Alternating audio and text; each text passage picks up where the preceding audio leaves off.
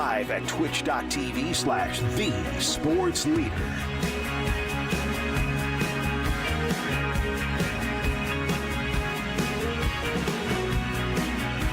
Yes, sir. 6 a.m. on a Tuesday, July 2nd. Broadcasting with power unknown to mankind across the Bay Area and across the West Coast. Dieter Kurtenbach, Marcus Thompson. We kept the Marcus, spelled correctly. That is correct. That's right. Marcus with a C. Marcus Thompson. Marcus with a K is just like...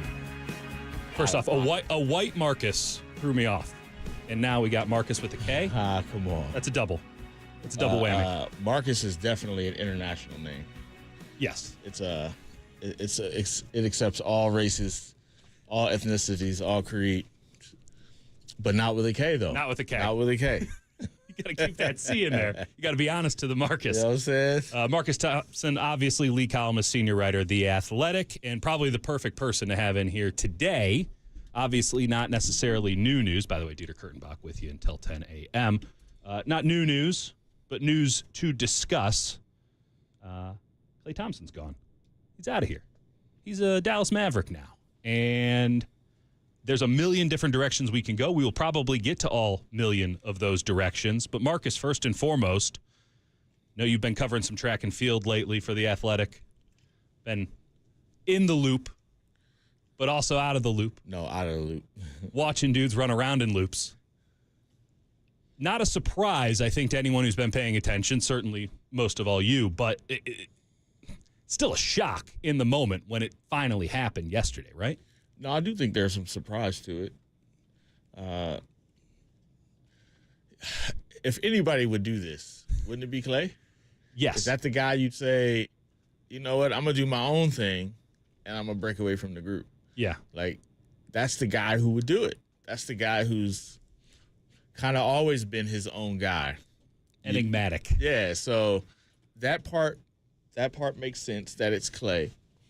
The part that's surprising is that whatever his issues were, they couldn't be worked out.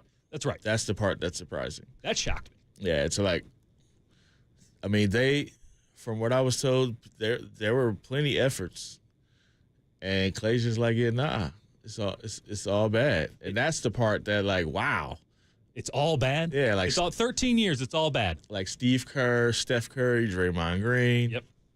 You know, I mean, there are other people in the organization who are influential, whose voice matters, None of them? Not like, one. That's the part where it's like, and wow. even more strange than that, it seems as if the main bone of contention, and there were many, you look back at this past year, and I think now the revisionist history of all of it is this was plain to see. Anyone could have seen this coming. But outside of, okay, you're coming off the bench, it seems as if one of the main bones of contention is that the Warriors gave him something less than the offer he expected, or at least broached. I don't buy it. It can't be. That he almost made up his mind before the season started that this was his last year. Is that a timeline that jives with your understanding? I do feel like Klay was always like, yo, I'll leave. Yeah. Like, if you're not going to pay me. And there's definitely this mindset of Klay where it's like, yo, I'm Klay Thompson. How dare you treat me like anything less, yep. Right? So I do think if his mind was on, hey, man, I'm Klay Thompson, we going to re-up this max, right? Then obviously 2 for 48 or 2 for 50 right. looks disappointing, especially after you see Draymond get 4 for 25. And then there's probably some like, you really gonna make me go out and get a different deal? You really gonna make me go through this process? So yeah, I could see Klay saying, I will leave. It's not even about the money. Before, yeah, it's the idea of like, I'm Klay Thompson and this should be automatic. Yeah. Why is there doubt, right? That's the part.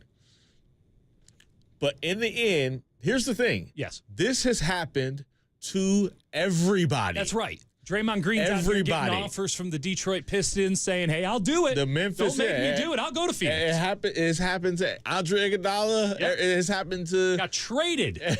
Everybody of Andrew Bogut and Harrison Barnes, they barely said thank you before they kicked him out the door for Kevin Durant. Yeah, it's like... Sorry, man. We're talking tens, if not hundreds of millions of dollars. It's going to be pretty cutthroat at times. And there are only, in this era, 2 max contract. I think maybe 3. I think KD was a little bit shy. Yeah. But it's Kevin Durant, Steph Curry, Klay Thompson. That's right. Nobody else got a max contract. That's right. Draymond always took less. Yeah. So the fact that kind of like business of basketball stuff, that's why I don't think it was just that. Because in the end, if it was about money, the Warriors still had the bigger offer on the table. And this is why even when everybody was saying, like, hey, man, he could go, I maintained, like, at some point, the Warriors, who have I don't believe they made an offer here. I don't think there was any real conversation. Klay said, I'm out. And they're like, you sure? And he's like, I'm out. Don't even bother. But I always expected them to get to a table at some point. Yep. Let 13 years, or at least 12 years of excellence do its work, and that they could figure this out, because the Warriors offered, if we're just going off of last year's contract, significantly more money than what he just got from the Dallas Mavericks. I think it's shocking that they couldn't even get to the table. Because the offer to the table automatically came with the caveat of your role's going to be different, right? Not different from last year, but different in general. You're going to you're going to, like, remember when we were talking about you coming off the bench and you, like, being cool in the offense, not forcing stuff so much? Yeah. Like, we want more of that. Yeah. We want less of the Klay take over. Yeah, like, we want more of that. And, you know, for the 2 years he had to come back from injury, right? They had 2 players who basically questioned his spot. Like, where it was like, should Klay be? I mean, obviously Jordan Poole was like, it was far more ceremonial that Klay would be back as a starting spot. It wasn't really brought up as a thing. Like, it was like Klay was going to start. Everybody knew, like, Klay demanded that. So it didn't really get broached, but we thought about it. Yeah. And then with Pods is actually starting for him. Right. Like, so it's before the contract. And closing, I think it should also be noted. Yeah, it's before the contract. It's before. It's the entire picture. So I agree with you. Anybody said they saw this coming. I mean, like everyone who's talking is like, puzzle. This could very much happen, and I go, like, they're really going to. I'm sorry, man. You put in 12 years in a relationship, 13 years in a relationship. You don't just get divorced on a whim. The difference is the things that we thought were valuable to Klay clearly just wasn't as valuable as to Klay. Did we ever really think we knew what was valuable to Klay Thompson? I mean, we thought, like, the bay and the water would be valuable. So what are you doing in Dallas, right? Like, I hear they have lakes. I don't know. Maybe not for long. I'm sure they got something, right? They got something for. Well, I will say that one thing that is being cited frequently is my favorite loser argument of all time, the no state income tax argument. No, I think that's a big deal, though. I think it's a big deal if you're a person like you or me. Yeah. I think that if you're a professional athlete and you got to pay a jock tax in every state that you're in, and you live in Los Angeles in the off season, I don't think it matters all that much. Yeah, you're playing the Western Conference where you got to go play California teams all the time. I mean, right? you pay taxes. I can't believe it. 6:09 in the morning. Let's talk some taxes. Where's Moskowitz when you need him? But I just have always found that to be such a loser thing. And by the way, it's not as if he took a 10% pay cut or a 13 or a 14% pay cut, which would be the equivalent, quote unquote. He took a much larger pay cut than that. And so you're saying, let's go with some early morning math. You're saying the Warriors offer of about 24, 25 a year, right, with the California's burdensome tax code, yes, of course, is more money than no taxes and the 16 or so he's getting? Is that what you're telling me? I'm telling you, unless Klay Thompson wants to live in Dallas, Texas, or Austin, Texas, or Brownsville, Texas, unless he wants to live in Texas, Florida, Washington, Tennessee, Nevada, and Idaho year-round, he ain't getting the tax break that everyone's touting as some sort of genius move. But, hey, what do I know? All right, Dieter Kurtenbach, Marcus Thompson, with you until 10 a.m. We got a great guest list today. We're going to talk to Dwayne Kuiper at 7:30, the big hit at 7:50, the cooler of content, of course, at 8:15. and my man Sam Esfandiari from the Light Years podcast at 9:15. Your calls and texts as well at 808-KNBR. How you feeling now that we've had a little bit of time to digest this Klay Thompson news? Angry, sad, disappointed? I don't know if we're going to do much legacy talk today. We got plenty of time for that. What's next for the Warriors? We'll get into it with Marcus Thompson on the other side of the break. Kurtenbach with you until 10 a.m. on The Sports Leader.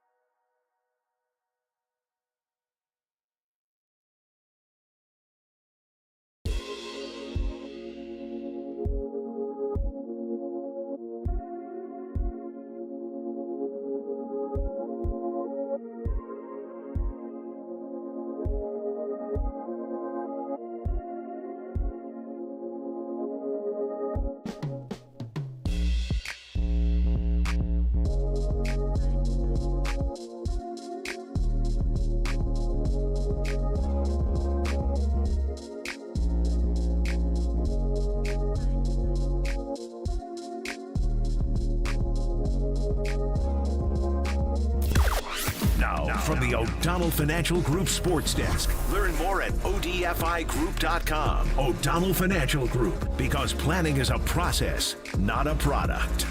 George Sedano joined Murph and Marcus yesterday to discuss NBA free agency and Klay Thompson leaving the Warriors. Check it out on the KNBR app, YouTube, and the KNBR socials.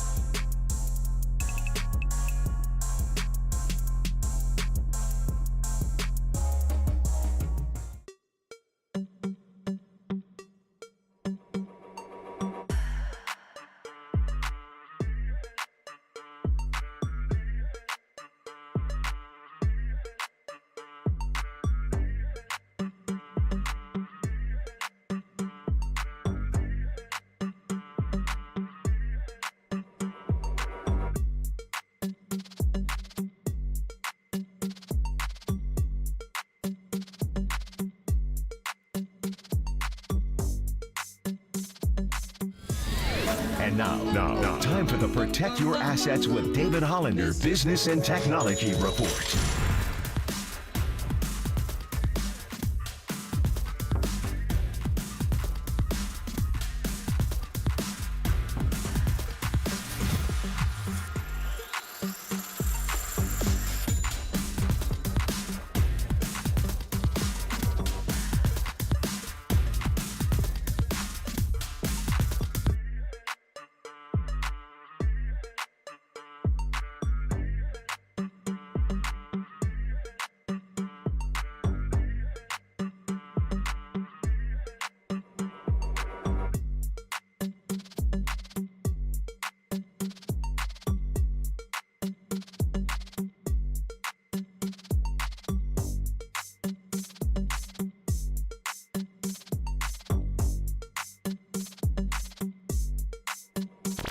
Dub Nation, Murph and Marcus keep rolling on the sports leader and streaming live on YouTube at KNBR 1045.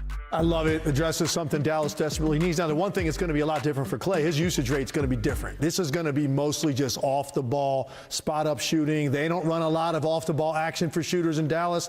It's all about Luka and Kyrie and high ball screen and ISO, and you got to stand there and wait. And we know Klay Thompson can shoot, but the usage will be entirely different for him. There's going to be an adjustment period.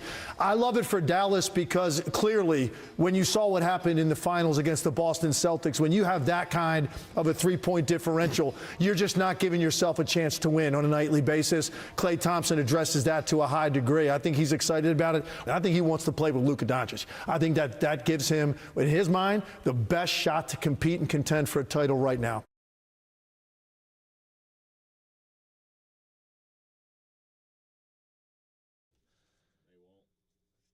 Dieter Kurtenbach, Marcus Thompson, back with you on the leader. Murph and Marcus, the other Marcus with a K, white Marcus, taking some time around the 4th of July. Is there even a show tomorrow? What the hell are we doing tomorrow?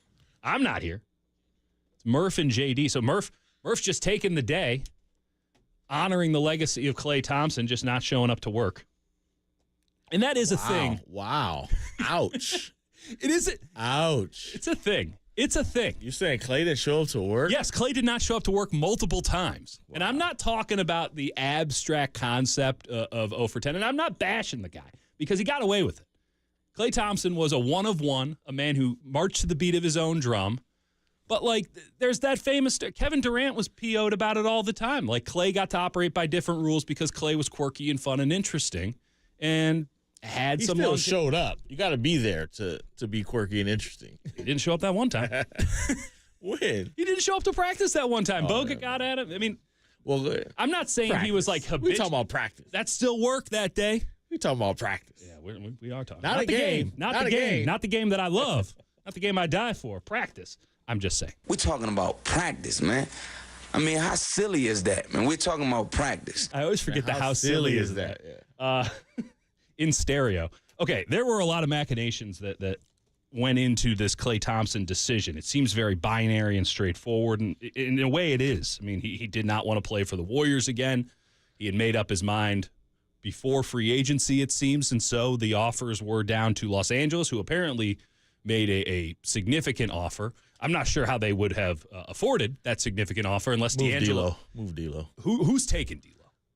Man, you are crazy. People, the league is not full of, there are 450 players in this league, right? Yeah. They're not full of all exceptional players. Most of the league are good players with flaws. No question about that. D'Lo's a good player with flaws. The good player. Nah, he's a good player with flaws. Marcus, I will never. He's not a championship player? No. But he's a good player with flaws. I got breaking news for you. Most teams ain't winning a championship or even trying. I hear that 29 don't. And I hear that about 15 of them aren't even trying. If you look at all of the championships in NBA history, it's like, which year did they have multiple? 90%.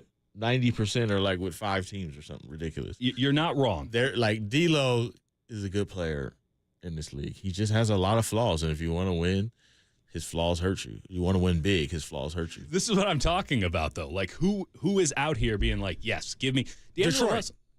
Detroit's already throwing around their money. They had to give themselves some Tobias Harris. You just named the team. Like, plenty teams Want and will take are two different things. No, they will take. First off, the Lakers took him. No, D'Angelo Russell opted in. No, how they get him. Yes. They had to acquire him.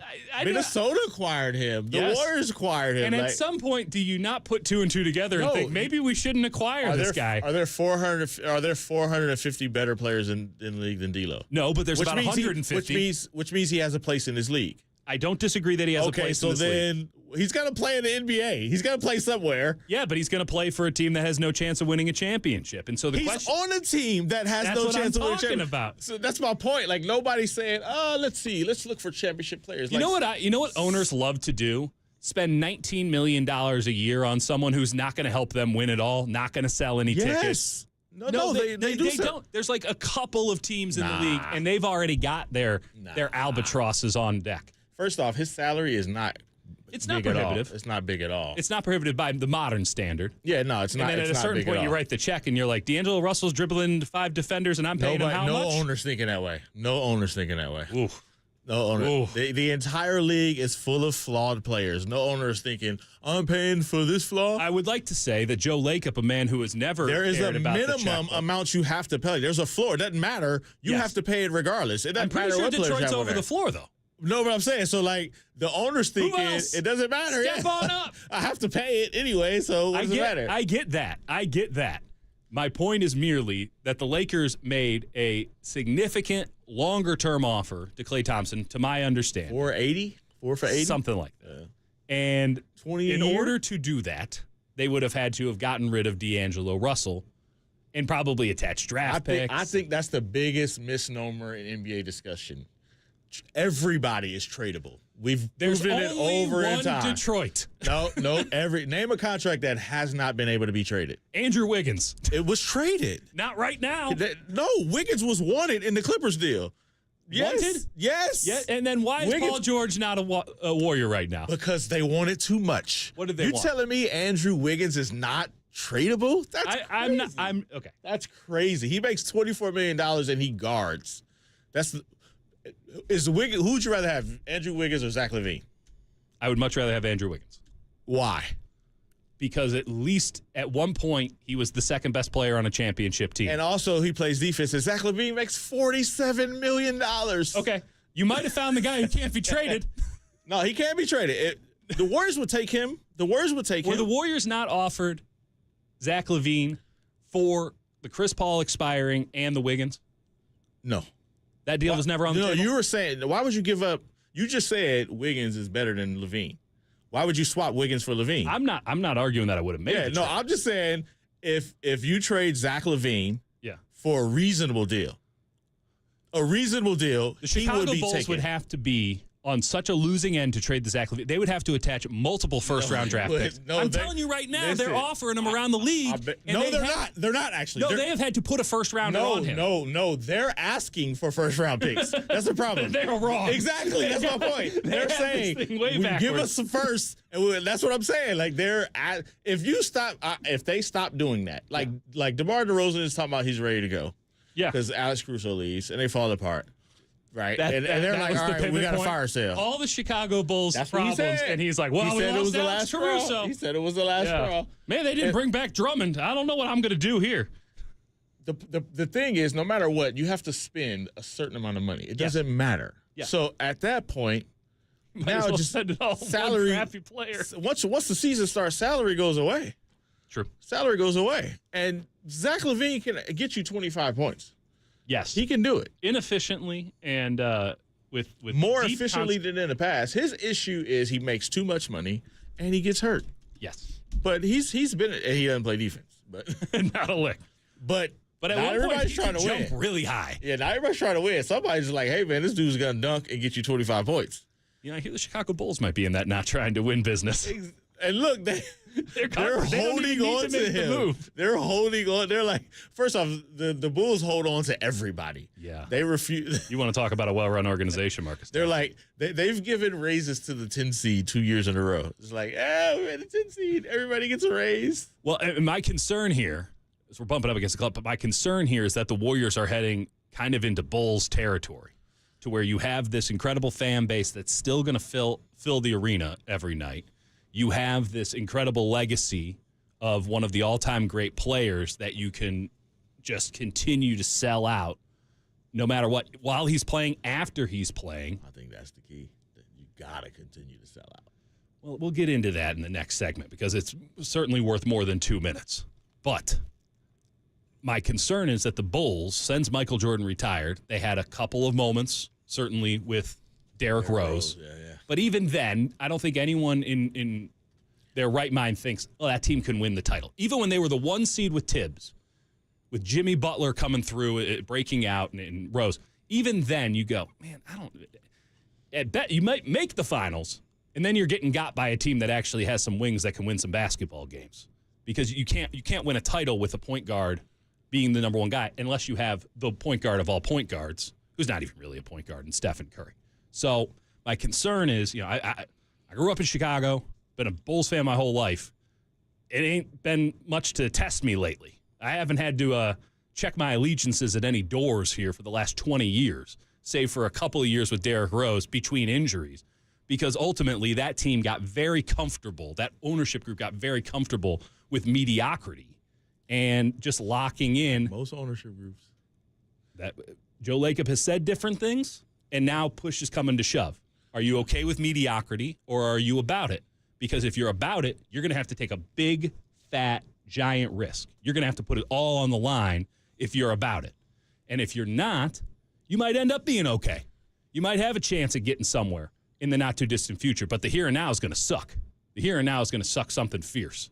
And I'm very interested to see how this goes. I don't know if that to me, that's the crapshoot. I want to see it work. You don't see it work. I don't see the whole start over. It being here and now this year. Here and now, just tanking and sucking. Like, it doesn't work. It doesn't work. Well, they're not bad enough to tank. And this is the same issue with the Bulls, right? Oh boy, we're the 10 seed again. Yeah. You're not bad enough. You're not bad enough to get a Cooper Flagg. You're not bad enough to get a Zion Williamson. The thing you can't do is get somebody who's pretty good and overvalue them so you don't try to upgrade. And that's the thing. I think the Bulls are like, hey, we got one. We Hold nailed it. Yeah. Like, nah, Wiggins is one of those guys. He's good. Is he overvalued? Yeah, but you got to hey, if Wiggins can get you something, you got to pull the trigger. When my man signed the contract, Andrew Wiggins signed that contract, we're like, that's not a lot of money. He took a discount. And it de-escalates, yeah. And you go, there's something up with that. I don't know what is up with that, but something's been up about it. And we'll get into it on the other side. Dieter Kurtenbach, Marcus Thompson, hanging out with you until 10 a.m. It's the KNBR Morning Show on the Sports Leader.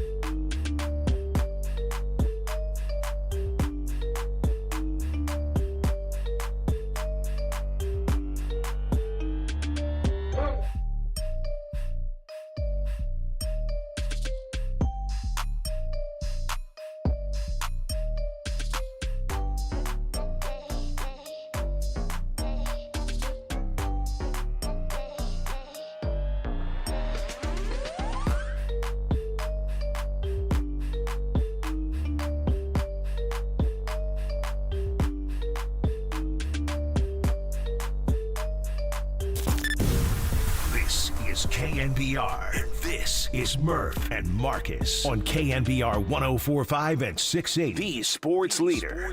Klay Thompson is on his way to the Dallas Mavericks. I'm told a 3-year, $50 million deal that'll include a player option. It's a sign and trade with the Warriors, with Charlotte. And Klay Thompson's 13-year career in Golden State, 4 championships, is now over. Adrian Wojnarowski, ESPN. See Woj shouting out the restaurant in Huntington Beach where Dallas and Klay got together? Was it the Bottle Inn? Is Woj an investor in the Bottle Inn? Why is he shouting him out on Twitter? Who cares where the meeting happened? Good detail, man. That's a good detail if you're writing a feature. He's tweeting. I know you appreciate the good details. You're the finest feature writer in America.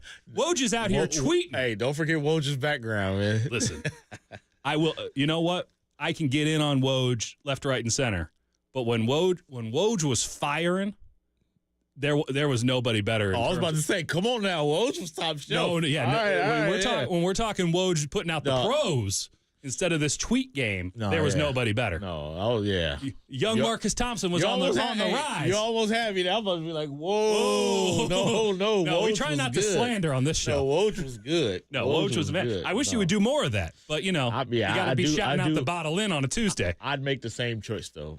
The money was different. Have you not been offered that choice? No, the money was different. For you and Woj? No, I mean like the old Woj and the current Woj. The money's way different. Yeah, no question about that. He wasn't millions. But you know what? This nation doesn't care about great writers, great writing. You want to get into it? I mean, we can. I just don't think it's that valuable. Is that anymore. why you're doing radio at 6 a.m. in the morning? Yes. Yeah. That's why not. Yeah, I might be in the same boat. I do feel like the day of the romanticizing of writers is not as universal as it used to be. No. Like, people don't care. They just That's want why we info. Twitch, baby. Yeah, people don't want. So yeah, I agree with Woj's decision. So you know what? I'm putting all this work in here. I think Mrs. Woj agrees with the decision too. I could make 5x to tweet. Yeah. And just give you the information without the It's fine though because I get it. You don't have to. Woj is out here tweeting at 4:00 in the morning on a Monday. Dude, we're not going to get into it too much, but the whole insider information game, you and I both know that is not a life. That is a commitment to the bit beyond anything we got. I feel like if he has the wherewithal to do that in this, he probably was that same type of reporter. Like he didn't, you know what I'm saying? Yeah. Like I could never do it, like ever. I mean, there was a point where I was breaking college football news like crazy, and I'm like, I can't do this anymore. Like at some point, it's like I can't do this. Yeah, I could. Like he's a machine. I can't be lied to all day. Like Shams is a machine. Like I've watched him work. Like they are wired differently. You can't have a conversation with them. I've had a couple of conversations with Woj, and actually, you can't have a conversation with him. No, you can't have a conversation with Shams. Shams just don't want to talk to you. Me and Shams have a great conversation. That's fair. That's that athletic thing. Shams have great conversations. He's like, "Where do you get your paychecks?" Okay, we good. All right. So, of all the ways that this could have gone for the Warriors, and there were a couple of different balls that they had to juggle here this offseason. One was the Klay Thompson thing, and we know how that went. The other thing was the Chris Paul $30 million contract, which was going to be guaranteed last Friday. They moved the deadline back to Saturday, the weekend, right before the new league year. And they ultimately decide to waive it.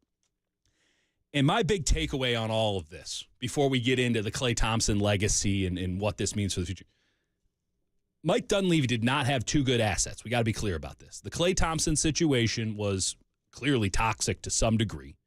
And it's not as if this is a player on the rise. Okay, so there's not a huge market for a Klay Thompson if you're trying to get something from him, as we saw. There's also certainly not a great market to get something for Chris Paul on $30 million guaranteed when he just signed for $11 million in San Antonio on a one-year deal. So these are not great assets. I want to make sure we're upfront about that. To only get a traded player exception and 2 second-round picks from a haul at one point, which was Jordan Poole, a first-round pick, and Klay Thompson. A year ago, it was Jordan Poole, a first-round pick, and Klay Thompson. To ultimately only turn that into a roughly $16 million trade exception, which, just a little bit of news for everybody, they might use it. They probably won't. They haven't. They haven't in the past. I think it's less than 10% of trade exceptions are used overall. So let's just call it what it is. It's funny money. This is Bitcoin. In fact, it's not even Bitcoin. It's some sort of vaporware coin. That and 2 second-round picks, one of which was already theirs in 2031. I don't know how excited you are for the 2031 draft, everybody, but the Warriors are golden in the second. I was at this Peach Jam game in Vegas. Yep. 2031 draft about to be popping, man. Them kids was in there hooping. These were they all wearing those triple-digit numbers and stuff now too? Everybody like in the tie-dye. Maybe that was track and field where I saw the triple-digit numbers. Yeah. On a piece of paper pinned to a jersey. Can we get some Tour de France on in the studio? By the way, regardless, man, Mike Dunleavy was not handed a good situation. Let's call it what it is. It was probably chicken scratch. I don't think chicken salad was ever coming out of that. I'm not sure if it didn't double down on the amount of scratch. This is roster malpractice in a lot of ways, Marcus. I don't think they came out well at all on this, and I understand that it's a bad situation, but there are some GMs in this league that could have done something certainly more with this. Mike Dunleavy Jr. was not one of them.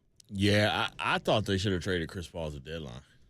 I think a lot of people thought that. Hindsight being 2020, of course. No, I was saying it live. I feel like I know you were. I feel like that was a time where you'd probably get the most value. But that's what I was talking about. Sometimes I do think they overvalue what they have. Yeah. And it's like this is a barter economy, man. Like if you got something good, you need to kind of get up off it real quick, right? And yeah. They just don't do that. They don't do that. And the one time that they did do that was D'Angelo Russell. To bring it back to D'Angelo Russell, and it worked wonderfully. But see, that was the motto for the Chris Paul trade, right?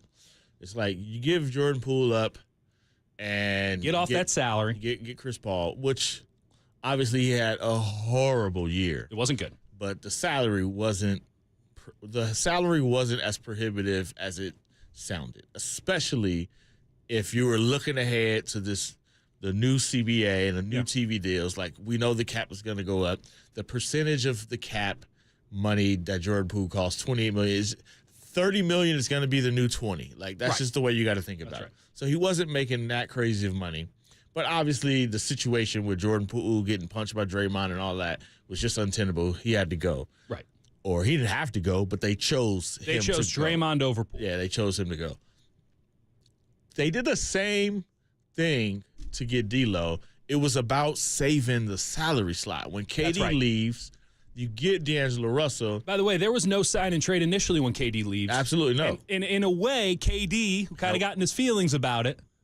And was like, I gotta be traded for a first round pick. You gotta give me something. Remember, he was like, I gotta get a first round pick for you. You can't do a second round pick for me. That's right. That's right. And that's how D'Angelo Russell became a Golden State Warrior. So D'Angelo Russell, the entire time, was like, hey, if he works, he works. But if not, we could use this salary slot for something. That's right. And that Chris Paul was supposed to be the same thing. Like, totally. I mean, I get it. You'd already played the paperclip game once. Yeah, absolutely. I'm not sure if you got anything better than a bigger paperclip, but you could still got a move championship, so you good. No, I'm talking about with the Chris Paul thing. Oh, you're talking about Wiggins. Yeah, with the Wiggins thing, that worked out wonderfully. You got Andrew Wiggins and Jonathan Kuminga. You won. I think, though, they were looking at – so the fallback plan for D'Lo is you could trade him and get another player. That's right. Get somebody you actually like, right? That's right. I think the fallback plan for Chris Paul was we lose $30 million in this super luxury tax. And that's A-OK. I don't think so, though. No. It's A-OK if you keep Klay Thompson. You can't lose both of those salary spots. I don't think it's okay to lose both. One of the salary spots. Well, you don't have to pay them $30 million. You could have traded them for somebody for $15 million, $18 million. Agreed. And then that bill's like to go from 30 to 0. Like, I get it. They did that twice. Well, they did it in sort of 1.5 times. To me, that should have been to say, look at Jordan Poole and say, we just need to get rid of the salary. I think that's a misstep. I don't know if you win by looking at salaries that way. They didn't maximize that Poole trade in the moment. Hey, by the way, they attached a first-round pick to him, too. Yeah, absolutely. So it's like, let's just get off this salary. Yeah. Like, I don't think you win that way. 1 year, Obviously, some stuff happened in that year. Yeah. Hell, he hadn't even signed the contract when he got punched. Matter of fact, the punch probably helped him. That's get right. The contract. Yeah. And in less than a year, they're like, we can't do this anymore. Money, yeah. Which, to be fair, he sucked that year. He was brutal. He was. But he was 23 years old and averaged 20 points per game in the NBA. As bad as he is on defense, as you were just saying, there's some value there. There's something to be had. Absolutely, no question. They wouldn't win a championship without him. What is it, 450? And what? And what? He's certainly one of them. But look, what? He's at the bottom of 450 in some categories this year, though. Oh, buddy. I was looking. It was bad. But what we're learning here, and this is maybe not new, but a gradual paradigm shift, is this Warriors organization being the happy place where problems get solved and everything. Like, oh, yeah, buddy. You know what I'm saying? Like, Valhalla has exploded. Yeah. And, part of their this appeal. Ain't Camelot anymore, baby. Part of their appeal before was like people came to the team for chemistry. That's right. Right? Like, Andre Iguodala's like, yo, I want to play on that team. That's right. Kevin Durant's like, hey, I want to play on that team. Yeah. And over the last 5 years. Yeah. Over the last 5 years, like, yeah, man. And they can't seem to put out these fires anymore. No. Or like kind of smooth over these situations. They just bubble beneath the surface. Well, what's the thing Steve Kerr was always saying during the salad days? The real NBA. Yeah, they're in the real NBA now, baby. Yeah, they don't have that. These some mean streets. They don't have that like kind of magic appeal anymore. The pixie dust is worn off. The Kuminga, like I'm, beefing with Steve Kerr. Like they got all these little situations, and the organization just doesn't have that kind of fire extinguisher appeal anymore. Well, where we thought you could sit with Klay, of all people, you thought you could be able to put that fire out. Well, winning. And that's not all the Warriors, by the way. Like, Klay didn't want the fire to go out. Yeah. Klay was out here. Klay wanted smoke. Throwing matches. Yeah. Oh no, you guys think this is all good? No, we're gonna keep burning. And like, especially when you look back at all the stuff he was saying, dude. And we knew it in the moment, and we just go like, he's just being moody. He's just in his feelings about it. It's a time of transition. We gave him the benefit of the doubt. I talked to Steve Kerr. Yeah, man. We had a good talk, and yeah, I think I need to look at this thing like Manu Ginobili, and it's like, and 2 days later he's back to playing the same way. Not only that, and he's out here just being like, I don't know why you're all getting on me. I'm one of the greatest players of all time. Exactly. And it's Klay. That's who. This used to be a place that Andrew Wiggins was one of the great examples of. Man, if you bring him here, things will change. Yep. But now it's looking like if you bring him here, though, you got to be careful who you bring here. Yes. Because this ability to just, give me all your. Well, I got a couple of theories on that. We'll get to them on the other side of the break. Dieter Kurtenbach, Marcus Thompson, with you until 10 a.m. on the Sports Leader.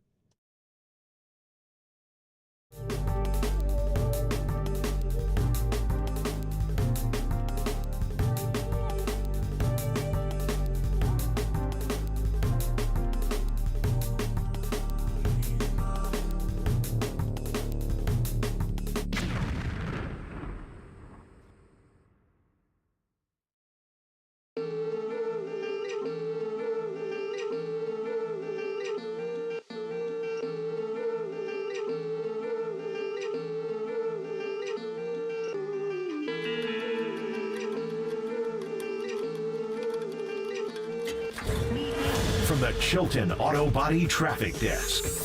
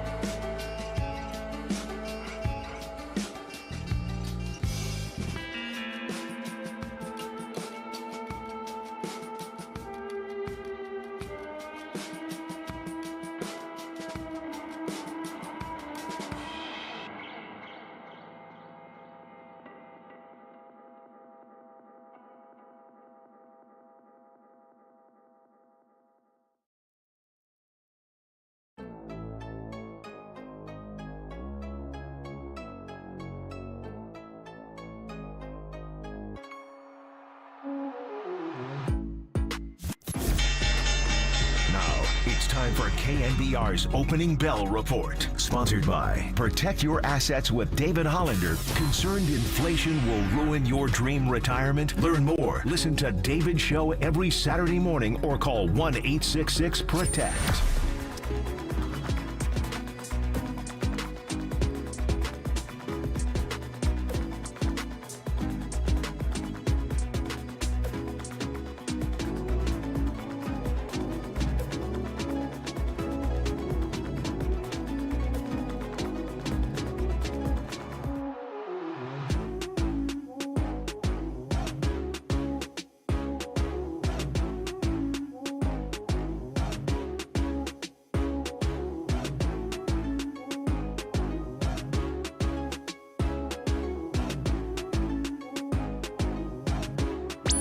Murph and Marcus continue live from the KNBR Casino Matrix Progressive Jackpot Studios. Casino Matrix. Progressive jackpots are here. Where are you? Just drop in. Please play responsibly. 1-800-GAMBLER. What now with the Warriors with Klay gone?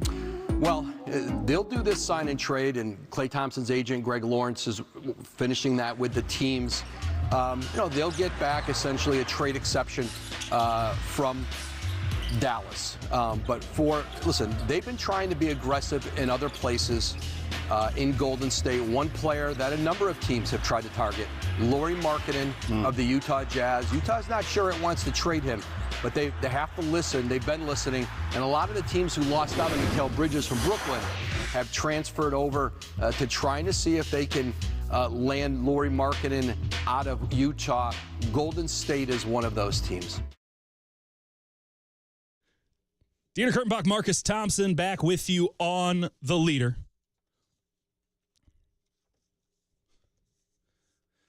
That is just the way it is, Marcus. You see no changes? I see no changes. You know what the next line is, right? What's up? All I see is racist faces. No, just... You were just at the NHL draft, weren't you? I was not going to do that. It was in my head, but I was not going to do that. I was not going to make that connection. You made that connection, sir. It's easy for me to do. We were just talking about That's white on white crime. The dopeness of the NHL draft. I was blown away at how great the NHL draft was, and I feel like every league should do this. It's this incredible. In specific being every team is on the floor. Well, both at the Sphere. Right, which That's unreal. That's insane. But having one big war room with everybody You want there. To do some business? Yeah, do it in front right of here. everybody. Absolutely. Yep. It felt like the Wall Street of drafts. Yes. You know what I'm saying? Like it was like they were at the Mercantile Exchange and trading places doing those orange juice futures. I was looking for Eddie Murphy and Dan Aykroyd down there. Like, let's go. It was that was so cool. And then like how everybody's just watching it. Pretty good for TV, by the way. Incredible for TV. But like everybody's like, it's a spectacle. Like they're in this fishbowl and they're doing their business and they're all together. And it starts off as this kind of like big camaraderie thing where everybody's talking and it's a vibe. By the way, you want to build up some sources. You know what I'm saying? Like, yeah. You can just hang out on the floor. Everybody, that's what it was. It was like all the great hockey people were on the floor. Like, I was like, yo, this is dope. I miss covering hockey. No, you don't. Yeah, I did. Well, guess what? I think we have a reason to cover hockey in the future. You'll be back. Oh, buddy, me and the... What is it called now, by the way? It's still SAP Center. SAP Center, right. Yeah, for now. We'll find out. So long as that guy still owns SAP, it will be the SAP Center. Me and those glass bricks are going to get back together. I don't know. You've been in that press box, I presume. Yes. After how many years in the Bay? Your entire life? Yeah, you've been in the press box. Yeah, I think I've had a couple trips there. Not even a press box. They put it on. They forgot to build the press box into the arena. I literally think that's one of the reasons people don't go cover the Sharks here. Because you feel like you're going to die? I mean... It's fine. I don't have a crippling fear of heights at all. It's definitely... I think it's a factor. While you are on an NHL kick, I'll give this bit of advice, then we will actually talk about the subjects of the day. But if you are covering NHL at all, demand to go cover a game at Madison Square Garden for the Rangers. And it's not about the atmosphere, and it's not about Original Six, not about any of that. Yeah. It's because they have that halo at Madison Square Garden. They had to figure out a way to put in new seats. So what they did was they just put in like a concourse above the court. So it's inside. It's around the Jumbotron, essentially. And it's got a couple of arms that come in from the side. Yeah. The halo is the exact diameter of the rink. And the press box is in the halo. Yeah, that's crazy. So with these glass fronts, so you feel like you're playing a video game while watching the game because you are right on top of it. It is the coolest seat in sports in North America. I can't speak to anywhere else in the world. But in North America, that's the coolest seat. And the only way you can do it is if you got that sweet, sweet press pass or tens of millions of dollars. So whichever one you can get. Probably easier to get to tens of millions. Listen, Klay Thompson's got tens of millions of dollars, $50 million from the Dallas Mavericks over 3 years. The Warriors, in return, 2 second-round picks and a trade exception of less than $16 million. Marcus, I'm going to read off some guys that they could theoretically get with that trade exception, which they may use, may not use. You stop me when you hear a name that you like. Dorian Finney-Smith. Robert Williams III. I like that. Yeah, except he's injured all the time. All the time. Time Lord, baby. The Time Lord. Time Lord. Time Lord. Like, I'm listening. And now it is shifted to injured all the time Lord. Dennis Schroeder. Time off Lord. Time off Lord. Paid time off. Dennis Schroeder. Yeah, I saw your face. Grant Williams. That's funny. I kind of can I want a guy on the team to like. Oh yeah, it'd make our jobs easier. Yeah, it'd be Steph, Draymond, and Grant Williams would. Well, it'd be great for about 3 months, and then we'd be like, this guy. This guy. I'm here for all of it, so yeah, it'll go down. You have a higher tolerance than I do. Marvin Bagley. Yeah, we're still okay. Landry Shamet. Okay. Larry Nance Jr. Yeah, he just got traded to Atlanta. Maybe they want to get off that. I mean, I don't know what their plan is. I like Larry Nance. PJ Tucker. He is disgruntled. No, a disgruntled PJ Tucker? They don't need anybody over 35. No, that's for over 32. What about a Chris Boucher? Get the band back together. You know what? I actually like Chris Boucher. I like Chris Boucher too. Does Toronto like him? I don't know. Who? You know what Chris Boucher does? Rebounds. And plays defense. He tall. Not terribly confident in his ability to stay on the floor. Because he's like tall, but does not look like he should be tall. But he blocks shots and shoot threes. Let's go. Rod Brooks out there. So those are your names. I mean, I guess Max Strus is there. I don't know why Cleveland would give him up. Are these are players who make between $16 and $10 million and are, in my opinion, possible. Yeah, I mean, like I'll show it to the Twitter. I like a couple of those. There. I mean, it ain't nothing. Jordan Clarkson's on there. I don't know what Utah's about. He makes $14 million. Rashawn Holmes. He just re-signed. Yeah, but they re-signed him to trade him. They gave him a little bit more money so he'd fit exactly into a mid-level exception. They did. They literally gave him the mid-level exception without giving him the mid-level exception. That's a human trade piece. That's what they turned Rashawn Holmes into. By the way, Warriors have already used the mid-level exception. I thought this was actually a really good pickup. Okay. DeAndre Melton. I like him. There's a lot to like. Yeah. DeAnthony Melton. He is one of the premier perimeter defenders. Say that 3 times fast. We go off of the last, what do I have it here? We go off of his defensive LeBron, Marcus. You familiar with the LeBron stat? Yes. Okay. Defensive LeBron grades since 2019. A+, A+, A minus, A. Okay. This is compared to all the guards. You put them all in there. You grade on the curve. He is an A defender on the perimeter. That is, which is a positive, insanely valuable now. In the it's worth about $12.822 million a year. But like those players who, if you can guard a perimeter, you become incredibly valuable. You're hard to keep off the court. Gary Payton II was, in theory, a guy like this. Yeah. He can't stay on the court. If he could stay on the court, he'd be even more valuable. But like that's why they're like, we got to keep GP2 somehow because at some point we need to guard somebody, and he's good at it. So the suggestion yesterday, and I think it's a fair one, but a nuanced one, is that the Warriors could not have signed DeAnthony Melton had they not gotten rid of both Klay Thompson and Chris Paul. They wouldn't have the mid-level, the taxpayer mid-level. It's the non-taxpayer mid-level. By the way, they are still paying a little bit of tax, so it's a total misnomer of a name. But they could not have gotten this sort of a salary chunk on the mid-level exception had they not gone under a certain salary number. The only way to do that, Klay Thompson and Chris Paul had to say sayonara.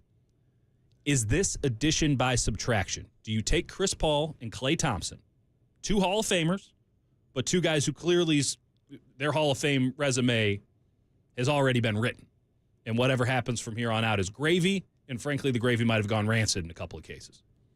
Yeah. Is losing those 2 guys to get DeAnthony Melton, who, elite perimeter defender, but I should also note, and can shoot the 3 pretty well. What did he shoot? 36% from 3 last year, but was the 6th worst 2-point shooter in the NBA last year. On 2s, he shot. They don't take 2s in Philly, though. 42.5% on 2s. Yeah, 2s belong to Joel Embiid. That's fair. This is my area. You see that 3-point line? Anything inside is mine. There. Yes. And I might come out there sometimes. So. That's right. We decide if we're playing 4 out or 5 out based on me. Yes, exactly. Sorry, basketball, Paul. There is no place for you here. Regardless, is losing Klay Thompson and Chris Paul to get DeAnthony Melton make the Warriors better? No, not right. No. I can't believe I saw this suggestion yesterday. By smart people. And by the way, I got texted it by a couple of people in the league that I trust. They're like, "Oh, this DeAnthony Melton thing is pretty good." DeAnthony Melton is good. And I don't disagree, but it's not in a vacuum. Yeah, no, it's like if you were to say we're giving up Klay Thompson and Chris Paul, and our return is DeAnthony Melton, like that's no. What, can you imagine if they had made that literal trade? Yeah. If the circumstances had worked out. By the way, Philly had so much cap room they might have been able to. I don't know. But if they made that actual trade, do you think that people wouldn't be, outside of Chase Center right now with some picket signs? Oh yeah, no question. This DeAnthony Melton signing comes with the context of, man, Brandon Podziemski and Jonathan Kuminga are going to be better. Well, so we could just kind of work around the edges. We've got the star we need. DeAnthony Melton is only good next to a star. Otherwise, what's the other insinuation that DeAnthony Melton himself is a star? But otherwise, that's what happens. You start putting people in position where they got to do more than what they should be doing. I think he's a solid role player. Yeah, he's a great role player, but that only matters if he's in the position of a role player. Correct. But we all know who the starting 2 guard. Like he should be the starting 2 guard.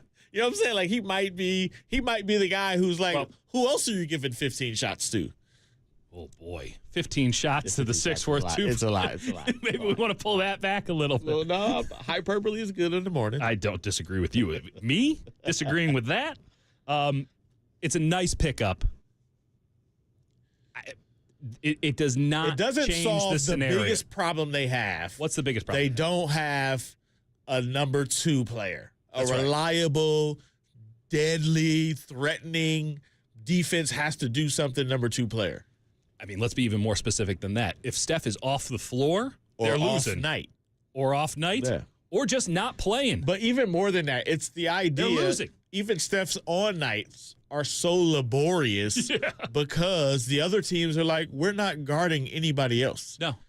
They're like, okay. No. And even Klay Thompson, like Klay could draw a double. He still had that. Yeah. He still had the pull. He still had, he still terrifies teams enough to where you got to get out to him. Still one of the greatest catch-and-shoot guys in the league. The best defenses didn't. Especially when you get to the playoffs, they're like, we got to pick our poison. Yep. Okay, Klay, you're gonna burn us a game, but you're gonna give us a game too. That's right. That's what we want you on the floor in some situations because we can attack you. Game 6 in LA. That's right. The Lakers decided let Klay shoot, and he went 3 for 19. Yeah. And then Mike Brown did the same thing. Yep. Yeah. So it's so on most nights against most teams, there's still this present fear because Klay Thompson. He's still a good 40% 3-point shooter. He's still knocking down. The stroke, baby. The difference is he wants to do more than that. Yeah. But also, if you just decide, I'm going to double Steph and make Klay create some offense. We saw it. Yeah, that's where he. So they need somebody who makes the defense say, yeah, that's not an acceptable option. We can't do that because he's going to kill us. You're listening to KNBR AM and KNBR FM San Francisco, the sports leader and a Cumulus media station. That was well overdue. Thank you. Even going back to the very early days of the dynasty, 2015, right? 2014, 2015. It was Steph in the first unit, and we all know the greatness of that. Yep. And the second unit was anchored by a Mo Spates and a Klay Thompson. Sean Livingston. Yeah. It was Andre Iguodala's out there. And they would run an Iverson cut after an Iverson cut for Klay Thompson. And that would be the only time in the game that he would dribble. And he would create his own offense.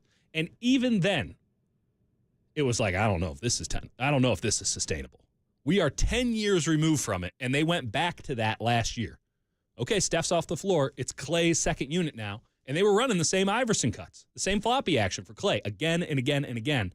And he was still putting it on the ground, and it was not working at all. It was brutal to watch. But Wiggins didn't want to take the mantle, and they got to a point where they're like, Brandon Podziemski and Jonathan Kuminga, you need to be the anchor. That's the price when you put a dude in a position he shouldn't be in.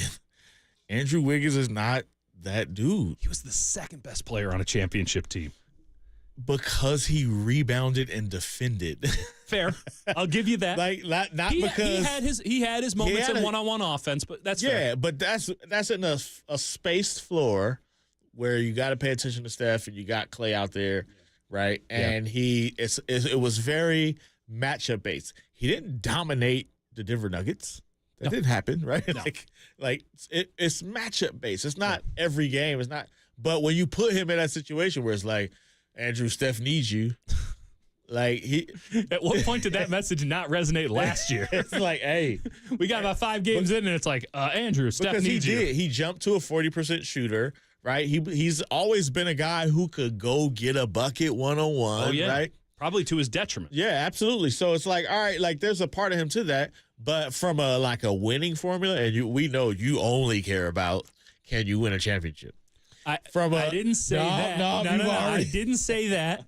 What I said was, I'm going to put words in your mouth. That's good, because I will easily correct them, or not so easily. We'll find out.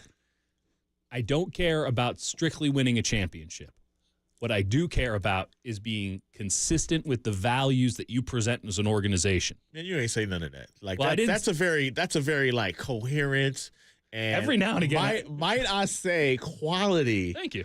Explanation of what you prefer. And if Joe Lacob is now all about, hey, you know what we're about, 50 wins. But see, look, here's what I think. That doesn't jive. I don't think that's what Joe Lacob is thinking about. I just think they messed up. That's fair. I mean, he messed up. He just paid the most ever in NBA history for a team that didn't make the playoffs. Which, by the way, will be swiftly overtaken by the Phoenix Suns this year and the Boston Celtics next year. Man. But yeah, so I don't think, matter of fact, I would go as far as saying Joe Lacob is upset that money's walking out the door and he ain't got nothing for it. Okay, that's fine. But I do think they messed up. Oh, yeah. I do think they misstepped. I have no problem with trying to get under the second apron. I have no problem with that at all because it is onerous, the penalties that come with the second apron. Steve Ballmer made literally billions of dollars yesterday. Microsoft stock went up like a couple of bucks. Steve Ballmer made billions of dollars. He can spend as much money as he wants. It will never dent anything that he does. Even he is like, man, I ain't about this second apron. Steve Ballmer, who has more money than any human should reasonably have. Oh, yeah. I mean, we don't need to get into all that. I'm just saying, Steve Ballmer, the same way that you and I might treat a $50, $20, he treats millions, $1 billion, $100. He doesn't even know when he makes billions. Holding on to my 50. I don't know what you're talking about. Fair enough. I'm just saying, this guy doesn't even know when he makes billions. He made $1 billion in a day. Like, what are we talking about? It doesn't know. He's putting USB chargers in seats in arenas for fun. For fun, that's the level that this guy is on. And even he's like, that second apron, can't do it. Can't do it. Can't do that. Joe Lacob's running a family business over here. He's got to worry. I do think he wants to pay, but I do think I'm not gonna ever be mad with saying I'm not paying this much for that. Like, y'all better you know what I'm saying? Like, and that's where we get to the question of, as bad as it went down, and as there's a lot of Warriors fans who are mourning right now. Are they mourning? Are they upset? I mean, upset. 808 KNBR. Yeah. Do you think? I mean, at some point this was gonna happen, no doubt, and probably had to happen. Do you think this is, in the long run, a good thing? Marcus, I have a lot of thoughts on that, and We'll get to him after the break. Kurtenbach and Marcus with you until 10 a.m. on the Sports Leader.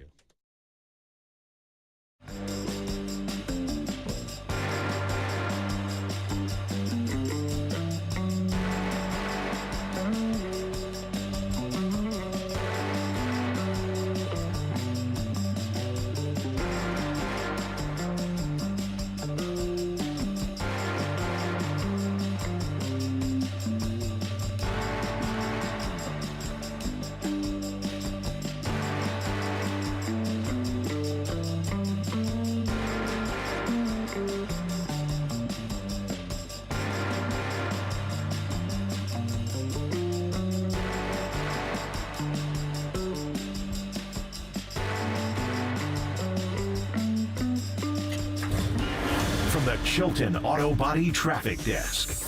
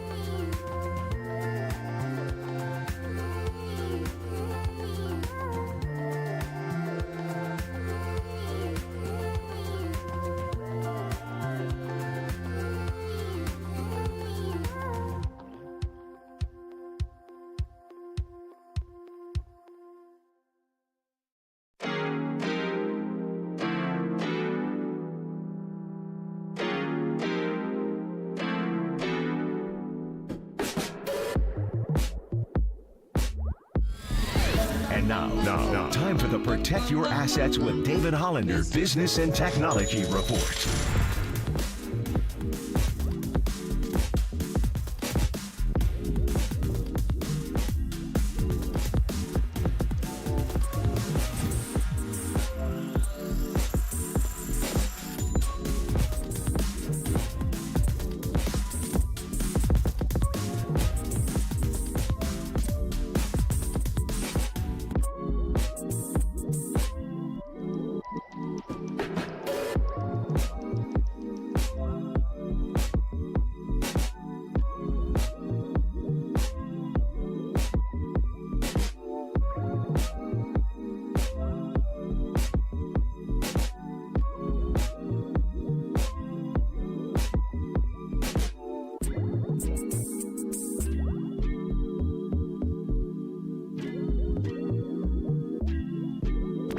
Dub Nation, Murph and Marcus keep rolling on the sports leader and streaming live on YouTube at KNBR 1045.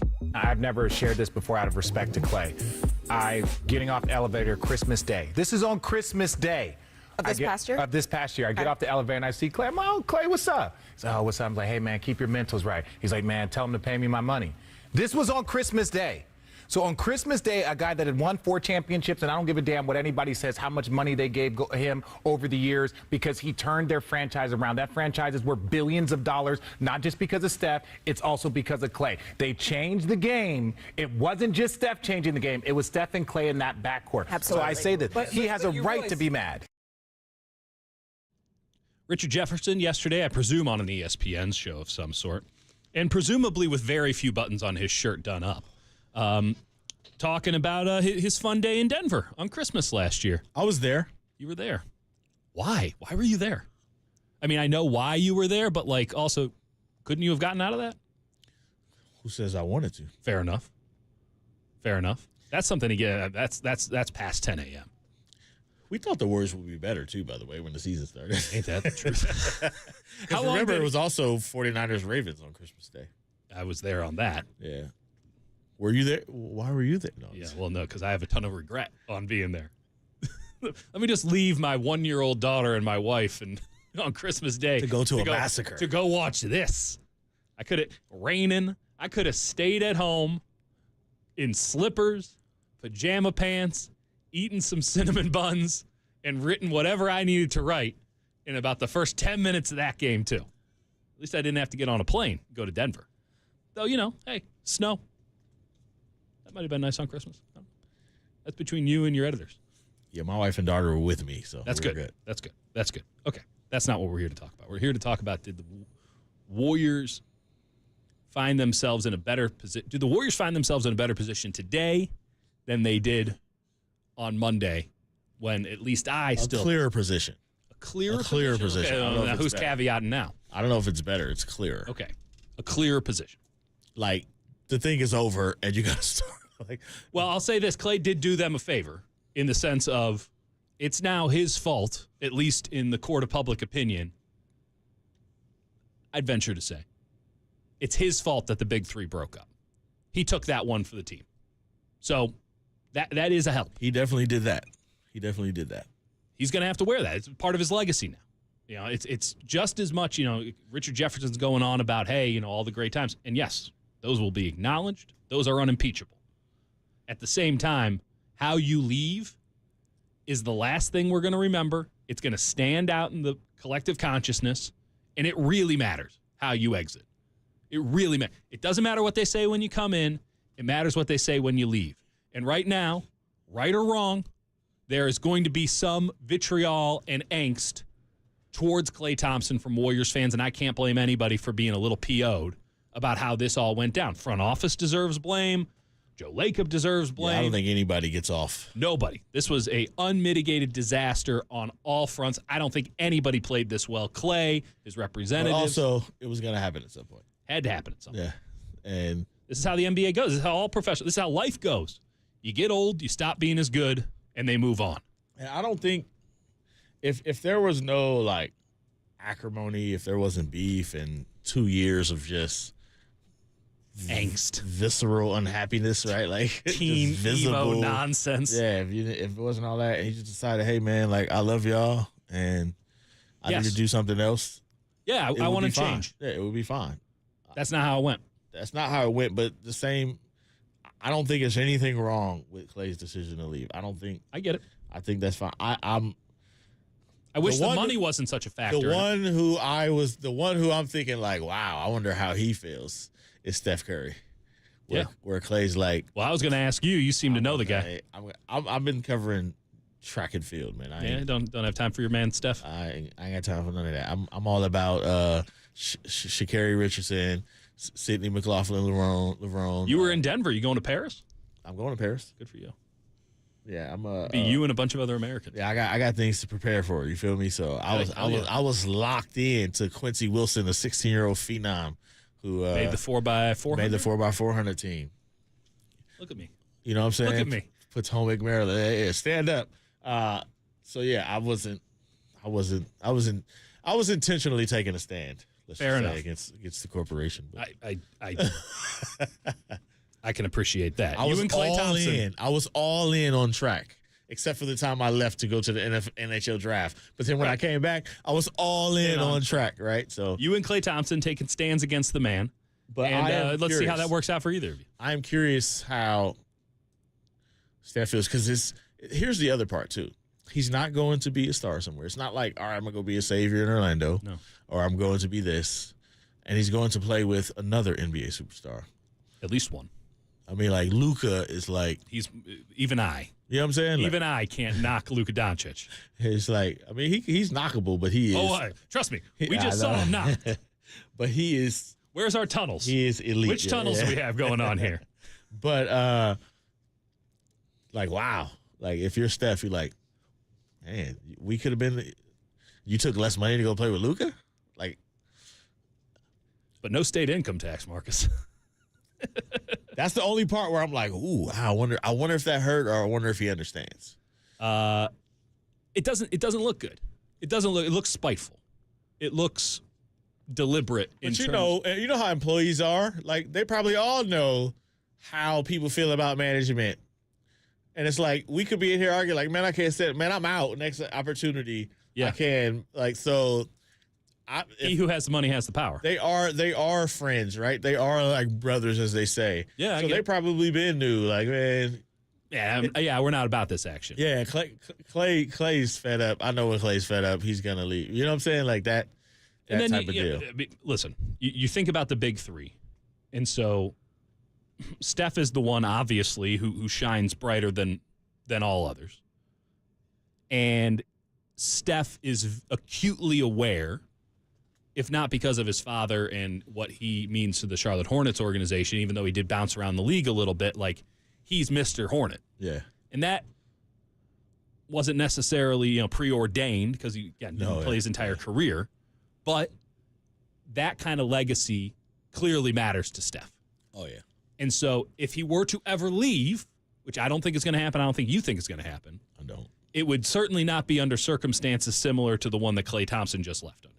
It would be... He would have to be washed, I think. It would have to be, Jordan on the Wizards. Absolutely, yeah. It's got to, we got to make sure this investment works out. Or the situation with the moment the Warriors decide they don't want to win. Right. And he can't abide. Yeah, like that's the thing. I get it. I do think there's going to come a point where Steph is like, all right, I'm not going to be the reason we win. So either I'm ushering in a new era or I'm out of this thing. Do you think Steph rides it until the wheels come off? I don't think so. Yeah. He has 2 years left on his contract. I think he gets another deal after that. Okay. But I don't think Steph's going to be 42 out here. He could. He could do it. If anyone could. I think at some point he's going to. I think Steph's going to. Like a Nowitzki contract, that final contract? I think it'll be like that. And I think he's going to go with some meat on the bone left, right? He's going to go do something Let him else. want more. Yeah, exactly. I do. That would be my guess. Because he's just got too much other stuff to be like. No doubt. Coming off the bench, hanging on somewhere, right? Like just playing for. He doesn't need the money. He definitely doesn't need the money, right? Paying him so much money, but and then Draymond, right? You think about Draymond's legacy. Draymond's legacy is tied to the Warriors in a lot of ways.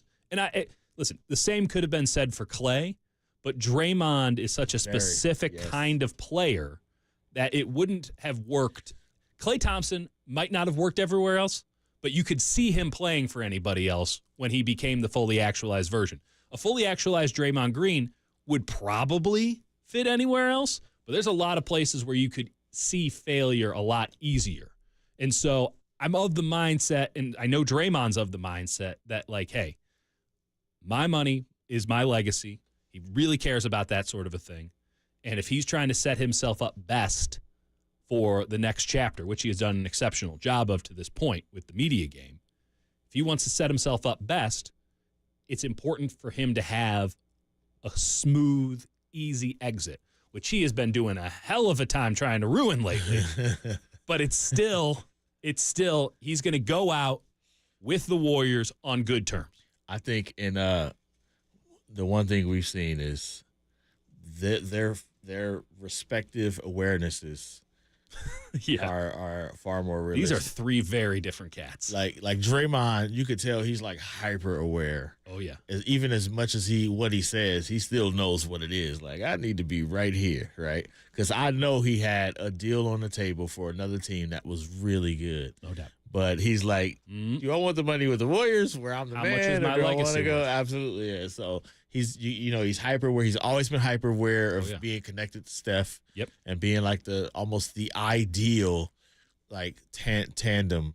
And we saw that with Andre. Absolutely. Right? Andre didn't come over on those circumstances, but he pretty quickly got in line on like, I'm going to serve this man. And I think the difficulty for Klay is his awareness. It was never his ball game. But his awareness of where he is different too. Clearly. Like he's had a hard time coming to grips with what is and not what used to be. So he can make this decision boldly because he still feels like, I'm the dude from 2019 who was about to win us a championship before I blew my knee out, right? Like, so he's in his mind, he can go do Klay anywhere. You know what I'm saying? I'm a bucket. Yeah. I've been hooping all my life. I can do this. Y'all know who I am for championships. No one's questioning that he's a bucket. The question is, can he stop other dudes from getting buckets? Or is he a bucket? No, I am questioning, is he a bucket? He's a shooter. Okay. There is a separation. There is a separation. Like, you got to be able to go get it against good defense. I do love, I mean, as people have been doing the retrospectives, and I try to stay away from that in the time being because there's so much business to get to in the moment. But, the 11 dribble game, 60 points in 29 minutes against the Indiana Pacers. People are out here like that's something new. Klay Thompson dribbling 11 times was too many dribbles. That was too many dribbles for Klay Thompson. So if we're talking about that's what they wanted to get bucket, back to. Yeah, that's what they wanted to get back to. But yeah, that wasn't what he was about. But teams just weren't guarding him the same either. No. They're not like – they're saying, listen, if we just take away his three, if we don't give him an open shot, like what can he do? That's what they're saying. Like we saw it with Draymond. They're like, go ahead and shoot. Go ahead. It looks like a pretty heavy backpack over there, young man. At some point, like the NBA is going to adjust. That's right. And that's the difficulty. That's what makes Steph special. He does this one thing, he go do this other thing. He go off the ball, go on the ball. Absolutely. Well, what's the age-old adage about the NBA? Talent gets you in, and knowing your role keeps you in it. Klay Thompson, if we got to be real about this. But in that sense, he went to a place that's probably going to force him to be in the role that he should be in. Man, I don't know about that. I mean, he's not getting the ball. No question about that. No. He's not getting the ball. Not with those two. Yeah, not with those two. He's not getting the ball. So it's going to be like. But there's some other stuff with the Dallas things that I do want to get into. But we're going to talk to Dwayne Kuiper on the other side of the break, talk some Giants. 2 of 3 from the Dodgers. I'll take it. I'll take it all day, every day. And we'll talk to DK on the other side of the break. DK and MT with you until 10 a.m. on the Sports Leader.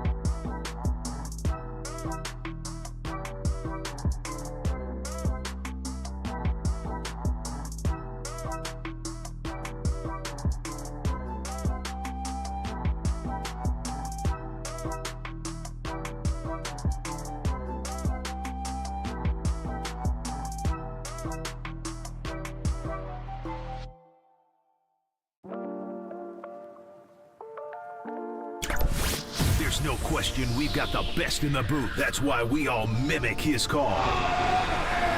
Time for Murph and Marcus to catch up with Kite on KNBR 104.5 FM and 680 AM.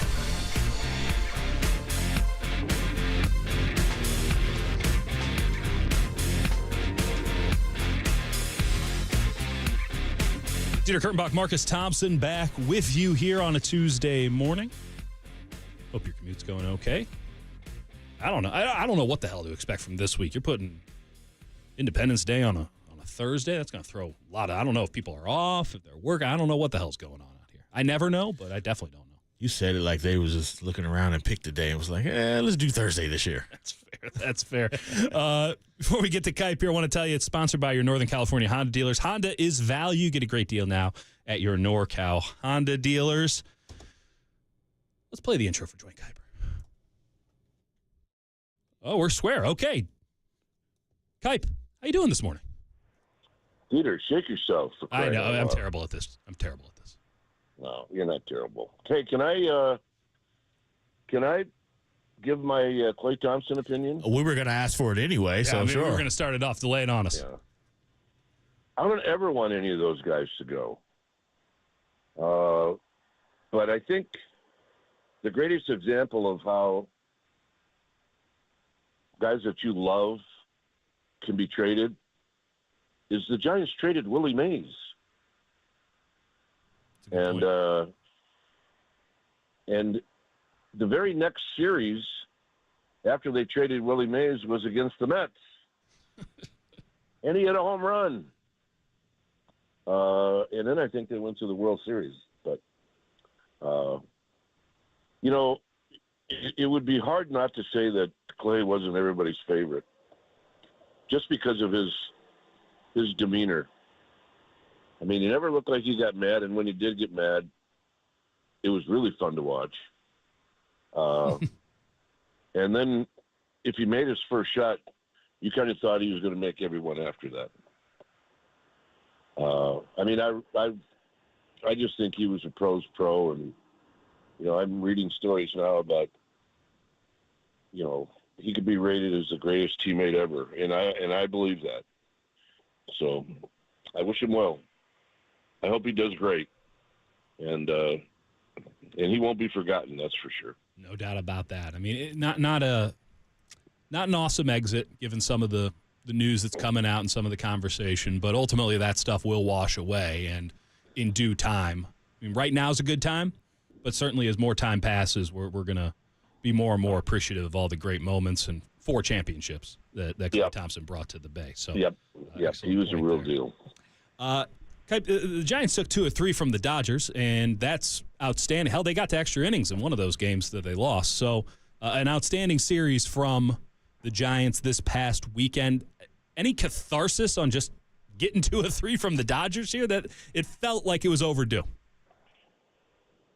Well, I have to tell you something, Dieter. The Saturday game was literally the most disappointing game of the year. And I know the Giants have had games. I think there was a game in Pittsburgh where they had a 3-run lead in the 9th and they lost. And later on in that road trip against the Mets, they had the lead. But Saturday, almost a 4-hour game. Yep. Back and forth. And now you've got the bases loaded with 1 out. Yeah. And if you put the ball in play, you got a really, really good chance of winning the game. And they didn't do it. And bingo, the next half inning, I think the Dodgers scored 7 times. I usually don't take games home. I mean, I did as a player. As a broadcaster, okay. That one hurt a little bit. You go home, have a cocktail, get up and do the same thing the next day. But that one, Saturday night, I took home. Probably had more than one cocktail after that one. But they bounced back. And I think Bob Melvin said it best. He said, this team has had some tough losses, but they always seem to come back the very next day. And taking 2 out of 3 from that bunch. I mean, look, you really have to because of what's coming up. You got the Atlanta Braves, and then you got the Guardians, and then, there's the Toronto and Minnesota, waiting to come to San Francisco. So you got to play with what you got right now. And by the way, Melvin's got something. Right now, Melvin has something that he hasn't had all year. And that's a rotation. The Giants named 3 starters for this series. No. And not one of them is TBA. And not one of them's Eric Miller? We've seen, you're right. And we've seen TBA so much that, you just kind of shake your head. And look, they've done pretty well in TBA games. Yeah. But it's going to ruin our manager. He's going to weigh 83 pounds by September.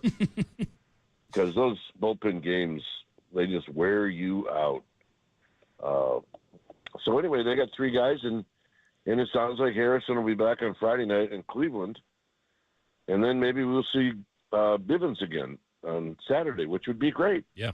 Yeah, absolutely. Which, by the way, there's a bunch of great stories on that roster. I'm not sure anyone's bigger than what Bivens has done, given his age and where he had to go and where he's come from. So that's what we got to look forward to.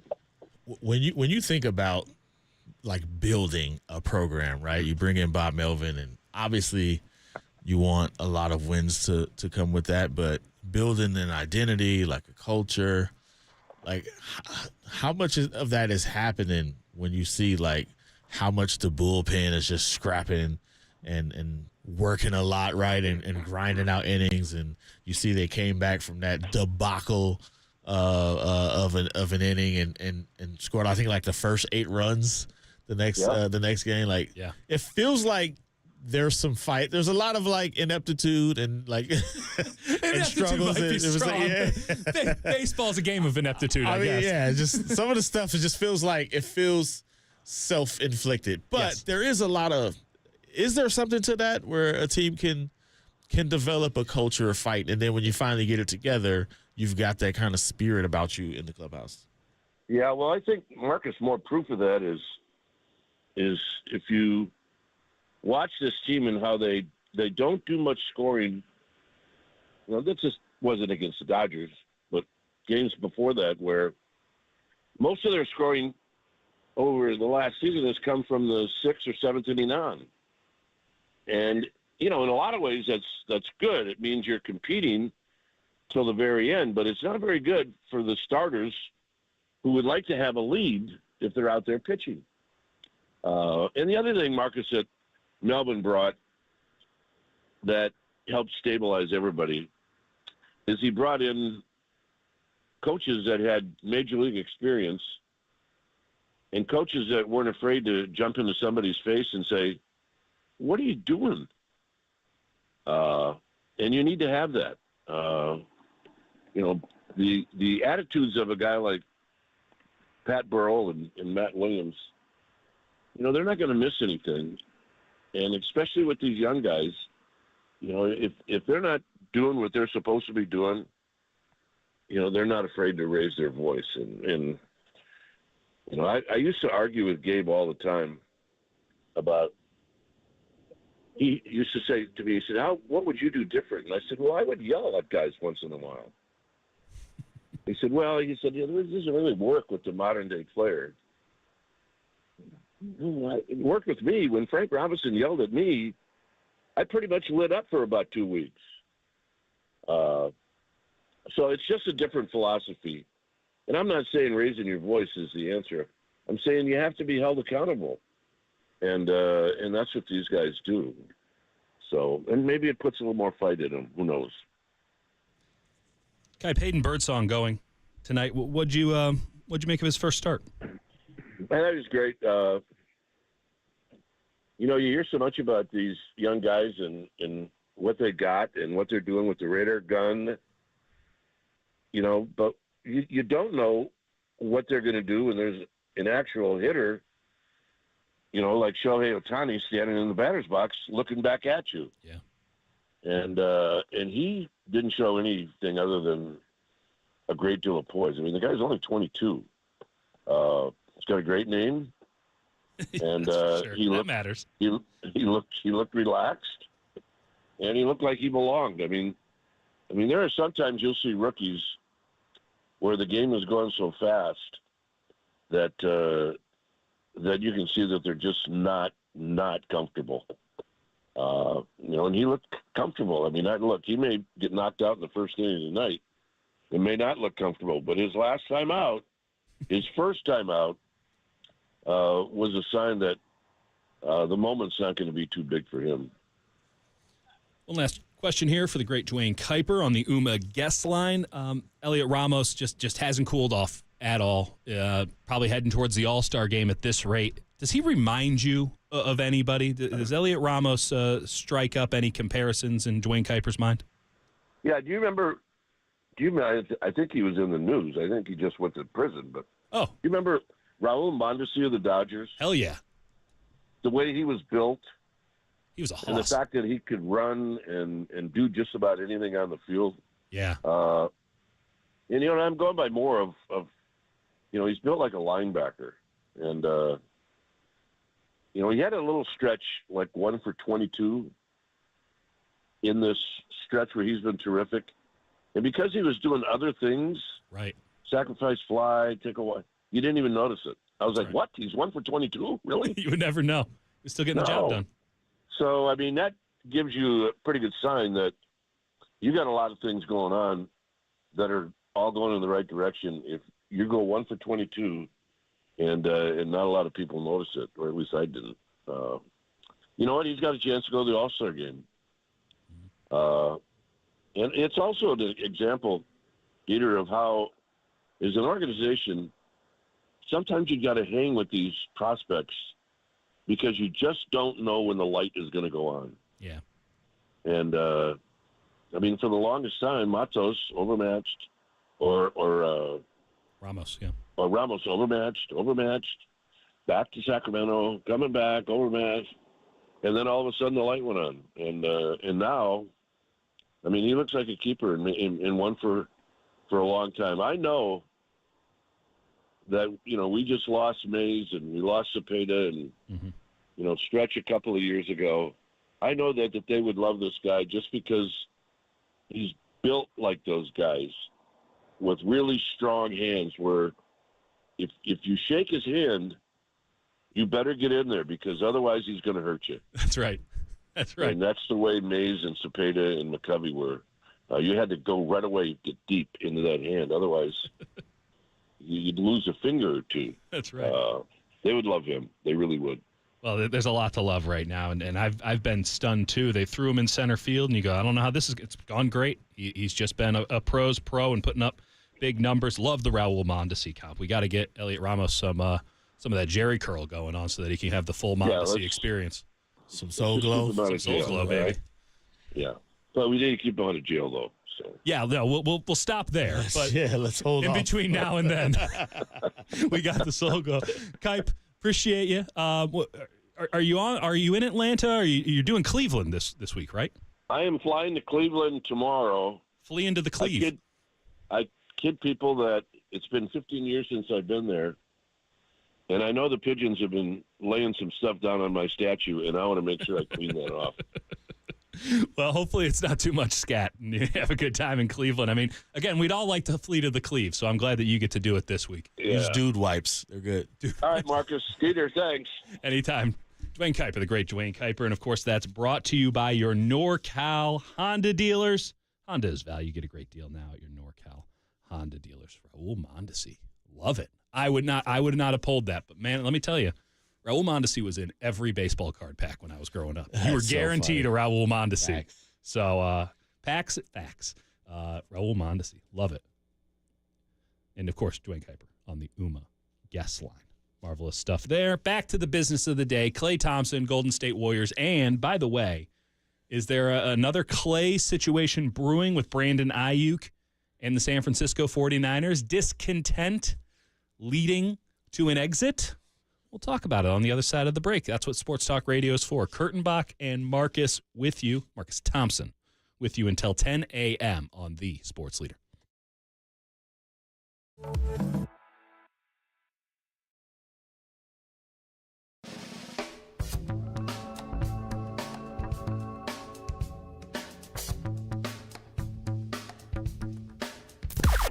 Now, from the O'Donnell Financial Group Sports Desk. Learn more at odfigroup.com. O'Donnell Financial Group, because planning is a process, not a product. George Sedano joined Murph and Marcus yesterday to discuss NBA free agency and Klay Thompson leaving the Warriors. Check it out on the KNBR app, YouTube, and the KNBR socials.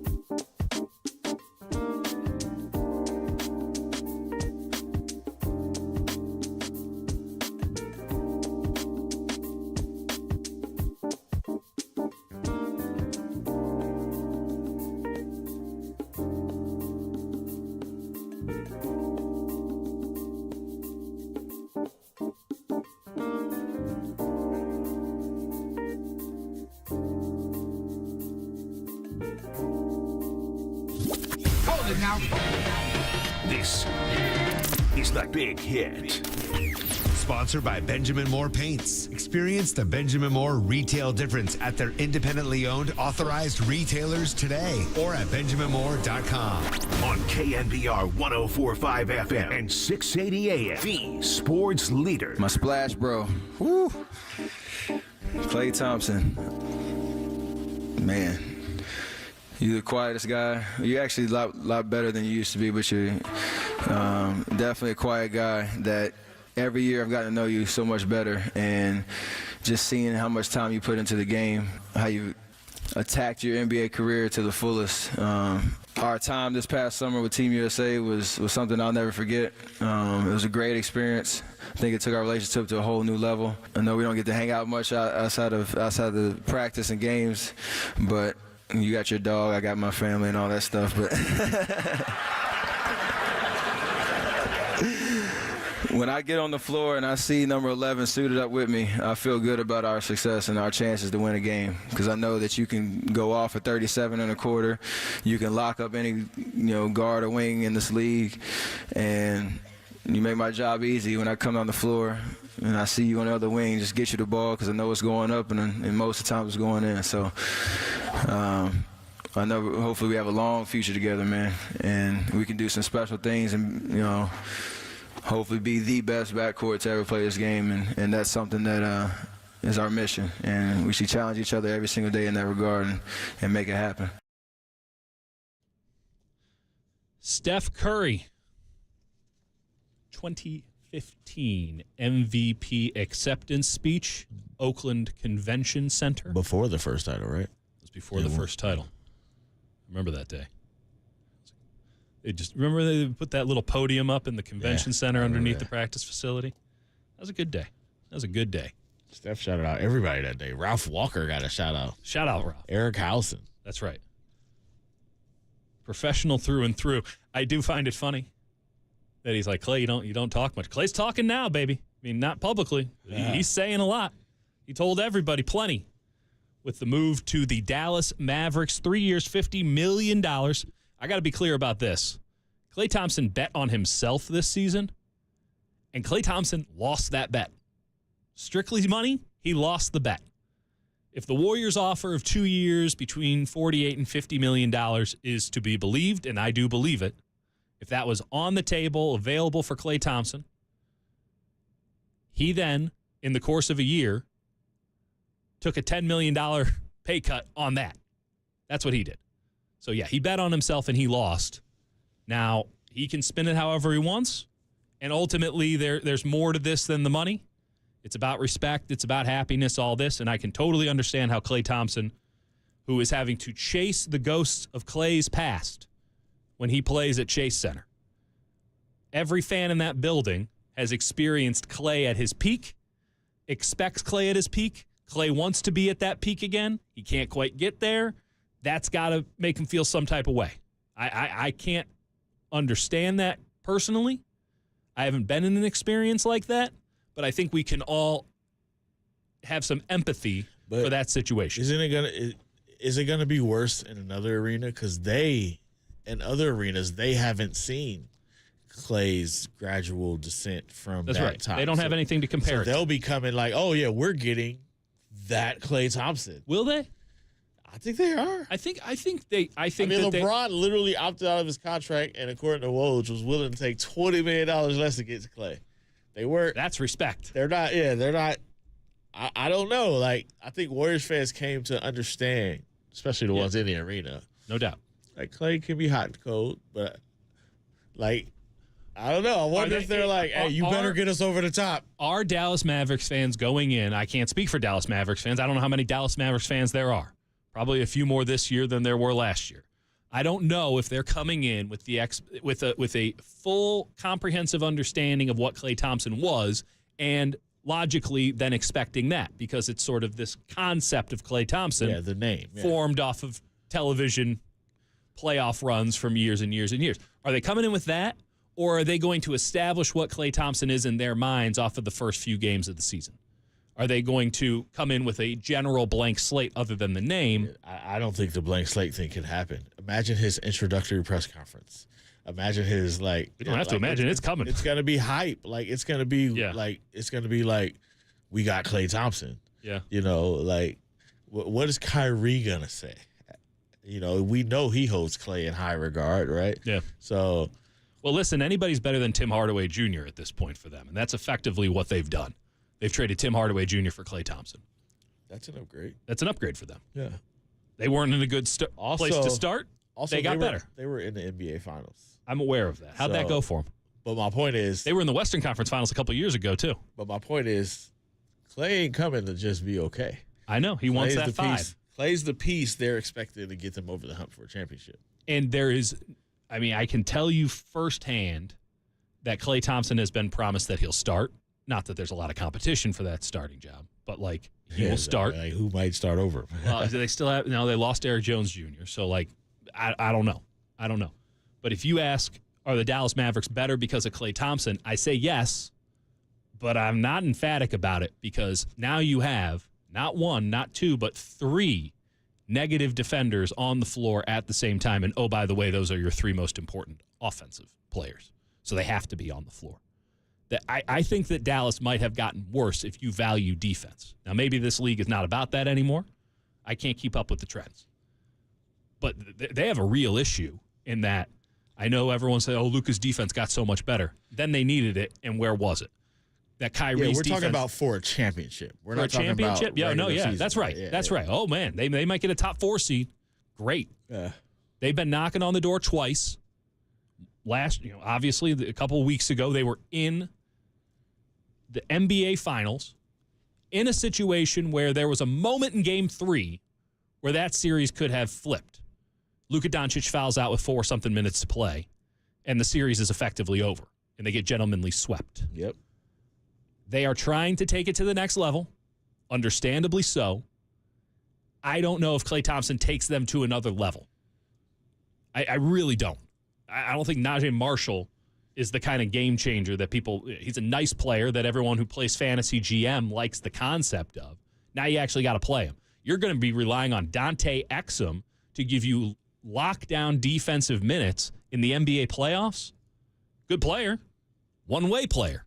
What, are they going to go get Dennis Smith Jr. again? Hope that he can be a bulldog on the minimum? They don't need it. They got Klay. Yeah. Luka, Kyrie, Klay. Luka, Kyrie, Klay. I hope those guys are getting 100 a night because they're going to be giving up 100 a night. You still got P.J. Washington. They do have P.J. Washington, who's a very good player, and they still have Derek Lively. Yeah. And you know what? The Dallas Mavericks are very high, not to turn this into the ticket or anything here, but like the Dallas Mavericks are very high on Lively. They are too high on Lively. He's a very, very good player. He looked shook in the NBA Finals. Understandably so, but he looked shook. Yeah, he's a rookie. He looked shook. And they're talking about him having like Kevin Garnett-like defensive impact. We don't blaspheme on this show, so I'm not going to repeat that anymore about Kevin Garnett defensive impact. Get the hell up out of here. So the Dallas Mavericks might be better.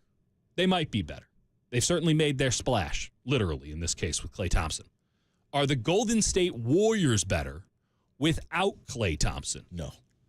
I agree with you. As you're listening to KNBR AM and FM San Francisco, the sports leader and a Cumulus Media station. I agree with you that they're not.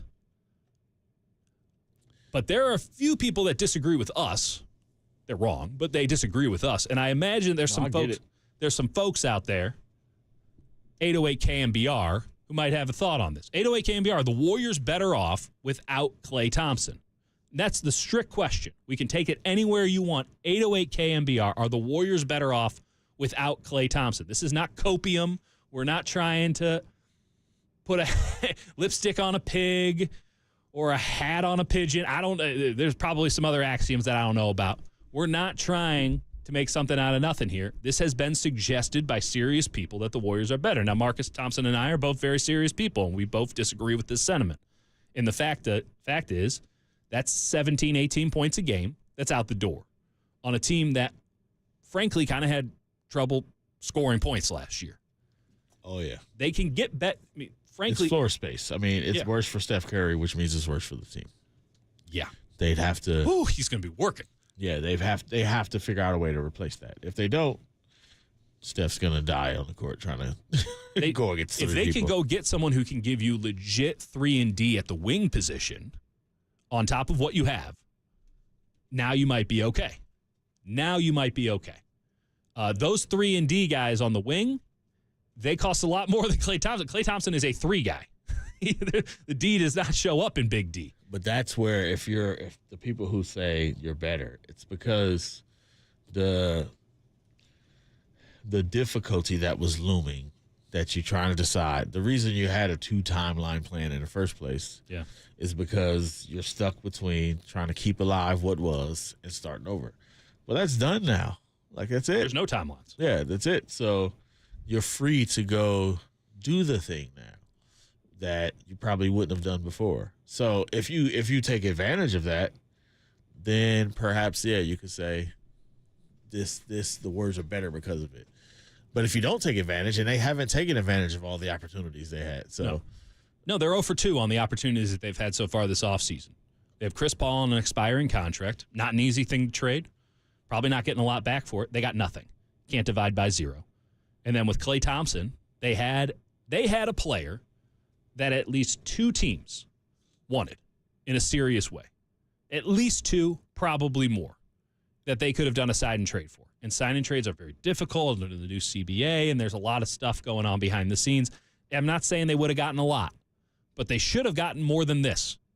They should have gotten more than a $16 million trade exception, which, hey, if that all works out, maybe they can get Dennis Schroeder. Time off Lord.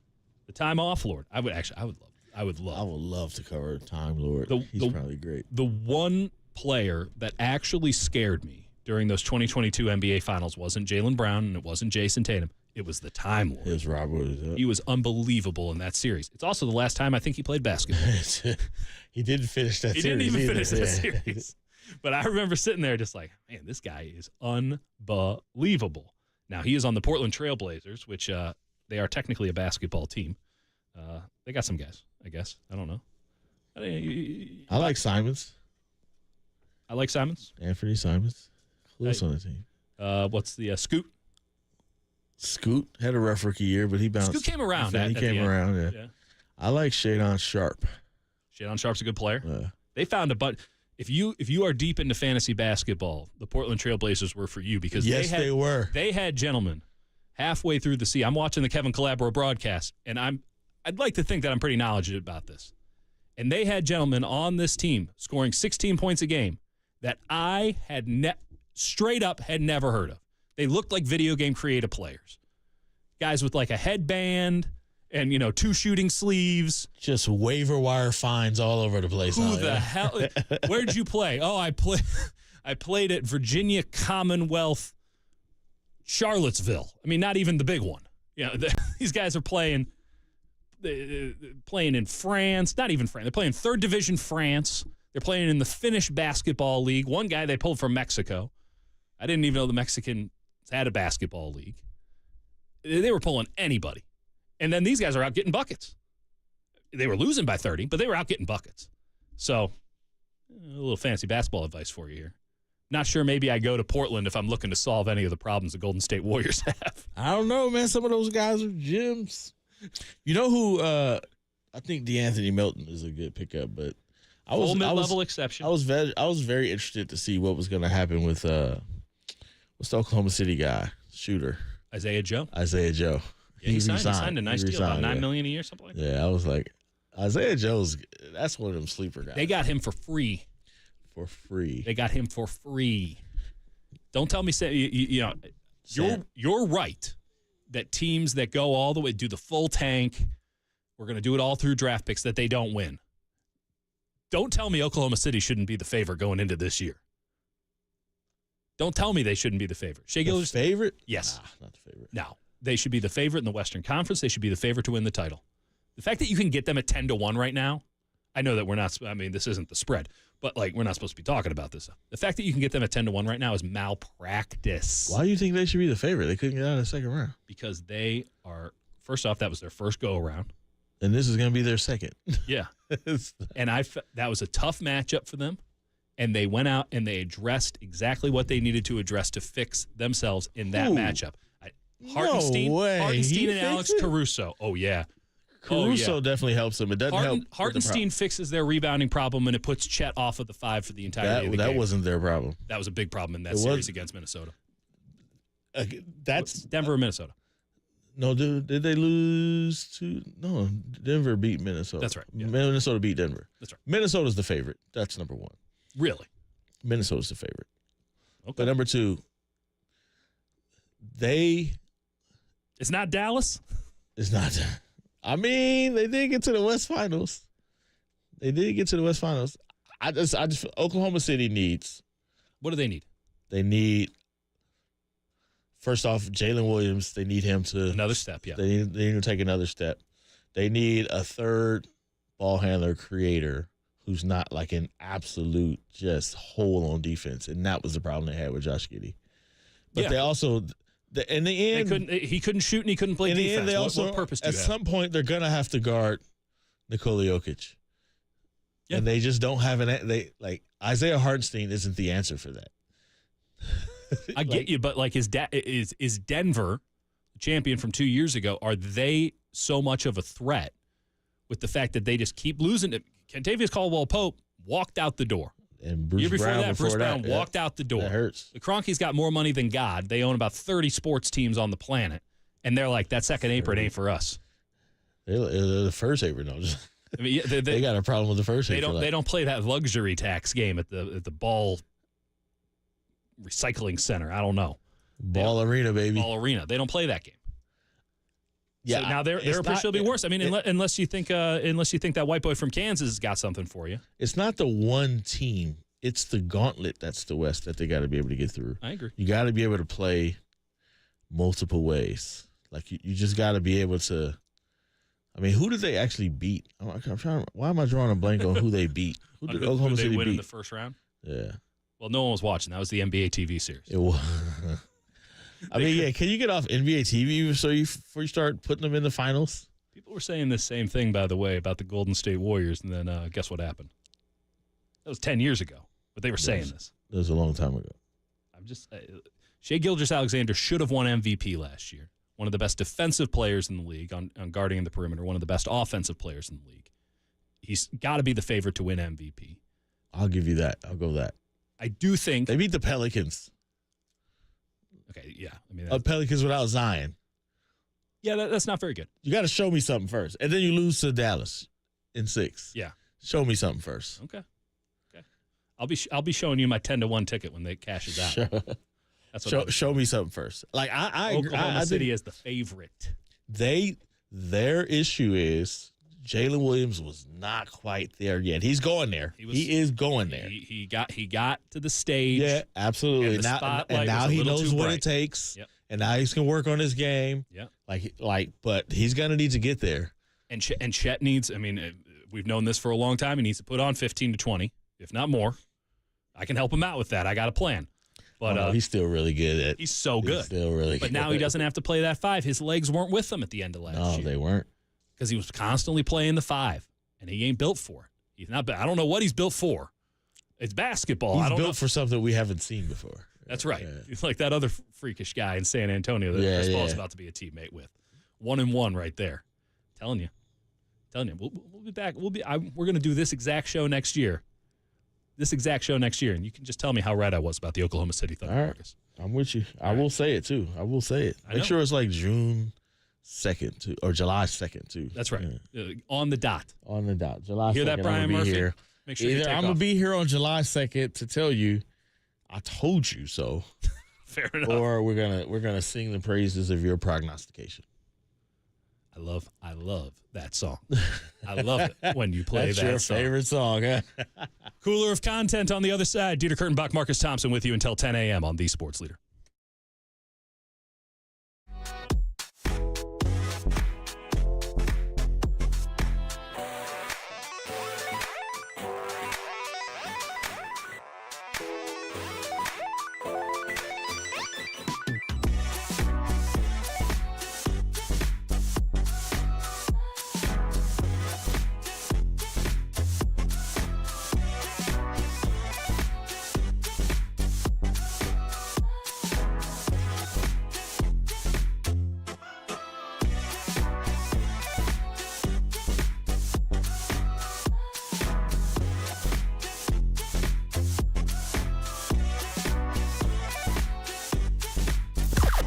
Now, from the O'Donnell Financial Group Sports Desk. Learn more at odfigroup.com. O'Donnell Financial Group, because planning is a process, not a product. George Sedano joined Murph and Marcus yesterday to discuss NBA free agency and Klay Thompson leaving the Warriors. Check it out on the KNBR app, YouTube, and the KNBR socials.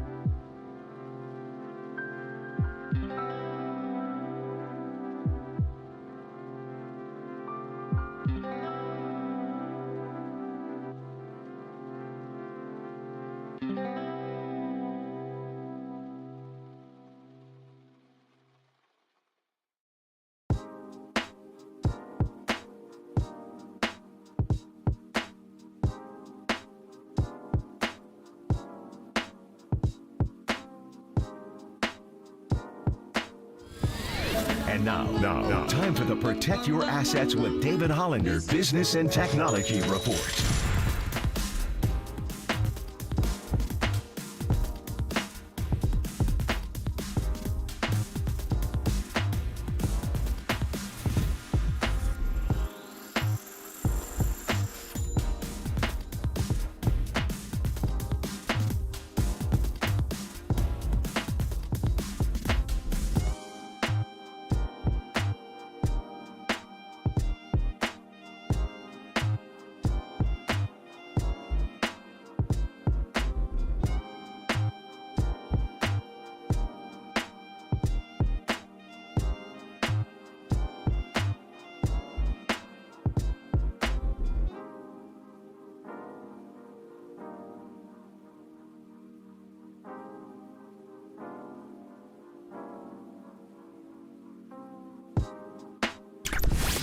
All right, everyone, chill. This is the Cooler. You're not sending me to the cooler of content.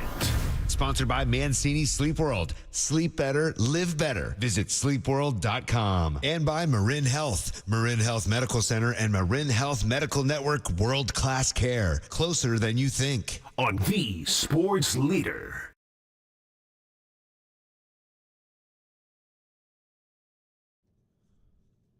We're back with you on the Sports Leader. Dieter Kurtenbach, Marcus Thompson with you until 10 a.m. We upgraded on Marcus's, downgraded on White Guy. I don't know about that. To each their own. All right, we're in the cooler of content. Not sure how insulated it is, but we'll get by. Is this like a Yeti? As I was saying, White Guy. we've been talking about Klay Thompson this morning for obvious reasons. This is what we like to call a forced transition here, folks, in the radio business. Is a Klay Thompson situation brewing with Brandon Aiyuk and the 49ers? Could he be out the door next? Yeah. Listen, we don't have to be that ham-fisted about this, but there are still legitimate questions about Brandon Aiyuk's future with the San Francisco 49ers. I think those are extremely fair to be asking at this moment. They seem no closer to coming to terms on a long-term contract agreement, and training camp is happening this month. It's in 2 weeks. I think it's 2 weeks. I think they show up on the 17th. I don't know. I'm not going to be there. But that was kind of the deadline. Training camp started. Brandon Aiyuk's here. Maybe it takes a day or two. You know, they're not wearing pads. They'll figure it out. And they'll get it all done. This is how it's gone with George Kittle. This is how it's gone with Fred Warner. This is how it's gone with Deebo Samuel. The Deebo Samuel one was messy. This is how it's gone with everybody. If you're really good, the 49ers pay you, and they typically pay you, unless you're Nick Bosa, at the beginning of training camp, and it just gets done. There's no traction, as far as I can tell right now, between Brandon Aiyuk and the San Francisco 49ers. And Brandon Aiyuk is out here hopping on with football Oprah, Ryan Clark. Turning up the heat, baby. He's turning up the heat. I'm not sure he understands that this thermostat's not helping him, that he might, in fact, want to cool it down, much like many of you will want to turn it down today as San Francisco and beyond, and certainly beyond, gets hot as hell for the next couple of days. But Brandon Aiyuk was on the Pivot podcast. Apparently, he wanted to be on the Pivot podcast. That makes a first for everything. And he's out here talking about. Be on the Pivot. What you mean? I want to go on the Pivot. You can go on the. Apparently, all you have to do is call them up. They're taking anybody at this point. It's a la carte. I don't need to be on the Pivot. I'd be the second white guy behind Tom Brady to be on the Pivot. Missing out, baby. Okay. Listen, I'm not saying I don't listen to the Pivot. I'm just saying that Ryan Clark is trying to be football Oprah here, and I don't think it's a good look for him. Somebody's got to be football Oprah, though. It's a smart business play that you still have to execute, and it's a very high bar. And he's really trying to be football Oprah. And I get it. I see it. I see the vision. I don't see the execution. I'm going with it. Okay. Okay. I like By the way, football trademark on football Oprah. I don't know if that's how trademarks work, but nope, I just trademarked it. I got you. I also declare bankruptcy right here on the radio. Do I have to do that? No. So Brandon Aiyuk goes on the Pivot podcast. Apparently brought Jaden Daniels with him because they go everywhere together now. And he wanted to clarify his "they don't want me back" comments. Oh, let's just play the sound. Well, first of all, that's my dog right there. That's my dog. We good friends. We talk on the phone every day. So just like we talked earlier, we're starting to get our own footage. We're getting our own footage, recording everything. Just enjoying the process. Just have my lady record his stuff, record everything that's going on so that I can look back on it because it's exciting times. It's stressful, but it's exciting. And I want to have these memories. And that was just a moment that she caught that got off the phone with the Niners. They told me what they told me. I passed the information on to him. You said they told you what they told you. There's no way the Niners said, Brandon Aiyuk, first-round pick, all-pro wide receiver, we don't want you back. What was it exactly that they told you that prompted that conversation with JD? They told me that they didn't think that we were on the same page and that they didn't believe that we were going to. And that was about it at that time. But it's part of it. It's part of the contract negotiations, trying to sway stuff in either direction. So whether that's 100% true or not, I guess that's still to find out. The best lie Brandon Aiyuk told in that stretch is that he's having fun right now. This man is not having fun right now. He is not enjoying this process. I mean, he's on the Pivot. It's kind of fun. I mean, that could be fun. That could be a perk. Did you hear the Oprah that was going down? He was watching that Lance Armstrong Oprah interview, and he's like, "I got this down. I got this." That was pinned. good Oprah right there. That was football Oprah. Ryan Clark. ESPN didn't want to give him what he wanted. He's going out and getting that Oprah money. He's going to move and take over an entire island in Hawaii next. Give me that Stedman money. That's all I need.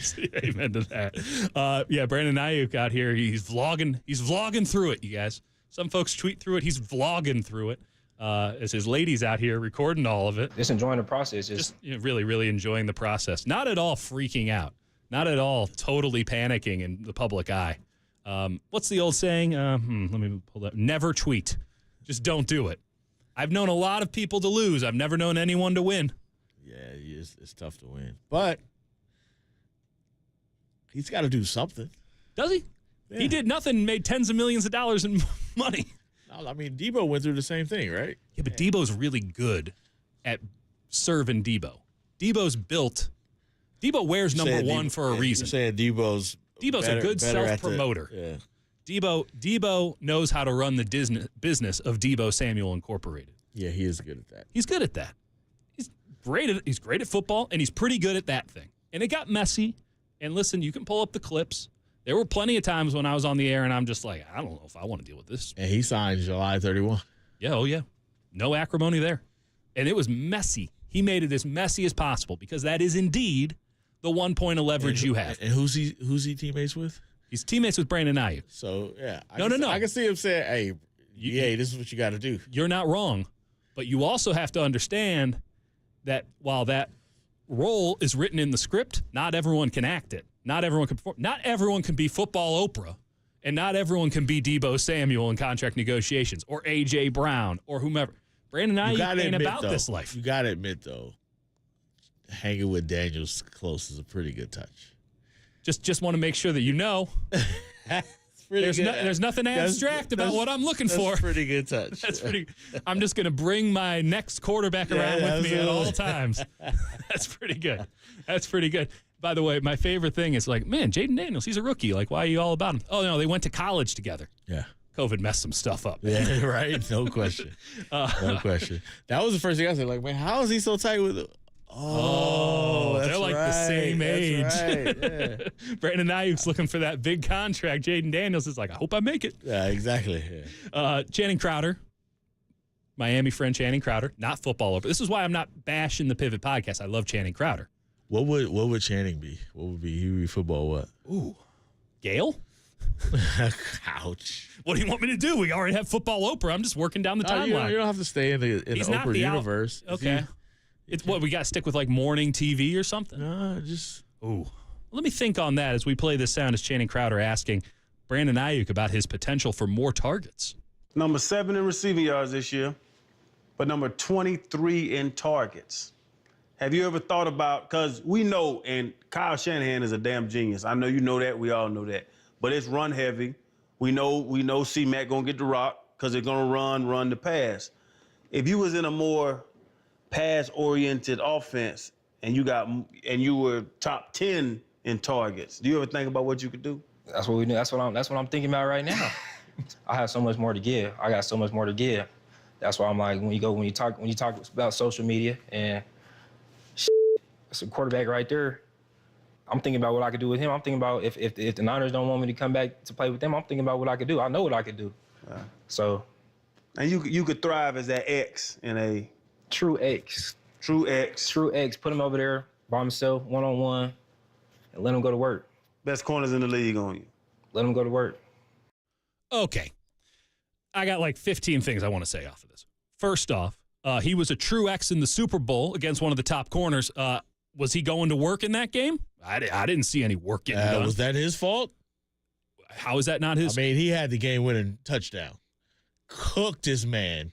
Fair enough. Game-winning touchdown. Fair enough. Like that whole narrative changes. That's a good counterpoint, Marcus Thompson. Spencer doesn't go rogue. Yep. He catches. He's John Taylor. Fair enough. He still had 3 catches. I don't know if that was him though. I just don't know if that was him. You know what? I do know it was it. Save for that one, which is big and redefines the entire universe. So me caveating off of that is just stupid. But here we are. We're going to do it anyway. We're on the radio. That's what we're supposed to do. If I can't do this, I have no purpose. Because I cannot be football Oprah or basketball. I got none of that. 3 catches, generally getting jammed, wasn't there. They're talking about X receiver, do it all. That's his role. And by the way, you want to be an X receiver in anyone's offense? Kyle Shanahan's. Let's go through some of the X receivers Kyle Shanahan has had and gotten the ball to again and again and again. A gentleman by the name of Andre Johnson in Houston. He was pretty good. I believe he's in the Hall of Fame. A man named Julio Jones in Atlanta. He is not in the Hall of Fame yet because that old SOB is still trying to play. I don't know why. Doesn't look good for anybody. Exit gracefully, Julio. You're one of the greatest of all time. Still, whenever that eligibility comes up, he's in. Andrew Hawkins. Now, he's not going to the Hall of Fame or anything. Andrew Hawkins, itty-bitty guy. He's like the size of young Tony over here. Andrew Hawkins had over 100 catches in his year with Kyle Shanahan, with Johnny Manziel throwing him the football. If you want to be a prolific ex-receiver, you play for Kyle Shanahan. So what's the argument here? The argument is Christian McCaffrey. That's the argument. I understand what you're saying about Kyle Shanahan. The but Atlanta Falcons didn't have good running backs? They didn't have Christian McCaffrey. Fair. No, they did not. Fair. They had two very good running backs, though. But Kyle Shanahan, rightly so, has centered the offense on Christian McCaffrey. Listen, you take what defense gives you. Yeah, no, I'm saying he's not wrong to do it. Yeah. Like Christian McCaffrey, if they want to stop Christian McCaffrey, he will have one of those busts, right? Oh yeah, he will be. He's one of them guys, right? No doubt. But I'm just saying that contributes to the opportunity. Like, yeah, it makes sense. Also, in fairness, who were the quarterbacks he had? Well, okay, Matt Ryan.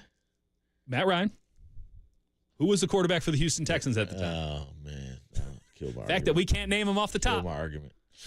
I'm just saying he had a dude who could. Andre Johnson's out here catching anything within a 10-mile radius. But of the we're looking at a guy who could. Andre Johnson was one, right? Julio Jones. Yeah.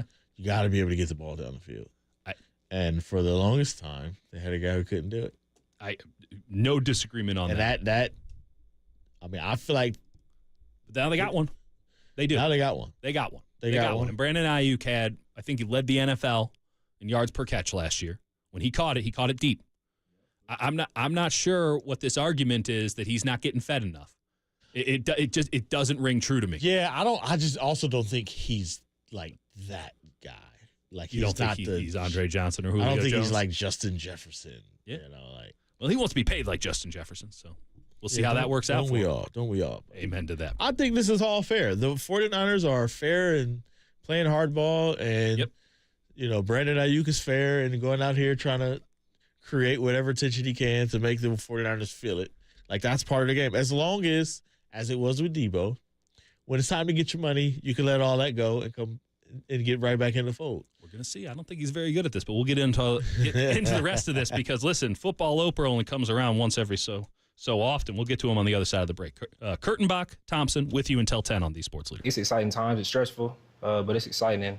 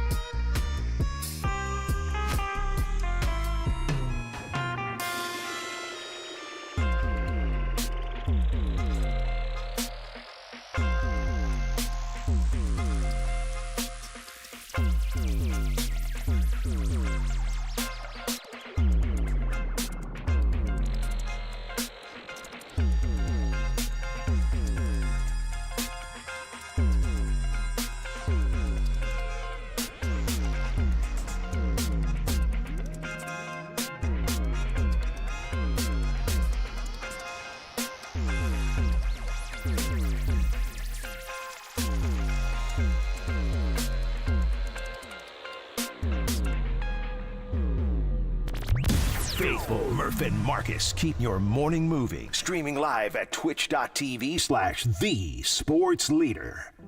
You reached out to us, to come on. Is it something, it feels like it's something, just to me, it feels like it's something that you wanted to get off your chest. I've been watching for a minute. I was in there, I was getting ready to just listen to the theme song in my head. I just wanted to come chop it up with y'all. I just wanted to. For sure. Yeah, no ulterior motives there. Brandon Aiyuk on the Pivot podcast. Listen, we're going back into the cooler, as I am known to do on a week such as this. That segment validated he's not good at this. He's not good at this. That was his moment to say, yes. Yeah. Yeah, well, No, I got some things to get off my chest. Yeah, 49ers don't want me. All right. I got options. Let's do this. You want a tango? Let's dance. No, he's like, he's trying. He's too nice a guy. Yeah, he is a very nice guy. He's a sharp dude. Listen, it took me a year to actually have like a human conversation with Brandon Aiyuk. I made it like a mission because I'm like, there's something there. Oh, yeah. There's something there, and I feel like we could get along. And eventually we got there. And we would have human conversations.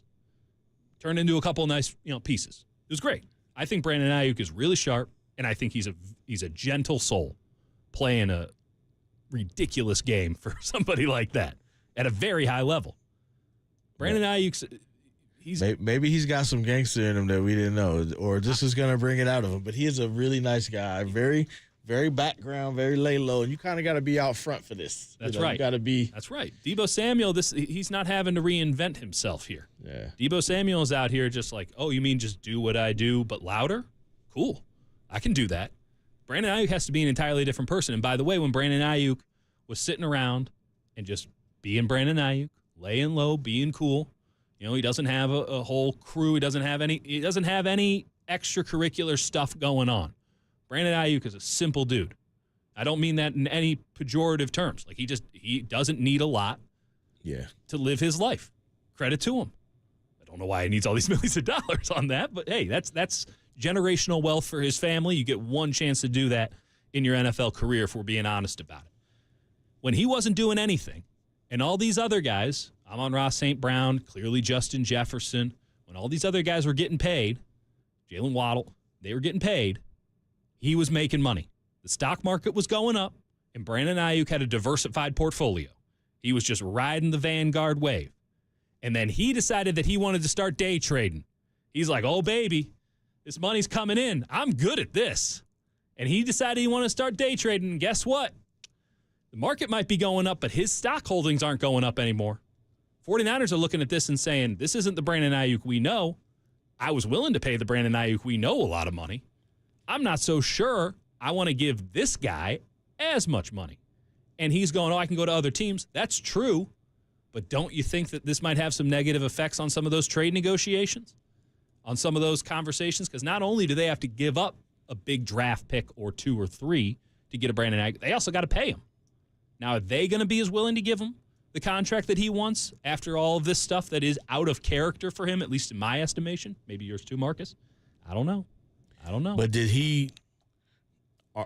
are the 49ers going to, like, hey, we pay you? Or are they like, here's an opportunity where we can shave some off the top? Brandon's a nice guy. Let's figure out how we can.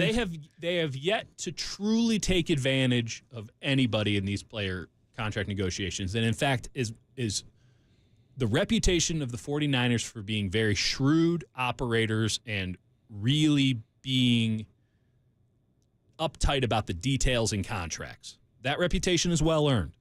But when it comes to the big name guys, when it comes to you're the best at your position in the league, and those are the guys that they've signed, they've kind of gotten taken on a couple of these deals.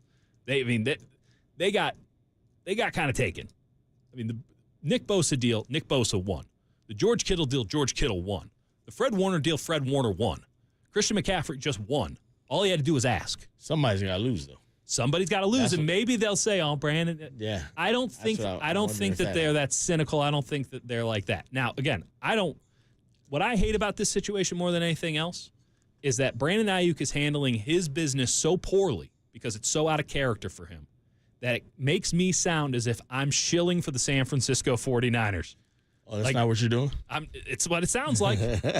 It's what it sounds like, and I don't like how that sounds. I don't like how that sounds. They should pay the guy. No argument there. They should pay the guy. They don't want to pay him what he wants to get paid. No one ever gets paid what they want to get paid. I mean, except for maybe Klay I just feel like Thompson. this is all part of it, either way. And in the end, maybe Klay Thompson should teach us that maybe it isn't. But, yeah, right. How'd that work out? Exactly. But it just feels like they'll figure out something by camp. I think so, too. The other thing, too, is they haven't won a championship. So it's like, you don't like. Is that the legacy? Is that something that really matters as much in the NFL when we're talking about legacy? Perhaps not. In basketball, it's everything, which I appreciate. But It gets a little right toxic, there, but it's everything. You're right there, right? You're on the cusp. You were just. They ain't winning a championship this year unless they have Brandon Aiyuk. That's what I'm saying. So it's like almost like, I mean, that's true for Brandon Aiyuk no matter where he goes, right? There's like 2 teams he can end up on, but they already set. So where would he go to win a championship? If that's something he's interested in, which, again, I don't think that holds the same value with the rings culture for position players. I don't know, man. I was standing quarterbacks, maybe. I was standing at his locker. Yeah. And he was in tears. I know. Like, I think it matters. Listen, you know what I'm saying? If you have to play from July to February, exactly. Yeah, I think professional football at the highest level, and you think about everything you have to put in just to get to that point and to lose, man, I was crying. I just had to write. Exactly. I think it matters. I don't even care if they won or lost. I'm just like, I'm tired. I think he was crying about the law. I think he was crying about, like, the locker room and the guys he was with. Like, I think all this stuff matters, right? So if he's a lovely, empathetic man. Yeah, but it's not like I've accomplished this, so I can leave. Like, no. But I do agree. I do agree with you. As a tiebreaker. I do agree with you though that it's so much easier to be like, I don't care about. I don't have a Super Bowl, but as long as I get paid. There's something to be said about in football. You could literally die tomorrow. Yeah. So it kind of does matter how much money you got today. It literally does. It's like, well, at least I have that ring. Well, I hope you can pawn it. Players don't get like you said quarterbacks, but players tend to. Well, quarterbacks can play until they're 40. Yeah, they're the one guy who's not going to die. Everybody, I mean, even wide receivers, it's like, buddy, you twist that knee the wrong way, you're never the same. You come across the middle wrong. Yeah. That's right. Less so more than the past, but still, like yeah. Just what's the Bomani Jones line? They gentrified the middle of the field. Yeah, they did gentrify. So I get it. Yeah, Brandon Aiyuk will still be considered the same receiver he is if he doesn't win a ring, right? No one's ever going to look at the. First off, it's too early to talk about legacy for a guy like Brandon Aiyuk. But when it's all said and done, I don't think anybody at any position other than quarterback, they go, didn't win a ring. Yeah, absolutely. Yeah, it can just go bolster like, did that guy you. kick ass? It can bolster you, but it doesn't. But it doesn't hurt. Yeah, if you're an average player who wins a bunch of rings, well, then you got a little something. Yeah, can't quite put a finger on it. Or but if you you're kind of like, all right, we got 2 elites. What's the difference? Listen, if Julian Edelman played his entire career for the Raiders, it's a little bit of a different conversation. No question. But he didn't. But it's like you're like, all right, Jerry Rice, Randy Moss, you got Jerry Rice Super Bowl rings. It's a nice tiebreaker. Yeah, absolutely. And the same thing with contract negotiations. Oh, okay. This team wants to give me X. This team wants to give me more, but I already got my ring over here. Like, I don't need to accomplish anything else here. I'm going to take that money. That's what I think they still have. They still. What's Kobe's line? Job's not finished, right? Job's not finished. Job's not finished. This is a perfect pivot point for a break. I'm going to ask you. I want to ask you this. I want you to think about it. Is Steph heading into his late Kobe stage here? Because it was ugly on the way out for Kobe Bryant.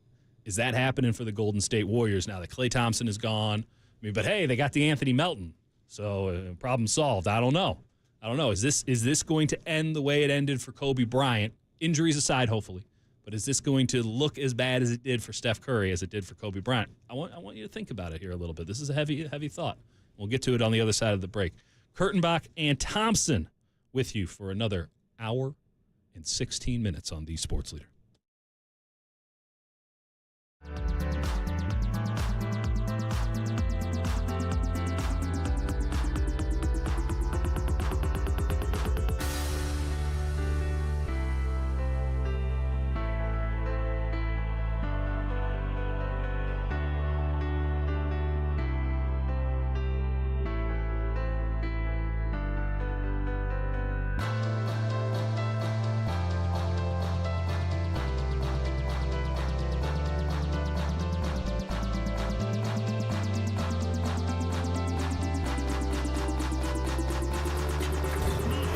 from the Chilton Auto Body Traffic Desk.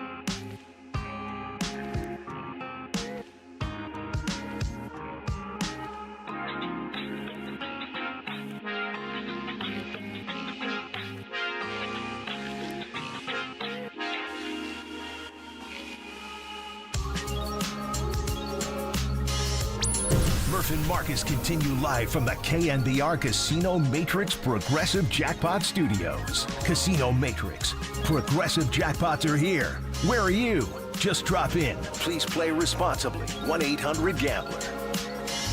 But it's the same thing we're talking about right now, right? With the PG and Kawhi thing. You paid Draymond.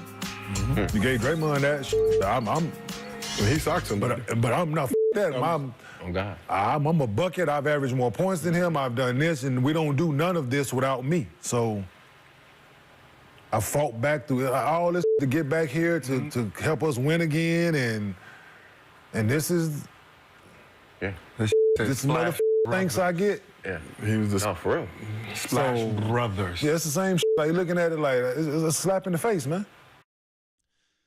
That's Jin Yang Flying Tigers legend Kenyon Martin. Never won a title. Yeah, but hey, numbers, Conference USA all-time player, Cincinnati Bearcats. But, been to finals. Yeah, once with the Nets. Just once? I thought it was twice. Didn't they go back-to-back? Or was he not on the first team? He was on the Nets from 2000 to 2004. Then they traded him to the Denver Nuggets, where he was there for 6 years. Could have fooled me. Could have fooled me that he was there for 6 years. No, they went back-to-back. They went back-to-back? Back-to-back finals. Yeah, rookie year, second year. Shout out Keith Van Horn. Kerry Kittles, baby. Let's go. I'm not going to lie to you. For some reason in my life the last month, I've been mentioning the early 2000s Nets way too much. Maybe it's Richard Jefferson out here just trying to go shirtless on national television every time he's on. But, okay, he went to back-to-back. Back-to-back. I think they won, 2 games in those? So that's great. He knows. Slap in the face. Okay.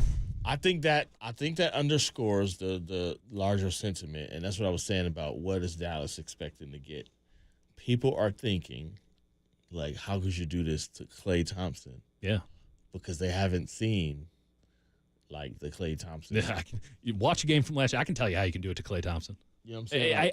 I hate that we've gotten to this point where it feels like he's a total scrub. He's not. No, he's not. He's good, but, like, everything gets so binary. I do feel like, and Anthony Slater laid this out in his, Slater went in piece on the Athletic.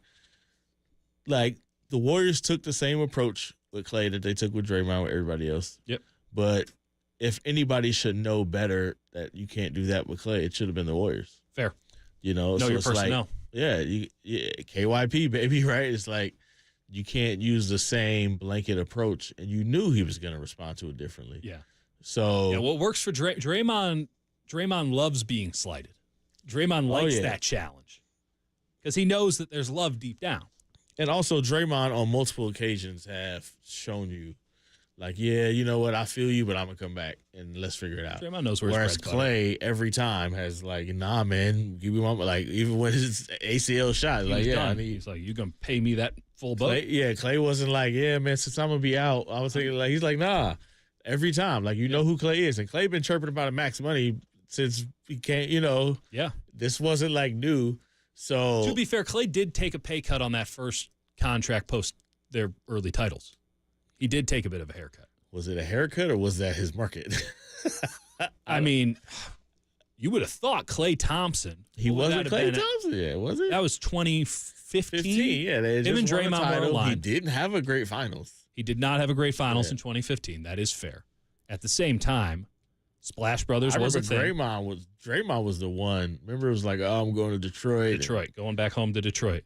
And then the Warriors are like, what if we give you the and this again, we're playing revisionist And Max history. was different then too. Like that was really a rare thing back then. Like, right now, it's like I'm come on back down. Then, like it was 30 years ago. It was 10 years ago. But I don't think he was a max. I think people thought he was a max player. I just remember him. One, he didn't play the market at all. Right, this was the first go around in unrestricted free agency, and of course, he picked 2 teams without salary cap space, but that's neither here nor there. He took what at the time I recall being a very fair deal, and in fact probably a bit of a help to the Golden State Warriors.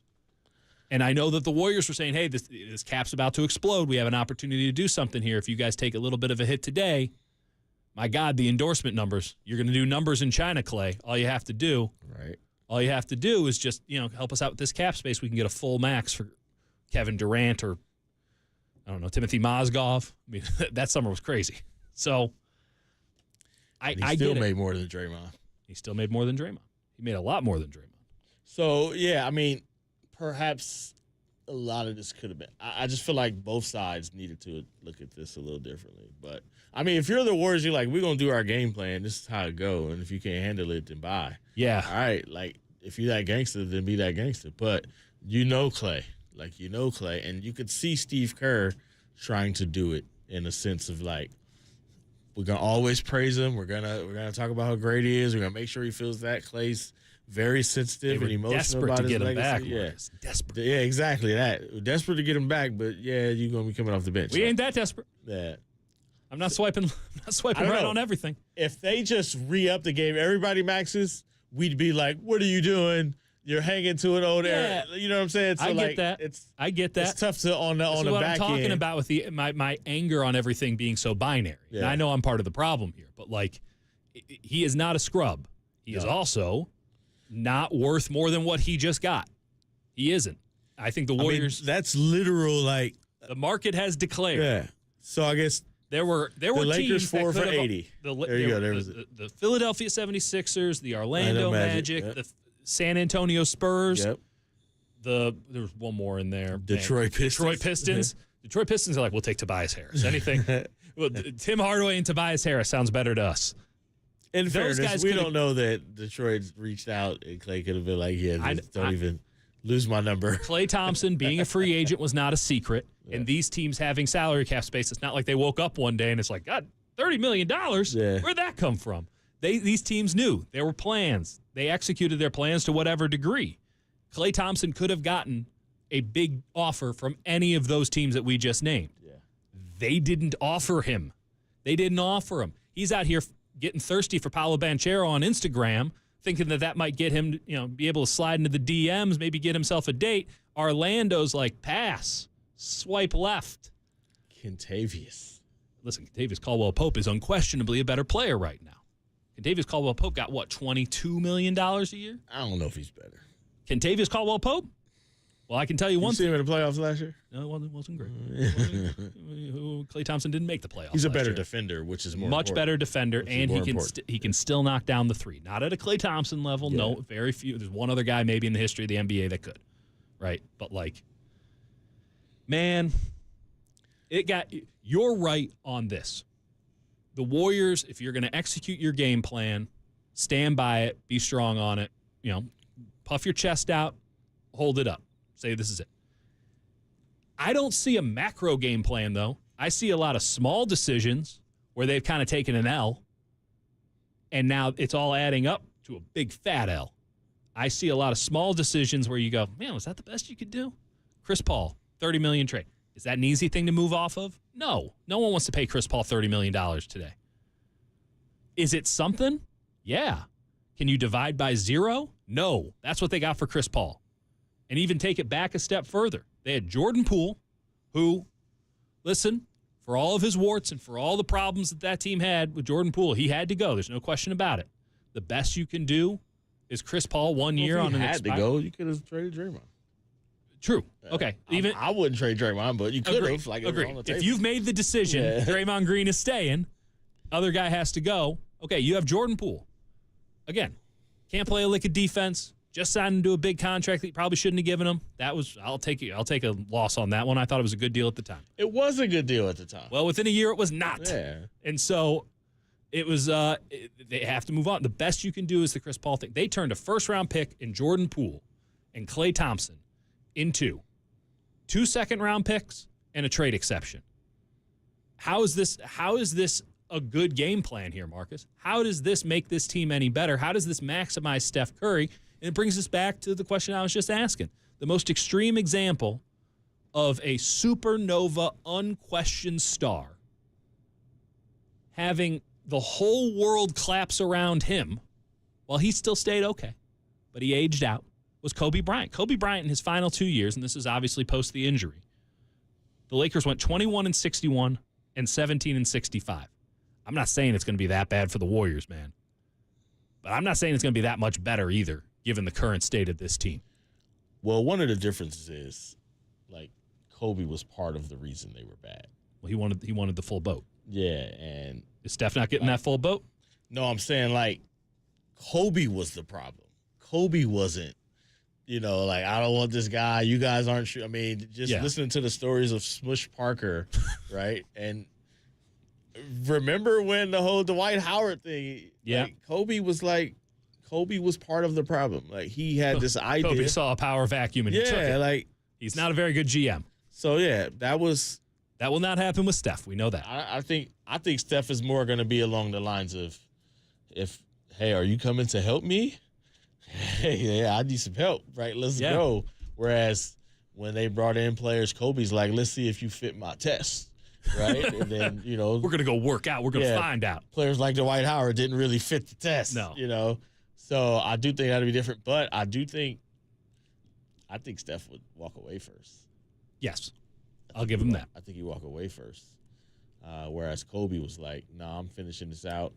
Remember the whole deal where it was like they gave him a bunch of money and everybody was they paid him up front every year. They paid him. So it was like $24 million in cash. I think front of the year.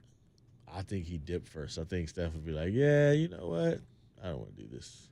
I'm gonna go play golf. You saying dip out of the league, not even trade me? Oh yeah, no, I think he'd retire. Yeah. If he got to that point where they have no hope of winning. Yeah. And we might not be far from that point. I got to be nobody. There's nobody around. Yeah. Then I think he'd leave. But Steve Kerr's got 2 years left on his contract. Steph has 2 years left on his contract, and Draymond has 2 years plus a player option. I think they're gonna re-up. See, this is the thing I think with Steph. I don't think he has to win a championship. No, 4 was the legacy. I think he has to be competitive. Can't all be for naught. Yeah, it's like, yo, I'm not going to put in all this work to get nothing. If he could somehow, in his mind, in his like legendary delusion, right? Yes. As He's all the one greats of the have. most delusional athletes of all time, right? As we're currently knocking Klay Thompson for being totally delusional. No, like Steph was like, oh yeah, 80 pounds talking about I'm going to the NBA. Yeah, he's always been able to see this thing that didn't. No make small sense. goals with Steph. Absolutely, yeah. So if he could do that, I think he'd be like, all right, I can see it. Even now, like he'll be like, nah, we got to. They don't think we can do this. Yeah, everybody else is like, yeah, this team is like. And he's like, nah, you know what I'm saying? Like they have that ability. At least I'm helping Steph Curry make this Warriors team better with my slights right now. Because man, I'm telling you, if Jonathan Kuminga's your number 2, you ain't coming anywhere near a 6 seed. I don't think he disagrees with that. But I'm saying if you give him something to say, we could go do it. I think that's all he wants is to be in the mix. I get it. And then at that point, it's like, find out. It's on him if he could be great enough to do it. Listen, the Dallas Mavericks just went to the NBA Finals. Clearly, yes, it ain't that prohibitive. I do think that type of stuff helps. And when you look at how they got there, yep. PJ Washington, Daniel Gafford. Yeah. Daniel Gafford, somebody the Warriors probably should have got. But PJ Washington, too. Yeah, so it's like, that's players like Steph see that, and it's like, it ain't man, that far away. I'm a couple tweaks away. Like, you do this thing right, and then the matchups line up, and you make it the right path. Like, I mean, they're more than a couple tweaks away right now. That's kind of what happened in 2022. Like, totally. Yeah, that was a charmed existence. It's right? like, I mean, all right, listen, this break right. Ja Morant's knee breaks right. I mean, Ja Morant was giving him the business in that series. Losing to Ja Morant. They were, buddy, they might have lost to Ja Morant. That series was fraught. And no other scenario does a road team at a lower seed split the first 2 and you come back, they're going to lose the series. Like, no, in every other series. They didn't have Ja for one. They split. Games. No, they did. Ja was out game 3. It's out game 3. Remember because Jordan No, I don't remember clearly. Jordan Poole ripped his knee out from a part of it. That was fun. Yeah, that was at Chase Center. It's fine. I lost all respect for Taylor Jenkins and that's because game 1 was when Steph goes up to him and he's like, just fun, ain't it? Yeah. And so in game 2, when they win, Ja Morant comes back at him. But in any other scenario, you the road team, you come back with a split, you win in that series. Like they were gonna win the series. Except for the Houston Rockets. Except for I remember that.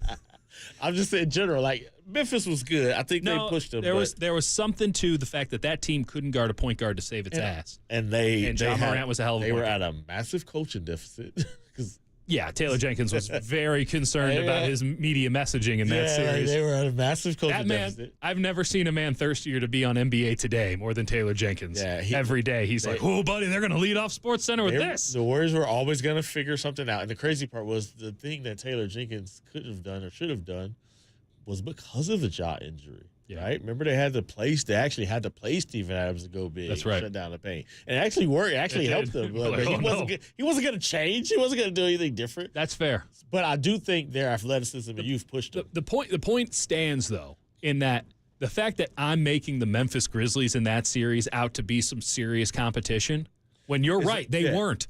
The fact that I have to do that speaks to everything. But that's like, it was a charm thing. I'm not saying it was fake. No, it broke. Same thing for the Boston Celtics this year. That's what I'm saying. I think they were going to beat Memphis because I think that was a tough series. They would have figured it out. Yeah, they would have figured it out. I just don't think Memphis was in that place as mature-wise, experience-wise. The Memphis Grizzlies not mature. Yeah, no, they weren't there. Huh. But like that's what I think. That's what they need to do for Steph. Like even now, I'm sure he's like, like, yo, I really lost Klay, and I mean, just forget the history component. Yeah. He had no space with Klay. Yeah. You have a premier three-point shooter in the history of the NBA and last year specifically. Yes. And even then, I still have five arms coming across me. He's still like dribbling up court. Like, how do I figure this out? Because they're traffic jam. He's trying to get on the bridge. Play out. Yeah. And even though Brandon Podziemski shot a decent percentage, no one's respecting that. No team is saying. I mean, they're not saying it with Wiggins, and he shot 40%. They're like, go ahead, Wiggins. Well, that's because Wiggins wouldn't shoot. Exactly. That's what I'm saying. Like, the percentages don't dictate threat level. So, I mean, listen, I don't want to pretend as if this guy they picked in the second round, this Post kid from Amsterdam, is going to be any good or if he's even going to play. I don't.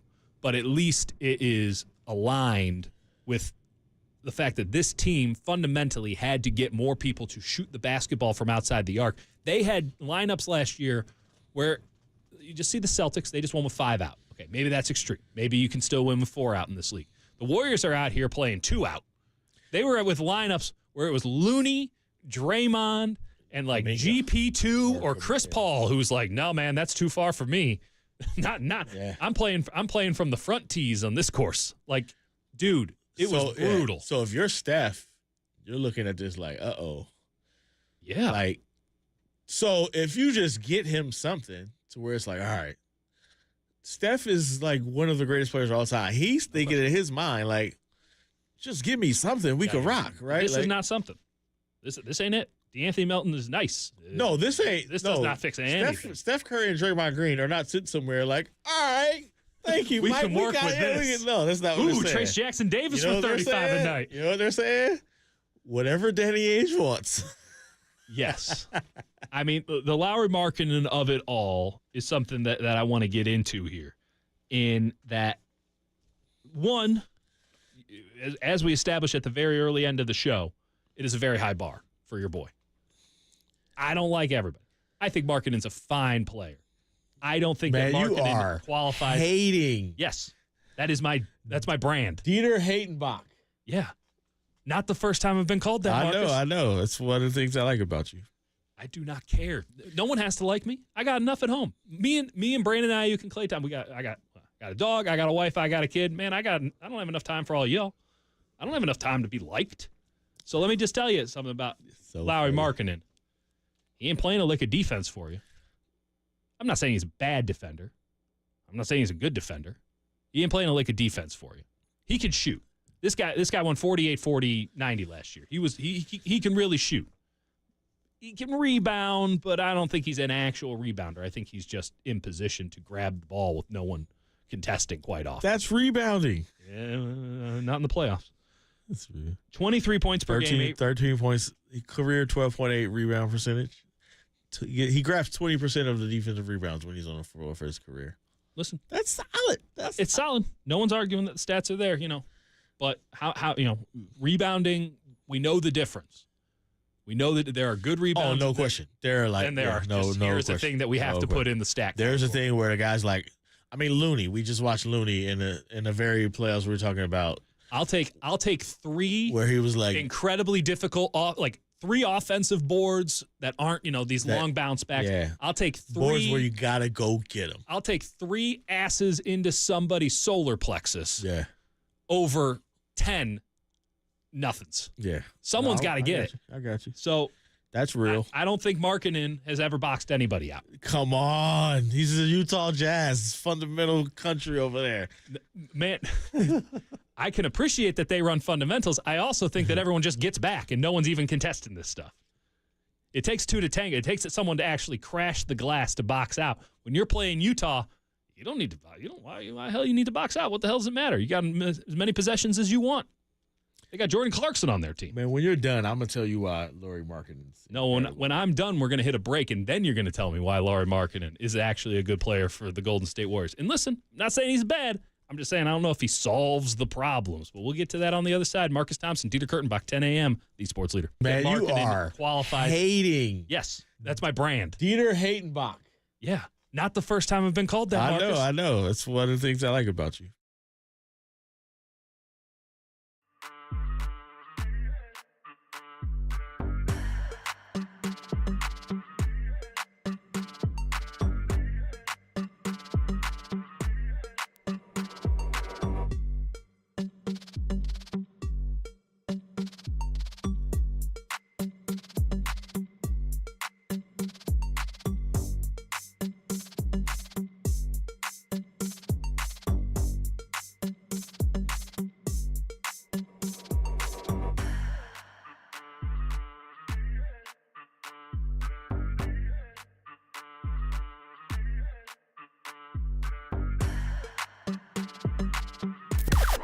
Now, from the O'Donnell Financial Group Sports Desk. Learn more at odfigroup.com. O'Donnell Financial Group, because planning is a process, not a product. George Sedano joined Murph and Marcus yesterday to discuss NBA free agency and Klay Thompson leaving the Warriors. Check it out on the KNBR app, YouTube, and the KNBR socials.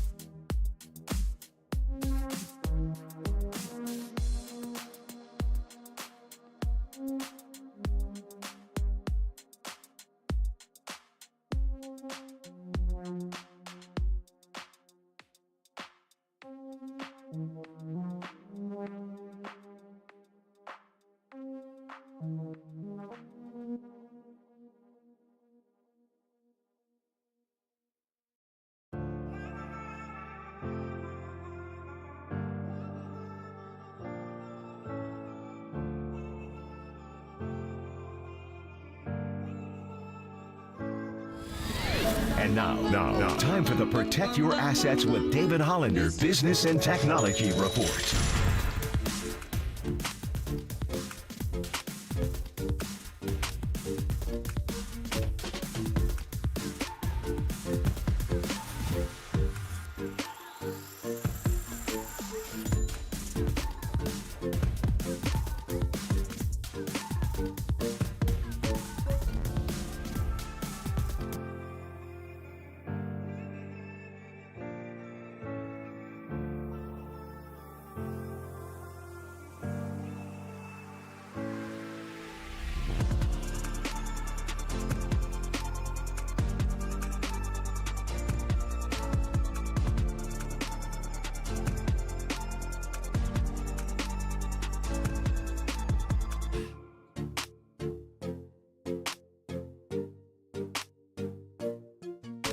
Dub Nation, Murph and Marcus keep rolling on the sports leader and streaming live on YouTube at KNBR 1045.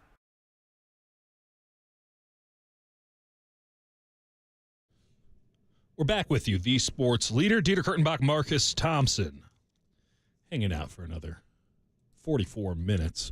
Okay, Marcus, sell me, before we get to Sam Esfandiari, the Light Years podcast, sell me on Lauri Markkanen. I'm hating. Okay, You're selling. No, here's what I'm going to do.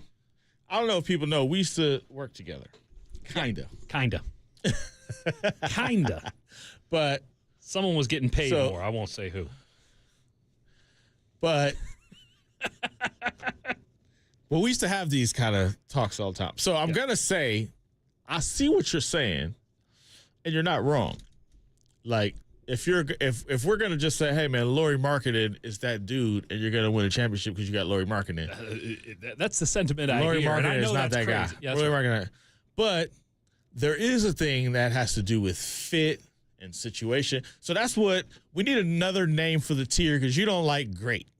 But if we're establishing great as upper, highest echelon, go anywhere and they can control the scene, like there's when we're talking great, we're talking about somebody that, as you were just saying, you put them on that team.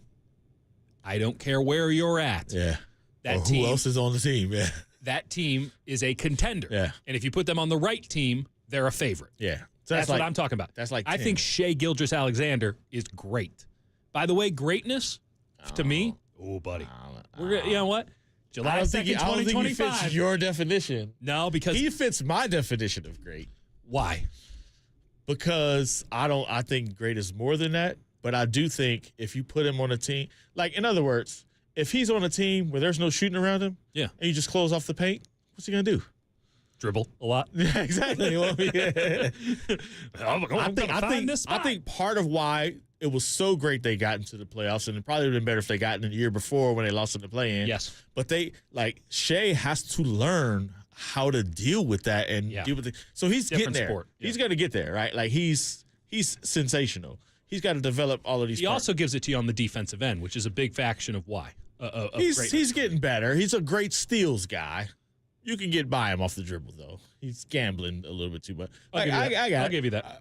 Compare him to Luka, he's all NBA defense, right? And listen, First team all NBA. I can't sit here and tell you that Luka Doncic isn't a great player. I can't do it. Yeah. He's too brilliant. He's so good on player. offense that he's great despite being so bad on defense. He literally can be the worst defensive player in the NBA, which he's not, but he's close. Sometimes he is. It does not matter. Sometimes he is. It does not matter. Put him in foul trouble, it's done. Ooh. He's done.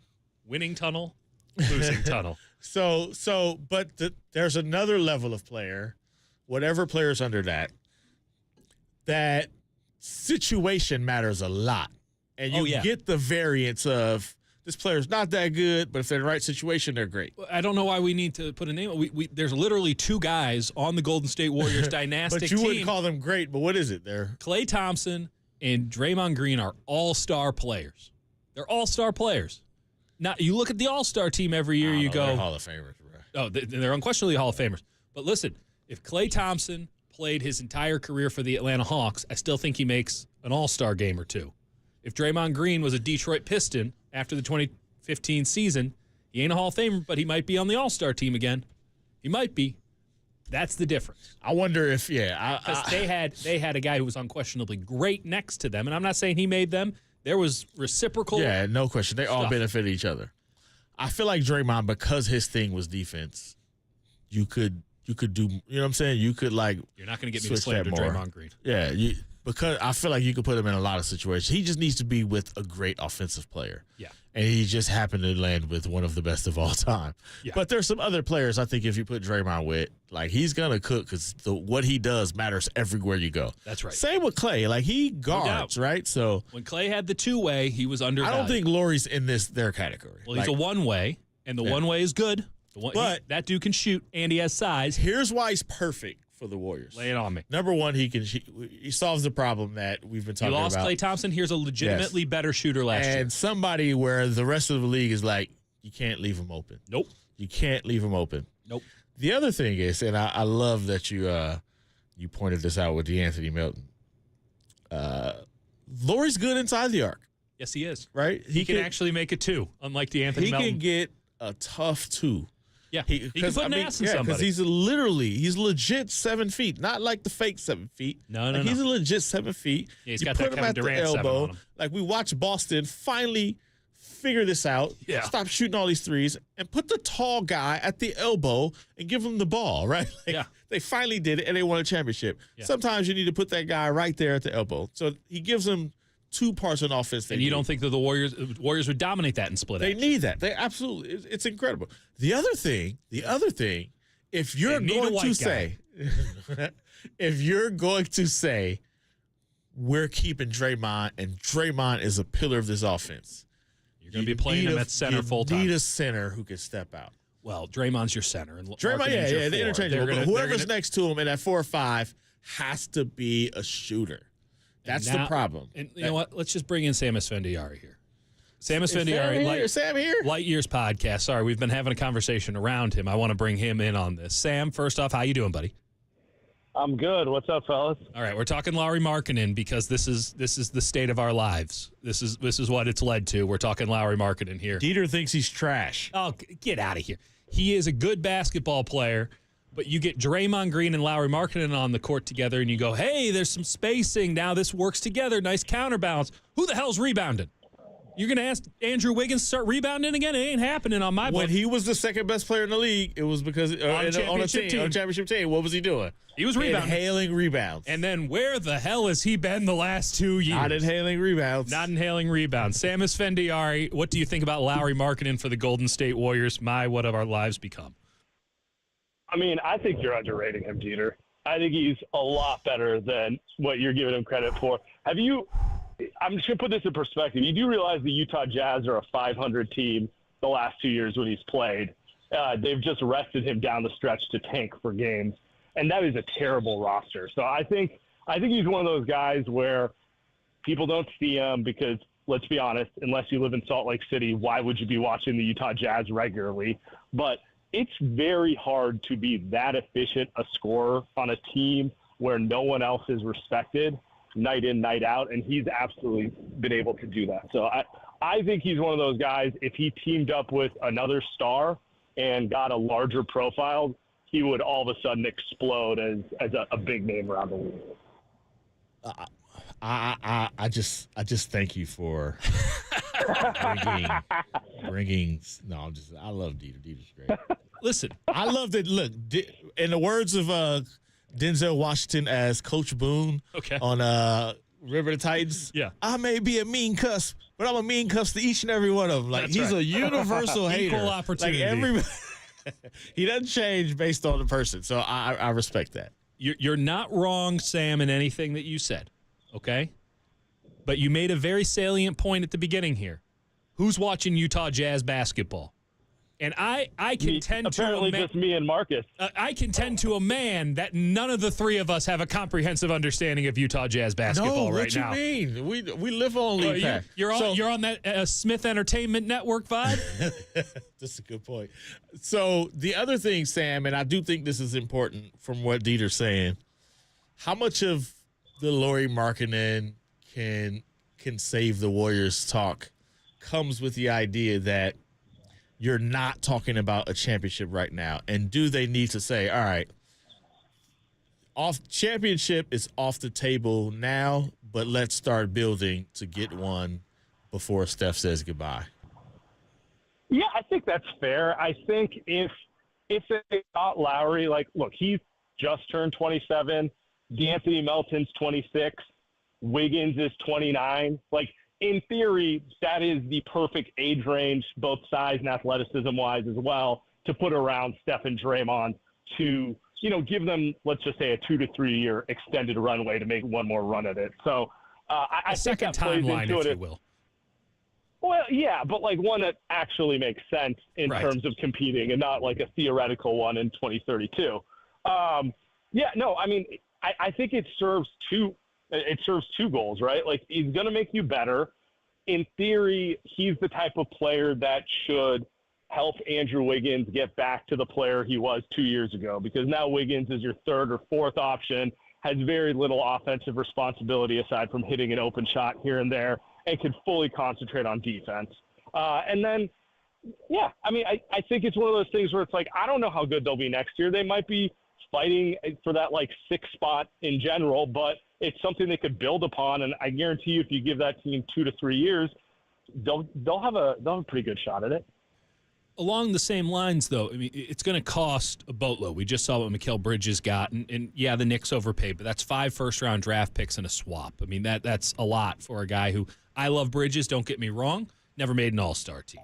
Now, that's a lot of circumstance, I get it, but never made an all-star team.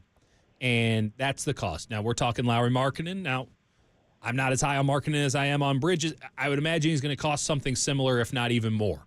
And in that scenario, as you laid it out, and I joke the two timelines here again, Draymond and Steph have 2 years left. Steph has 2 years left on his contract. Draymond has 2 + 1.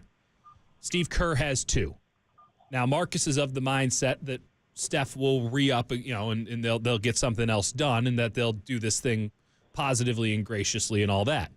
Regardless, all you have in the bank is 2 years. And if this doesn't work with Lauri Markkanen, if it doesn't work, and you just gave up all of your future draft capital to get Lauri Markkanen, and it doesn't work, now the Warriors aren't in a position where they're rebuilding. They're in a position where they're tanking for nothing, where they're not winning games and they have nothing to show for it. Is that a risk worth taking at this juncture? I mean, if that's your logic, what's the point even keeping Steph on the roster? Like, if you're going to have no conviction to make any sort of move that may have downside on the back end because you don't believe in yourself to not have the worst team in the league, what are we really looking to accomplish here? That's kind of where I'm at. That's a legitimately great question. I don't know what they're trying to accomplish. Yeah, just trade Steph and get a bunch of bounty for it and start over. Like, if you're gonna do that, but also you got to sell out this arena. This team is very much stuck in the middle, and it goes one of two ways. It either works out tremendously well, or it is legitimately catastrophic, and you end up in a situation where you don't just have a couple of bad years, you have a decade of bad years because it didn't pan out. I mean, there's some real risk in all of this.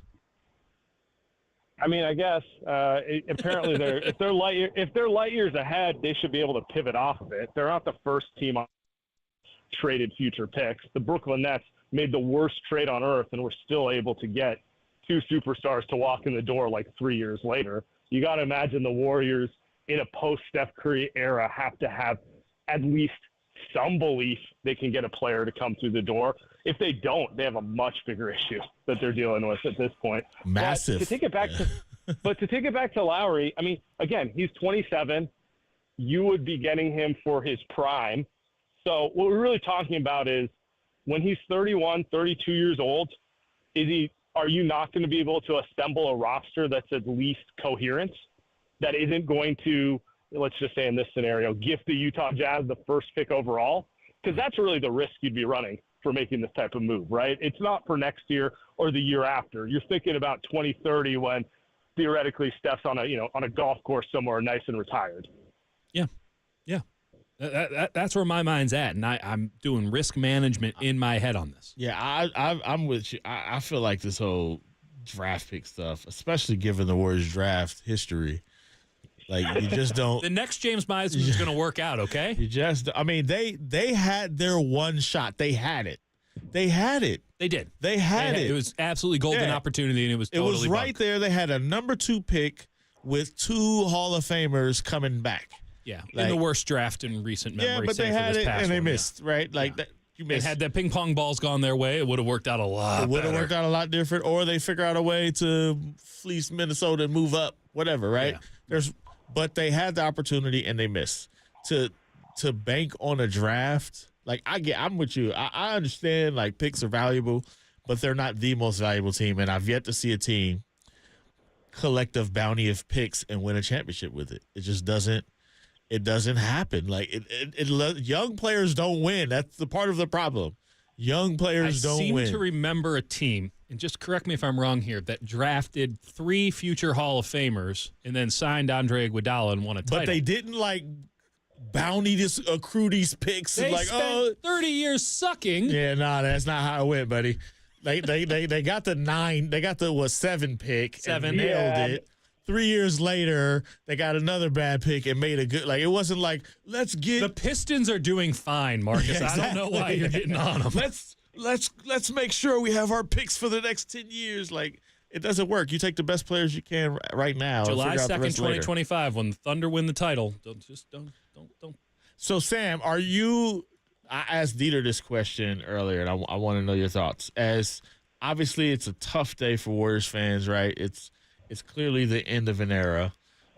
Do you think the Warriors are better now that the Band-Aid's been ripped off and the Big Three is broken up? Better off, not better now. Better off. I think it's to be determined.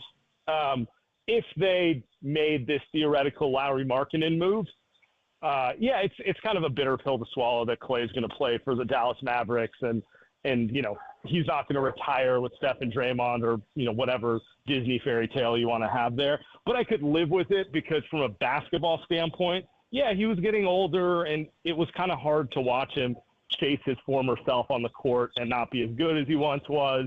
And you'd be bringing in a young player who's better than him, and it's something new to watch.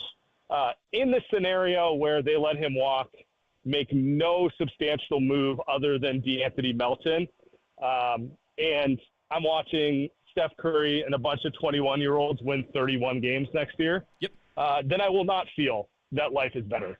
I would have rather just watched the Klay Thompson nostalgia tour. That's right. If those are my 2 options, because it's just at a certain point you just start feeling bad for Steph and Draymond. Like, they deserve to have a fighting shot at making the playoffs, and let's see what happens if they get in there. One last one here for Sam Esfandiari, Light Years podcast. Is there a name other than Markkanen that you'd like to see bandied about here in the next couple of days? Can I guess his name? Yes, his name, Marcus. Sam, can I guess your name? Go for it. Marcus is so amped. I'm going to go with, I want to get his whole name. I want to get his whole name because, I'm going with Zachary. He don't have a middle name on here? He doesn't have a middle name? Zachary Levine. Yeah, there's no middle name here. I got to look into Zachary Levine. Can't trust anyone without a middle name. Is that your guy? I mean, I'm not thrilled. I'm not thrilled by it, to be honest with you, but I'll take it. If the reports are true, the Bulls will literally give him away with a pick. That sounds good to me. I'd be excited to see it. This might be why I'm overly excited about Lauri Markkanen, but I would just love to see them get a player over 6'5" who can score the ball. Like, that would make me happy. And it seems like Markkanen is the only option out there, so maybe it is Lauri Markkanen or bust. But if my options are run it back or insert Zach LaVine to play the Jordan Poole / Klay Thompson role, I will take the latter all day. That would be Zachary Thomas Levine from Renton, Washington. Come on, Basketball Reference. How do you not have Thomas in here? You got to hit up the Wikipedia, reputable source Wikipedia. Oh, that's sketchy. Hey, we'll find out. Maybe we got the high school right. Maybe you got it wrong. We'll find out. Sam, thank you so much for the time. We are frantic and chaotic over here. Thank you for talking some sense into at least one of us. Sam, I'm doing the Lord's work over here. I won't say which one needed sense talked into him, but let's just say that he knows Macklemore. I appreciate you guys. You guys have a great day. Sam Esfandiari, Light Years podcast. That's fine. You want to put all your eggs in the Lauri Markkanen basket? That's just fine. People will be pleasantly surprised by Lauri, I think. It sounds to me as if it's not an issue of We'll talk about it on the other side of the break. Kurtenbach and Thompson with you until 10 on the Sports Leader.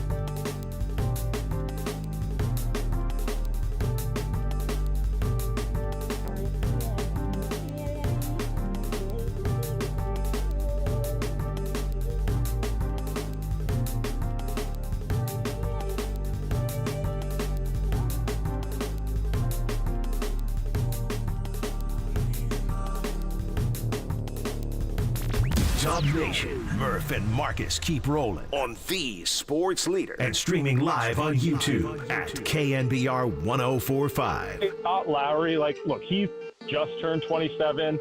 D'Anthony Melton's 26. Wiggins is 29. In theory, that is the perfect age range, both size and athleticism-wise as well, to put around Steph and Draymond to give them, let's just say, a 2 to 3 year extended runway to make one more run at it. Sam Esfandiari, so kind of him to join us this morning. We also talked to Dwayne Kuiper earlier on about the San Francisco Giants and, Klay Thompson. Why not? Everyone can get in on this action. I want to tell you that this segment is sponsored by Marin Health with top physicians, surgeons, and clinicians right here in the North Bay. Marin Health puts you closer to your best health. World-class care, closer than you think. Read that 3 times fast. If it's marketing or bust, I'm obviously in on marketing. Okay, that's not a tough choice.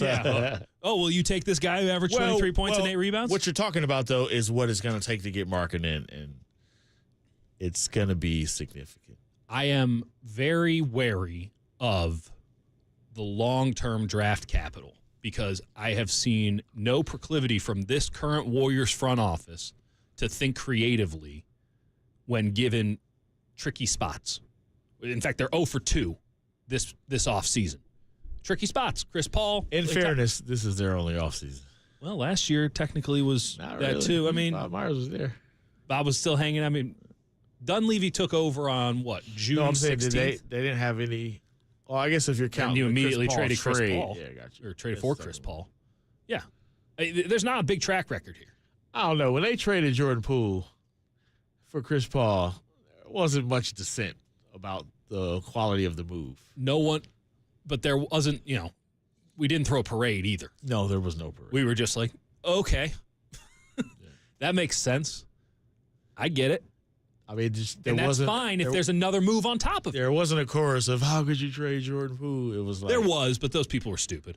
I mean, just be blunt about that. I mean, you and I were. I don't know. I was kind of one of those people. That's cool. Everyone has their moments. I'm just saying, you and I were in that arena, and I sit next to Mark Spears a lot at Warriors games, and I mean, Spears gives a lot of rope to some guys, right? Spears is not a hater like your boy. Yeah. And Spears is out here like, I'm going to kill him. Like, I can't do this anymore. I can't watch this guy play basketball anymore. I was, maybe my influence had creeped in a little bit on our man Spears, but he was like, I can't do this anymore. Not to throw Mark Spears under the bus here. But, we're sitting there and we're commiserating. It was rough. It was a tough scene. So when Jordan Poole goes, no one's going to put it up. But you think to yourself, as you mentioned earlier in the show, okay, you get this Chris Paul contract. That's cool. What are you going to do with it? Yeah. What are you going to do with it? Because Chris Paul is not any long-term piece, and he ain't much of a short-term piece. No one, why he was available. The odd part about that was, remember, he broke his hand. He got hurt. Again. And he was out. And they didn't trade him then. He actually played better when he come back, but there was nothing before that made you say. They were holding on to some weird hope that, hey, these 4 Hall of Famers will all get it together. On? You'd seen, the 4 months of basketball. Delusion. Yeah. It was based on delusion. It was just it was based off of 2022 when Bob Myers and Steve Kerr, everybody you wanted to talk to before those playoffs started, they go, this is probably not going to go very well. And then they win the title. Hey, we still got the magic, baby.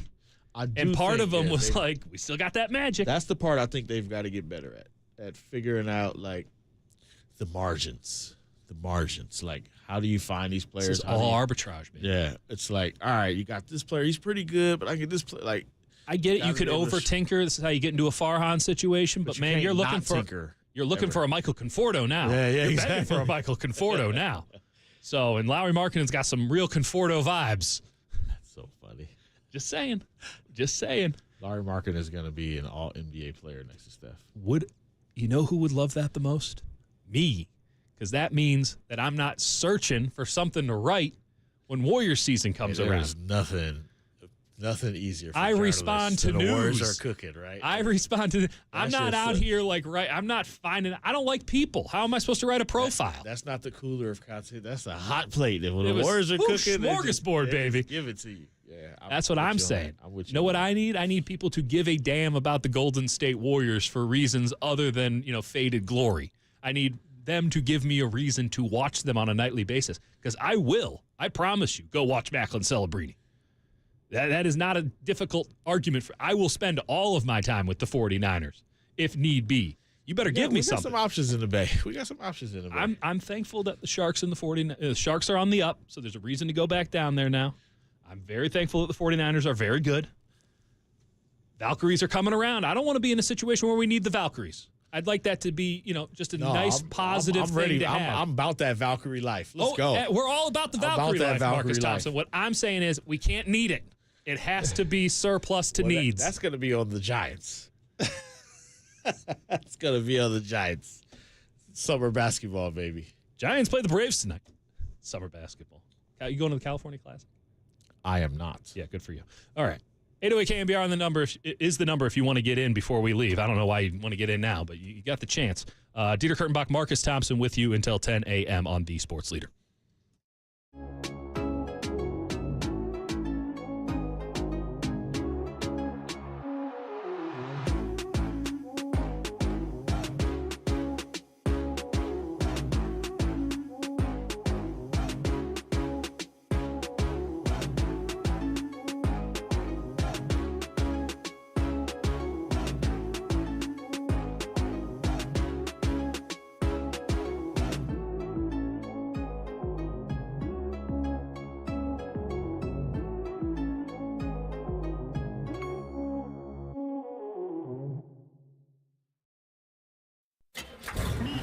From the Chilton Auto Body Traffic Desk.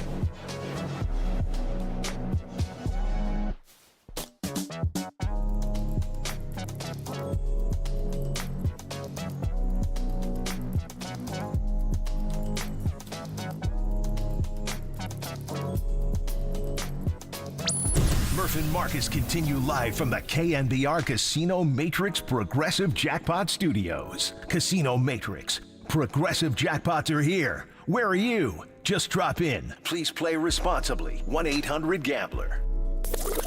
I feel like I'm a doctor in baseball.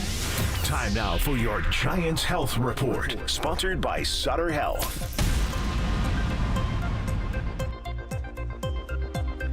All right, Sutter Health Report. This is the health report, sponsored by Sutter Health. And let's talk about Thairo Estrada. He's got a left wrist strain. He's expected back this month, but he's got this wrist thing and this thumb discomfort. And the Giants put him on the 10-day injured list on June 28th. Here's what Bob Melvin had to say before last Friday's game.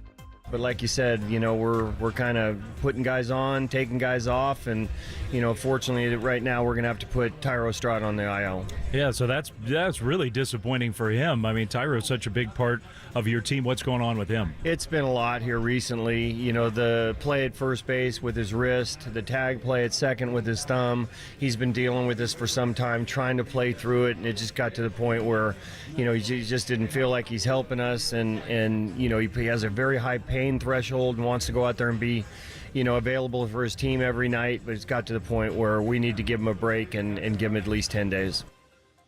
From 1,800 primary care doctors and 30 urgent care centers to over 1 million video visits, Sutter is dedicated to helping make patients' lives better. Learn more at sutter-health.com. All right, Marcus Thompson.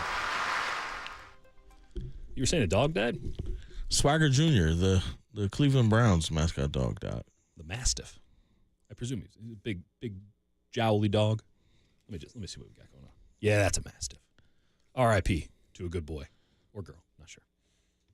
Boy. Lauri Markkanen. I mean, do you think this happens? Do you think that this goes down? I don't actually. I don't. Then what?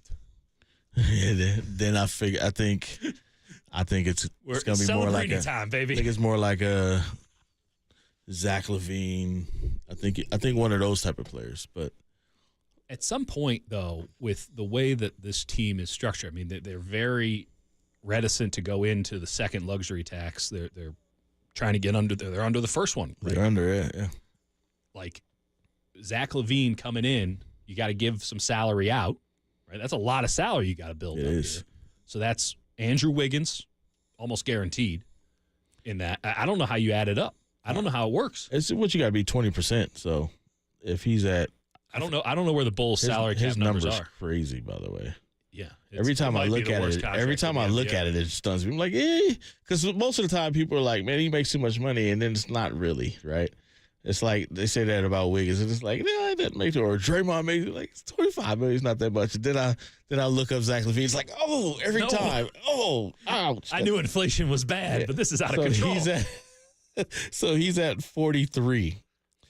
Man. Wow. So he's at 43, but then he's got 45. That's like $1 million a game for him. 43, and then 46, and then a player option for 49.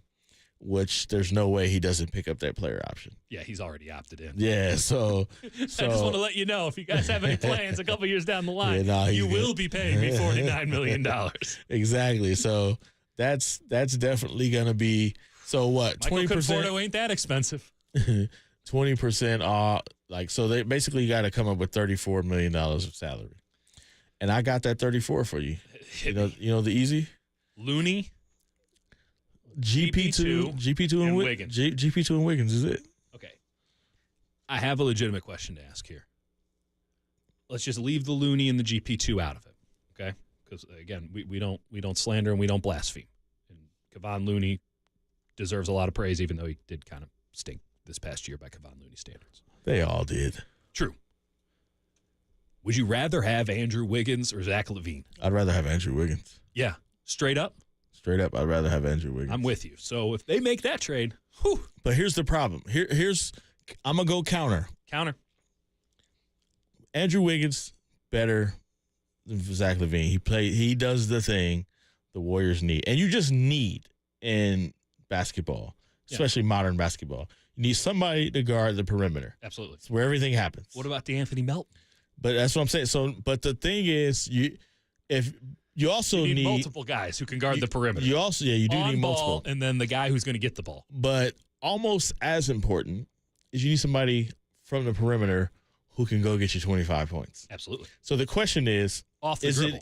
Is it easier to replace what Wiggins does than it is to replace what the 25? So if you get Zach LaVine and you got a guy now, and I'm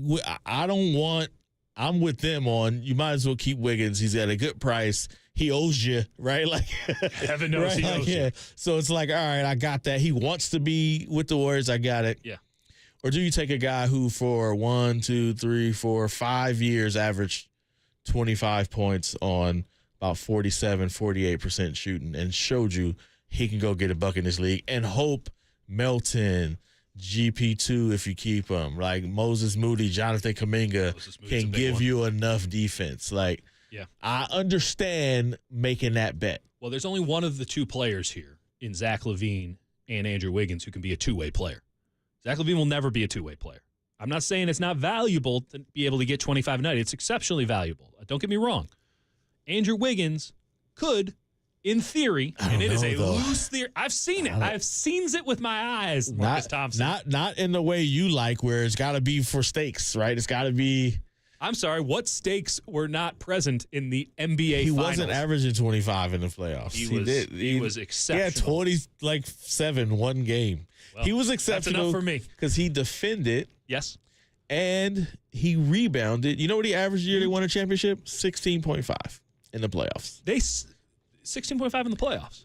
No, I'm saying he's not getting you 25. Like, it's just not happening. I'm giving you that. Let me put it to you this way. He was the second best player on a title team, and when you win titles, you win them with wings that can play both ways. No question. No question at all. We could get into Jaylen Brown or Jason Tatum. Who won Finals MVP? I mean, they had Jaylen Brown, Jason Tatum, Derek White, Drew Holiday, right? Who was great on offense, and when he's normally mostly a defensive guy, yeah, absolutely. So we're not talking about for a championship though. We're not talking about practice. I'm with you. I agree with you, but I understand the other way. Who's going to sell more tickets? Because maybe that's what we're really who's after. going to take the pressure off of Steph Curry? Like, is that more important than being able to guard? That's the big question. I'll give you that. You take the pressure off of Steph Curry offensively, but how much more pressure is there to score more points for Steph Curry when you're that bad on defense? At least that's fun, right? At least it's fun. But that's the question. I get tired pretty fast. Can you find enough? Jordan Poole. You get tired. Can you find enough defense elsewhere to validate, all right, now you got a guy, if you double Steph, he's going to hit you for 30. Well, listen, it's not as if the sky is on fire or anything. They're doing fine. They're doing fine. We did fine.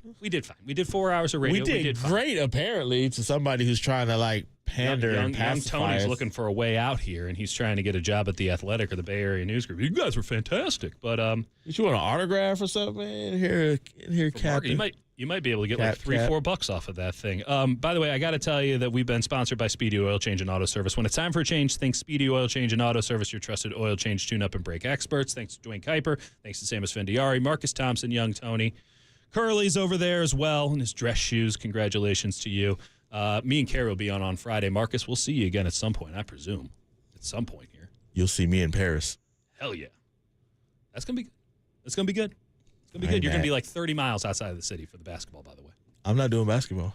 Oh, just track? Track and field, baby. Look at this man, a renaissance man if I've ever seen. You know what I'm saying? Old school reporter, baby. Boots on the ground in Paris. That's where you'll find Marcus Thompson. All right. Papa and Lun's up next. Man, you are qualified. hating. Yes, that's my brand. Dieter Hatenbach. Yeah.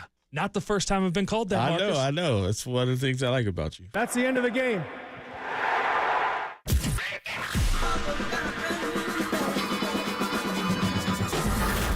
Ladies and gentlemen, Prepare yourself. prepare yourselves I love it when you call me Big Pop. for Greg Papa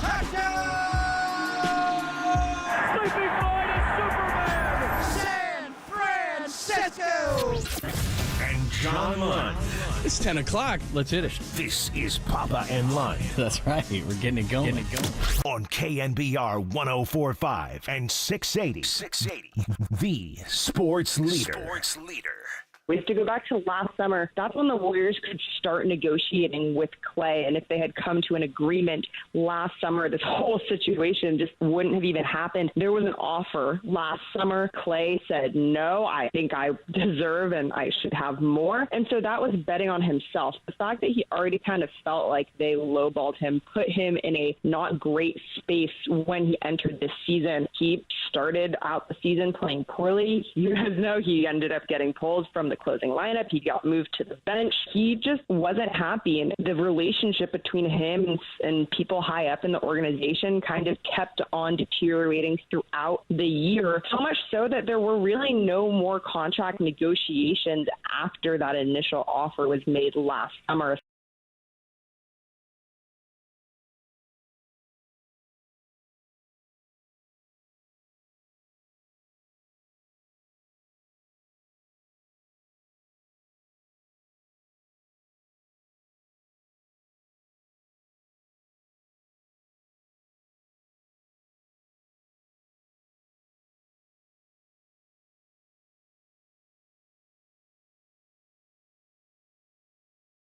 Yes, thanks for joining us. JD is back today. He's got all the insight on the Warriors. We'll do that. 10:30, make an appointment right now. Don't move. Mark Spears is going to join us.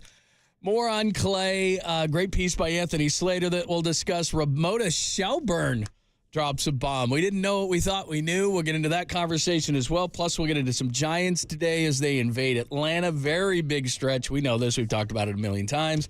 Atlanta, Cleveland, then home for Toronto and the Twins, which are going to be tough games as well. The biggest stretch of the season until the next stretch, and then that'll be the biggest stretch of the season anyway. It's July, so we can talk trade deadline. So we got a ton to get to today.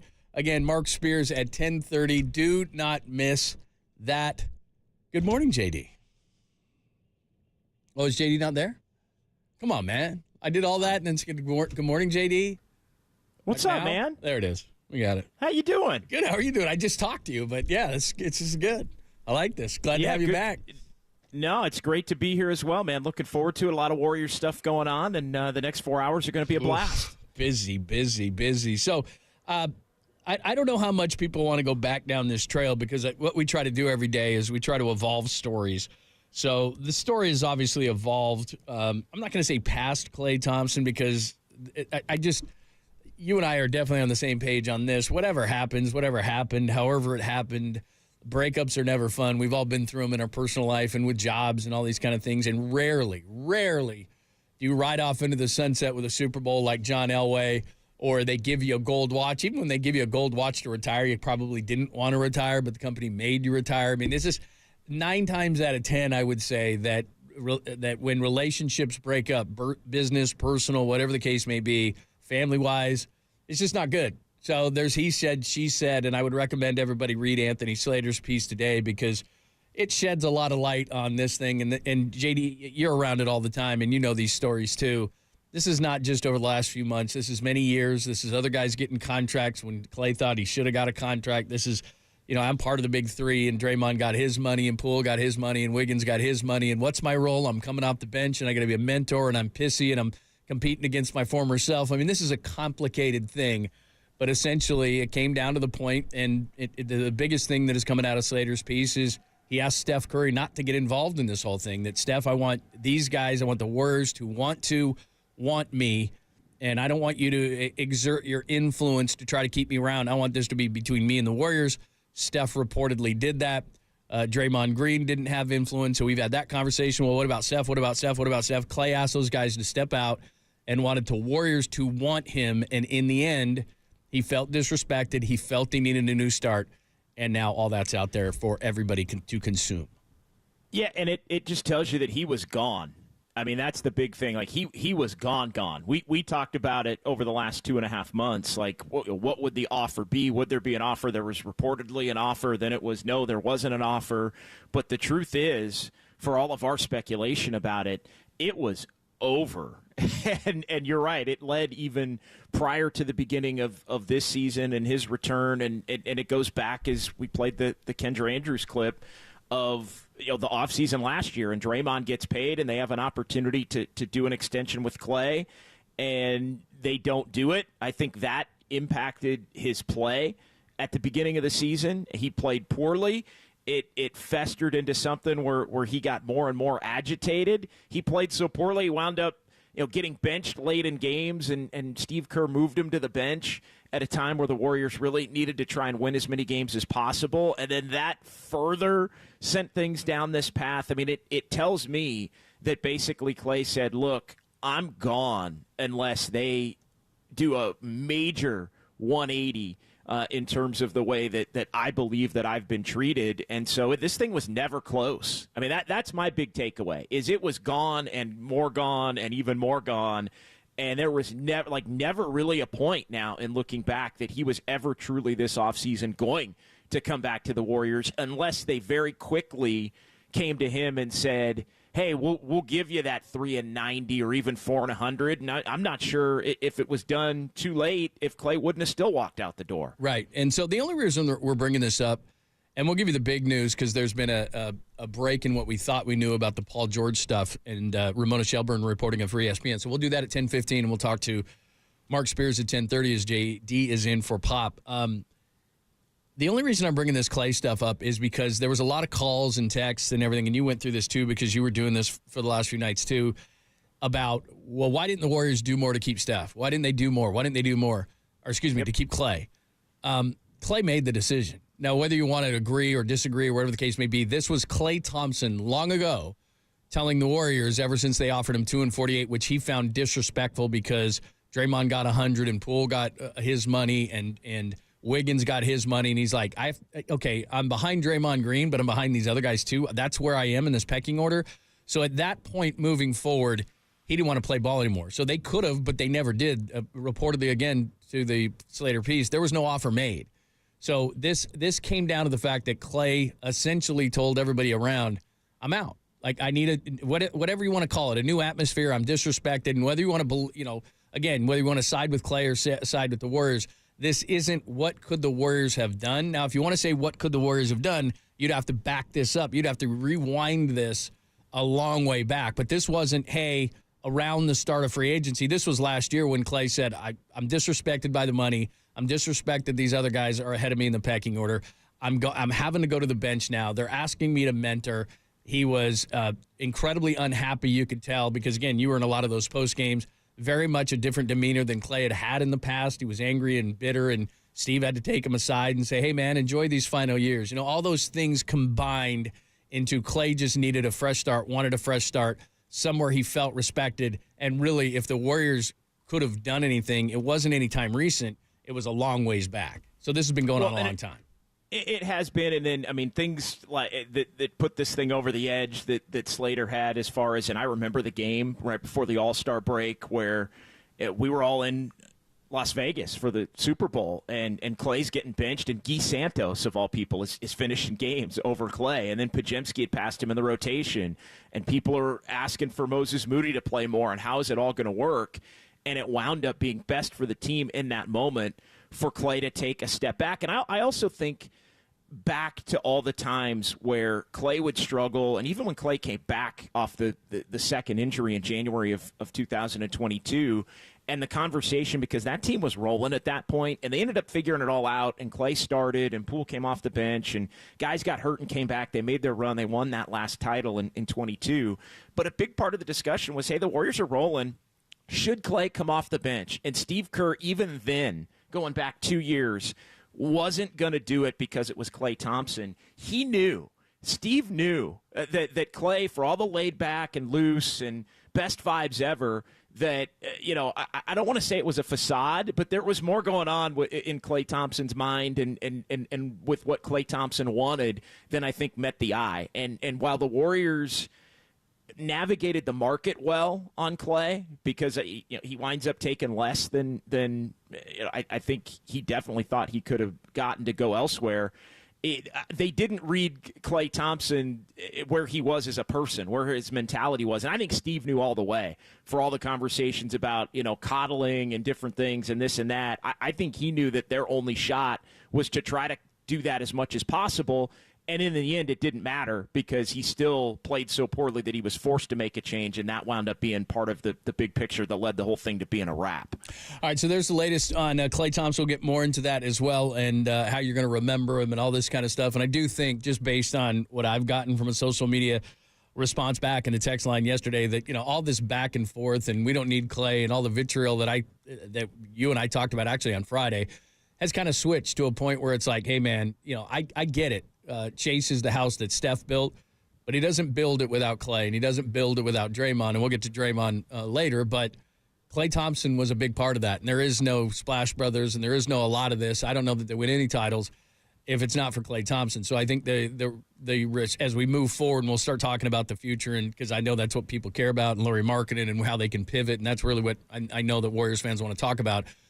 But just to respect Klay Thompson, I mean, the fact is he, while not as quite as important as Steph, really damn important. And look, the rest of his career, I'm a Klay fan. I'm not a Mavericks fan, but I'm a Klay fan. And what he did, a statue's coming. I don't even, honestly, when he comes back, and I said this yesterday, I think it's easy what TNT is going to do on the first, Thursday of the year. It's going to be Celtics, Knicks in the early one, and it's going to be Mavericks, Warriors in the second one. I mean, maybe the Lakers would get in there somehow. I don't know. But I think it's going to be Mavericks and Warriors in the second one. I don't, could be wrong, but the Mavs went to the NBA Finals, and who's the team that would play? Well, Klay Thompson's guy, and it's going to be there, not here. But when he comes back here, I don't know if you can have a loud enough or long enough ovation for Klay Thompson. No, you're right. It will be because of everything in the titles and everything he brought. It will be. But I think, people are starting to wonder if you didn't know already exactly how it truly got to this point. And I think we're starting to see that come out. All right. Thoughts on that? 415-808-KNBR, 415-808-5627 if you'd like to opine on Klay's exit and how it was executed. And people love to blame people. I just think this was Klay wanting to start. Maybe Klay thinking he was something else, and maybe he still is. And the Warriors drawing a line in the sand and saying, look, we're screwed financially, and this is what we think you are or worth. Love you, but we can't be playing the nostalgia game forever. So if you want to get into that conversation, we can. There's also been some some changes in what we thought the Warriors offered the Clippers for Paul George. So more revisionist history. We'll get to that. And then Mark Spears will join us looking ahead. What can the Warriors do? We'll do that at 10:30. Pop and Lund, JD's hanging out with us, only here on the Sports Leader.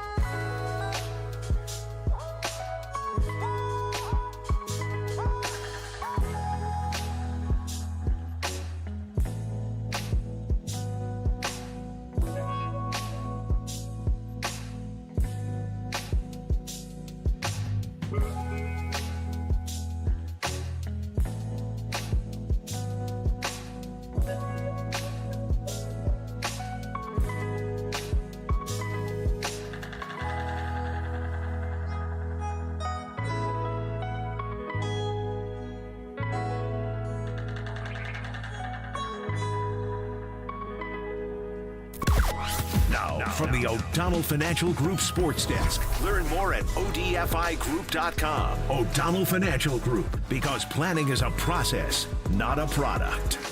Tim Kawakami, he just blocked you. And he joined Tolbert and Copes yesterday to discuss Klay Thompson signing with the Mavericks and explained why Paul George the words, why that fell apart. Check out that podcast and more.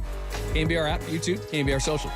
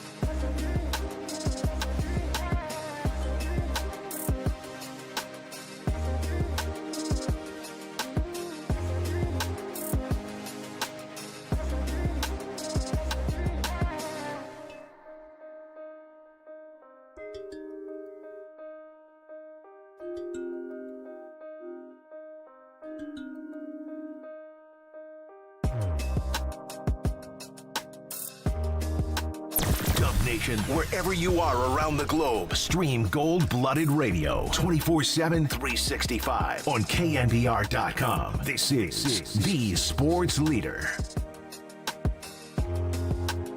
What's happening? Thanks for joining us. Ramona Shelburne wrote an interesting piece, and we're going to ask Mark Spears about it. Of course, Mark with ESPN and Anscaped, and that's why he's coming on so early at 10:30, JD, because he's got to jump on ESPN and talk about all this stuff. Real quick, though, Steph on his Instagram, lots of pictures of he and Klay, but this is the first we've officially heard from Steph Curry. He does it on Instagram. He says the following: even though we won't finish the journey together, what we did will never be done again. Couldn't have imagined a better run with you and at Money 23 Green. Changed the whole Bay Area, changed the way the game is played. Killer Klay at the center of it all. Thank you for everything, bro. Go enjoy playing basketball and doing what you do. That last sentence being very big. Go enjoy playing basketball, which is something he didn't do here at the end. And I think ultimately, whether people want to bitch and moan or blame Klay's side or the Warriors side, when in truth it's probably a bit of both. But I think that he knows as well as anybody clearly that Klay wasn't enjoying himself and he needed to go somewhere else.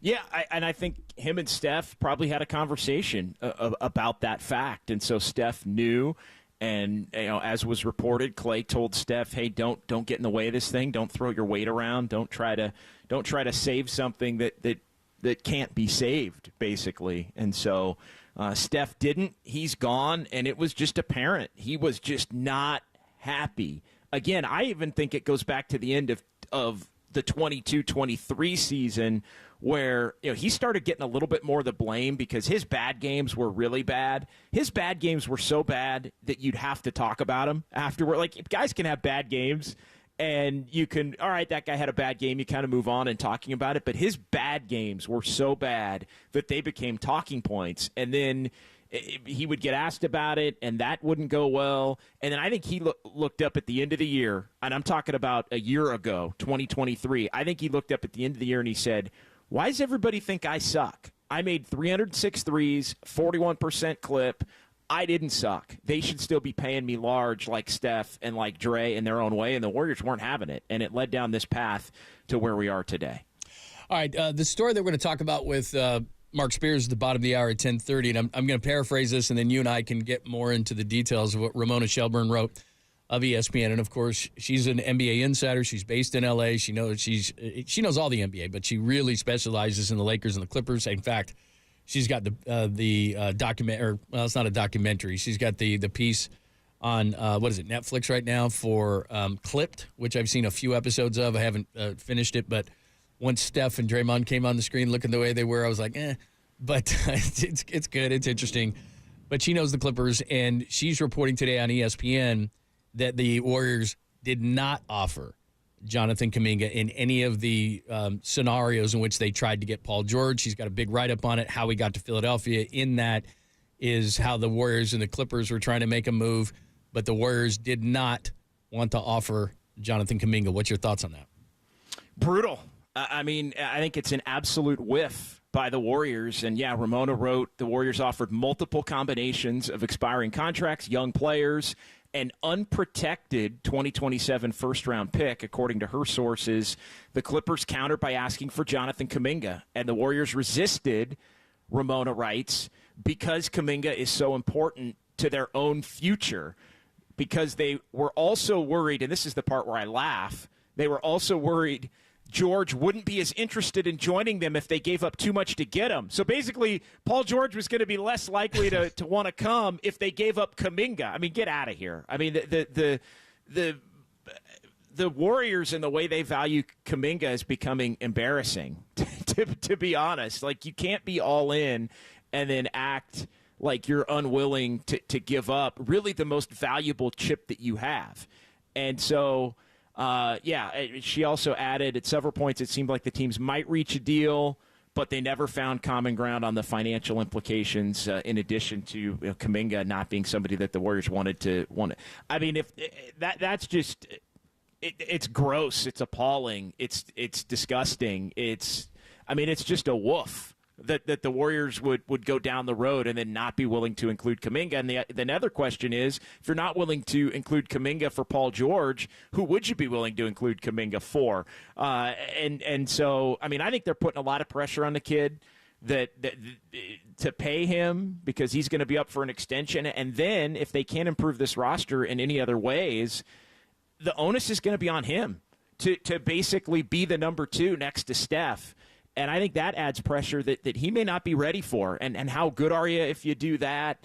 I mean, that is really, really, really, really disheartening that the Warriors would on the one hand come out, Lund, and say, hey, we're all in, and want to be all in, and they've said it, as we talked about a lot last week, all in on these next 2 years, all in on these next 2 years.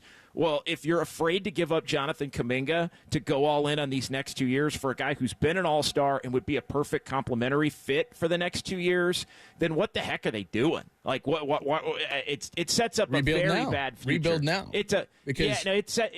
Because from a timing standpoint, I just don't think Kuminga's going to be that guy. Obviously, I could be wrong and they could be right. But we'll see. And then we're going to get into the conversation. Obviously, would you then include him with Markkanen, who's 27, versus Paul George being 34? The other thing, too, is that I want to get into, because you mentioned that 2027 pick, teams are going to want to know or try to figure out, when Steph quit? Because when Steph quits and Draymond quits, all of a sudden those picks that the Warriors have coming up are very valuable because those are absolutely guaranteed to be lottery picks. So it's if I'm the Clippers, smarter heads have to prevail there. Do you want Jonathan Kuminga or do you want a lottery 2027 pick? Because Steph could be gone by then. Definitely, I think, by like 28 when he's 41.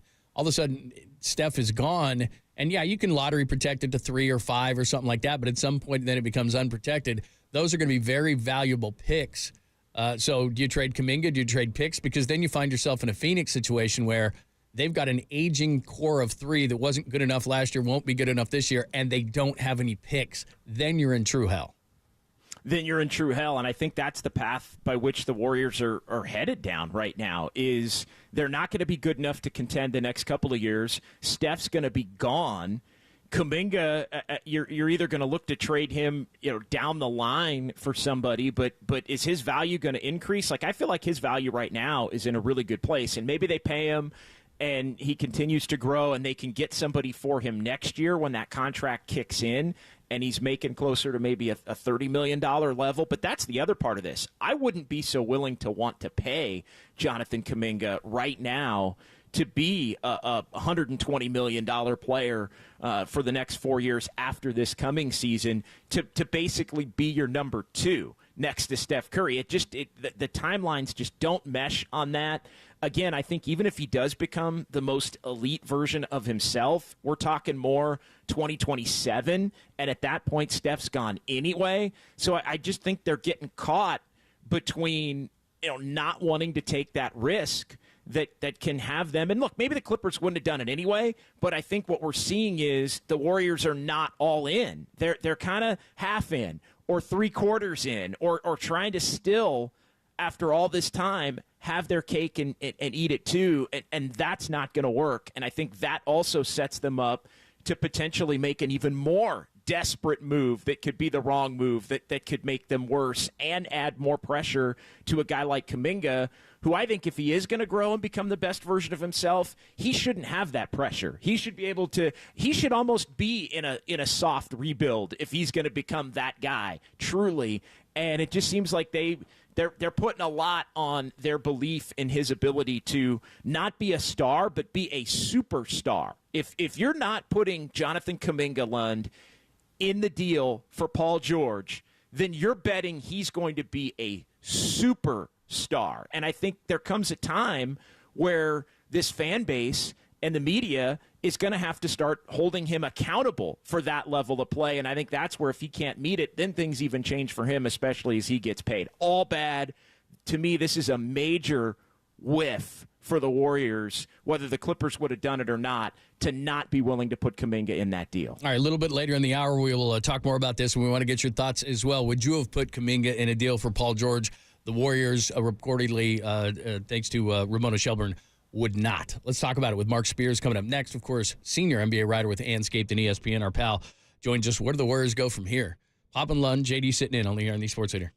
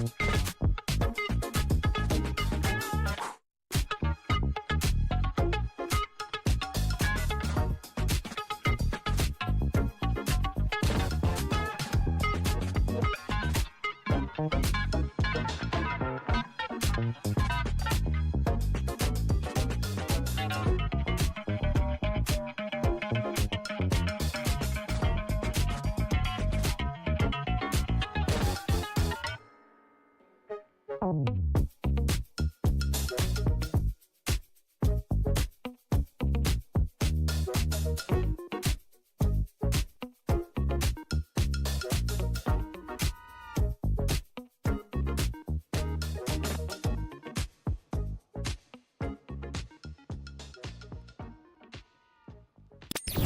Nation, his work is global, but on the sports leader, his focus is local. Here's senior NBA writer from Anscape.com, Mark Spears with Papa and Lund on KNBR 104.5 and 680 and KNBR.com. NBA gone crazy. Obviously, Klay Thompson and what the Warriors could do to pivot from here at Mark J. Spears. Make sure you follow him, Anscape, ESPN. And we were just talking about Ramona Shelburne's piece. The Warriors would not put Jonathan Kuminga in a deal for Paul George, would they, for Lauri Markkanen or somebody else? Let's talk about all of it with Mark. He joins us courtesy of the Uma Guest Line. What's happening? How are you? Oh, man, just out here in L.A., about to do NBA today in about 90 minutes. I guess LeBron James is having his introductory press conference with the Lakers. Oh, well, thank you so much for missing that for us. We appreciate it. Oh, yeah. Well, I mean, I'm actually going to be on TV at that time. Well, yeah, appreciate you. Still stands. I got you, bro. I got you. All right. The Klay divorce, it's coming out. You already knew this. This has been going on a long time. So what do you want to add to all this back and forth? Warriors, Klay, divorce, ends up with the Mavericks. What are your thoughts on all this? Yeah, can I call it an amicable divorce, even though it seems I don't know that the Warriors are probably really crying behind the scenes, and I think Klay needed to change. So even though they're not going to go to dinner anytime soon, unless they got to drop off the kids or whatever, I just think it's good for both parties, man. To me, it says a lot about Dallas that Klay decided not to play for his hometown team that his dad works for, that he grew up watching Kobe in, where I believe he has a house in Orange County, right? Like it just seems so easy, but it to me, I feel like Klay made the Ray Allen move. Made it move to a team where you could be complementary piece to a title. And so I kind of really respect that. And I feel like from a basketball standpoint, I feel like he's going to get the easiest shots he's gotten from three-point range that he's had since playing with Steph and Kevin Durant. And, from watching Dallas in the Western Conference Finals and the Finals, I just saw, respectively, P.J. Washington missing all those threes in the corner.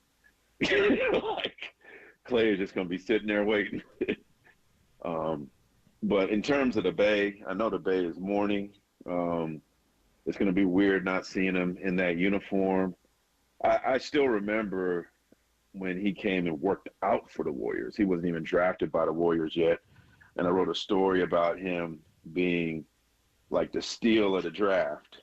And he had worked out for the Warriors, and Bill Duffy was his agent at the time. And we went to, Klay mentions it to me from time to time. He goes, remember we went to breakfast at Oakland Grill?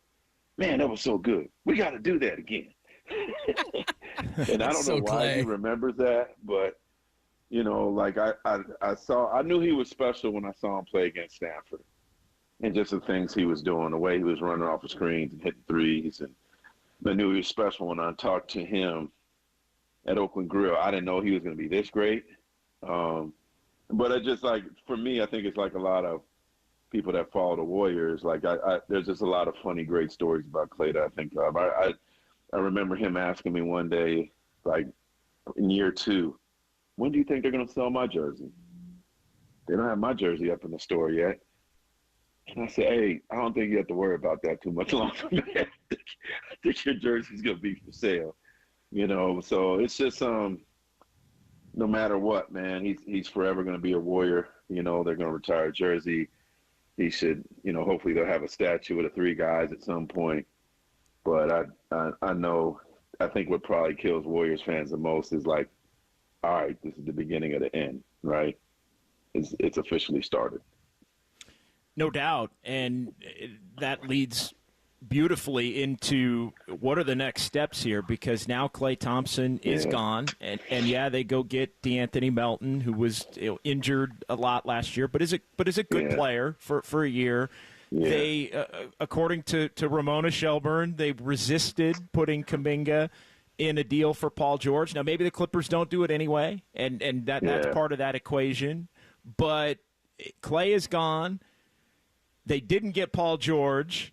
And on top of that, Mark, they didn't use the Chris Paul, $30 million, which was maybe easier said than done. So what's next? What's next? Yeah, I mean, and I don't hear that the marketing thing's really hot at that at this point. I'm curious about DeRozan, but I just really feel like the Warriors got to do something big, man. Like, And I probably keep saying this. Why are they so afraid to move Kuminga? I think that's the I'll just ask it directly. Yeah. Why are they so afraid to move Kuminga? That's value. I think they just value him as a future All-Star player. That has to be the reason why. It better be the reason why. Because I do think that Paul George was worth it. I do think that also that if that trade rumor without Kuminga was true for Zach LaVine, that they should have did that. I just one thing I like about when I'm watching Dallas and I'm watching Nico Harrison, the way he's making moves is like he's making moves, he's getting it done, he's taking chances. Like the Kyrie Irving thing was a chance, right? He took a chance. They had great relationships with Kyrie. He was in a dark place. Now he's in a very shiny place. What a risky trade they made, and how great has it turned out for them. Like the Warriors, to me, I think they're in a position now where they have to do something like that. Like maybe to get DeRozan, you don't have to give up Kuminga.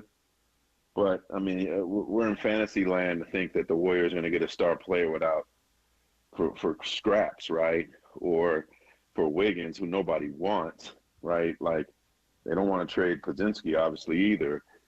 So you got to give up something to get something. So whether it's Markkanen, DeRozan, because to me, you don't want to waste the last years of Steph. And as nice as I think Kuminga is he putting them he couldn't even put them over the top to make the playoffs last year. So I don't know, man. I just think the Warriors front office is in a really precarious position, but they have to hit some kind of home run quick. And I mean, there's still time.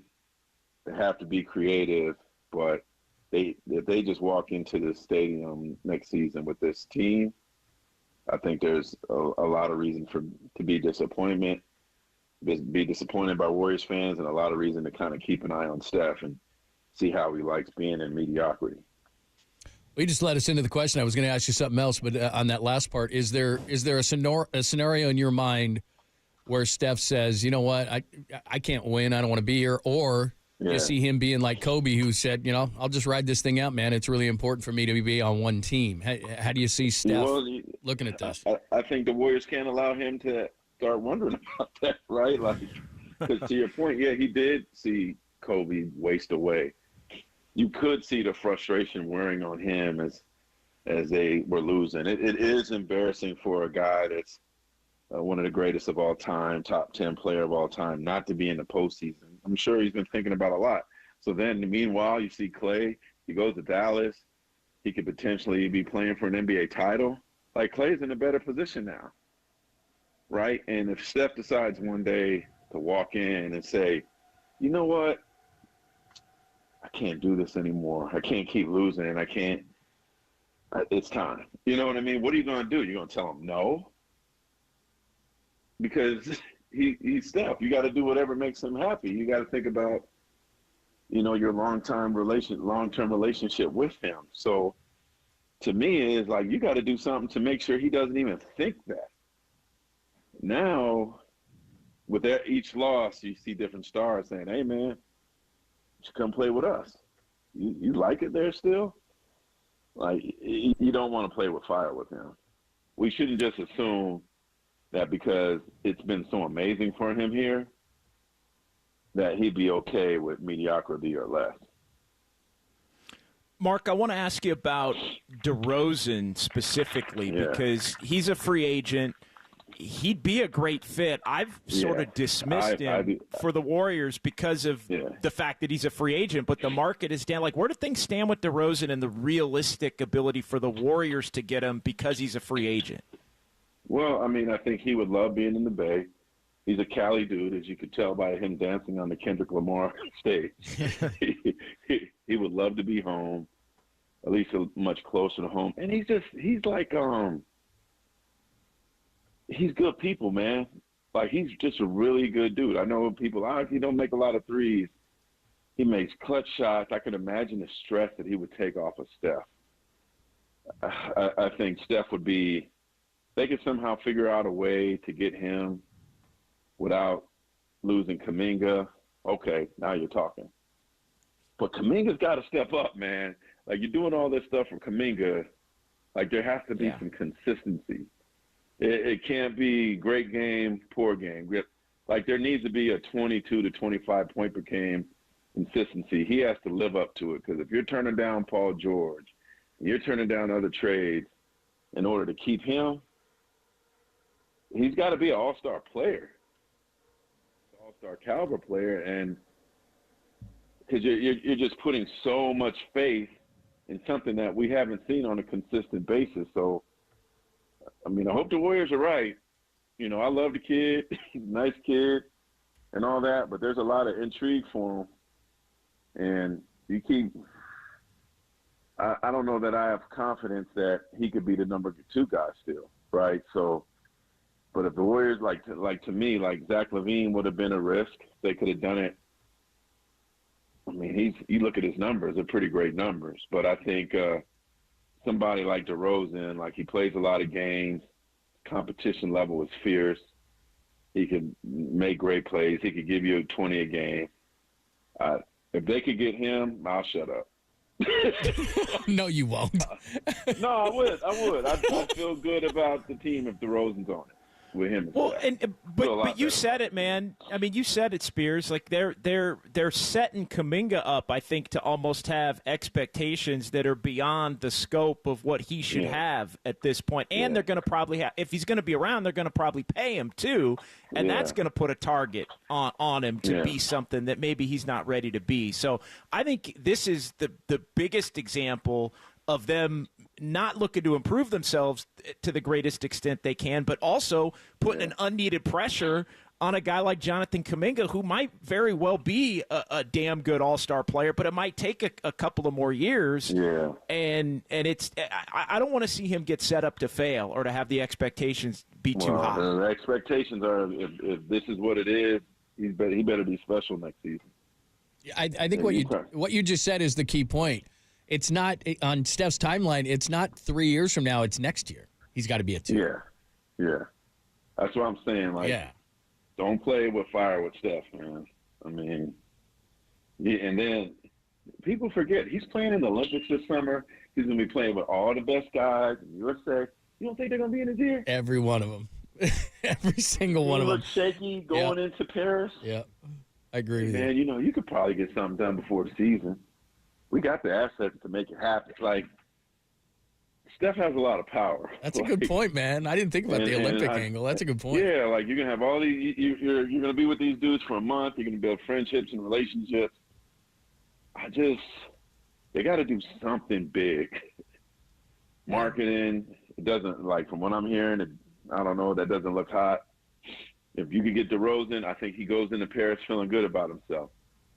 If not, I'm going to be in Paris, KNBR. I'm letting you know I'm going to the Olympics. So, you know, I'll be an insider there too. Oh, that's so good. That's so cool that you're going there, by the way. That's the lead. We buried the lead. You're going to Paris. I'm not going to be looking at him every day about how you feeling. That's number Spears. 1. That's number 1 on your list. Sneak me in your suitcase, brother. Oh my God. I want to get in your – take an extra bag. Dude, you know I got a big suitcase. You know that's right. Dude, that's going to be awesome. Paris, I mean, you've done some cool stuff. Paris, that's going to be cool, man. That's going to be really cool. Hey, the other guy, since you mentioned it, you know, I'm going to state the obvious here. Draymond is not a good loser. We saw that, you know, he doesn't want to play a whole lot if they're not winning games. even if they can make Steph kind of calm down a little bit if they're not winning, what's Draymond going to be like at the 50-game mark if they're like 20-30? I mean, playing with fire there too, right?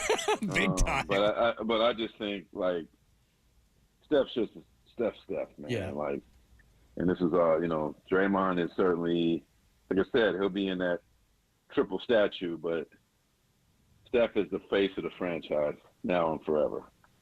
Like, no doubt. Steph, if you think people felt bad about Klay leaving, boy, you're going to see little old ladies crying in the park. All their kids, all those little kids with their man. Curry jerseys. That ain't that's gonna be a tough conversation. It'd be like, man, you think somebody died. Yeah, for sure. But that's what I'm saying. Like, Dunleavy got to step up, man. He got to do something big. Because I just know how these things work. Be a story a year from now. Well, while standing by the Eiffel Tower, sharing some champagne with NBA star such and such, he convinced Steph that it was time to go. We're gonna be writing that story. When did this all happen? In Paris over some French champagne. Yeah. Like, come on, man. Like, they better stop assuming this dude's like good. Interesting. I'm telling you. Yeah. There better be somebody in there before the opening ceremony. Man. Hey, what is the prevailing? You go ahead. They're gonna try to pimp them away. Oh, you know you don't want them in front of them wolves for a month. No, that's a the good team point. Don't look good. What is the prevailing opinion of Kuminga across the NBA? Because you've been consistent with this all year long and saying that they should move him. I don't think he's a number 2. I could be 100% wrong, and the Warriors or Joe Lacob, who's ever making these decisions, could be 100% right. I just don't see it, but I could be wrong. I mean, does the rest of the league think that highly of Jonathan Kuminga? I think they're intrigued by him. All right. I think he's a good player, but there's a lack of consistency there, man. Yep. Just a box of chocolate player. you don't know what you're gonna get, right? Like, man, I hate those. My grandma used to have those. You bite into one of those things, you get some like weird orange center, and you're like, but that's what I'm saying. Like, if you're putting that much faith in him, he better be like, I need to see him be amazing next season, and he very may well be that. Maybe they're confident and know something we don't know, but. I mean, if you look at the stats, they think they do. Half of the season. Well, if you look at the stats the second half of the season, last time I checked, Klay Thompson was second in scoring. Yep. Right? Yeah. Yeah. Yes, he was. You didn't replace Jordan Poole. You didn't. And now who are you replacing Klay scoring with? That is a good question. DeRozan. So is DeRozan the only one who could save their offseason? Anybody else? I guess that's He's it. your Obi-Wan Kenobi, man. He's the only hope right now. It better be somebody. Him. Oh, man. Somebody. Brandon Ingram. Yeah. They get Brandon Ingram, that'd be great. You got to get somebody, man. Is New Orleans going to move Brandon Ingram now? They got a pretty good team now. I think they're listening. They've listened. They listen. I mean, but then you would say, well, why would you do that and not do Paul George, right? The Paul George thing, though, to me, I think maybe that whole premise might be a little laughable. I just don't think the Clippers was doing it anyway.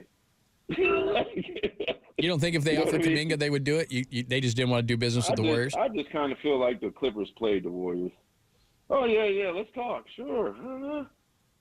Okay. All right. And then messed them up in terms of maybe getting somebody trying to mess them up. Hey, you really thought the Clippers were going to make a trade with the Warriors? I don't know, man. They ain't trying to help. The Warriors, to me, I feel like every team – I saw somebody write this the other day. Maybe it was Marcus Thompson or Kawakami that I think Kawakami wrote it, like there's some Warriors like tax or something like, right? Like, oh, Marcus said that. Yeah, Marcus said that out here, that people don't want to do business with Joe Lacob, called it a Warriors tax, yeah. Yeah, I kind of believe that, but especially somebody in your division. Like, it's easier for your star to come by one time a year and beat you down than twice, and then maybe see him in the playoffs. It's easier for Paul George to go out east, right? Doesn't hit as hard because you're not going to see him all the time. But if Paul George is killing in a Warriors uniform, come on, man, they weren't going to do that. All right, man. We know you have. Go ahead. Keeping them in California, that's making them happy. I think they're like.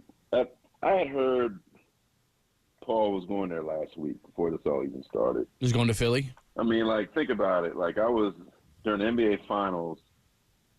He's ESPN's analyst for a night during the finals or for 2 games, and then suddenly Joel Embiid shows up in Dallas. Like, come on, man. You think Joel Embiid wants to be in Dallas in the summertime? No. You know why he was there. Like, that's when I felt like it was done. And then the day before the draft, somebody close to Paul told me that he was kind of telling his friends he was going to Philly. So that's why I was kind of laughing at all this Warrior stuff. It wasn't going to happen, man. Well, and Steph's going to have like 10 to 12 Joel Embiids trying to convince him. And I'm scared of that now that you mentioned that. I'm scared now that you mentioned that. I told you something you didn't really want to know, right? No, that's not good. But it's right. You're right. They're definitely going to do it. It's like living in Milpitas and your girl going out to a club in Oakland. She ain't coming back. She's going to be your former. Ooh, baby. That's good stuff, man. Good luck keeping it, boy. Oh, man. You're the best. Hey, thanks, man. When are you on TV? So many great mall trips you could take. That's it to, right. You know? How many? What time are you on TV? In an hour. Okay. All right, man. We'll tune in. Thank you so much, man. We always appreciate it. We'll talk to you soon. Have fun in Paris. All right. Thank you. See you, man. Oh, boy. That whole Paris thing scares the hell out of me now. Steph, you don't want to be down. What are you, crazy? Bob Myers left, man. Clay's out. Dude, you got to go. All those guys are going to be trying to recruit him. Oh, man. It's like an NIL deal. You know, Could like be the beginning of that, but it's on the Warriors to make sure it doesn't happen, as Mark said. And look, we talked about it in the last segment. If you're going to not be willing to include Kuminga for a guy like Paul George, then you're basically saying you think he's a superstar. And so that then, in my next mind, year, like because Steph's we're looking at a 2-year window maybe. I mean, I think the whole thing is over, but in terms of trying to make some moves to maximize Steph as a Warrior, the greatest player you've ever had or will ever have, you've got basically a 2-year window here, if a window at all. And in order to do that, you're saying to your fans and your organization and everything else, Jonathan Kuminga, who turns 22 in October and hasn't shown that consistency, will be a, 25-point scorer, grab 8 boards, kind of what Paul George is going to do, or Lauri Markkanen is going to do next year, and become an above-average defender. Got to be that guy. That's what he has to be. And again, to me, you're going to be held to that standard. Like if they do nothing else and hang on to Kuminga, then that's the standard by which and pay him, then that's the standard by which he now becomes judged. No doubt. All right, let's hit it up. 415-808-KNBR. You heard what Mark Spears had to say. We'll expand on the piece that Ramona wrote today. And again, Mark says he thought that Paul George was going to Philly the whole time. But I think for the Warriors, it shows, regardless of who he wasn't included for, it shows what they think of Jonathan Kuminga. How can they get somebody? He mentioned DeMar DeRozan. We can kick that around as well. 415-808-KNBR, 415-808-5627, both on the Golden State Lumber and Building Materials text line and call-in line. Give us your thoughts. We'll do it next. JD's hanging in for Papa only here on the Sports Leader.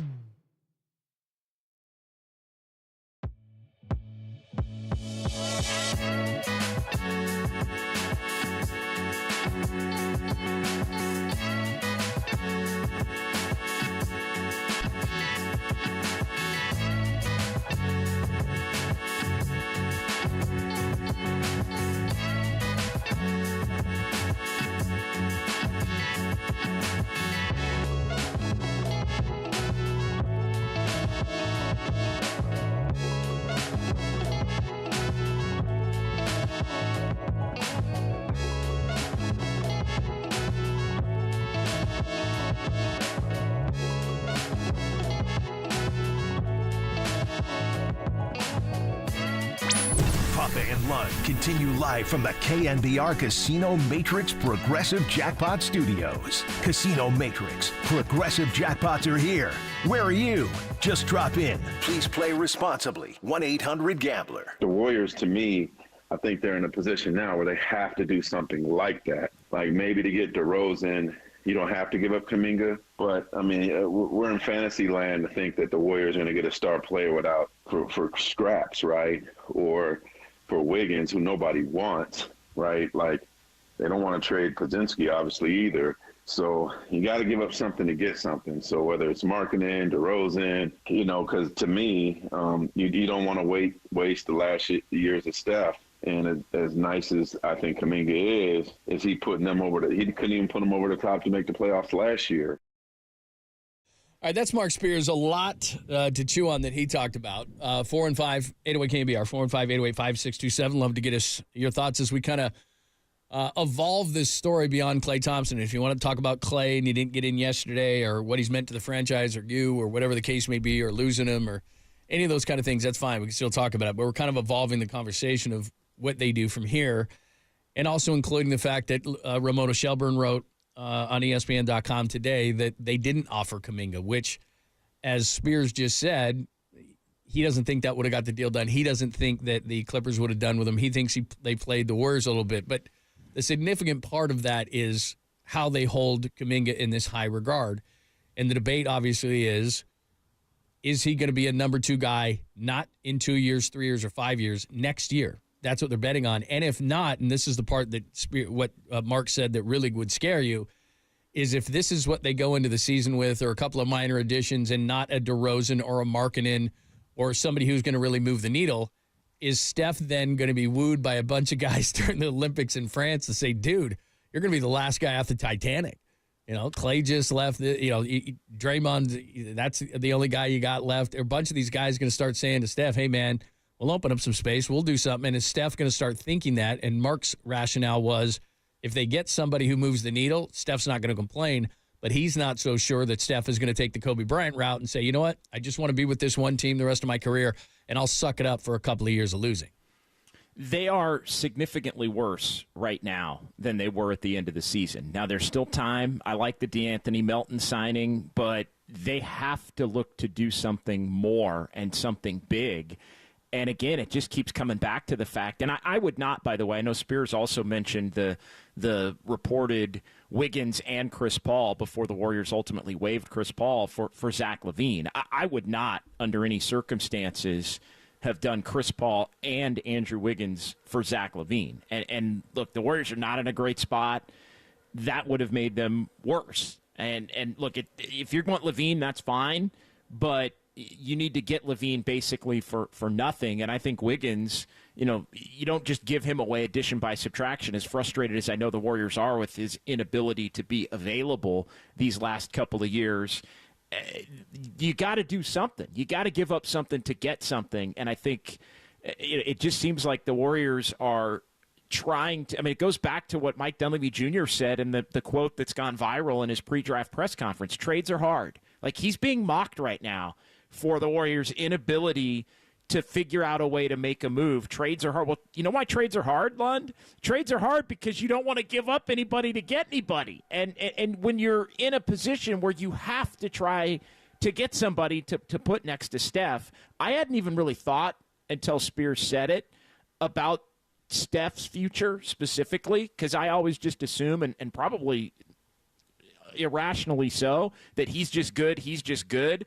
This team is worse in a Western Conference where there's some teams that have gotten better, and there were some teams right behind the Warriors that I think have, by default, and what the Warriors have lost in the last few days, have passed them. And so they're in a real dangerous spot right now. I'll also say this, Lund. They're in a position right now to maybe make a mistake. And I think the Wiggins for LaVine thing would be a mistake if they look to continue to do that. And so they have to hold their mud. Now, we were talking about this before the show. They're in some ways set up to do the thing that the old Warriors would have done.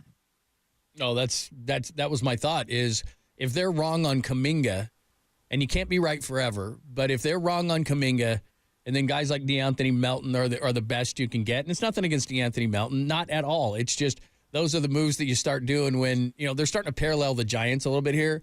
Like the Giants 10, 12, and 14, and then they were trying to fill holes. Remember, here's Evan Longoria, and here's this guy, and here's that guy. And those guys were all older, and none of those guys worked, and now they're finding themselves trying to claw back from that. And I mean it from not only from a competitive way in the sport. I'm talking about butts in the seats. And that's what's scaring the hell out of Joe Lacob is I got this relatively new arena still, and Steph is my big drawing card. But Mark Spears is right. If Steph comes to you and says, I want out, you have to move him. I know that a lot of people are going to disagree with that, but it's the Steph Curry that took your franchise from $450 million to 10 times that amount right now, and you owe him. And I know Klay's part of that and Draymond's part of that, but the face of the whole thing, and Durant was part of it for a minute, but the face of the whole thing is Steph Curry. And if he comes to you in it's not going to be I demanded, it's not going to be public, it's not going to be anything like that. It's going to be I just can't do this losing thing. Now, Kobe Bryant was one of the most competitive people we've ever seen, and he was able to do it. So maybe Steph will do that. But Steph is extremely competitive, and I can't believe that he would sit here for 2 years, have their butt get beat every single night, and Steph be willing to be the bearded lady that comes out and draws 20,000 to the arena, and that's the only reason he's here. I don't think that's a situation that Steph Curry would be in. Do I know enough about Steph Curry personally to say that? No. But I'm just saying for a competitive guy like that, I just don't think that Steph would want to be trotted out as, hey, here's Steph at 40 shooting threes. Come out and see him. I think he would rather say, I want to go somewhere where I can win, especially if, this is something else Mark said, Klay's in the NBA Finals next year. How's that going to make Steph feel? Not very good. No, it wouldn't. And I think this is the year that becomes the tell in that, because he's got 2 years left on his contract. And I have no doubt, Steph's been brought into these conversations, and the reporting on Klay basically saying, hey, don't help, don't advocate for me to, for the Warriors to reach out to me and try to make this thing good. Don't be the fixer, basically, is what Klay told Steph. And so Steph didn't, and Klay wanted to go, and he leaves. But I think right now, I don't think if you think the last 2 years have felt miserable, the Warriors won 46 and 44 games the last 2 years. They're not set up to win 40 this year. They're in the 30s right now with the talent that they have on the roster. Because other teams are getting better too. That's the other thing. Yeah. Oklahoma City got a taste. Minnesota got a taste. Houston's trying to go for it. Dallas is better for their finals experience. I don't think the Clippers are better, obviously, but still, I don't know what the Lakers are ultimately going to be this year, but some of these younger teams, and what do we talk about all the time, JD? The athleticism of these younger teams. These teams are rising, and the Warriors are going the other way. And to be honest with you, I don't know if there's a Hail Mary at this point. Maybe obviously they may know something that I don't know, but the names that we're throwing out here is Brandon Ingram is going to cost you Kuminga. Lauri Markkanen is going to cost you Kuminga. DeMar DeRozan, and I don't know what they would want. The Bulls are a complete and utter mess, but still, you got to match like $50 million. That's what DeRozan's going to be making. So how do you do that? You're going to be giving up. Again, people aren't excited, and you heard what Mark said, because people get mad at us when we say it. Mark's a national NBA insider and has been for years. He said no one wants Wiggins. That's a net negative. So all these people are like, well, maybe we can get this for Wiggins. You're overvaluing him. He doesn't have value. The only guy that people, and he used the word intrigued by Kuminga, the only guy on this roster right now that they would move is Kuminga that could bring back a return, and they seem to not want to do that. And that just sets up a really, if you think, again, I'll say it, 46 wins last year and 44 wins the year before. Think of how that felt. That felt miserable for a lot of Warrior fans. If you're winning in the 30s, what's that going to feel like? I lead that back to your point about Steph and what Spears said. I don't think people are used to that around here without having a legitimate excuse and or reason for why it's happening. And I think that's where the Warriors are set up to be right now if they can't make some kind of move that flips the tables here. Well, I know it's something that you believe in that Dunleavy said at the presser, which is, just internal improvement, right? That's you like that. You think that's happening? Oh my God! I mean, that's. I just did that so I could see the look on your face. And you did it right. You did it right when we got to when we got to take a break. Yeah, sorry. You wanted to see my face. All right, we'll talk about that. Bunch of people on the line in the text line, Golden State Lumber and Building Materials text line, and call in line the same 415-808-KNBR 415-808-5627. We'll get JD's response to that.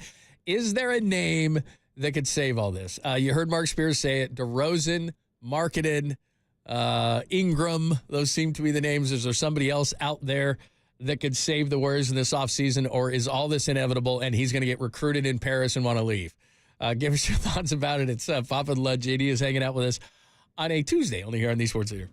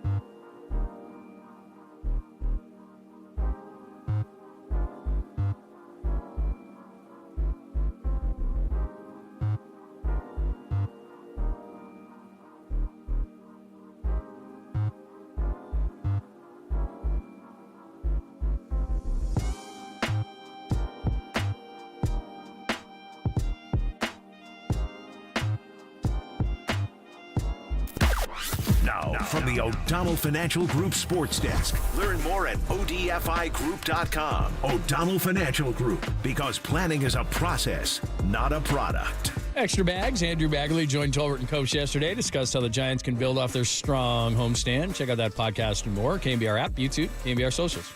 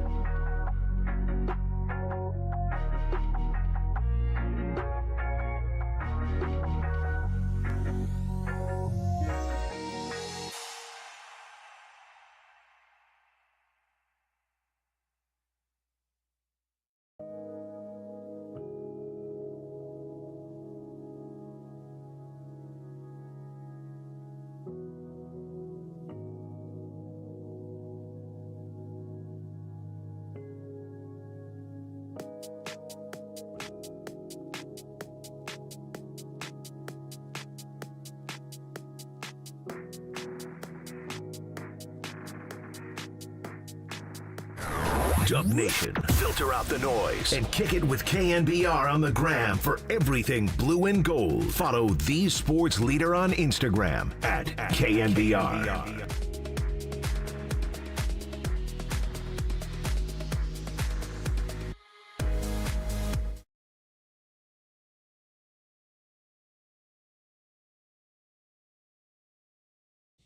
JD in for Papa, sponsored by good friends at Redwood Credit Union. Redwood Credit Union is here to help you with home loans that offer great rates and local personal service. Redwood Credit Union, for all that you love, equal housing lender. Reviewing Klay Thompson, if you'd like to do that. This was over long ago. Anthony Slater's got a piece in The Athletic. This is not recent. We had a lot of people blaming the Warriors. Why couldn't they have done more? This decision was made a long time ago, and really, on Klay's side of things, there's a piece by Ramona Shelburne, ESPN.com. The Warriors would not put Jonathan Kuminga in a Paul George trade. Mark Spears joined us about 45 minutes ago and said he thinks the Clippers are playing him anyway, but the big part of that is they don't seem to want to part with Jonathan Kuminga. How can they get better? Spears offered up the name of DeMar DeRozan. Doesn't think much is happening with Lauri Markkanen. How can the Warriors save the offseason? What kind of pivot point can they use? 415-808-KNBR, 415-808-5627. Before I jump out to the lines, did you want to talk about internal improvement at all? I didn't mean to do that to you right before the break. No, I know that's a favorite topic of yours. We can get to the people, but they just seemingly still want to be in this mode of have their cake and eat it too. You've got Steph, you've got Draymond, you've got Kerr, you've got the pieces that you like from the old era, and it just seems like they're trying to fit a square into a round hole here with this thing. It doesn't make sense. There's still remnants of two timelines here, right? The unwillingness to go all in on the now because they're worried about looking like they got burned later if one of these young guys goes on and becomes a player somewhere else. And it's not good because they're set up to be worse than they were, and they're set up to maybe not have the answers internally on the roster anyway. I mean, how about being mediocre the next 2 years and then having to go into a rebuild because you realize that the Kuminga guy you hung on to it ain't it. And Moody's just a eighth man, and Pajemski's a nice player, but he's not even necessarily a 10-year starter in the league. So what they're doing right now has risk on it in its own way, but I just think it comes off as a little bit tone deaf, and I think they get paralyzed. They get paralyzed by the inability to act because they're just trying to make the perfect trade and the perfect move and the perfect valuation. I mean, Spears said it, and I've said it throughout the offseason. The only way this thing can turn is if they take a risk, and that's not Zach LaVine for Andrew Wiggins. That's put Kuminga in a deal for a number two, whether it's Paul George or Markkanen or Ingram or whoever, although I don't know that I'd necessarily want to do it for 1 year of Ingram at this point. But they got to figure it out. Because the indecisiveness is not where it's at. Let's talk more about it. 808-KNBR, 808-5627. Mike's been waiting for a while in Concord. Hi, Mike. Welcome. Hello? No, Mike? All right, we'll get back to him. Let me just talk about what you just said there because it's really difficult, and I've said this before, but if you look at the history of how this thing works in the NBA, the Celtics after their guys, and then Len Bias passed away. You can go on down the line. Jordan's Bulls have never been the same, right? Jerry Krause decided 98's it. That's it. We're just going to break this thing up, and we're going to try to. That didn't work. Like you go through all the history. The Spurs right now have been down for a while. I mean, go down to any team that has made runs like this, and eventually they have to be true with themselves and say we've tried and we've tried and we've tried, and finally we're just going to have to hit the button. And we were talking about this yesterday. The worst word, and I don't care what sport we're talking about, that teams just will not use because it's bad for marketing and bad for ticket sales, rebuild. It's like it might as well be an F-bomb. I mean, it's to the FCC with what we do. I mean, you just can't say it. Rebuild. Like, say it! No, I'm not going to say it. We're not going to market rebuild. We can't do it. But really, and Tom was saying this yesterday, this goes back to You took Wiseman too, and it didn't work out. By the way, he just signed a 2-year deal with the Pacers. Best of luck. Kuminga may or may not have been it. But, I mean, they had opportunities for this 2-timeline thing, and once they took Wiseman, didn't work. We'll see on Kuminga. Traded Poole because Draymond couldn't coexist with him, and they sided with Draymond. You know, these moves, all these moves they made, and then all of a sudden it's Kuminga's the line. You know, Kuminga's the line we will not cross to try to make Steph or help Steph or maximize Steph or whatever term you want to use with Steph, who's the greatest player we will ever have in this organization. You are going to crash and burn. That's just the way it is. And you're going to do it with Kuminga or you're going to do it without Kuminga. And you're going to be in the lottery. And the dangerous part that the Warriors find themselves in now is because they love Kuminga so much, and they better be right, because they're more willing to trade away draft picks, apparently, in the post-Steph era than they are Jonathan Kuminga. And that's dangerous because starting in, I don't know, what's Steph, 37? So how long Steph going to play? 2 more years? Be 39 to 40, whatever. So that's the 28 draft. So if they trade anything after 28, that's a lottery pick. So they'll protect it top 3, protect it top 5. They'll do pick swaps because you can't trade them 2 years in a row. So 28's a protected 5 up to 5. The 29 is going to be a pick swap, and 30 is going to be a protected 3, right? And if you throw those away and then Kuminga doesn't come through, you are completely screwed. And so when we see these if they do make a Hail Mary trade here and they just will not give up Kuminga and a team gets those later post-Steph picks, they better be right on Kuminga, because the one thing they have to do, just to your point, is you have to run this thing to the end. You have to run this thing into the ground, and then you keep your picks over everything else, over Kuminga, over everything else, because then you have to restart, and you have to have picks to be able to restart. And the thing that would eventually help that, if Steph gets swayed in Paris that they're not going anywhere because they don't make a move, is that they may have to do that and get picked. I mean, that's where Oklahoma City came from. All these teams, Danny Ainge in Utah is going to do this. They've all decided that's how he built the Celtics. I'm going to get picks, and I want to pick those players. I'm not going to take your young guys. I'm going to pick your players. If they start doing that and trading away those picks, they're really going to be in trouble. Well, I don't think they want to trade those picks either. That's where I do disagree a little bit. I don't necessarily believe that they view it as. I think they don't want to give up Kuminga and they don't want to give up the picks. But then they're not saying to Steph, we're going to win. And then at some point, is Steph going to be Kobe and say, I'm all right with it? Or is Steph going to say, then get me out of here? That's the part that I don't know. And he is under contract for 2 more years. So I think the Warriors could, again, they don't want to plan for this right now. But I think it would be more apt for him to just play out the contract and then maybe do something else if he felt that way. And I don't get the sense that he feels that way right now. And I get the whole Olympics thing and guys are going to be pulling him and all of this. I think if this was going on next year, maybe it was after they have a mediocre year this year or worse, then I think maybe it would be closer down that path. But I also think the Warriors can just say to Steph, look, we'll figure that out in 2 years. And, he's under contract for 2. So you're not trading him next year under any circumstances, right? It may wind up being the farewell Steph tour, and I think we're getting a little bit ahead of ourselves on all of that. But I'm wondering what the end game truly is here.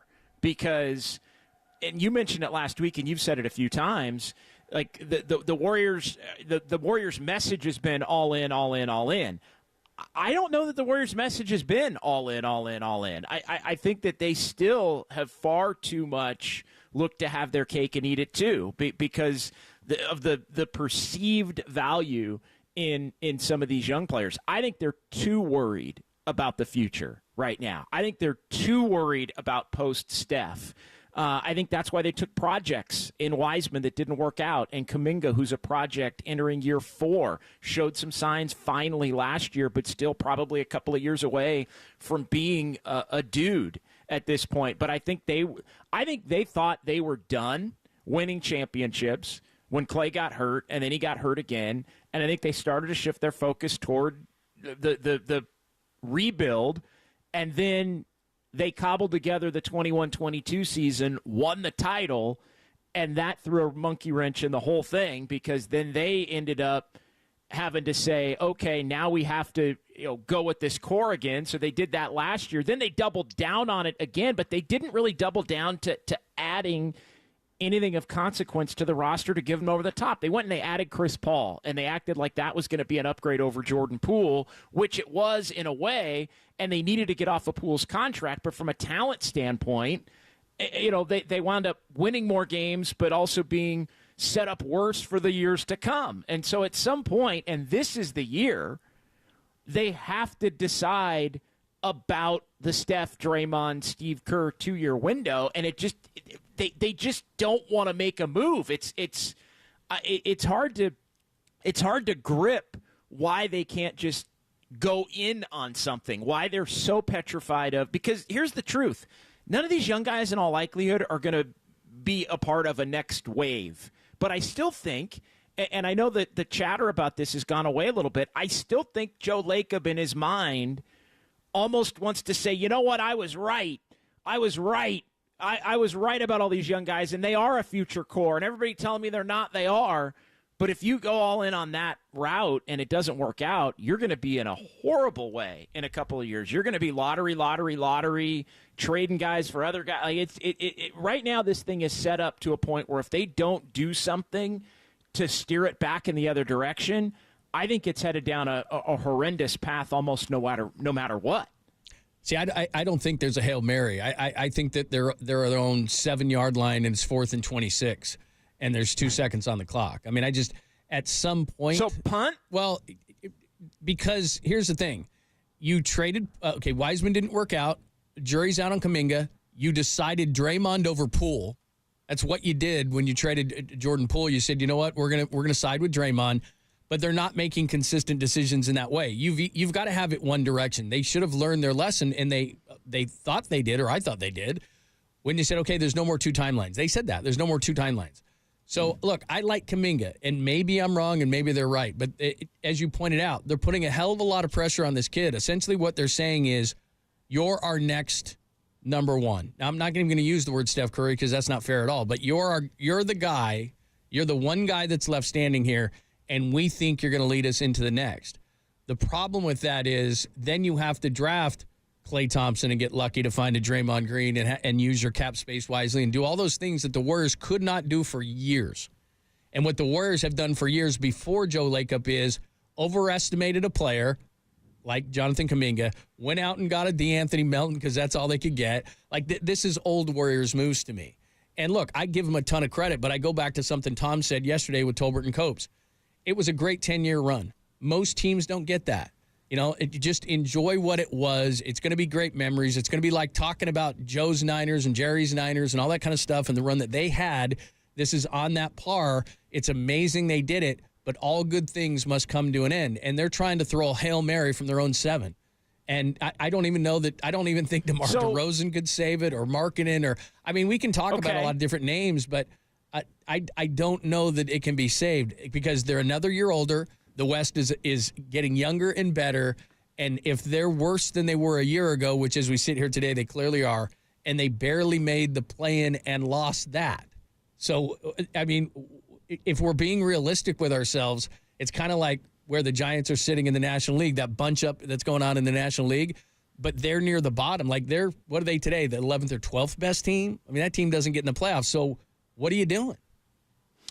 Well, and the only answer is acknowledge the fact that you're going to suck, which obviously they're not going to do that because they still have Steph Curry and Draymond Green, who they're not going to look to move and go down, go and do a tear it down the studs kind of a deal. They're in a really tricky spot, but they can't do nothing. They can't just say, hey, it's going to be Steph and Pods and Kuminga, and we're going to trade Wiggins, and it's TJD, and like that ain't moving the needle. It's just not. Even with Steph, it ain't moving the needle. Give us your thoughts, 415-808-KNBR, 415-808-5627. A bunch of people online. We got Mike back, so we'll get into that conversation coming up next. We'll finish up, and we'll come back to this, but at 50 past the hour, we're getting a little Giants because they've got a huge series and really some tough games coming up, but we'll finish up the conversation. There's a few more things we got to hit, and then we'll come back to it. We'll do it next, only here on the Sports Leader.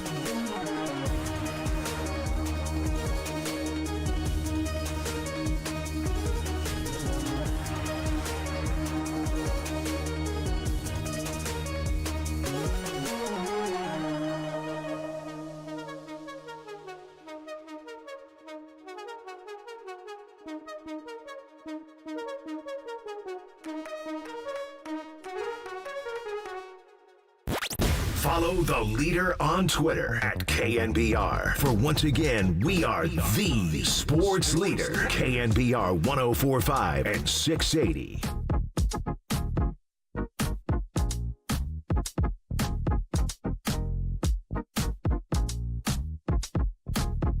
You ever have gonorrhea, Jack? No, Greg. I've never had gonorrhea that I know of. I like this. Greg is out vacationing before training camp starts, and so just every once in a while, Danny will throw in a Papa Cut. I always enjoy it. Out of context. Very nice. No, man. That's the best one. Every time you do that, too, people ask, what's the story? Ask Steve Sachs if you see him in Sacramento anytime. No, Sachs. That's all we can say.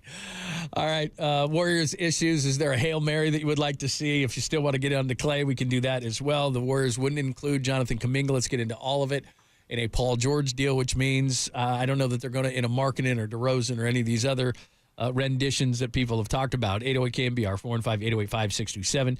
Let's try Mike in Concord. Hi, Mike. Hey, thanks for hanging with me. I was waiting to exhale there the first time you buzzed. Yeah, no worries. You're all good. JD, you mentioned the Dubs end game, and right now it kind of just seems like wait for the tides to change, I guess is to me. But my main point I wanted to call in for was the comparison for Draymond's contract versus Klay's contract, or the negotiated terms, or the offered terms. Mm-hmm. So Draymond gets, max-ish. Klay wants the same thing. I'm thinking, what happens if Klay leaves and what happens if Draymond leaves? I'm thinking Draymond knows all the dirty secrets on the basketball court, what weaknesses to exploit, and Draymond's just a mastermind that cannot be released to any other competitor, or he will find whatever weakness there is in Steph or Steve or anything like that. That's what I suspect. So I think Draymond will be a Warrior forever. Okay. Thanks for the call. Well, here's the other part to it. I'll just say this very short and sweet and to the point. Steph needs Draymond to function. Like so much of what Steph does, and I'm not saying Steph can't be a great player without Draymond, but for him to function at his optimal, Draymond has to be the guy that's getting him the ball, setting him up, their pick and roll game, all those things. Like nobody is as good at setting up Steph as Draymond Green. So I think that's an under-discussed part of Draymond's value, in addition to being the intangibles and the smarts and the defense and all of that. And again, we talked at the beginning of the show about Anthony Slater's piece of how this all came about, and this is years in the making, and all these kind of things. One of the major factors, and it's not Draymond's fault, it's just he got $100 million and Klay was being offered at top, and I think this has been a while, $24 million a year, so 48 total. So there's a difference of $50 million. And Klay's thought was, Draymond's getting offered $50 more million. It was the three of us. We were the three Musketeers. We were the Splash Brothers. This was, we did this. It was all three of us. And why is one guy getting offered 100 and I'm getting offered less than 50? The way that I would do, because I'm sure there's people who think that, I understand that thinking, but Draymond Green still has traits that are unique of what you just talked about on both ends. He can execute the offense. He sets the screens. He's selfless about the way he is offensively. And then defensively, he's still, at times, certainly not what he once was, but he's a very good defender, and he can defend inside, outside. There's a lot of different things. So he still has a unique skill set that demands that kind of money no matter what he does off the court and the weird stuff that he does. Whereas Klay Thompson got to the point where He wasn't effective on one end of the court, the defensive end, and he could be taken advantage of, actually. And then on the offensive end, as good as he is as a shooter, and Dallas is going to find this out, he's not what he once was. So he's very, very good, but he's kind of become, sorry to say it, but a role player, sharpshooter kind of a guy. And the Warriors didn't think that was worth that much money, and the emotions while running very, very deep, and they would have loved to have kept him. With the new rules in the CBA, which we don't need to make people's eyes glaze over, the financial side of it, the way that is going to restrict you how you can build your team in the future, they decided at this particular point that Klay was not worth it, and they decided a year ago, knowing that these things were coming into effect, that Draymond still had a unique enough skill set to warrant the money.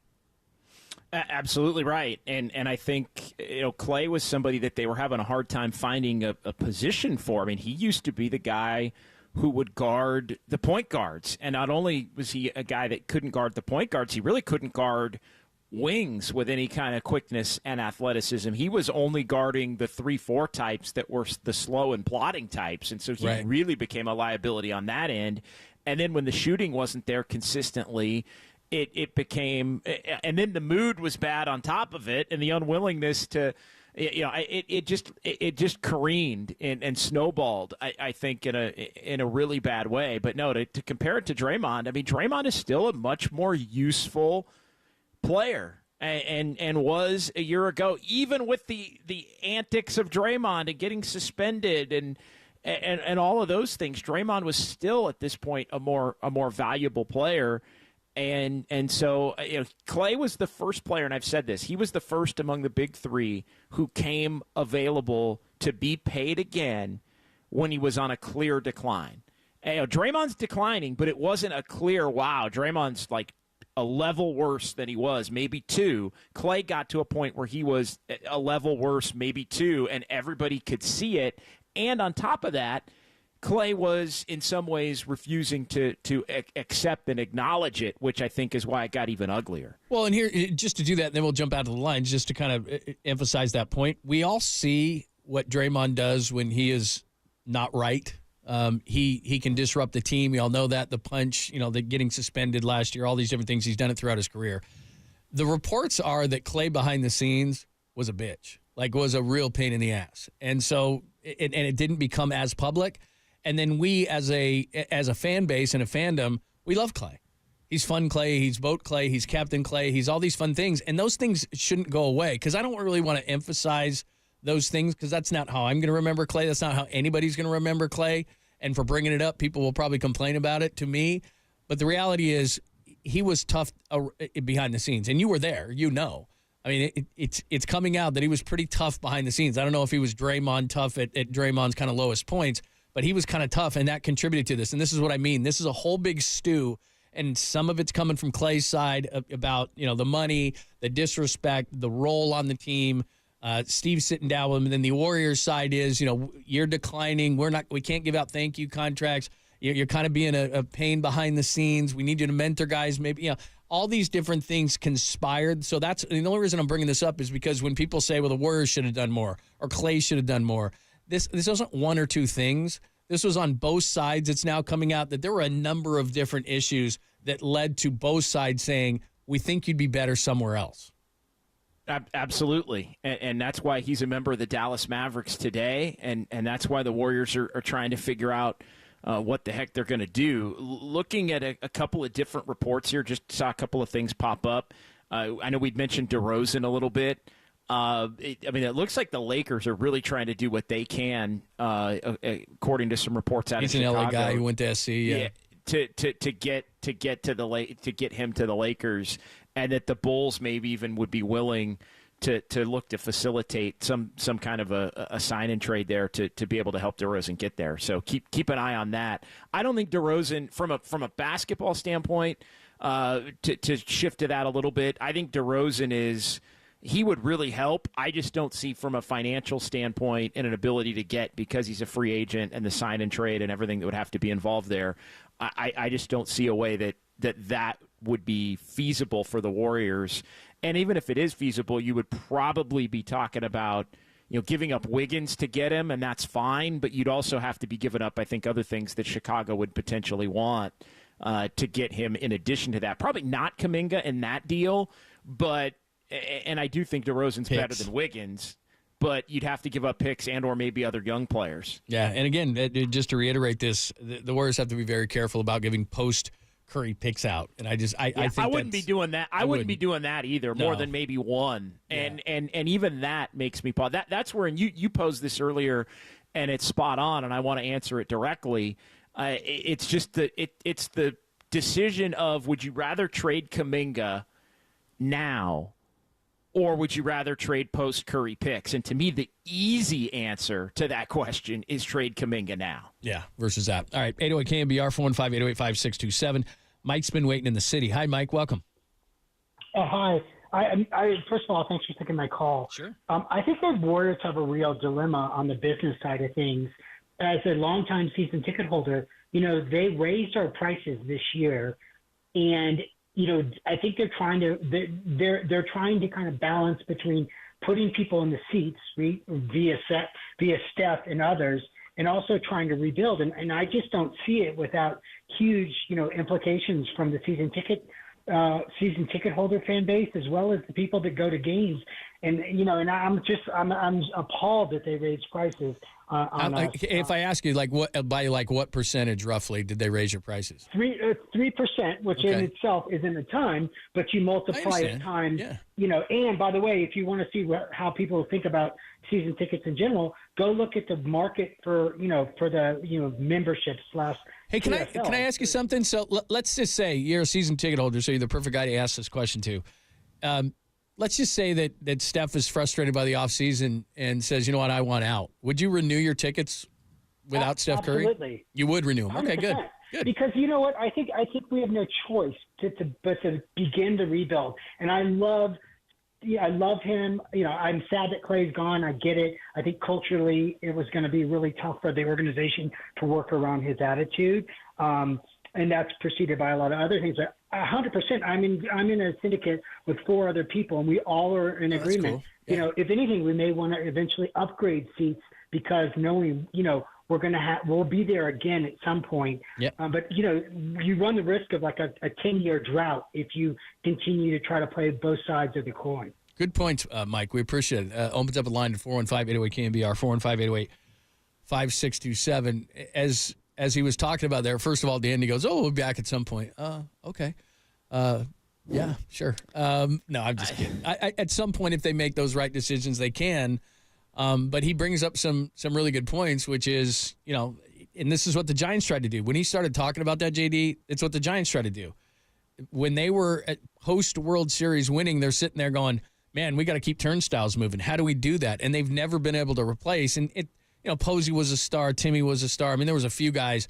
But, they did it by winning, guys like Crawford and everything like that. But winning brings people out. Now, if you can win and you have a guy like Steph Curry or Klay Thompson or something like that, then you're doubly good. But winning brings people out. And the problem to me is that if you lose Curry, it would have to be an amazing set of circumstances in which I think they'd move Steph Curry, because they've got to get people through the turnstile. Whether people want to believe that or not, that's part of it. And the Giants have been trying to recover from that since 2014. They have. And I just think when you look at the Warriors, though, people are not going to react well to this team truly being mediocre. I think we feel, and this is the part, I think we feel like we've seen Warrior fans stick with this team a few years during the dynasty era, where they haven't, like the years where they haven't been good. Take out the COVID year that got that ended after 65 games. These awful years were 39-33, 44-38, and even last year 46-36. We haven't seen a truly bad. You throw the 15-50 out again. That was COVID, and it was coming off of the finals runs, and everybody got hurt, so it was understandable there. This team hasn't truly had a massively disappointing and mediocre season in a long time, and so I think you got to be careful with how people are going to react to that, especially with Stephen Curry still on the roster. That's the part. In any other circumstance, if you didn't have an all-time great and a legend and a statue guy still on the roster, and, oh, by the way, still close enough to his prime, I think, to be the number one on a contending team. If you didn't have that, the answer, Lund, would be easy. The answer would be easy if this was just, if this was Damian Lillard in Portland or something like that. The answer would be easy. Tear it down to the studs and start over, and we'd be happy. But Steph and Draymond and Kerr, you got 3 of those guys still around, even with Klay gone. So I think the emphasis has to be on looking to try to do everything you can in these next couple of years. And this text comes across the line, and I think it's something that a lot of people are wondering. Warriors fans before this run would go to the games, right? I mean, they'd go to Oracle and they'd pack the place, and it was just crazy. It was almost like Cubs fans, right? Where Cubs fans just go to the game no matter what. And Warriors fans were so conditioned to, okay, we're not that great, but it's still fun. And then Steph came along, and then it got better and better and better. It's hard to reset the mentality. And again, I'll use the Giants as a perfect example. Win World Series. And what happens for, I don't know how long the cycle is, and I think we're starting to see it with Giants fans getting excited again because they like Ramos and Matos, and there's some young pitchers and Birdsong's pitching tonight. And again, I'm going to speak for a fan base, which sometimes is not right, but the way I see it is there's a period where you start to do, okay, I'm going to accept this, that we're going to be mediocre again, but hopefully it's not to the depths of what the Warriors became before. And then you start getting some young pieces, and then the intrigue grows. And then all of a sudden, it's kind of like what the Kings are going through, where you make a couple of playoffs, and then you've reset your expectations, and now it's fun to have a young team on the rise, and then you go through the whole process. So there's this cycle of you're good, you're bad, you're really bad, you have some youth, you start to be a contender, and then you're a championship contender, and that's all a fun process. But this is the worst part to be, because really you're going downhill. You have aging players. And unless you just absolutely think Jonathan Kuminga's go to the next big thing, you don't quite have the young players that you can start building with. It's a difficult time in the process for fans to come to the realization that you're not what you were. And I realize they won a championship in 2022. That seems 5 years ago. I mean, now that Klay's gone, everybody's coming to the realization that, you know what, this is truly the end, and we've got to alter our expectations to what you think this team is going to be. No doubt. I mean, that's where they are. That's tough. All of a sudden, it's like, well, we're used to winning championships. No. Like, you're still – and like the guy just said, he's got his season tickets. They're up 3%. Sorry, dude. Like, you lived through a great era. Well, they're not – the fans are not – look, the fans are not coming back at the level that they – eventually, yes, while. but not in the immediate. Yeah. Eventually they will, but not in the immediate. There will be a 3, 4, 5 year gap. All teams go through this.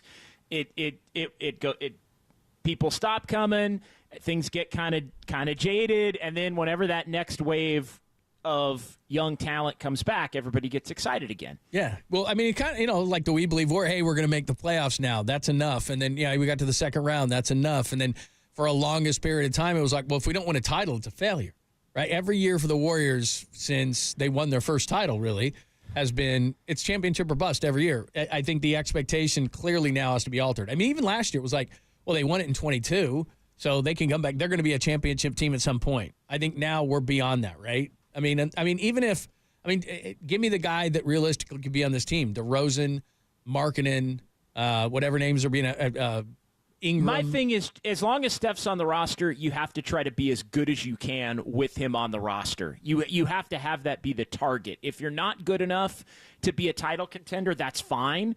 But again, if you're basically saying, and I know you're not, but if the argument is, well, you're not going to be good enough anyway, so don't do anything, then then at that point, that's where I go insane.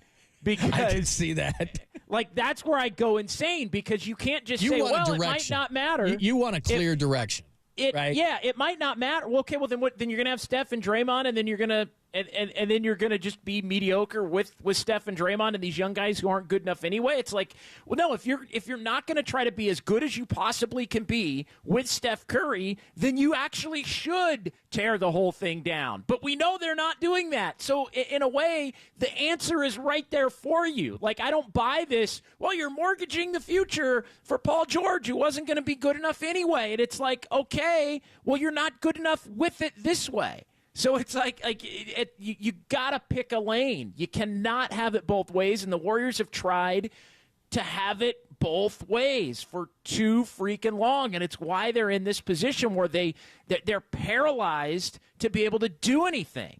And it's just it really is maddening. And the only way it works out, honestly, is if Kuminga becomes a star in short order, and that's something that I've said. Throughout I said it even at the end of last year. To me, Kuminga is the pivot point.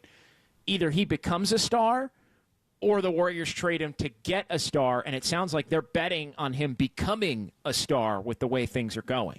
415-808-KNBR, 415-808-5627. A lot of questions there. This is one thing we haven't gotten from people today. Do you think Kuminga's going to be a star? What is the split there? Do people think that he is worthy to be kept and he can next year be the number 2 to Steph Curry, that eventually he can be a building block to this Warriors team? We haven't asked that question today. So let's get into all of it.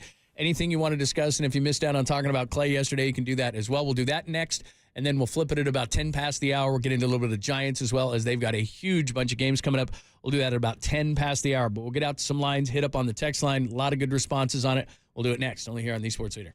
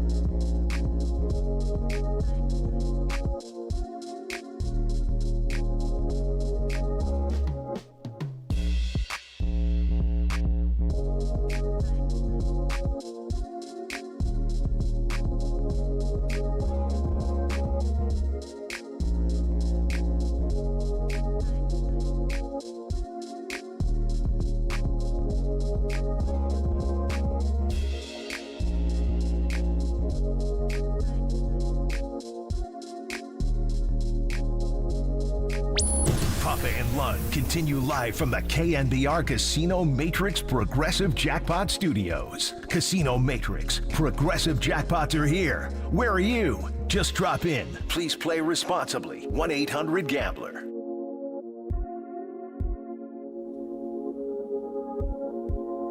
All right, anything you want to get into from Klay Thompson? Maybe you didn't do it yesterday. We've talked about some of the names. If Steph could ask for out, any of those things, 415-808-KNBR, 415-808-5627.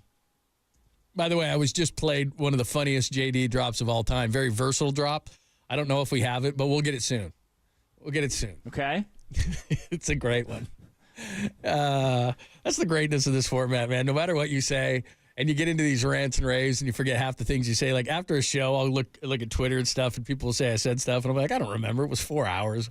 We said a lot of stuff, but this is a tremendous drop. But they never die. Like the guys behind the scenes grab everything. I like this. Greg is out. Just anything, just completely out of context. Anyway, we'll get into that momentarily. Let's go out to one of our favorites, Woody Wonka. Welcome. Go right ahead. Hey, fellas. Thanks for taking my call. Yeah, sure. Appreciate it. Yeah, of course. Real quick, upside of Kuminga, I think he has yet to reach his upside, so I'm glad the Warriors are going to keep him. He's got Steph mentoring him. He's got a great coach. And I like the kid a lot. Okay. I like him a lot. With regards to Klay, your analogies are spot on. Klay was a great player. I used to be a much younger man, but I am who I am now, and he is who he is now. That's a great way to say it. I think he's tarnished his legacy a little bit because, he was a four-time champion, but his attitude kind of soured me. I'll be honest with you, and I'm not management. I'm not Joe Lacob, and I'm not paying him big money. I was surprised he signed for as little as he was, but as he did rather. But my son works for NBC Sports, and he told me that was a proper figure given what his abilities are. And he's kind of turned into a one-trick pony. And when his trick's on, that's great. But when his trick's off, then you have to wonder. But hey, and I got to tell you, John, you're doing a real good job, and you too, JD, filling the void while Greg's gone. Very entertaining radio. I appreciate you taking my call, and thanks to both of you gentlemen. Thank you so much. I appreciate it. Thanks, brother. Let me go back to something he said there, because this is going to be a talking point that we haven't really hit in regards to Klay. I won't remember any of this when it comes to Klay. I mean, it'll be a footnote, but it's, this happens, and we've talked about the relationship side of things, where all relationships, whether it's personal, business, whatever the case may be, most times they sour. They just do. I've been divorced. I've lost friendships. I've gained friendships. I mean, everybody can go through all these different things, business-wise, friendship-wise, personal level. Most times they just don't end well. And so the way that because I've already really, we have to talk about it, and it's huge, and Klay Thompson and all these different things, but he's Klay Thompson, quirky, fun, 4-time NBA champion that could shoot the hell out of the ball. I mean, and anything that happens in this situation, we all know, because we've all seen relationships sour. That's just part of the deal most of the time when a relationship ends. So all of this, he said, she said, Warriors side, Klay's side, I don't care. He's Klay Thompson. No. Yeah, I'm with you on that. And again, I think for some people, there's a frustration among the fan base that he left and basically took less, and that that stings. I think a lot of that is mitigated by the fact that he didn't go to the Lakers from fans. I mean, that's been a consistent theme. I mean, if he had been a Laker, now that would tarnish something. That's just how we think around here. And fans had even said in some of the shows that I've done over these last 3 or 4 days that they would have considered that to be more of a flip in the middle finger on the way out the door to go to the Lakers. See, I didn't look at that directly that way because of the connection that he has with his dad. Playing for the Lakers and being a Laker broadcaster and being down in L.A., and also the affinity that he had for Kobe Bryant growing up. So I almost felt like he going to the Lakers would, where another player maybe wouldn't, he would get the benefit of the doubt on that some. But I asked the question last night on our Sports Phone free agency special here on KNBR, and it was, does the way that Klay is departing stain his legacy at all? And for me, it absolutely does not under any circumstances. It may be a little weird and uncomfortable and awkward and maybe even edgy or angry right now, But I think the moment that Klay Thompson's career is over, he's coming back to the Warriors, and they're retiring his number, as they said in the statement yesterday, and he's going to have a statue out somewhere by Chase Center, as Steph, Klay, and Draymond all will. And I think, cooler heads are going to prevail instantaneously. And you said it earlier, and I wholeheartedly agree. That first week of the season, whether it's opening night or the second game, however they do it, I think they're probably going to put Boston, New York in the first game, and then the Warriors are probably going to be in the second game with Klay, or maybe it's the second night of the season. However they do it, it is going to be as lusty and appreciative an ovation as any player not named Steph Curry would ever get in the Bay Area when Klay comes back. It will be all love, to the point to where, as angry as Klay might be in leaving, he's probably going to get choked up knowing Klay. Oh, yeah. Because he runs emotional on every level. I mean, sometimes I think the sneaky competitiveness and the pettiness and the anger, we didn't always see it, even though it was always in there. We saw it more the last couple of years. But the thing with Klay Thompson, I mean, he is thoughtful and engaging, and I think it's going to overwhelm him a little bit. The love that Klay Thompson gets, it's going to be all love for Klay Thompson. 415-808 KNBR, 415-808-5627. Let's go to Greg in Morgan Hill. Hi, Greg. Welcome. Hello. Hey, Greg. Okay, we'll go back to Greg. Let's go to Al. Al is in Sausalito. Hi, Al. Welcome. Hey, guys. Hey. Thanks for taking the call. Of course. So, quickly, a couple points. First of all, I don't think we win 4 without Durant. So, I mean, this whole concept that it was Klay and Draymond and Steph that won 4 championships, I disagree. I think they won 2. Mm-hmm. And how upset were we when Durant left? It didn't seem like people even really cared that much. And now we're so upset that Klay Thompson's an aging guy and he's moving on. I'm not upset at all. And I really wish the best for him. And it doesn't. And I agree with you, JD. It doesn't tarnish his legacy one iota. I mean, not even a tiniest bit to me. Mm-hmm. I think the guy did what was best for him, and I'm happy for him. I mean, I'm happy for what he did for us. And then my next point is that when you're a kid that grew up here, I'm 47, so, I got to know the Run TMC Warriors, and then we went into 16 years of just absolute oblivion, and we love the Warriors. So for many of us, it really isn't about the players. It's about the Bay Area. It's a pure love and loyalty to this team. And the players come and go, the coaches come and go, but the love stays the same. And, just put it in perspective, guys. Well said. Move on. Well said. Appreciate the call. Do it again. Let me go back, because I hadn't really thought of this angle, the Durant angle. Durant, to me, was a hired gun. And so the difference with Durant and the difference with Klay, Dre, and especially Steph, and this has been talked about, they're homegrown. They're ours. I mean, that's how we look at them, is that we thought start to finish, that's what it was going to be. And I don't even know if it's going to be start to finish for any of them. Kevin Durant came in after winning the 73, and it was like, we need him. And Harrison Barnes missed a bunch of shots. And so Durant came in like a lightning bolt, basically. And then by the end, it was weird because he didn't feel, because of that reason I just said. He wasn't homegrown. He wasn't one of ours. He was adopted. And he didn't feel right about it, and he wanted to get the accolades that Steph got, so he tried to go and make his own super team, and it didn't work out. And now he's trying it in Phoenix, and it's not working out. There's something weird with Kevin Durant. I don't know what it is, the weird uncle or whatever, but he wasn't one of our own. He wasn't homegrown. And if he wanted to do that, he should have stayed in Oklahoma City. But Klay is one of ours, and that's the difference. Well said, I think, and spot on. And he did it, although this, I will say that the one similarity is, but I think this speaks more to your point, is that it when things end, it just gets weird. And it gets uncomfortable. Because it got weird with him, and he was a hired gun. It got weird with Klay Thompson, and he was homegrown and a legend and beloved. And, I mean, you hope it doesn't happen with Steph Curry, but chances are it might with Steph Curry. I mean, you never know. It did with Joe Montana. Well, right. I was kind of thinking that as you're saying that is, let's think about any sports figure who exited the Bay Area. Okay, I'm not saying eventually it was fine, I'm saying when it happened, Joe was weird, Ronnie was weird, Jerry was weird.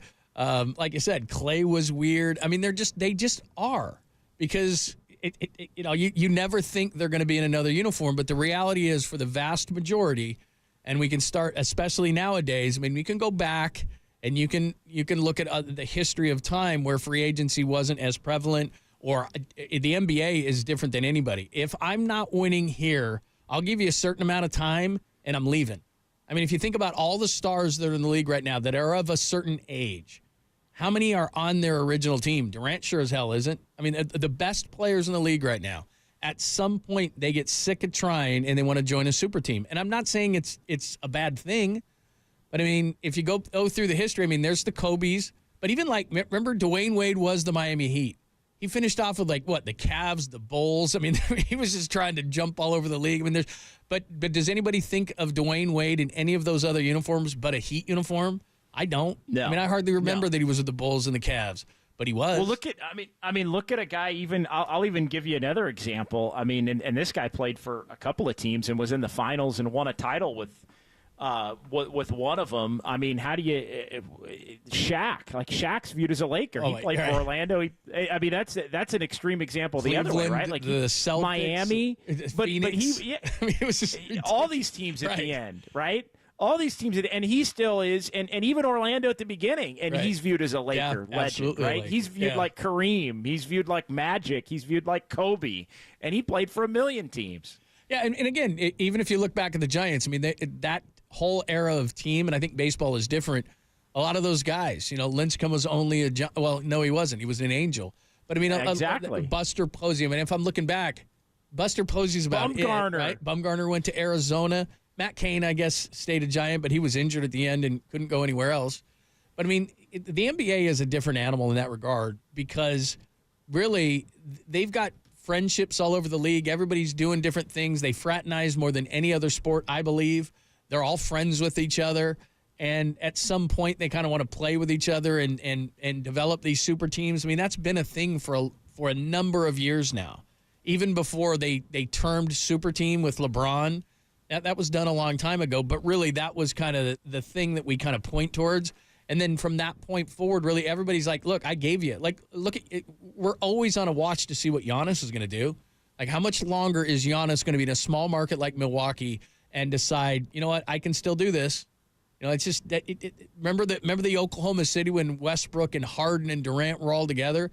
They all splintered at some point, and Harden has been the biggest jumper of everybody. Oh, I gave you half a season. What do you want me to do? I want out. I want out of Houston. I want out of Brooklyn. I want out of I want out of he finally signed with the Clippers, but he's damaged goods.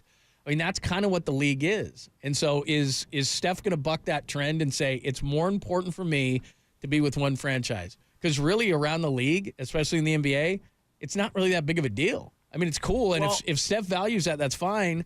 But then he's going to have to lose for a couple of years and not contend for a championship. The one thing I think Steph, and I'm not going to claim that I fully know the answer, and I know we're up against it, so maybe we get into it coming up. I know want to talk some Giants too, but I don't get the impression that Steph is looking to go ring chase somewhere else. Now, maybe he's got a vision of playing in Charlotte for a year or something like that in a couple of years. But I will also say you never know how losing for a couple of years when you've been winning at the level that the Warriors have been winning can change things. And that's the position that you don't want to get in, to Spears' point earlier when he joined us, and to my point about why you have to pick a direction. And it's not that I don't like Kuminga. I mean, that's the other part of it. Like, clearly you don't. I mean, people say, well, no, I get put in that category as well. You don't like Kuminga, you don't get. It's not about that. It's about how do you get better. And look, if this was a rebuilding team, keep Kuminga and develop him and play him at the 3, even though he's really a 4, and figure it out. Like, if that's where the Warriors were right now, then I'd be pretty high on Kuminga. I'm actually pretty high on Kuminga's talent and ability. I just don't think the timelines match. And if the timelines don't match, unless you think he can be, and you said it, a superstar next year or the following year, then you have to look to include him in a deal because you aren't going to be good enough anyway down the line. That's the point. It's not that he isn't useful. 415-808-KNBR. We could continue the conversation. 415-808-5627. We'll finish it up. Got to talk some Giants as well, as they've got a huge stretch coming up. Atlanta starting today. And by the way, pregame at 3:20 right here on the Sports Leader. And then they got the Indians after that. Do the Indians still have the best record in baseball? I got to double check that. But very, very good. The Indians team. don't. I know the Indians. Excuse me, the don't. Indians. My God, how long have they been the Guardians? Years. Since My God, COVID, I'm still right? saying the Indians. Stephen Vogt and the Guardians. They're coming up next. Thank you for calling me on that. And then, of course, they come home, Toronto and Minnesota, and then we'll be close to the deadline at that point, and maybe some decisions to be made for the Giants. We mentioned this briefly yesterday, but because of the Klay news, really never got to it. Susan Slusser wrote the piece of they should stay in and make trades to improve the team, and John Shea wrote in the Chronicle, nah, they should be sellers at the deadline. So we'll get into that conversation, too. JD is in today. Shea. Clearly, he does not like Jonathan Kuminga, not Shea, John Dickinson, yet not a Kuminga guy, just going on the record. Just kidding. Just kidding. He likes Kuminga just fine, but it's a timeline thing. So we continue that conversation. We'll get into some Giants, too. Dude, all coming up next on the Sports Leader.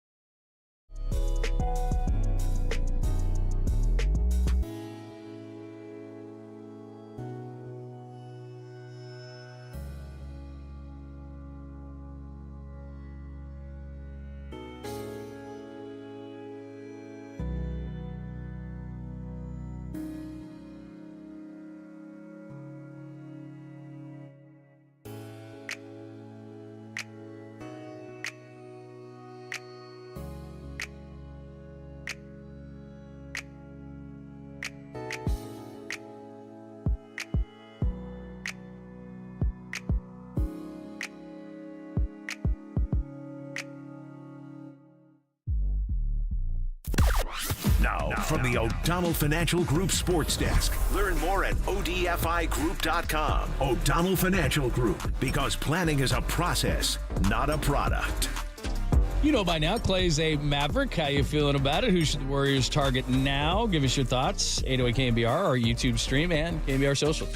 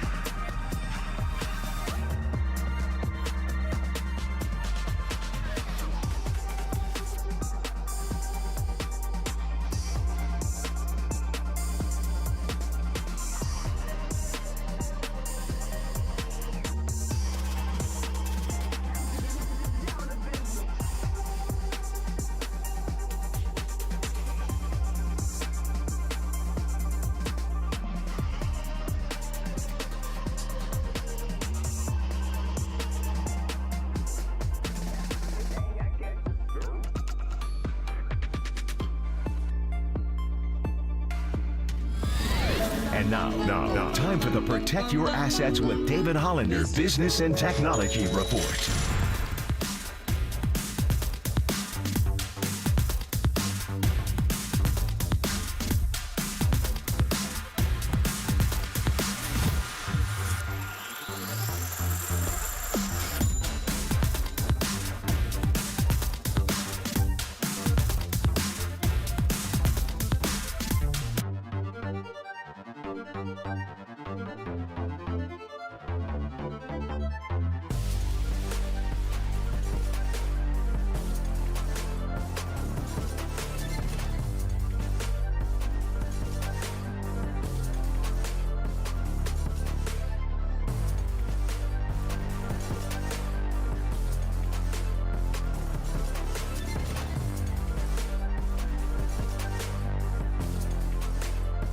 KNBR heads, fill your feed by following the sports leader on Facebook. This is KNBR 104.5 FM and 680 AM.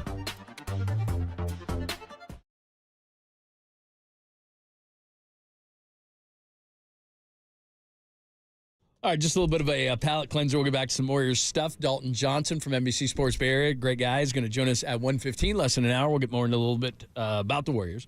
Klay Thompson and all the different angles we've spoken about, Ramona Shelburne's piece, and where the Warriors could pivot from here as the news cycle is fast and Warriors fans are just like, okay, Klay's gone. What are we going to do? So we'll get more into that conversation as well. By the way, I just heard the, what do we call those things? Like the whatever those reports are. They just said $71 for July 4th cookout for 10 people. Where are they shopping at? And what are they giving, like mini burgers to people? I mean, that's not even a bar bill. That's why I told my wife this year, we're not doing July 4th. I'm working on the 5th because we always have a big barbecue and everything, and it's not $71 for 10 people. I mean, it's $71 for, like, JD's drinks alone.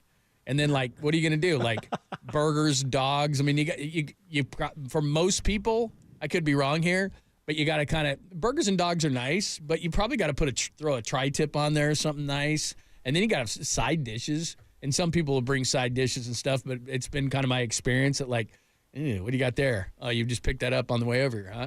I mean, it costs a few bucks. I mean, $71, like $7 a person, that's pretty low. That is pretty low. Because you're not serving booze? I mean, booze. Well, I'll bring my own booze, John. Oh, okay. I thought I was coming over. You're just down the road. I'm like in scramble mode now. Oh, no, you're good. I thought I was coming over, and you're no, we're not doing anything. I'm not complaining. I'm just saying, like, $70 for 10 people. There's no way. Oh, definitely not. But, I love vodka. Exactly. That's a JD drop. I would invite myself, but I would also bring my own. Yeah, that's true. I would bring my own booze. Yeah. So you'd save on the 71 there. I'd spend half that on a bottle of something. Right. No, I don't even mind that. I'd even bring my own meat. I'd even bring my own meat. Don't isolate that. Yeah, just because that's why I shut up during it. Please get that too. No, I don't mind. It's just that if I decided I was going to work on the 5th this year, and I normally don't. For probably 25 years or more, I've taken the week of the 4th off. But then I thought I'm going to take the week of the 8th off. And for some reason, I thought that was the All-Star game. It's not. It's the next week, and that is the NBA All-Star break and Major League Baseball break it's the slowest week in sports. But I figure we did it through the pandemic somehow. And so doing a week with no sports is really not that big of a deal. You can figure it out. You can do it. You can put John Miller on for an hour. Whatever it is that you got to do, you do. But, sorry, that just struck me that $71. And I don't even mind the booze part because what happens is that I'll set up a bar in my house and I'll put the, everything out, and I like it to be nice. I'll even probably for the 4th make some sort of even though I'm supposedly an adult, I'll make some sort of a jungle juice kind of a thing so that if people don't know what they want, then there'll be concoction. Well, yeah, like one of those things you're supposed to fill with like sun tea or something. I'll take one of those things and put some ice out if people just want to try that kind of a concoction. There's always beers. I don't mind that part of it.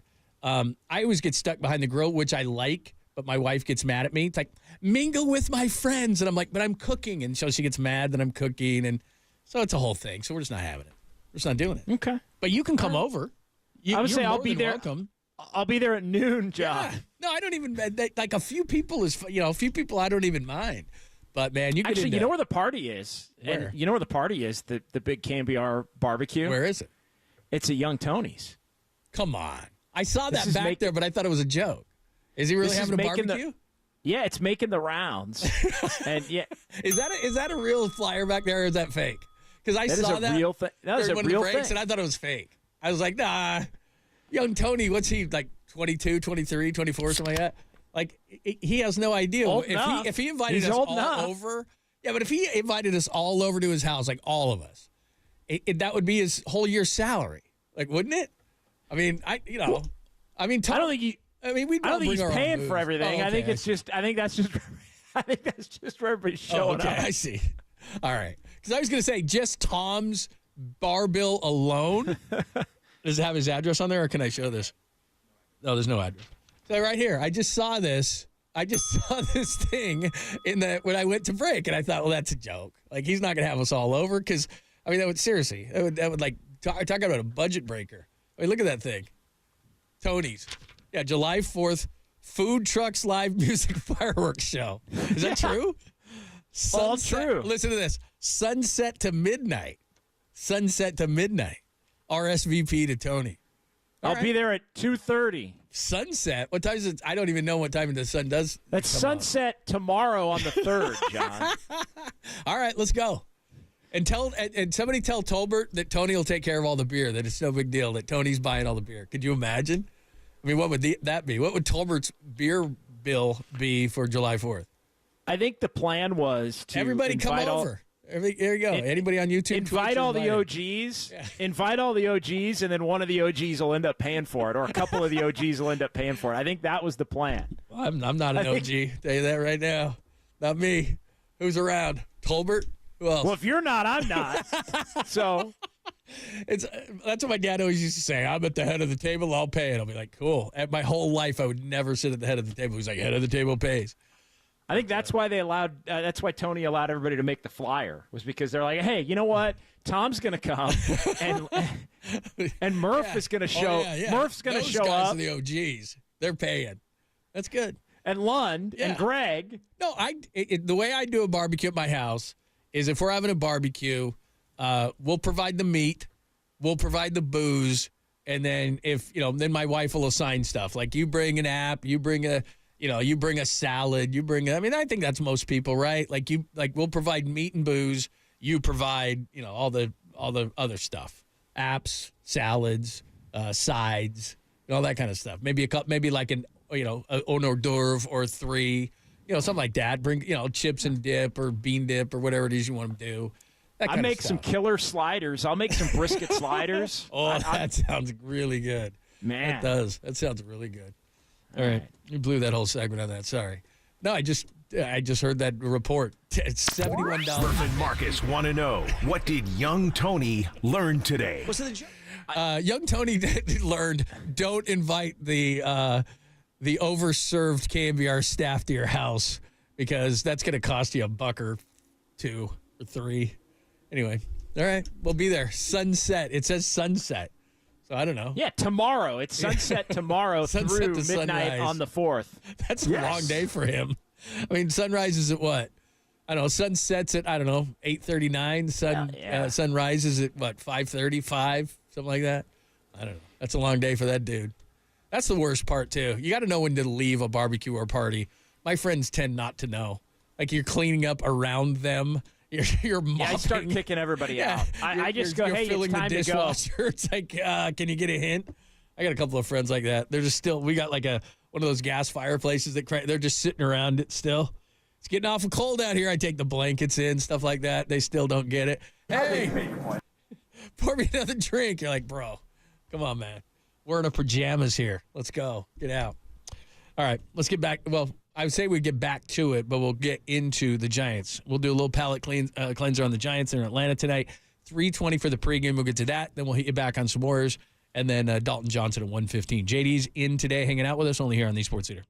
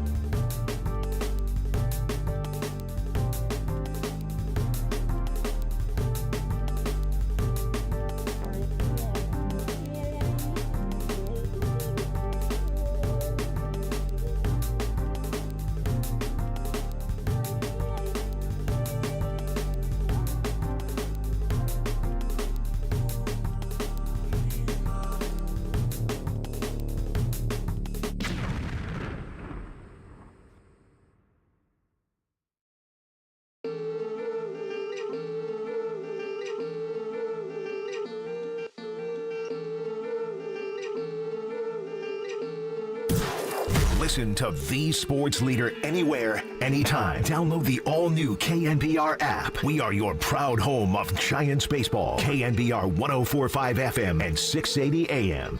1-2. The pitch swung on and missed. Strike 3. Rogers strikes out Ohtani, who has the hat trick today. And that's how the Giants finish off a very impressive win, bouncing back from yesterday. That was a character win for the Giants right there. 10-4, the final score. They win the game and win the series against their rivals.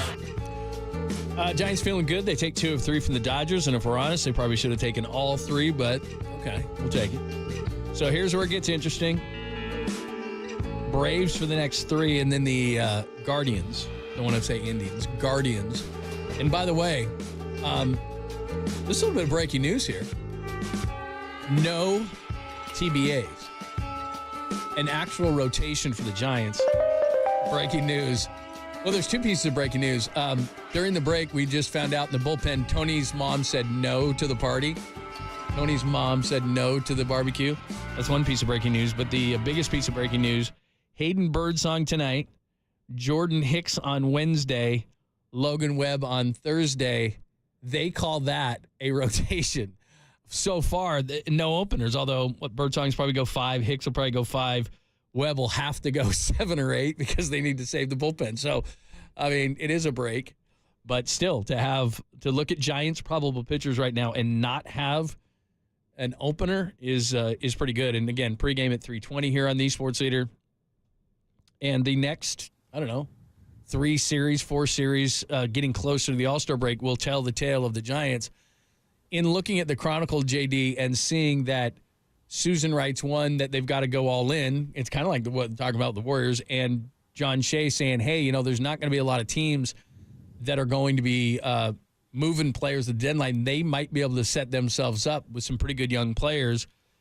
And, I think Conforto would start that, which, by the way, I just saw a thing on defensive analytics, and he's one of the worst left fielders in the league, too, in addition to being inconsistent. So, they might be buyers and sellers. Farhan has been that in the past where he says, okay, we'll sell these pieces and buy these pieces. He's done that in the past where maybe they move a Conforto so that Matos can play, and then they address another position. I mean, the bullpen might die at this rate, so maybe they get another bullpen tomorrow. I have no idea, but maybe one of these starters who we think is going to come back isn't going to come back. Maybe they go that route. They could always use another stick at a certain position. Maybe they go that route. But as we sit right now, Braves, Guardians, I did it again. Braves, Guardians, Blue Jays, and Twins could tell the tale before what they do at the deadline.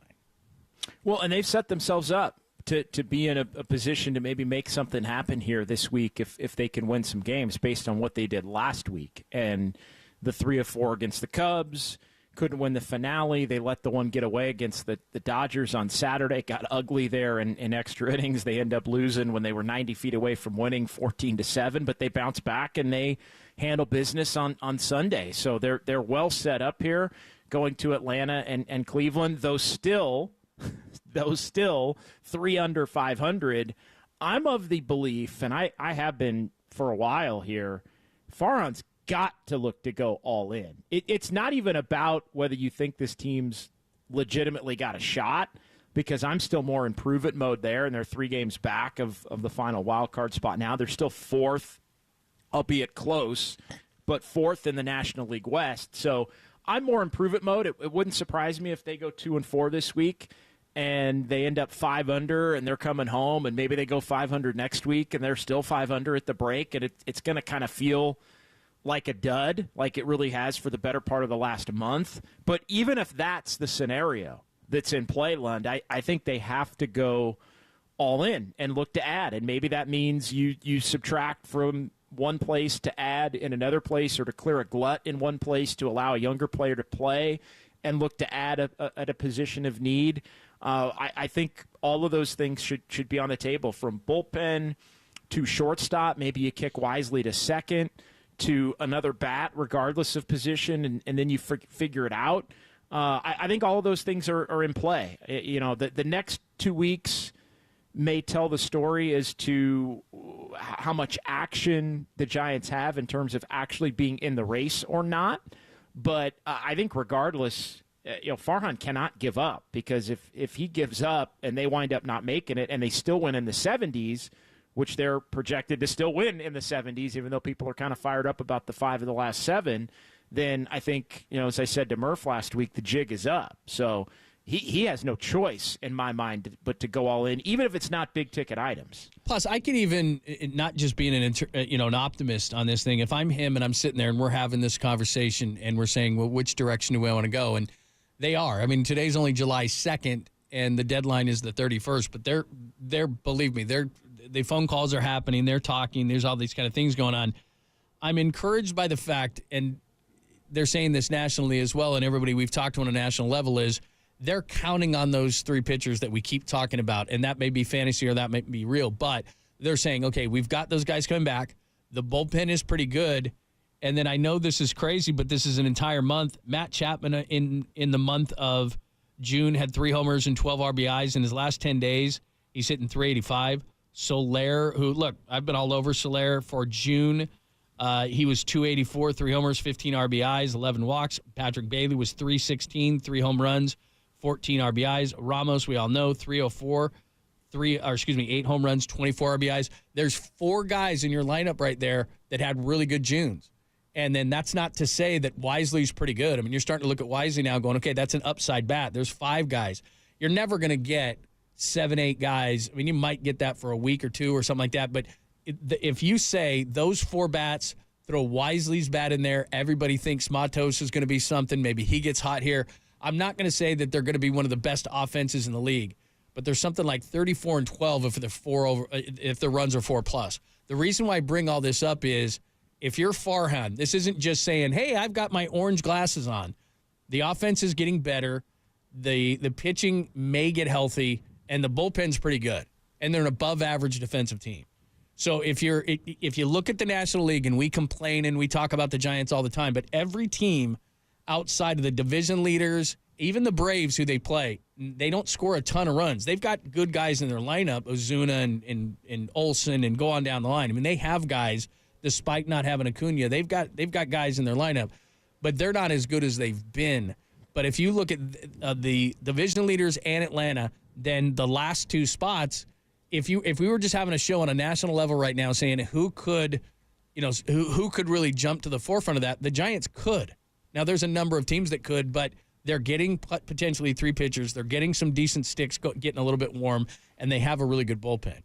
So Farhan, like you said, I think has got to go all in, not only for the reason that you pointed out, where it's if he doesn't, then he might lose his job, but also this team does have upside, whether you're frustrated with them or not.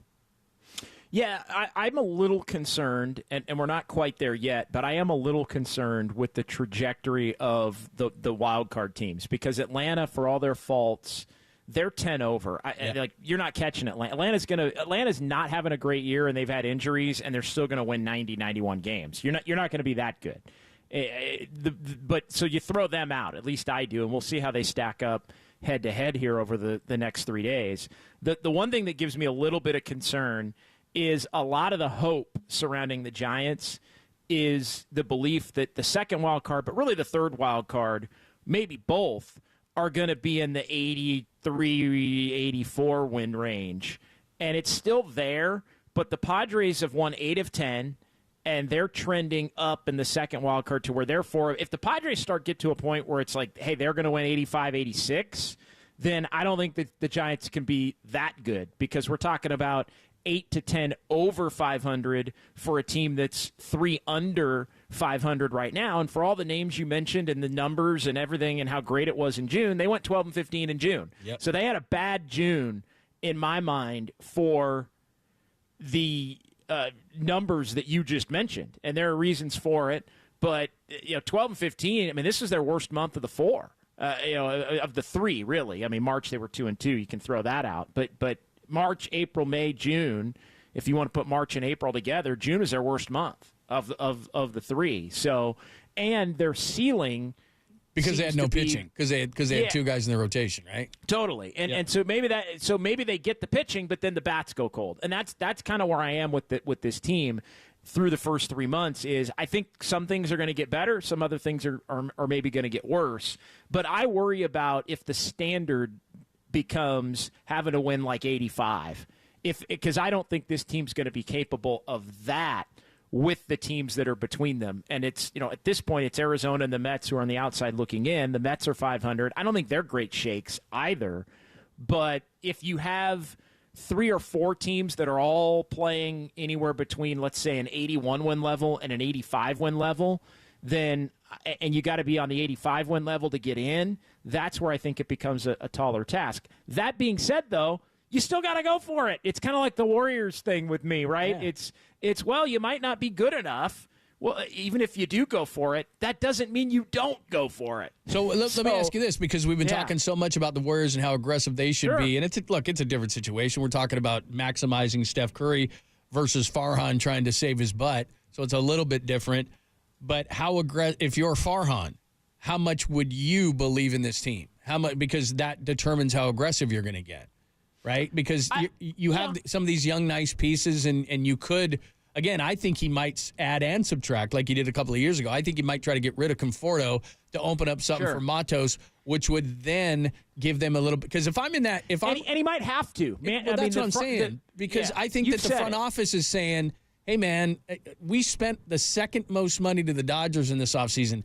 I'm not giving you more. Now, if you want to rearrange things how they are, and you want to get rid of what's left on Conforto's deal." And we can take in, what's he making, $18 million, so whatever's half of that or less than half of that. If you want to get rid of some pieces and you want to add somewhere else, that's cool, but we're not giving you more money. You know what I mean? So he may have to subtract Conforto to add something, put Matos in left. And like you said, the most glaring thing is shortstop. And it's nothing against, they've had some decent shortstop play, and especially defensively. But I think that from a bat standpoint and improving the offense standpoint, they might have to find somebody that's more in the middle than, Wisely's a great offensive player, and then, Ahmed is a great defensive player. Maybe they want to try to find, everybody's always bringing up Bichette's name, but I think that he may have to subtract to add, is my point. And I think that fits his skill set. So I think he's actually been pretty good at trying to navigate those types of – I trust him more to do that than to be able to go get – a big-time player that's going to be impactful and maybe give up. I wouldn't be looking – when you say add, for me, as it relates to the Giants, it's good. I assume on the margins. I don't assume you're giving up your top prospects to try and go get a big-time – like I know everybody – and that's what it'll turn into, I'm sure, between now and the deadline is you got to go do something big. You got to go do something big because it always does, and that's what everybody wants. And big names, big names.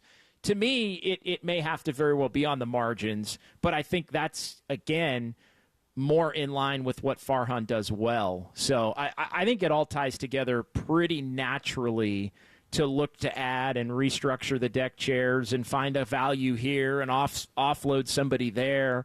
That actually would give me optimism, believe it or not, even though I still am more improve-it mode with this team. Like the last month does nothing for them. They're 41-44. I feel like they're going to be 43-48 coming back. They're probably going to be a couple under 500 at the break, and then we'll see where it stacks up. But all that being said, I would still say you got to go for it on some level. And then I asked you a question that I interrupted you, but how aggressive would you be? I mean, we're talking about the Warriors being aggressive, but I mean the Giants. If you believe in this team that these pitchers will come back, and you got a pretty good relief corps, and you got some sticks that are starting to warm up a little bit, so you're thinking to yourself, hey, man, Arizona got to the World Series with 84. Philly got to the World Series with 87. If we shore up shortstop with a decent stick here, I mean, would you be that aggressive? I'd be aggressive. I wouldn't be looking to give up top prospects, though. Yeah. But I would be aggressive and looking to make moves. All right, 415-808-KNBR, 415-808-5627. There's a little Giants for you. Again, they have a rotation. Breaking news, they have 3 players, 3 pitchers that will actually go to the mound. Birdsong tonight, Hicks, and then old Mr. Reliable, Logan Webb. So at least they have that, which is nice. All right, give us your thoughts. We'll get back to the Warriors as well and all of the stuff going around. A lot of new news today. So we'll let you get in on that. And then we got a foreplay coming up at the top of the hour. Pop and Lund with JD in today, sponsored by good friends at Redwood Credit Union, here to help you with home loans that offer great rates and local personal service. Redwood Credit Union, for all that you love, equal housing lender. All that next, including a foreplay, only here on the Sports Leader.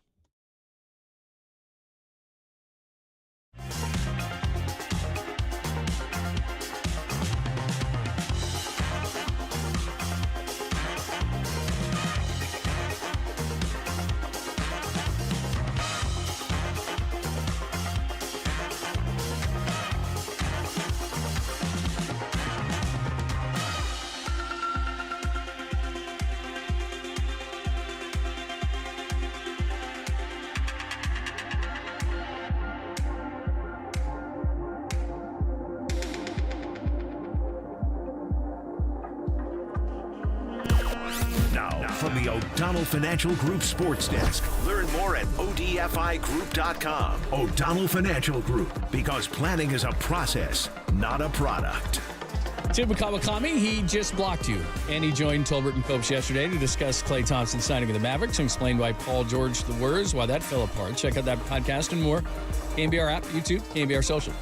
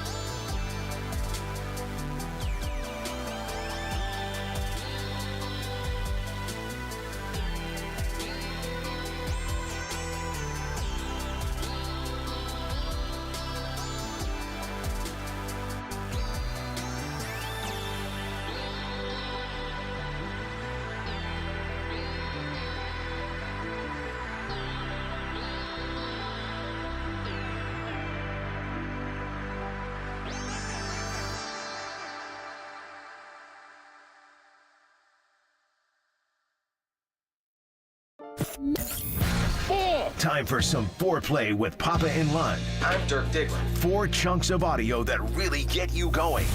I have a gift, and I am trying to not be selfish about it, but to use it. On KNBR 104.5 and 680, the sports leader. Hello, friends. We got a foreplay coming for you momentarily. Richard Jefferson, Mark Spears, who was on today with us. Mike Krukow was on this morning, and one last cut from Brandon Aiyuk that I think is interesting from the Pivot podcast. We'll do that in just a few minutes. Let's slip in a call here real quick because that'll get us going back on the conversation about the Warriors. We've gone on a lot of things today, from Anthony Slater's piece that talked about the deterioration of the relationship between Klay and the Warriors, which is really good. Ramona Shelburne piece on ESPN that the Warriors would not put Jonathan Kuminga in a Paul George trade. And you may say, as a Warriors fan, who cares? But that shows you the value and how they feel about Kuminga.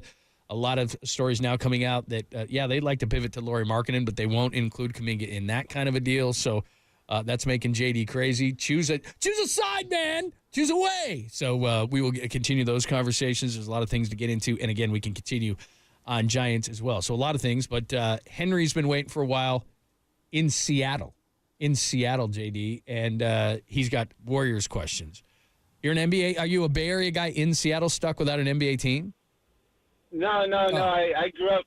I grew up in Oakland. Oh, cool. And transplanted up here for work. Okay. But diehard Warriors fan, and I'm hurting with Klay leaving, but I wish him well. And my bigger concern is what are the Warriors going to do moving forward? And the botched Zach LaVine trade, I'm still scratching my head about that. I would like to know why they didn't pull a trigger on that. What's Dunleavy thinking? Because I do not want Wiggins on this roster anymore. He's not reliable, and he's been a problem. Okay, thank you for the call. I appreciate it. Do you want to field those? So, one, the Bulls trade that was being talked about. Sure. And what was the second thing that he asked? Oh, what are they going to do? What are they going to do? Yeah, I mean, that's the hard question. We've been kicking around here for 3 hours. But, no, I've said this, and this topic actually gets me pretty fired up, as well as the Kuminga topic and not being willing to include him in a deal for somebody that can help him win now. Trading Andrew Wiggins should not – trading him for anybody is not addition by subtraction. Like just get it. And there's a big chunk of the Warrior fan base that believes that. I do not believe that. I know they're looking to move him, but and what was reported over the weekend, it was the Chris Haynes report that the Bulls were willing to talk about LaVine, but they wanted to do a deal centered around Chris Paul and Andrew Wiggins. And yes, the Warriors were getting a first-round pick coming back no matter what, because the Bulls are attaching a first to Zach LaVine, no matter who they wind up shipping him off to. But there is no way in hell. I would have done Chris Paul and salary filler for LaVine. I would have done Chris Paul's $30 million before they waived him. I would have done Looney. I would have even put Moody in to get a first round, make sure you get a first round pick back with LaVine. I would not have done Chris Paul and LaVine. And to me, that makes the Warriors worse. Who's your starting three at that point? Are you going to make Kuminga a three? And that's where it relates back to, because Kuminga's not a three, he's a four. All of the successes that Kuminga had last year were him playing the four. Him and Wiggins do not play the same positions. And then somebody said to me as I started to lay that out, well, JD, Chris Paul was going away anyway. That's right. And they asked, would you rather have Wiggins than LaVine specifically? And I said, yes, I'd rather have Wiggins than LaVine. He's the only small forward on the roster. He's still their best point of attack defender.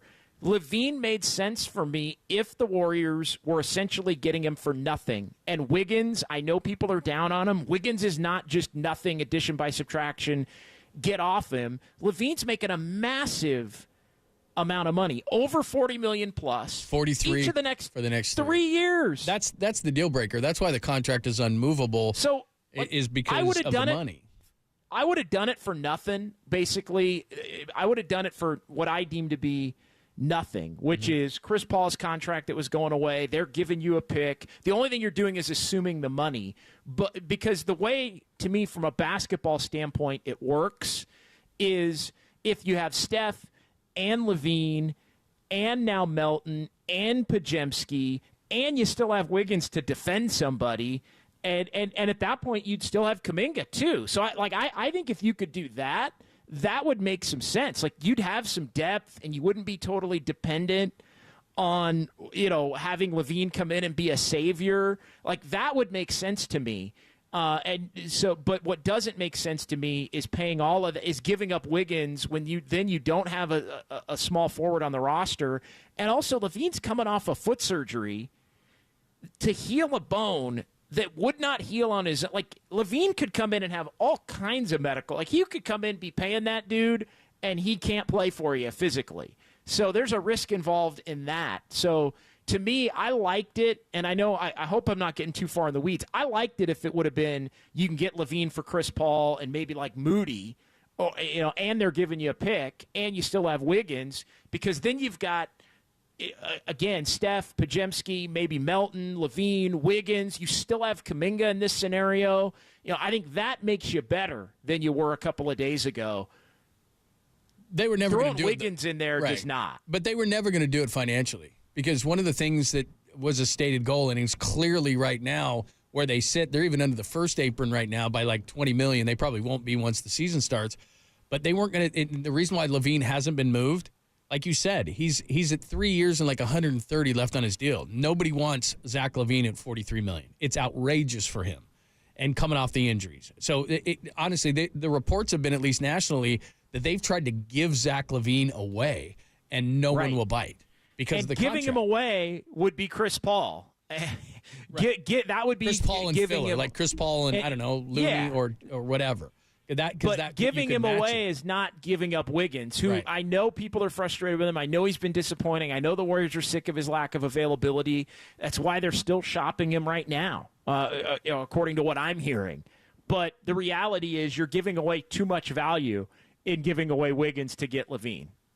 All right, there's your thoughts. We'll continue into the 1 o'clock hour as far as the Warriors. Let's get to your foreplay. Here is Richard Jefferson yesterday on ESPN. And this, we've talked a little bit about the article today that Anthony Slater wrote in The Athletic, and how this goes back a long way and goes back years, and it's both sides. And then both sides decided, especially with Klay basically saying, look, I need a new start.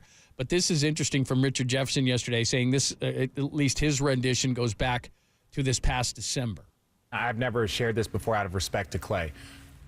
Getting off the elevator Christmas Day. This is on Christmas Day. Of this past year? Of this past year. I get off the elevator and I see Klay. I'm like, oh, Klay, what's up? He's like, oh, what's up? I'm like, hey, man, keep your mentals right. He's like, man, tell him to pay me my money. This was on Christmas Day.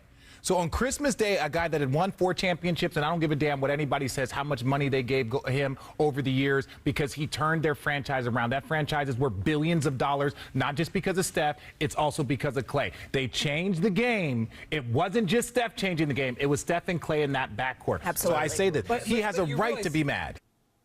All right, let me just go back to the part where, because I think this is the most relevant part of the quote. This was on Christmas Day coming out of an elevator. And look, I don't know how close he is with Richard Jefferson, their former teammates, but for him to walk out of the elevator on Christmas where everybody feels thankful and everybody's in a good mood and all this kind of stuff, and Steph, Klay walks out of the elevator, and the first thing he says to Richard Jefferson is, man, those guys better pay me my money. I mean, this has been turning in his head forever. This was on Christmas Day. Seriously. I mean, that's the first thing. Like, even on Christmas, you might take a break, right? Business. It's Christmas. Hey, Richard, Merry Christmas. Hey, Richard, how's the family?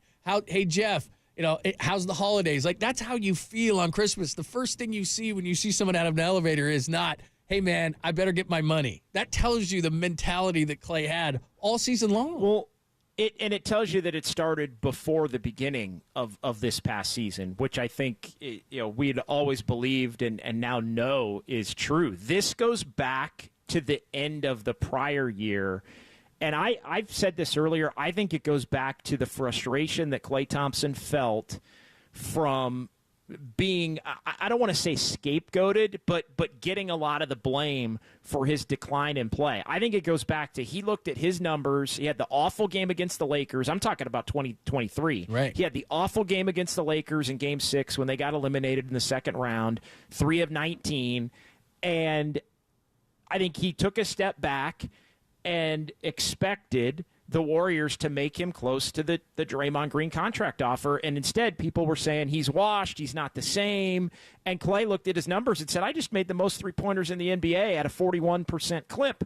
I'm still every bit as good as Draymond is to this team who punched a teammate and screwed up our whole freaking season going back to 22, and he gets $100 million. He gets $100 million, and you're not even, and you're offering me half that?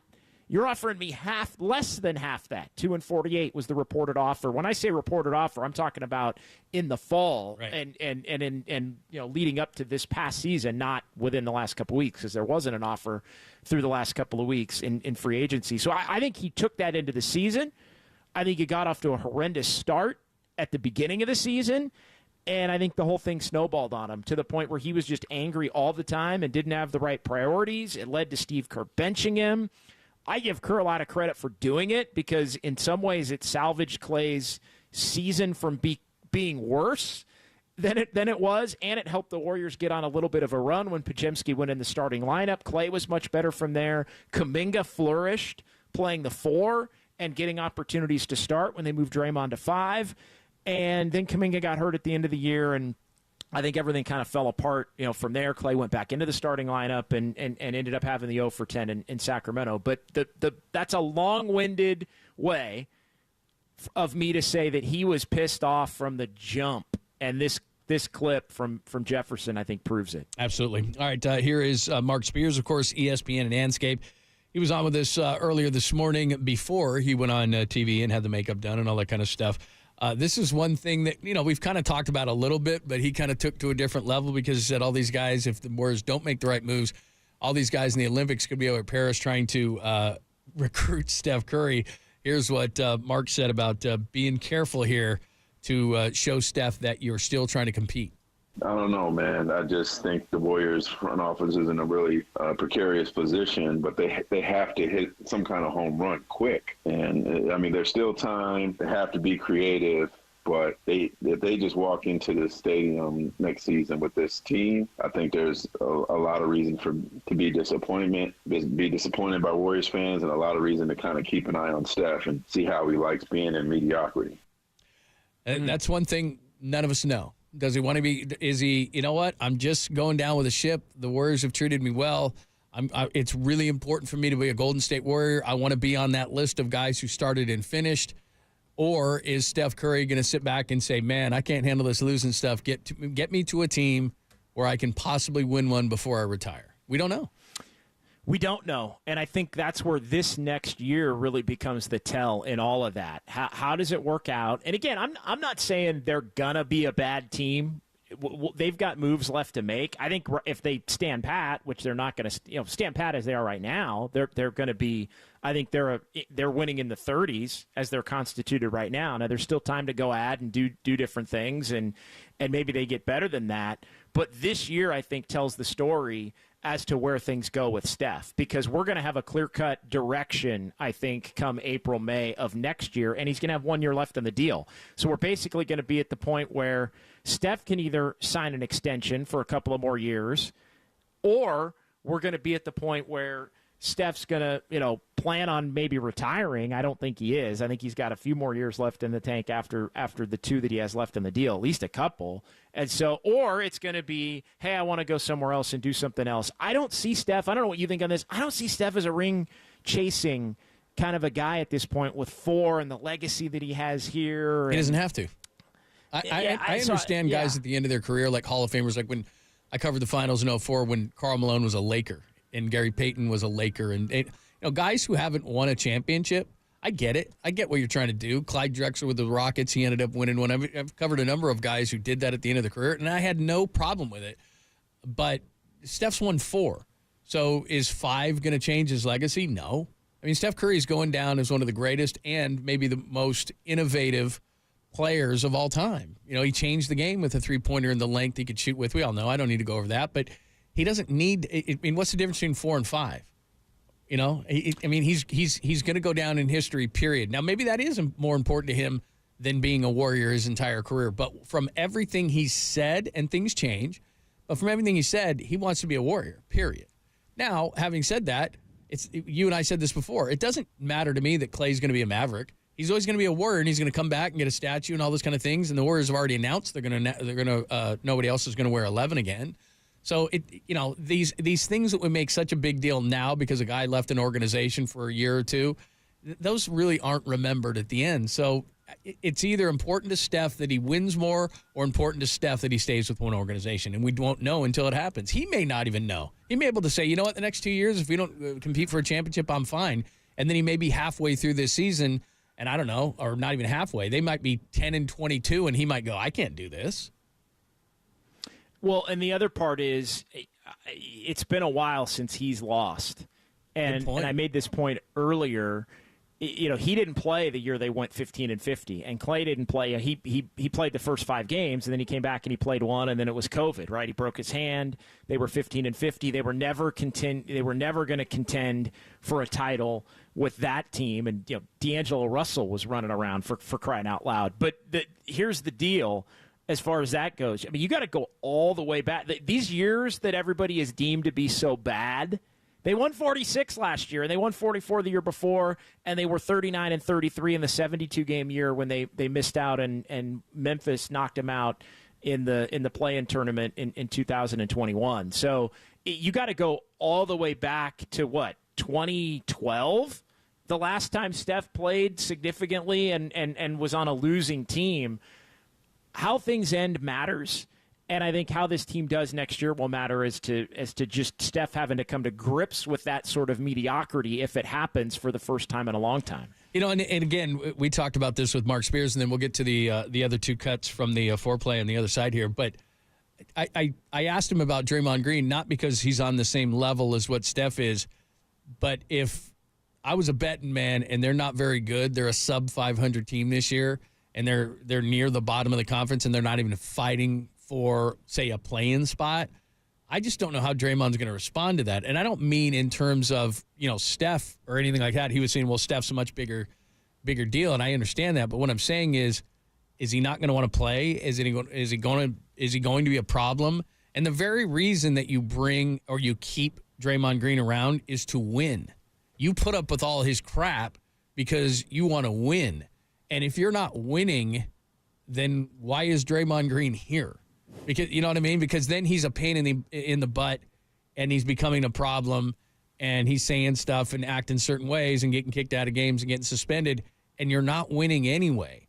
And his contract, to me, is not prohibitive. It's not crazy. I mean, what, he's got $375 now left on it? It's $4 and $100, right? So it's not a contract where you'd say, guy, you can't move Draymond. That's outrageous. $25 million nowadays is not a ton of money. And if you're a team on the verge, if you're one of these young teams, you'd rather move them to the East, obviously. But if you're a young team that's on the verge, you're Orlando and you can't get past, some of the veteran teams there. Or if you're a young team in the West, I don't think they'd move them to Oklahoma City or somewhere like that. But I mean, you're on the verge and you need somebody who can win and do all the little things for your team. You're going to be interested in Draymond Green. So that's all I'm saying. If they're not winning at a high level, I think that Steph can deal with it. That's the kind of personality he has. If they're not winning at a high level with Draymond Green on the team, I don't think he's going to be such a pleasant guy to be around. No, although I don't know that he's going to be somebody that's necessarily going to ask out, because he knows he's a made dude here. You look at all the things that he's brought to the table positively, all the negative things maybe that some would say he's been able to get away with. I think Draymond also knows that he's got a pretty great life in the Bay and as a Warrior as long as Steph is still here. We've seen it. I mean, he's admitted it. When they weren't good enough to contend, he's shut it down. There's been nights where he's shut it down on the court and or hasn't played in games where he could have because it basically wasn't really worth it.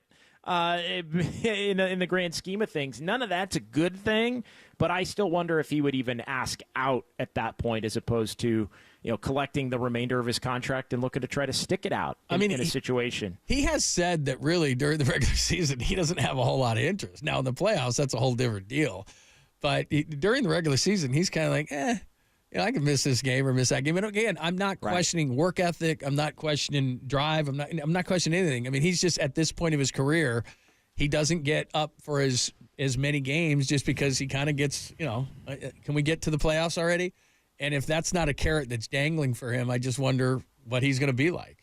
So no doubt, and again, it may though become a situation where it's just, hey, everybody knows they aren't good enough, And so everybody's just kind of cool with it. And that's not like that's what I think is the undertone of right now to why it's so frustrating, is because I feel like there's this overvaluation of the young players, like basically relying on them to be too much a part of being contributors to this team even being good. Forget about title. They ain't sniffing a title the way they are right now. But even being good, there's too much pressure on the young guys, and they're sort of selling it as development. But then at the same time, it's also acknowledging that you're not going to be a title contender. I just feel like they're not saying the quiet part out loud right now. And I think that's where, but everybody will kind of know internally. And so I think that's where it might just turn into, oh yeah, Draymond and Steph are taking, 15 games off this, here sporadically throughout the year. And it just becomes not I don't want to say tanking, but it would become a scenario where everybody knows they're not good enough. And then it's just, night to night, not worth really fighting for. All right, let's finish up the foreplay on the other side. We got a little bit of Mike Krukow talking about the Giants as they head into Atlanta tonight. And one last cut from that from the podcast, from the Pivot podcast, that we've played a few of those for you, but there's one. Oh, Dalton's next. Scratch it. Dalton's next. That's right. We got Dalton late in the show. So NBC Sports Bay Area, get his viewpoint on Klay Thompson leaving town and what can the Warriors do from here. Our friend Dalton Johnson's going to join us from NBC Sports Bay Area. Corrected. Only here on the Sports Leader.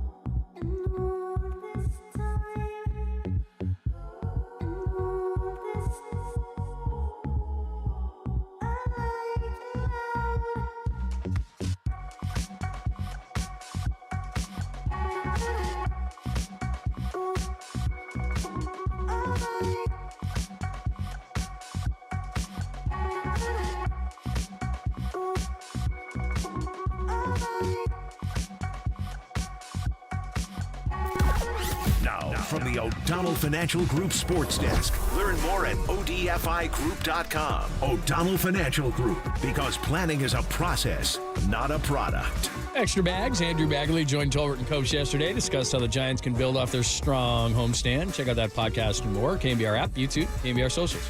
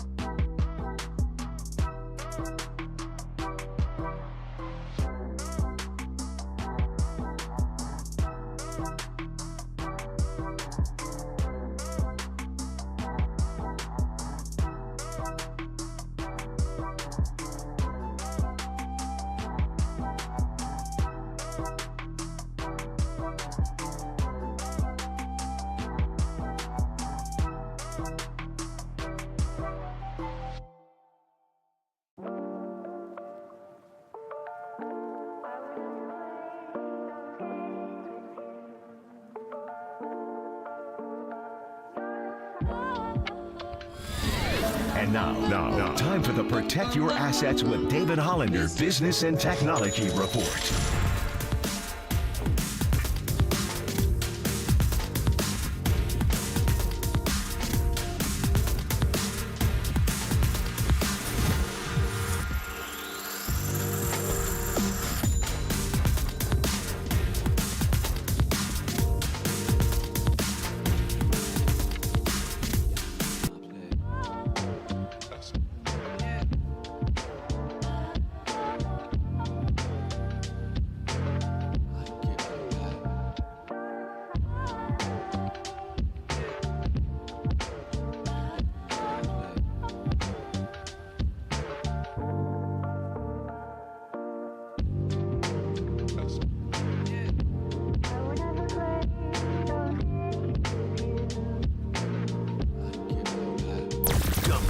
Wherever you are around the globe, stream Gold-Blooded Radio 24/7, 365 on KNBR.com. This is the sports leader. The next big guy that not just the Warriors, people around the league are monitoring as an executives, across the league is Lauri Markkanen of the Utah Jazz. Lauri Markkanen, that's another name that has popped up. Where do the Warriors go from here? How do they pivot? Let's get into that. The Klay Thompson story, still a big one as well. Steph Curry, how will he react to this long term as well if the Warriors are not competing for a championship? We talked to Mark Spears about that earlier. A lot of stuff, a lot of meat still on this bone for Klay Thompson and how everything goes from here. Make sure that you're checking him out. Dalton Johnson at Dalton J. Johnson. Read all his great stuff. NBC Sports Bay Area covers the Warriors. And he says more for NBC Sports Bay Area. And we love talking about the Warriors and other things. And he joins us courtesy of the Uma Gas Line. Hi, Dalton. Good to catch up. How are you? Doing well, guys. Thanks for having me. Yeah, thanks for joining us. We're trying to kind of evolve the story a little bit. So as far as a pivot point, is there something that they could do right now where you'd say, okay, they saved the offseason? Is there a player? Is there a thing? Is there a trade? What can they do now? Well, I think it was the player that was just introduced just a little bit ago before you guys introduced me, and that's Lauri Markkanen. I think that we understand that really to be able to go big fish hunting, to be able to go big name hunting, it has to be through a trade. It's not going to be through free agency, obviously. I think DeAnthony Melton was a great start. I think to get him at that price is a really good job by the Warriors front office and Mike Dunleavy. He's a much better player than people are even saying right now, I believe, in my eyes. But I think if you can go from losing CP3 for virtually nothing, losing Klay Thompson, obviously striking out on the All right, we're going to try to reconnect with Dalton, and we'll resume his answer on Lauri Markkanen. By the way, while we're waiting for Dalton to reconnect and get in a better line with him, it seems like now, JD, because I know maybe DeMar DeRozan has been a guy that you like, it seems like he could be down to the Heat and Lakers, L.A. being his hometown, but saying that there's reports out there out of Miami saying that they're interested in DeMar DeRozan, and the quote is, they're not ready to move mountains for him, but they're very interested. So I don't know what that means, but I would imagine that if Markkanen is not a guy, and we're going to hear from Dalton here in a second more on that, but it sounds like a couple of teams in line for DeRozan. So again, I don't know how aggressive the Warriors would get on that front. Yeah, they're not getting DeRozan, I don't think. I never, DeRozan was never even anybody on my radar. I like him as a player, but how are they getting him? Sign and trade? I mean, that's the only way. He wasn't going to be coming for the mid-level. They've already used it on Melton. So again, player standpoint, I think he would fit. Acquisition standpoint, I don't think he fits. And I also think there are other places, obviously, now that he would prefer to go. Yeah, so that's the latest as far as that goes. And again, we'll keep you up to date. We'll also ask Dalton about DeAnthony Melton. And again, I'm not trying to make him like some sort of a consolation prize. He's a really nice defensive player, which is something the Warriors probably are looking at going, okay, we definitely got to get better defensively. He's solid, but it's just a bad timing thing because literally it was like Klay's leaving, oh, here's DeAnthony Melton. And I think some Warriors fans are going to look at it and go, well, he's going to replace him. That's not what he is. So anyway, let's continue our conversation with Dalton. We get a better line. We're in the middle of talking about Lauri Markkanen, so continue. Go right ahead.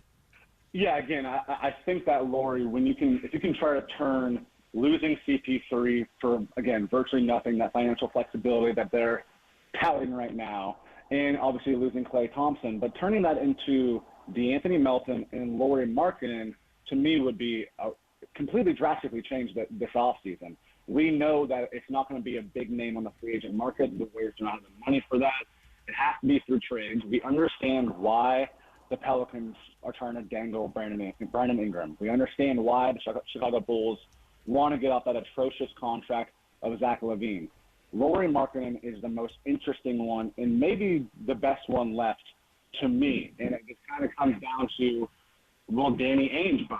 But I think that all the boxes that he checks, to me, is exactly where the front office is looking at, what Mike Dunleavy wants. You look at somebody who's 27 years old, 7 feet, can stretch the floor, he can help them out, and he can be that bridge for the next few years also. So to me, Lauri Markkanen has to be the biggest target right now, and the Warriors need to be all in on going and getting him. All right, Dalton, I'll ask you the question we've spent a better part of the show talking about because of the reporting from Ramona Shelburne about the not being willing to include Kuminga for Paul George. Do you include Kuminga for Markkanen? Because it seems like the Warriors are going around and around in this circle where they do want to get better and they do want to get players that fit Steph's timeline and Draymond's and Steve's, but then they also are so seemingly in love with Kuminga that they won't give him up, and then everything kind of stops there. Would you give up Kuminga to get Markkanen? Would I? Yes. With the Warriors, I don't know right now. I think that the two players of that kind of young forward that we're talking about that they obviously want to hold on to the most would be Jonathan Kuminga and Brandon Podziemski. I think the person who has, without wanting to speak for anybody, the one who has the wallet, the one who has the most money is the biggest fan of Jonathan Kuminga as well. So would I? Yes, because they have to start to take the kid gloves off. You got to understand that you got to be able to gamble for somebody like Lauri Markkanen, and it's not going to take a few draft picks and a few salary dumps. Sure, you can try to maneuver it, but it's probably going to take your biggest asset, which is Jonathan Kuminga. And it's a lot of pressure to try to put on Jonathan Kuminga right now at 21 years old to almost be this franchise's savior as the number 2 right next to Steph Curry as Klay Thompson goes out the door. It's a lot of pressure on Jonathan Kuminga. Does he have the talent? He has a ton of talent. We understand that. But at the same time, you're still waiting. And how much longer can you wait? So would I? Yes. And that's nothing against Jonathan Kuminga because he has the talent, like I've been saying. He has the athleticism. But there's still plenty to be waiting for him to be ready to try to fill these shoes that are growing bigger and bigger in a really weird offseason right now. That's a great way of putting it. Dalton Johnson joining us, of course, NBC Sports Bay Area, Dubs Talk, and Dubs Talk Live as well. And that's a lot of what we're talking about is, and Mark Spears joined us, and was saying that, they better be a little bit nervous about Steph because he's a great guy and he's all these different things. But if he can't be Kobe and saying, last couple of years of my career, I'm okay with not winning or not being in contention, and we're not sure if Steph is going to be that way or if Steph at some point, after a, 12 and 24 start is going to say, you know what, I can't do this. I thought I could. I can't. You got to move me because you got to make a decision one way or the other. Are you all in on Steph? Are you all in on Kuminga in the future? I don't think you can be both. Yeah, they have to make a decision. It can't be somewhere in the middle because we've seen what that's gotten them, and it hasn't gotten them much at all the last few years, obviously. That 2022 championship is becoming more and more miraculous when we talk about the dynasty. The lights really went out the night that Klay Thompson went down against the Toronto Raptors in the 2019 finals. The 2022 finals, what a win by the Warriors, something that should be revered even more for a Klay Thompson, for a Steph Curry, for a Draymond Green, Steve Kerr, this entire core. But you can't be stuck in the middle anymore. In the last few years, they've been stuck in the middle. And when they won the championship, they were a 3 seed. They dropped to a 6 seed and beat the Kings in the first round before losing the second round. Now they're a number 10 seed as the West keeps getting better and better. So you better be all in if you still expect to be a championship team. So again, I feel like they keep teetering in that middle where you're going, well, I don't want to be a $400 million team, but I also don't want to be a 10 seed. We want to maximize Steph Curry's time, but we also love our young guys. Where is it and where's the compromise? Because the middle isn't working anymore. So I don't think that Steph Curry is a type of superstar fits on the table and Curry now. Maximize these next 2 years, the only 2 years. Okay, I think we lost him. Yeah, we got to let Made a him good go. point. Hey, tell Dalton thanks. Two shots, and that's good. But no, I get his point, and it was something we were talking about is, really this hasn't been a topic point as we continue to evolve this conversation, Klay. And then, okay, this morning Ramona writes the piece about they wouldn't put Kuminga in the trade for Paul George, and in and of itself, okay, but it means that they value him and they still want to hang on to him and they think he's going to be the clear 2. And the risk that they're playing with here is if he's not next year ready to be that and you get off to a slow start, you're 8 or 10 games under 500, then it's time. Either Steph can handle this and wants to be a Warrior the rest of his career, or he doesn't and he asks for a trade, and that's worst case scenario. Because if you're Joe Lacob, and it's not going to be Steph, it's going to be management, it's going to be his side saying, look, Steph wants a trade. We don't want to make this loud. This isn't a demand, but, let's keep this cool and low and all this kind of stuff, but you can't nowadays.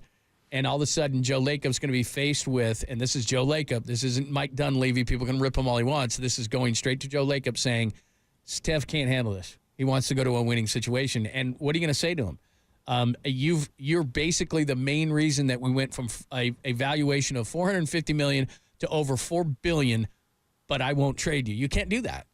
You can't. Do you think that the Warriors, and we can talk about this on the other side, do you think they are taking Stephen Curry's temperament and his niceness for granted? Boy, is that a good question. That is a really good question.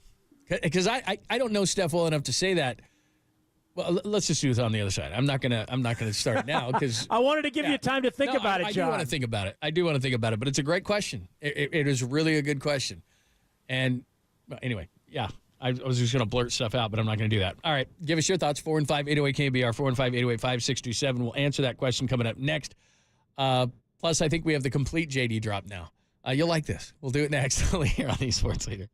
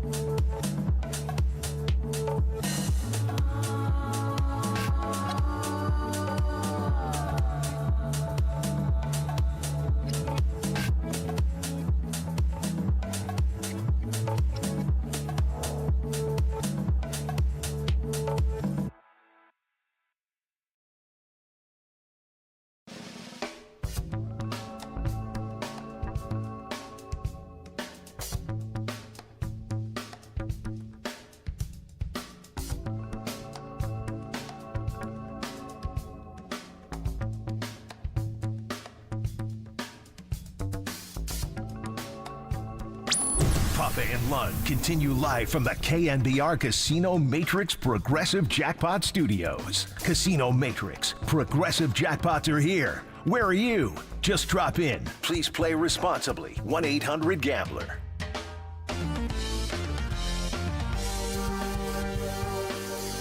Yeah, and obviously having the coaches so aligned, Sean McVay and Kyle, during the run here, we're talking about, sorry, I got something in my throat. Okay. I think I'm back. Yeah, okay. Jump in, John, ask a question. Excuse me. I'm choking on a peanut. You guys are making fun of guys dying. Papa's dying. Sean Estes is dying. They're choking. We're making fun of them. It's all right. I think it's funny. They didn't, neither of them died. So I hadn't heard that okay. one. I actually hadn't heard that one. Pop's had a few of those moments. None more than what is it? I think he's allergic to what is it? Soy.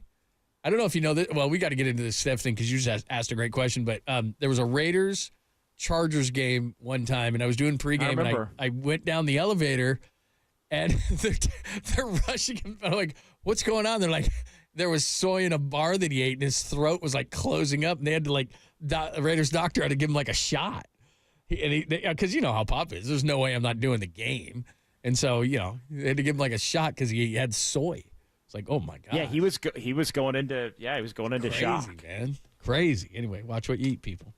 All right. Will you ask the question again now that I've had a moment to contemplate it?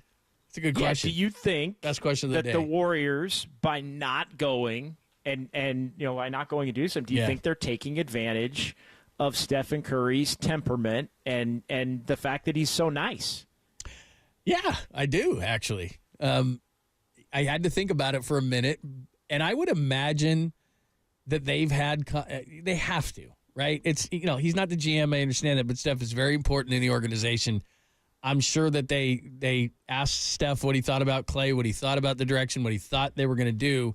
But you're right. If he had Draymond Green's temperament, but was Steph Curry. So Steph Curry's talent, Steph Curry's impact, all this stuff, Steph Curry, but he had the temperament not of himself, but of Draymond Green. I think they'd be a little bit more nervous about what he would do. But I do think they think, because he's probably told him this, I want to be a Warrior. I want to be the Warrior the rest of my life. It's a big, it's very important to me to retire a Warrior. But you know who else said that? Klay Thompson said that. He said it was important to him. He said he wanted to retire Warrior. He said he wanted to retire with Steph and Draymond. I mean, you're part of somebody's plans in life and in sports and in business until you're not. And even Steph doesn't know. Here's the thing, because we've been talking about this a lot today. I'm sure Steph's thought about this a lot.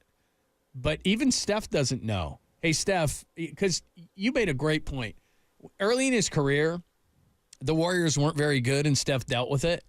But he was a young player. He had lots of years. He was, I'm going to grow with this team. Now that you're at the end and you can see the end of the tunnel, and if I keep bringing up this number. It could be any number. I don't care. An unacceptable number to Steph. I'll just bring it up, 12 and 22. They're a quarter of the way through the season or whatever, and Steph says, we're 10 under 500, man. I got to do this for 2 more years. I got to be embarrassed. I got to have my friends come up to me. I got to get texts from other people. Man, you're never going to win another one. He doesn't even know in his mind how he's going to react to that, let alone us trying to say, hey, I think Steph will be fine, or no, I think Steph's going to want to leave. I don't think he even knows how he's going to respond to it. But back to your original question is the demeanor that Steph has and the class that Steph does everything with probably leads them to believe that he'll be okay with it. But even if he's had a conversation with Joe Lacob about it, which I'm sure he has, he might think that he is, but even he doesn't know if he is, if that makes sense. Well, yeah, because it's been so long. Right. It's been so long. And even if you're losing, you have time. Like, I'm going to grow with this team. I'm going to stay because we're going to win. Well, when you got 2 years left on your deal and you look over and you have Draymond and Anthony Melton, that's not a championship core, and you don't know how you're going to handle it.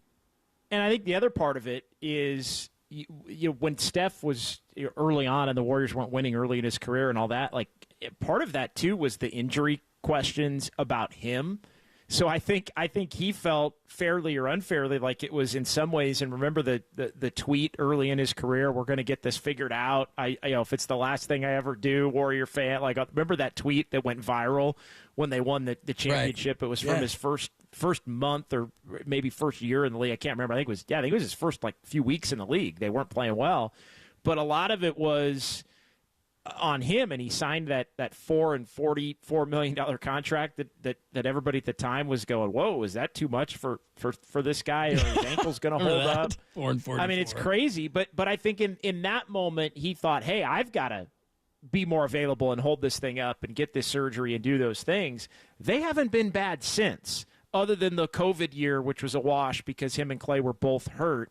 And again, these other bad years, they've been bad for the fans. I think in the media, sometimes it gets overblown in the grand scheme. And I'll admit I'm guilty of it as somebody that's been doing shows after Warrior games here for the last 6-7 years. You mean the expectations where there's an expectation? Yeah, where 46 wins feels like a drag. Like 44 wins feels like the sky is falling. Like they haven't really truly been bad in a long, long time, except for the 1 year where everybody knew they were going to be bad because Klay and Steph were both out. Now, that's a good point. What do you think? I mean, do you think? I mean, you know Steph, you're around him a lot. I mean, what do you think? Do you think that the organization is kind of taken for granted he wouldn't leave because he's such a good guy? I think it's part of it, and I think it's far enough down the road to where they also believe that they aren't going to be bad enough to make him think about it. That is the one thing that has been, we haven't really touched on this aspect of it, which is, like, do you really think Joe Lacob's sitting back and he's hearing me say, hey, you got to be willing to include Kuminga on Paul George, and he's hearing us talk about, well, if you're not including him for PG, would you include him for Markkanen? And they're trying to do all these things and they can't, and trades are hard, and you're overcommitted to the young players. You think Joe Lacob's sitting back as he listens to all of that and thinking, that they're going to be mid or they're going to be bad? No, he's thinking they're going to be pretty good. So I think there's a confidence, maybe a little bit of an arrogance, but a confidence that this thing is not going to be maybe what some think it's going to be, and certainly not going to be so bad that Steph's going to say, hey, I want out, or this isn't for me, or you need to do something dramatic. Because just as Steph was not one when Klay asked him to go to bat with management, I think they believe in some ways that Steph is not one to go walk in the door and be like, damn it, trade Kuminga.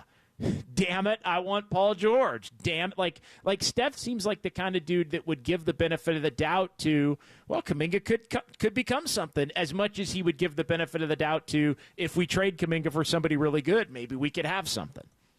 Yeah, it's interesting to me because I think Joe Lacob overvalues, I don't know what the case may be, but if you looked at the team right now with no moves, and I think they're going to make some moves. Hey, Billy, no moves. I think they're going to make some moves. But it's an inside joke. I can't explain it to you. I'm sorry. That's why we can't play. We're like the kids that can't sit next to each other in the classroom because we start doing all the little. We start getting the teacher pissed off. Yeah, there are some people that know of that story of what I just did, and there are many who don't. So those who find it funny, that's good.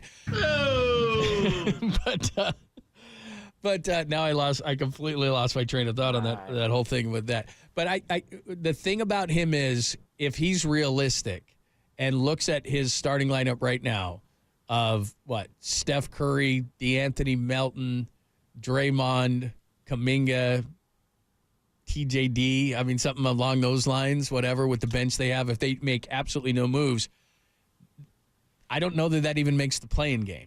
I mean, it's just, you got to realize that not only are you going one way, but the rest of the West is going another. I mean, a lot of these teams in the West are going another way. The only teams going down right now, worse than they would be last year, the Clippers are. The Suns are still probably better because they have their big three, even though I don't love it, but they're better than you. They were last year. I mean, the Clippers are worse. There's no doubt. But even the teams near the bottom, I mean, San Antonio is going to be better. Houston was on your heels. They're going to be better. Dallas has a lot of confidence and added Klay. I don't even. Memphis is going to be a lot better. They're going to be a competent team fighting for a playoff spot with Ja back, and they had a ton of injuries last year. The West is tough. So now you're looking at that, plus the young teams that got more experience. You're not better. I mean, they're better and you're not better. So and you barely hung on. Basically, with Houston at the end gave you a run. You were the 10. That's the worst. That was the worst playoff team or worst playing team. Tell me you don't think Joe Lacob isn't sitting back and thinking, I know Kuminga's going to be a superstar. He probably is thinking that, yeah. Because who made the decision to not put him in? Mike Dunleavy is the GM, and there's a lot of voices in that room, and Steve Kerr has one, and even Steph Curry has one. There's a lot of people.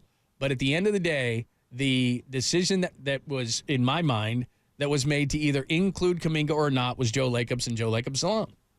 Are you going to include him, Joe? No. I mean, that's what it was.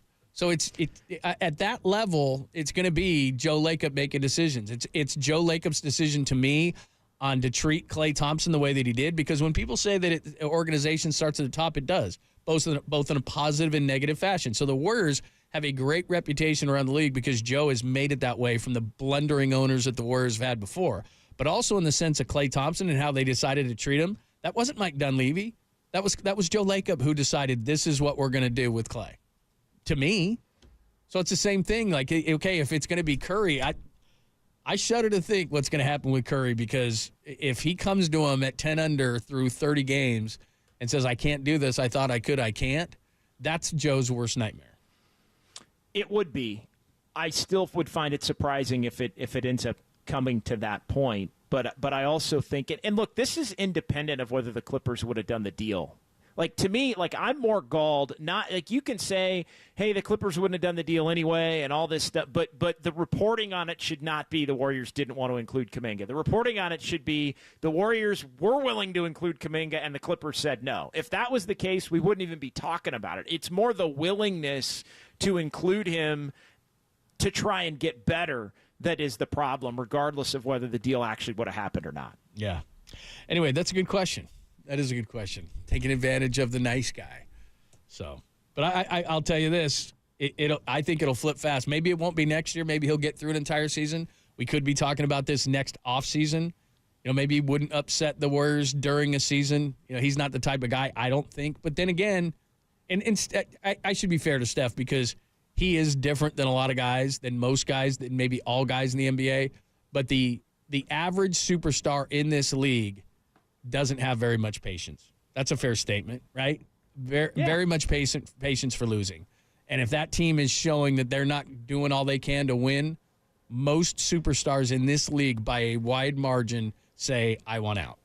They just do. And I don't think they do, and you're right. I just feel like I'll take it to this spot. I feel like Steph's more apt to go in and say, hey, we got to do something for the now, than he is to say, hey, we want out. Or I want out. Yeah. I agree. But if they do nothing from this point forward, if this is their team, save, I don't know, a couple of minor moves, right? I mean, then it comes back to your question. Are you taking advantage of it because I'm a nice guy? Because, again, if he had the demeanor, the talent of him, but the demeanor of Draymond, I think they would say to themselves, we got to move Kuminga, because this guy could just ask out. I mean, that's what I think, is that if he was a guy who has kicked up dirt in the past, then I'd say, well, we're going to make a move. Yeah, even if it was LeBron. Yeah. If it was LeBron, no doubt. There's no question. I'm sure that's the whole thing on LeBron, right? What moves are going to make? I mean, if they don't get DeRozan, if they don't make a move, don't you think that LeBron's going to say something about it?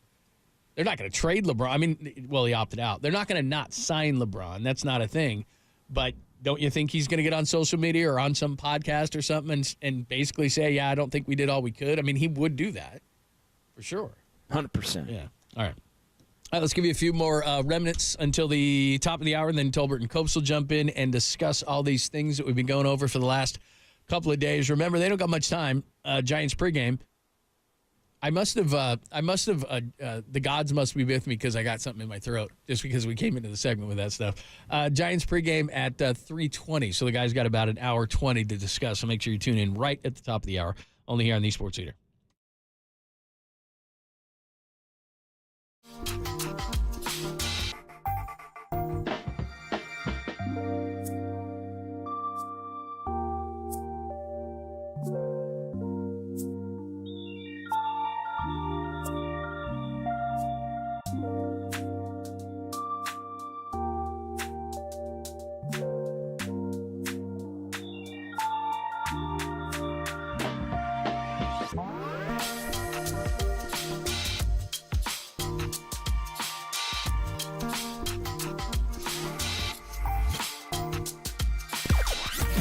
From the O'Donnell Financial Group Sports Desk. Learn more at ODFIGroup.com. O'Donnell Financial Group, because planning is a process, not a product.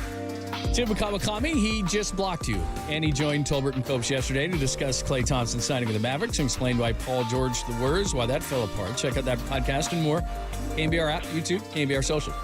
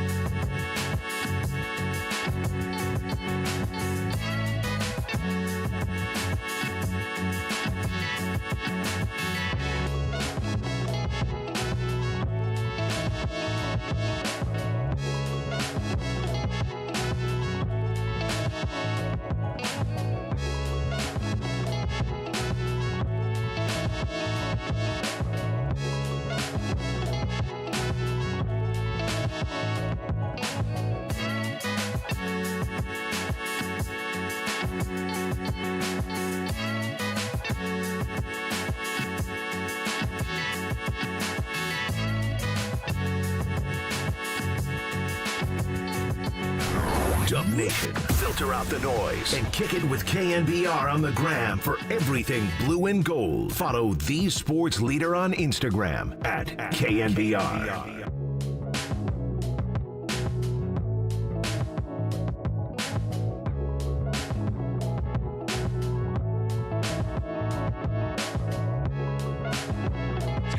Copeland's fault that I was late there.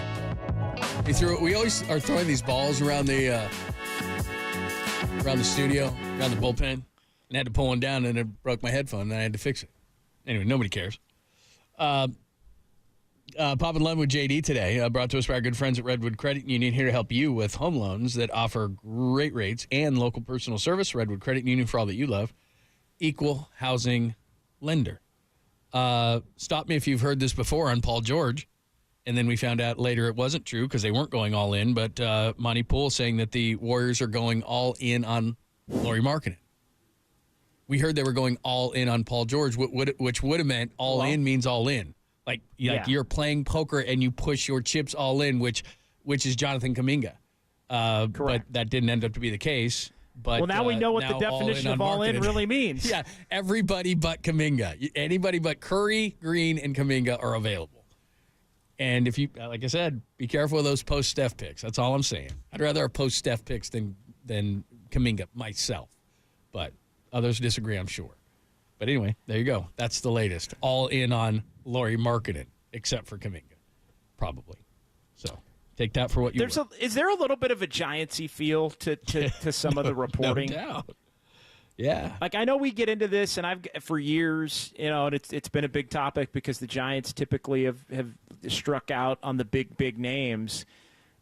There's a little bit of, look, I love all these guys, love Dalton, love Monty, but it's like there's a little bit of, hey, let's make sure that the news cycle tells everybody that the Warriors are all in on da-da-da-da-da, and then when they don't get them, it's like, oh, well, they actually really weren't all in. Well, the other thing, too, is that, again, you don't get credit for what you almost did. The greatest team in baseball history is the guys the Giants almost got, and that's – so it like if you're a fan, it almost makes you more pissed, right? Well, if you wanted Paul George, why didn't you put in Kuminga? If you wanted Markkanen, why didn't you put in Kuminga? Now, to me, Markkanen makes more sense in the way that I think Joe Lacob is thinking than what Paul George did, because Paul George was 34. Now, if you wanted to go all in, is George a better player than Markkanen right now? I think he is, because he plays on both sides of the floor. But if you want a guy right now that you hope Kuminga to be, and I know they're different players, but what I'm saying from a statistical standpoint, I mean, Markkanen last year was like 24-8, but I mean, his first year in Utah was like 25-10, and he's a stretch big, which the Warriors are dying for. It would be great to have a stretch big. Is he perfect? No. But the guys who are attainable, and this is why free agency and guys offering certain guys, that's the only pool you have to choose from. Markkanen's not perfect, but in terms of what you have available to you, he's probably the best thing you could get, and he's 27 years old. So now you can kind of play a little bit of both of the timelines. He's not 21 like Kuminga, but he's ready to contribute now. He'd easily be their second best player. So would you do it? But he's not a good defender, but he is a really good offensive player who can stretch the floor on that end. Well, and at least for this year, and look, you'd have to be willing to pay Markkanen, but at least for this year, as you look at it, and again, you're talking about draft capital and salaries and all of that stuff. But I think it's a matter of, I'm looking at what Markkanen makes right now. About 18. I think it's next year. Yeah, like about 18. Yeah, right? 18-0. Okay. Yeah, 18, basically a little over 18 for Markkanen. So it's more, I think, a deal based on, like, this is not a deal where you'd be having to send some big contracts out, unless they want you to take Jordan Clarkson back, who also I think could be a useful player. He'd be great off the for bench. The Warriors. Yeah, he'd be a nice offensive piece off the bench. So that, could it be? I mean, you put him in the deal, and it's $32 million. Kuminga is making about 7-8, and then you've got, would you put Wiggins? Then you'd have to start talking about Wiggins for salary matching. But then the Warriors also have the traded player exception that they could try to do something for as it relates to Markkanen. But you got to be willing to give up Kuminga, I think, to make this happen. But Kuminga ain't going to get it done alone. It's Kuminga and probably another pick, maybe two. Well, yeah, because you got to make salaries match, so you're about 10 short there. And again, that's one of the reasons I think that they opted in with Looney, so that they would have some versatility. And then Gary Payton's got 9. I think Looney has 8. But again, they're not going to just take those two pieces. They want the thing that's attractive. And again, you got to think about the way Danny Ainge operated in Boston. He wants post-Curry picks. That's what he wants. Now, I know he probably wants Kuminga, but he wants post-Curry picks so that he can move around. I mean, that's how they built the Celtics, with those picks from bad teams, and moved around with it. Anyway, our time is up. Are you on the morning show tomorrow? I am on the morning show tomorrow with Murph. What Time you get up for Quick that? turnaround. My Lord. 3:45, brother. Oh, my God. Don't call me. Don't text me. That is early. All right, bro. And then I'm coming over to your place for the barbecue. I'm ready. I'll pick you up. Yeah. We're going to Young Tony's. Yep, let's go. Young Tony, big barbecue. By the way, listeners are invited to Young Tony's. I've been told. And he'll supply booze and meat. All you have to do is bring a salad. Yes. That's it. Young Tony's. We'll give you an address at a later time. But, yeah, all listeners, everybody. We're trying to make this thing as big as possible because we love America. All right, Tolbert and Cope's coming up next. You know who likes morning shows? Tolbert. Loves to get up for morning shows. He enjoys them. I'm surprised he doesn't do the morning show. Anyway, we'll talk to you at people will talk to you at 6 a.m. Enjoy. Looking forward to it. All right. Take care, my man. That's a great John Dickinson. Thanks to Mark Spears today. Thanks, as always, to Danny and to Walter. They are next. Tolbert and Cope's only here on KNBR AM and FM San Francisco, the sports leader, a Cumulus media station. This was on Christmas Day.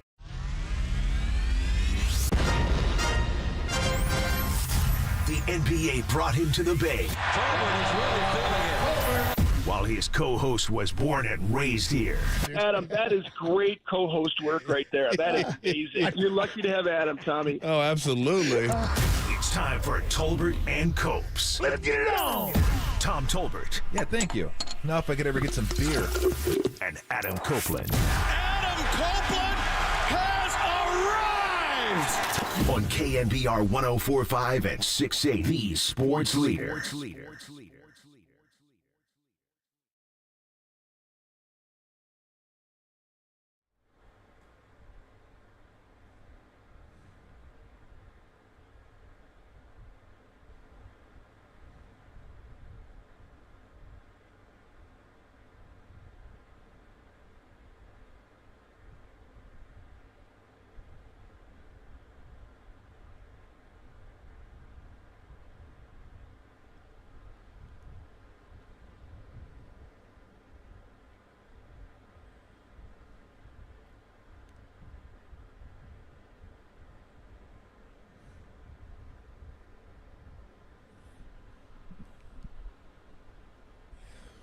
What is shaking? Adam Copeland, Tom Tolbert with you. Be with you for about an hour and 20. Oh, hope everybody's staying hydrated out there. Got to stay hydrated. So you can have your beers, you can have your beverages if you want, but make sure water. Hydration. You got to stay hydrated. And I don't mean hydrated with alcohol. My buddy tried that one time. He tried to hydrate with a fifth of vodka. It wasn't pretty. He played 9 holes, tapped out, eyeballs, back of head. Not good. Vodka? Water. Yes, I love vodka. Hydrate with water. Our guests today include nobody. We're having nobody on. We're just going to chill here. High quality 8th 2-0. Talk some Warriors, Giants, whatever. As we get you ready for the Bravos and the Giants. What's happening? What's up, dude? It's an ice cream day, I think. What? I think it's an ice cream day is what it is. I need to get some ice cream as soon as I get out of here. You need some ice cream? Yeah. It's hot enough for ice cream. God, I haven't had ice cream. That's what I was thinking today. I was walking down the hill, and I was like, dude, I want to get some ice cream today. And then I started thinking about, like, the go-to. Like, I used to be a big Choco Taco guy. Because I can crush some Choco Tacos. I like drumsticks. Is that an innuendo?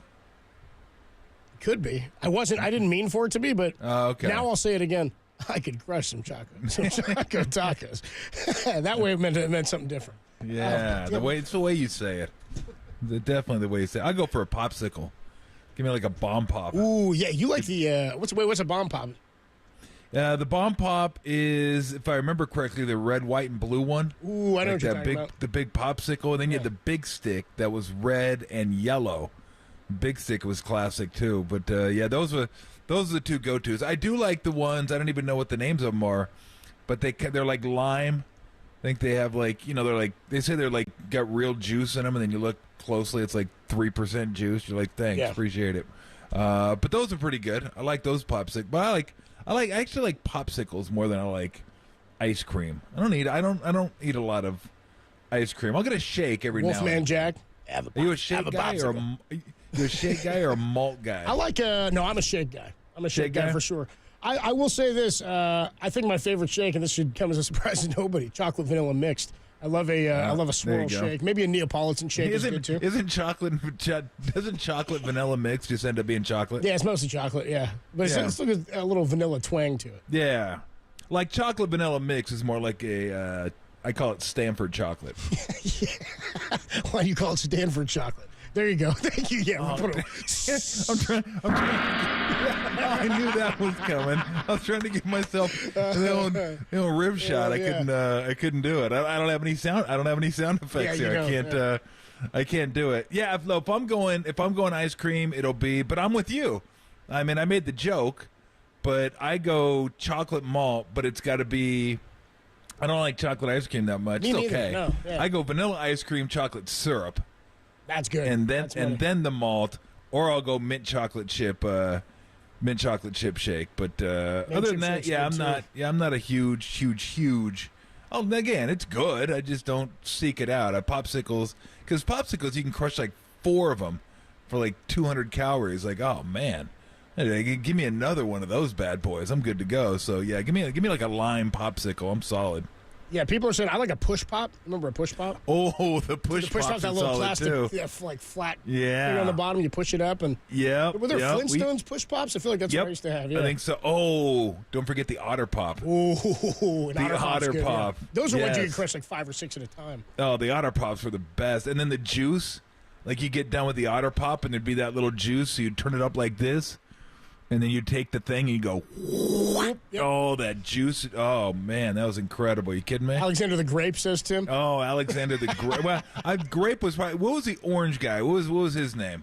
Otto the Orange or something like that? Yeah, I'd have to get the names of the Otter Pops. I don't know. Strawberry Shortcake, I believe, was there. I like the orange one, I think. Or some Sir Alexander. Strawberry Short Cook. Oh, that's what it was. Might have been with 2 Ks. Sir, yeah, K-O-O-K, yeah. Careful. Sir Isaac Lime. 2, not 3. 2. Sir Isaac Lime. It's like Sam Houston, the Bearcats, spelled with a K. Careful. The Little Orphan Orange. That's what it was. Little Orphan Orange. I love Little Orphan Orange. Poncho Punch. That's right. There was a blueberry one too. There was a blue one. Louis Blue Raspberry. There you go. Louis Blue Raspberry. Yeah. Major Mango.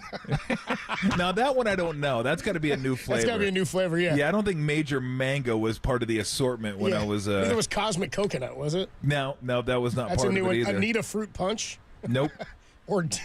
This definitely wasn't DJ Tropicool. No, that was not it either. I see they're updating their Otter Pop flavors. That's good. They're getting more updated for the new generation. Otter Pops, everybody, like kids come over or whatever, or you go to someone else's house when you're younger, somebody has an Otter Pop, you're absolutely grabbing a couple of those bad boys, get the scissors, cut off the top, and you're good to go, man. What's better than a hot day in an Otter Pop? Yeah, seriously. Now, the only problem is when you buy them, they're not frozen. Like I'd have to wait for tomorrow if I bought them today or late tonight. So I'm probably going straight in on some ice cream after the show. Yeah, I mean I could do that. I'm gonna go straight in on a really cold beer. I already drank already got like half a gallon of water in me, so I'm good there. Finishing up a nice iced tea, and I'll probably crack a beer when I sit down. And I'm going to blow the fan on me, and I'm going to watch the Braves and the Giants, and that's what I'm sure there's something on after that. I watch another baseball game, but yeah, I'll just sit on the couch, draw the blinds so the sun's not beating down. And look, I understand that people that are listening to the show, you're on the stream, whatever, I understand. It's Alameda. I'm not dying over here. It's like 83, but it feels like I'm dying. I know you guys have like 108s, 105s, 110s. It's brutal out there. But I'm just gonna, taking precautions. Look how white I am. I don't want to get burnt. I get burned in like I can get burnt in a wetsuit. Okay, that's how white I am. Just thinking about the sun. Absolutely. Yeah, look at him. Yeah, Looks by a window in his house. Oh man, just sears. I'm like a vampire when I walk outside. It's like sun hits me. I'm toast. So I'm gonna stay inside, grab a beer, watch the Giants and the Braves. They're gonna be playing in Hotlanta. I'm going to be in Hot Meta watching the games. Tom in the A. Hot meter. Tolbert and Copes with you. Dude, as Tim said in my ear, this is like a YouTube show, like a YouTube-only show. That segment, Stop. dude. I'll punch you in the face. Yeah, no, you won't. Not, actually, at some point, we should do that. That'd be a good, plenty of time to kill. No, it would be a terrible idea. Giants and the Braves. If anybody ever comes up with that, they should take it to their grave with them. Take it to the grave with me. Yeah, exactly. Go jump three off times. Jump off the bridge with that idea. Warriors fans are now panicking to get Lauri Markkanen. Feels like an ice cream kind of day we're talking about. We can get through that a little bit more. If we want to talk more ice cream. And then we got to talk about young Tony's 4th of July barbecue. I'll bring you up to date on that coming up in just a little bit. When we come on back to the latest on the Warriors reports, Anthony Slater wrote today about what led to Klay's decision to leave the Warriors. Joe Lacob's name comes up and sort of orchestrated some of this. We'll talk more about that coming up next. Tolbert and Copes, and then into the Giants and the Braves on the Sports Leader.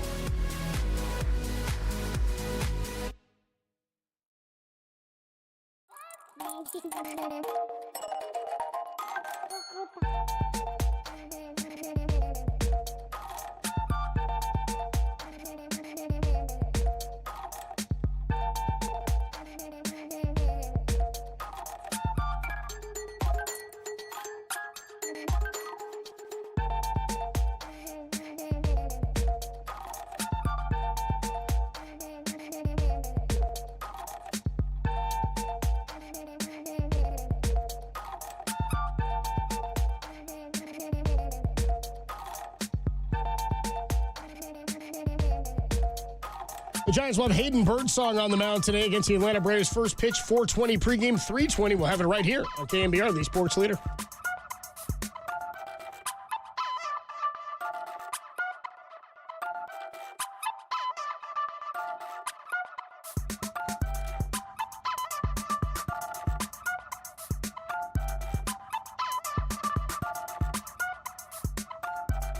Hey, what's going on, everybody? Adam Copeland here for O'Donnell Financial Group. Making the transition from work life to retirement can be jarring and disorienting, but it doesn't all have to be that way. Greg O'Donnell and his team at the O'Donnell Financial Group are dedicated to achieving a smooth transition into retirement life. Sooner than you think, you may have to live an entirely different lifestyle. You may be living a different lifestyle than you are right now, but it doesn't have to be in one giant leap. The experts at O'Donnell Financial Group will help you craft a plan tailored to your desired timeline. You can transition into retirement confidently and on your own terms. Don't wait. Contact Greg O'Donnell, CEO and founder of the O'Donnell Financial Group, for a complimentary review of your financial situation today.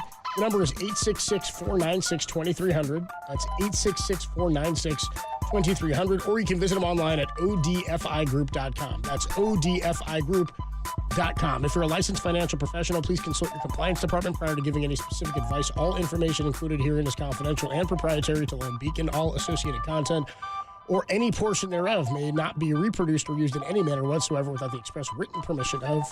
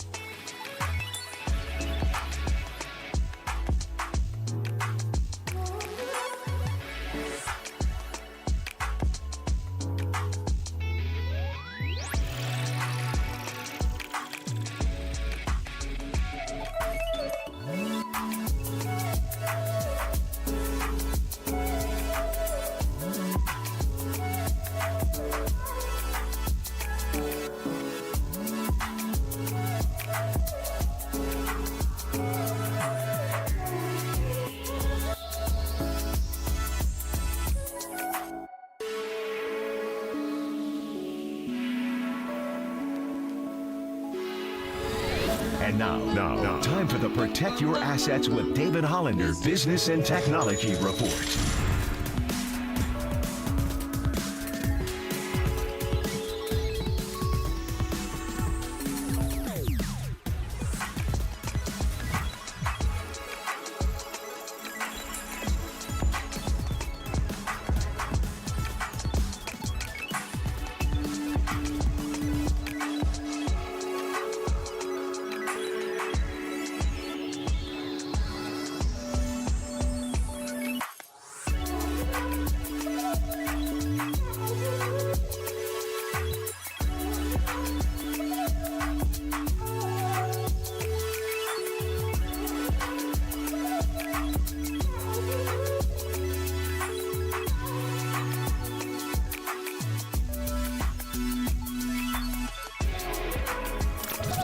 Enjoy KNBR in FM at 104.5 FM. Now back to Tolbert and Copes. Tom Tolbert and Adam Copeland on the Sports Leader. Tolbert and Copes with you for about another hour when Giants pregame gets going from Atlanta. 3-game series, Giants and the Braves. Anthony Slater wrote today about what led to Klay Thompson's decision not to return to the Warriors. There were many things that transpired this offseason that made Klay frustrated, but the truth is he made up his mind about 2 years ago, all right? Or excuse me, a year ago, after the 2-year, $48 million offer. They didn't put much into the offseasons, 2 previous offseasons in trying to extend him, and there wasn't much more the Warriors could have done after that. Richard Jefferson today on ESPN, this is yesterday, excuse me, he talked about seeing Klay on Christmas Day. He had a story that he told. This is yesterday after Klay decided to leave the Warriors. Here's Richard Jefferson. I've never shared this before out of respect to Klay. Getting off the elevator Christmas Day. This is on Christmas Day. Of this past year? Of this past year. I get off the elevator and I see Klay. Oh, Klay, what's up? So, oh, what's up? I'm like, hey, man, keep your mentals right. He's like, man, tell him to pay me my money. This was on Christmas Day. So on Christmas Day, a guy that had won 4 championships, and I don't give a damn what anybody says, how much money they gave him over the years, because he turned their franchise around. That franchise is worth billions of dollars, not just because of Steph, it's also because of Klay. They changed the game. It wasn't just Steph changing the game. It was Steph and Klay in that backcourt. Absolutely. So I say that he has a right to be mad.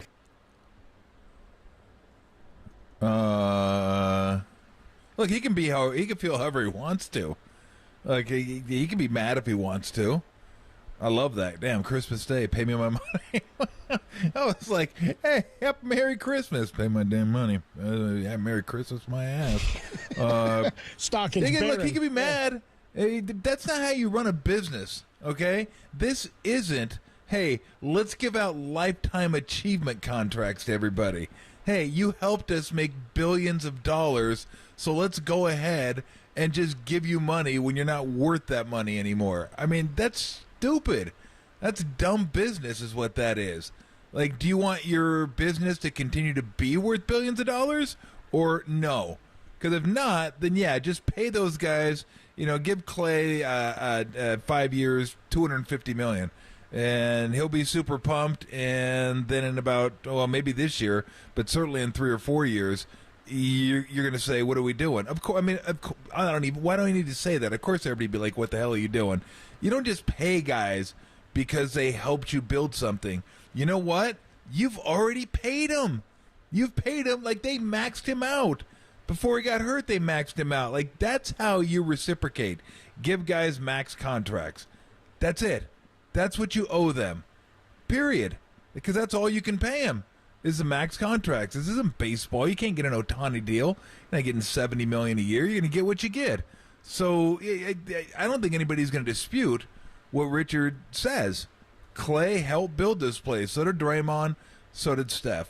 I mean, let's be honest. Mostly Steph, and then Draymond and Klay. And there was KD, and there was Iguodala, and there was Bogut, and Barnes, and all the guys that started it. Yeah, to a lesser extent. But those are the 3 that have been here. It doesn't mean, do you think in 2 years it's going to be wise to give Steph Curry like 5 years, $300 million, like a Jaylen Brown contract? Is he worth it? He's worth more than that. I mean, if you could pay him $100 million a year, you'd pay him $100 million a year because he's made this franchise tons of money. He's the biggest reason they've gone from Oakland to the city. He's the biggest reason as a player that they went from there to Chase Center. But you can only pay him so much. And at some point, you got to stop paying him that much because they're not worth that much anymore. So you give him what you can, and then you move on. And after the contract, you reassess again. But if they're going to pay Steph what he's worth worth more than 60. Hell, I'd give him $80 million. If there was no salary cap whatsoever, I'd say, look, give Steph what he wants, and we'll work around the rest of it because look at the money our franchise is worth now. But you can't do that. That's how you say thank you. You pay them when they're still good. You don't pay them after their sell-on date is expired. That's dumb business. And one thing I know about Joe Lacob, he's not a dumb businessman. That is a fact. Businessman. You said that funny. Businessman. I usually go businessman, but I agree. Well, so do I. I do agree with everything you said prior to businessman, too. Tolbert and Copes with you. So the bigger story now is we heard this yesterday from Tim Kawakami, who did join us. You can check out the podcast, KNBR.com and the KNBR app, that the details in the Warriors' negotiation for Paul George and wanting to acquire Paul George. Here's what Ramona Shelburne offered, and she joined. Was she on earlier today on KNBR? No, she was not. Here's what Mark Spears was. Here's what she'd said. Quote, the Warriors offered multiple combinations of expiring contracts, young players, and an unprotected 2027 first-round pick. The Clippers countered by asking for Jonathan Kuminga. The Warriors resisted because Kuminga is so important to their own future, but sources said, but also they were worried George wouldn't be as interested in joining if they gave up too much to get him. Makes sense. I'd heard that. Yeah? I'd heard that. How do they expect to get Paul George? I'm sure they're hoping to get him with a few draft picks and Wiggins and maybe throw in Paul or throw in another player. I don't know. Yeah. I don't know. See, here's what I think, and I don't know how many people agree with this, but I think their best avenue, in theory, to get back to where they want to be is add around the edges. If you can trade something, if you can get something big, get them. And keep Kuminga. And look, I'm not even sold on Kuminga yet. I don't know exactly what this guy is going to become. But I think you got to roll the dice on him for two reasons. One, he's incredibly talented. Like his upside, if he gets it, I don't know if he's going to get it. Like there's more to basketball than dunking and running up and down the court and just looking like a basketball player. Like, he looks the part. He's still got a ways to go as far as the mental aspect of the game. He just, he's not instinctive when it comes to basketball. So that worries me. There's no doubt that worries me. But the reason I say your best avenue was to stick with him is because if he hits it, then you got a legit dude, and he's going to cost way less than most legit dudes. Like, I think he's going to be up for a contract extension, and they were saying 5 years, $100 million, somewhere around there, possibly. Maybe more than that. But if that's the case, if you get him for even $20, $25 million a year, then that's way below market rate for these superstars. And the superstars, you're talking tons of money. You have to give up tons of capital. And they're going to be a little bit older, too. Like, people kept forgetting about Paul George. Like, he is 34. Like, he's... it's not like he's Mr. Healthy, either. So, you're going to be paying that guy $50+ million when he's 36, 37 years of age. That is a lot of money. Cheese, yeah. For a guy that's going to be your second... like, your wingman to Steph, right? So, he goes to Philly... He's the third best player on that team. Embiid and Maxey are your top two dogs, and then you got him. So he can age, but you don't have to rely on him as much as you would if you were the Warriors. So if you would have given up Kuminga in that instance, like, yeah, you're better. There's no doubt you're better. You're still not good enough. So for me, if Kuminga hits his mark, not only do you get a stud, but you can also add other players, too, because he's not going to be eating up the whole cap. because he's not going to make that much. He's not going to be a massive, like, $50, $40 million a year player. Like I said, I think it'll be 20, 25, maybe 30, somewhere around there. We'll see. But it'll be cheaper for you. And the cap's going to continue to increase as well. So is it a great option? No. I mean, none of these are great. None of them you look at and go, that's the one. I mean, each one has risk to it, right? Keeping Kuminga has risk to it because what if he doesn't pan out? Well, then you're in trouble.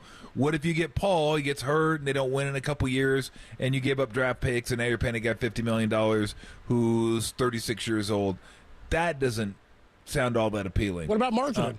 He's younger. Markkanen I like Markkanen, I would go for. Is if I could keep, but I want to be able to keep Kuminga too. Like, in that, I don't know if that's going to be a player they're going to want anyway, because he's going to be due to get a contract extension fairly soon. And it seems like Danny Ainge has an aversion to actually paying players.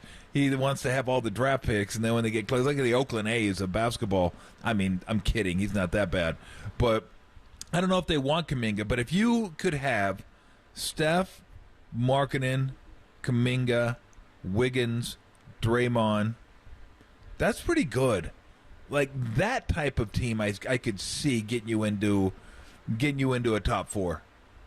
That's got a little bit of everything. Now, here's the only problem. The only problem is you're probably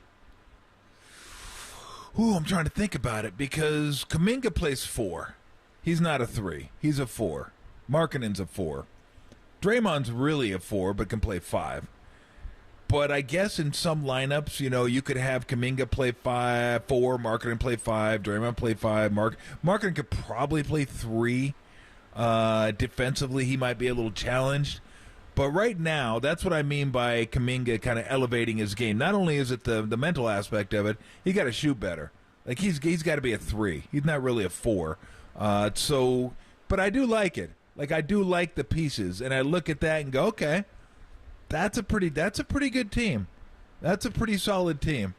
And I'd be willing to give up some draft picks for that. 5, I don't know. That's a lot, but you know what?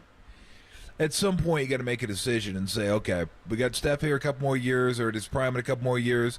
Do we think this can get us somewhere? I believe that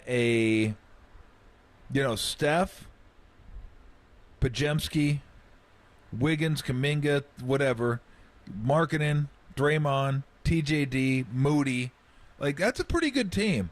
That's a pretty good team. Is it a championship team? Probably not. But really, again, all you want to do is get to that top 4 and give yourself a chance at it. Play some good basketball. You never know what can happen, injuries, all that kind of stuff. Just give yourself a crack at it. I think that team gives them a crack. I do believe that team gives them a crack. If they gave up Kuminga for Paul George, I do not believe that team gave them a crack at it. And the risks were pretty significant. But to your point, yeah, like DeRozan, I'm not all that thrilled about that. I like Markkanen because he's younger, and he's a natural fit for this team. A stretch 4. Agreed. A guy that can just flat out drill it. And they need shooting on this team. They need scoring on this team. So, yeah, I would definitely consider that. Like, that's the one I think people are talking about. That's the one I think is most promising.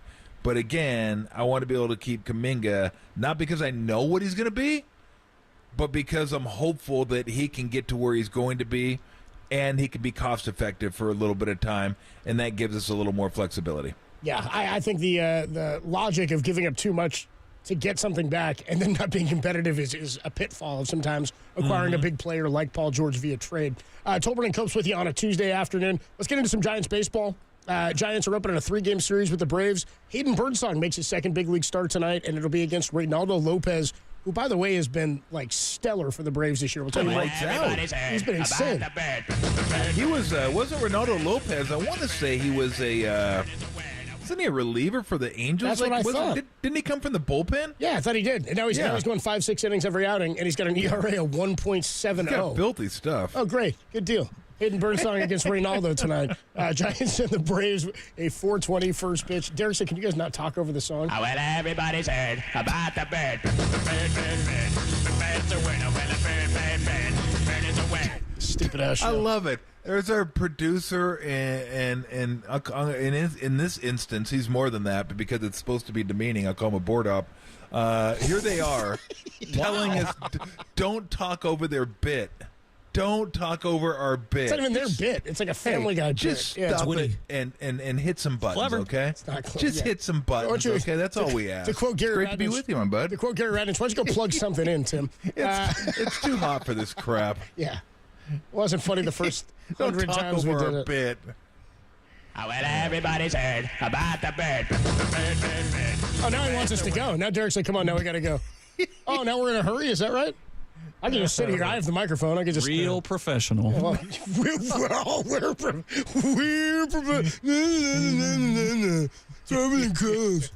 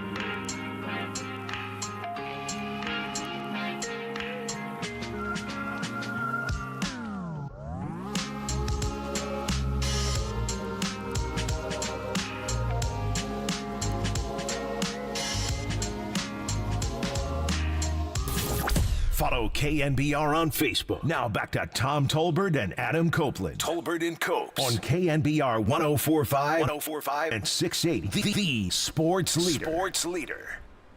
Pre-game Giants and the Braves coming up at 3:20, so under an hour away from Game 1. Pre-game Giants and the Braves. How about this, Tom? We have 3 starting pitchers announced for both teams heading into the series. I kind of like the looks of this. My God. Record? It sounds weird, but it does feel like you don't see this frequently, where you know ahead of a series that all 3 starting pitchers are starting pitchers for both teams. Not for the Giants, anyway. Nope. Hayden Birdsong and Renato Lopez tonight. Tomorrow you'll get Jordan Hicks and Chris Sale. And then Sale's been nails this year, he's been too. Very good, yeah. And then Logan Webb and Charlie Morton on Thursday. Okay. How about that? I like it. Yeah. So, Reynaldo Lopez, you were asking, wasn't he a reliever? Wasn't he coming out of the bullpen? I believe he came out of the pen with the maybe it was White Sox, but I'm pretty sure right. that was the Angels guy, right? Yeah, he was an Angel for a year. Yeah, he was good. Well, last season he was an Angel and he was a Guardian last year. That's right, because they had that salary dump at the end of the year, and after they realized they were keeping Ohtani and they sucked. Like, hey, let's get rid of everybody. Well, he came up with the Nationals back in 2016 and pitched just in 19 games between 16 and 17. This is the guy pitching for the Braves tonight, by the way, Reynaldo Lopez. And then he made 32 starts for the White Sox in 18 and 19. 2020 and 21, he basically went back to the bullpen and had been a reliever until this year when he's emerged as a starter yet again for the Braves. He started all 14 games, all 14 appearances this year to the tune of a 1.70 ERA and a 1.11 whip. He's got 89 strikeouts and 79 in the third innings to just 27 walks. He's been one of the better pitchers in all the National League this year. I mean, this guy's he's been really good. And he's not going deep into games, but he's giving them 5 or 6 almost every time out. Oh, that's baseball. That's it now. I mean, right? You get 5 or 6, you're like a stud nowadays. That's really. I'm shocked when I see anybody go into the 7th whose name isn't Logan Webb. Like, you see a 7 next to their name in the box score under innings pitched. Like, ooh, damn, we went deep into the games. Like Logan Webb, I don't know if you expect it, but it's not shocking. But I would say there's probably less than 20 of those guys in the league. And maybe way less than 20 that you see a 7, you're not surprised at all. Because usually it's 6, maybe 6 1/3, 2/3, something like that. But yeah, that's baseball. So yeah, you give a team 5 or 6, you're golden. And he's been really good for him this year. I've only seen him pitch a couple times, but I always go through like the box scores and stuff, and I'm like, God dang. Angels used to have this guy. They need pitching. What the hell were they thinking? They're using him as a reliever, and he was like, okay, and now he's like a starter, and he's nails. He hasn't lost. The Braves haven't lost a game that he has started since May 25th. Really? Yeah, they've won 5 straight starts of his. He hasn't lost a game since May 25th, but the Braves in his starts have been fantastic this year. I mean, he's gone at least 5 innings in all but 1 start this year, and that came back on May 25th. He went 4 2/3. So he still pitched into the 5th inning, and he's gone 7 innings once, but his last 5 starts, 5 innings, 4 hits, 5 innings, 7 hits, 6 innings, 2 hits, 6 innings, 6 hits, 6 innings, 4 hits. So he's been at least into the 5th or the 6th inning. Yeah. Every time I'm out. looking at him right now. Whip of 1-1-1. Yeah, that's very solid. What'd you like from Hayden Birdsong last week? What'd you think about him? I like the changeup. Yeah. I like that. I know, people, I forgot who we had on, and they were saying, you never want to change up to be high, but it's a weird change. I think it was Dave Fleming was talking about that. Yeah, because I think, I don't know, I thought it played, because it was a weird change-up, almost like it wasn't a split either. It was a weird pitch. Yeah. Because it looked like it was going to be top of the zone or above the zone, and then all of a sudden it's like, whop! And it just dropped right in, like top of the zone. And I thought that was his best pitch. They called it a changeup on the broadcast. Underneath his name it said changeup. Because it had me kind of like, what is that? It looked weird. The fastball played. His composure was good. If he can get 5 tonight, that would be awesome. Get the road trip off to a good start. Yeah. You don't want to tax the bullpen too much, although you got 2 starters coming up next 2 starts. But I like that pitch. That was a pitch I like. I liked it better than fastball. I know it supposedly has a curveball. I don't remember that much. I don't think I saw that one that much, but that changeup I thought was really good, so hopefully it'll be as effective tonight as it was the first game he pitched. Yeah, I'm excited to see him throw again. Just real quick, as you mentioned, Chris Sale was having a great season. We'll see him tomorrow. Dude, 10-3 with a 2.79 and 15 starts. He's been really good. 118 strikeouts in 93 2/3 innings to go with his .91 whip. I mean, he's having like a vintage Chris Sale season. He's like he was. I mean, he's 35 now. But he was one of the best pitchers in baseball for a number of years until the injuries got him in Boston. When he was in Chicago, he was one of the scariest dudes. Oh, yeah. My buddy's a huge Red Sox fan, and he's like, oh, yeah, now. Yeah. Now he's pitching good, huh? He couldn't even say healthy with the Red Sox. When he did, he sucked. He goes to Atlanta, and all of a sudden, he goes, who do you hook up with, Leo Mazzoni? You get that pitching guru out there for Chris Sale. Red Sox fans are rough, dude. I mean, this guy, they don't care. He doesn't care about Chris Sale finishing second for the Cy Young in 2017. He went 17-8, and he struck out 308 guys, led the league in innings pitched. Next year, strikes out 237, fourth in Cy Young. I mean, he pitched 2 pretty good years there, and then injuries got him. And he doesn't give a damn. He got the contract, and then he wasn't very good. The injuries got him. But, yeah, they don't – it's what have you done for me, like, lately, like, almost like last start, what did you do for me? Because he was happy they got rid of him. It's so funny. Is he was happy they got rid of him, and now he's pitching good. He goes, "Oh, great! Now he's pitching good." I go, "Wait! Pick a side here. Do you want him? Do you not want him? What's going? What are we doing here? Come on, root for the guy. Root the man on." Yeah. I mean, he made 25 or more starts 3 times for Boston, and that was it over a 6-year period. Yeah, that was it. Yeah, basically. but not great. Tough deal. Tough deal. Tough deal. What are you gonna do? Don't know. Go pitch for the Braves. Anyway, Giants will see Chris Sale tomorrow. Lucky them. And then Charlie Morton, another aging veteran who's been had the better part of his career at the back end of the season, or excuse me, at the back part of his career. Yeah. Because he was in Tampa, he was in Houston, Pittsburgh. Dude, didn't he break his leg for the Braves a couple years ago in the playoffs? Ooh. Remember that? Was that for Houston? I can't remember who he was playing That's for. a good question. I don't know. Caught that line drive back off his leg and it broke. And finished the inning. See, that's insane. Yeah, he's been with Atlanta now for 4 straight years. So it had to be Atlanta that happened with Tampa, Houston. But he's having a pretty good year too, 5-4 with a 3.89 ERA. So Giants pregame coming up at 3:20, first pitch 4:20. It'll be Hayden Birdsong's second big league start tonight, this afternoon against Reynaldo Lopez of the Atlanta Braves. When we come out back, even though it's a short show, we still have time for an NBA grab bag. Oh, boy. NBA grab bag. NBA grab bag featuring the introduction of Bronny James. Kyle Shanahan had a nice fit going at Christian McCaffrey's wedding this weekend. We'll talk a bit about that. And we'll get into a little bit more of Tim Webb's favorite event, the BET Awards. That's all coming up. Tolbert and Coates. NBA grab bag is next on the Sports Leader.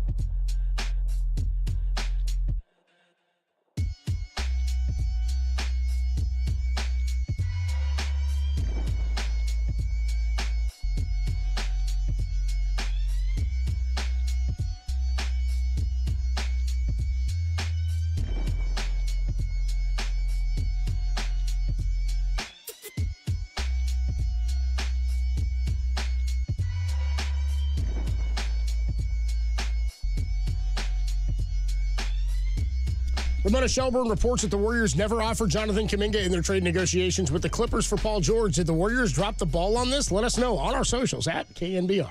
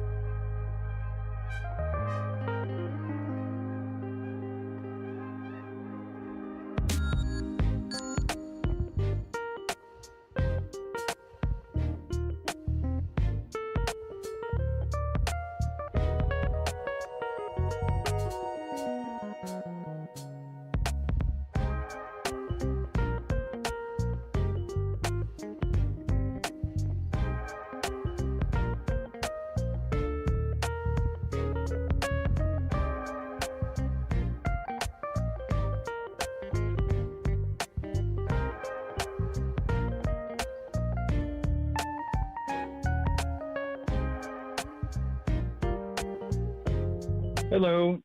I like most of the sounders on KNBR, but the NBA grab bag sounder is really stupid and annoying, and you play it all the time. You can really do better. Please get rid of that stupid sounder.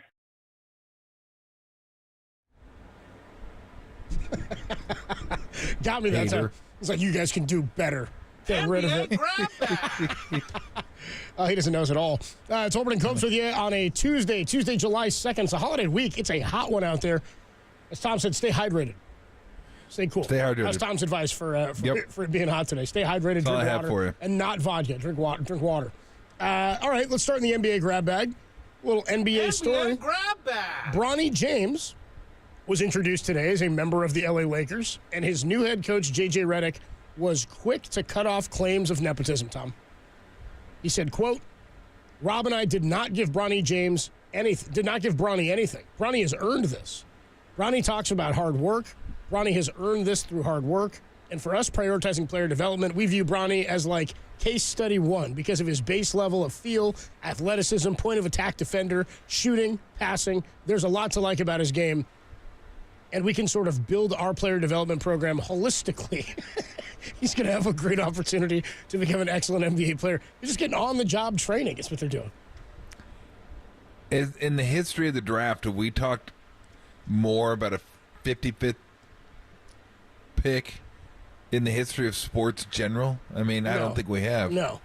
It's like, if I were JJ Redick, what I'd want to say is, who cares what it is? We think he's a good player. We're gonna develop him, and hopefully he'll be on the team in a couple of years. Like, whatever. Everybody knows that was part of it. It's just, I don't care because what are you getting with 55? So to me, that story, they can keep on moving that down the road. Hopefully one day we'll forget about it, but we probably won't because LeBron. This is partly LeBron's fault too. Yep. For saying I want to play with him. It's like, bro, why don't we find out if he's good enough to even be in the league before you say you want to play with him? Like, everybody just assumed, they're LeBron James kids. They're going to be good enough for the league. Well, maybe they are, maybe they're not. Maybe I'm not sure. I don't know. But he didn't do him any favors in that regard. Like, I don't know. I'm sure he wants to walk his own path, but that's almost impossible now. So we'll see. It was going to be pretty tough anyway when he named him LeBron. We got more. We got more audio. Here's more audio. Tim says, "I really don't give a f." That's JJ Redick. Thank you. What he could have said. By the way, the better story is Dalton Knecht.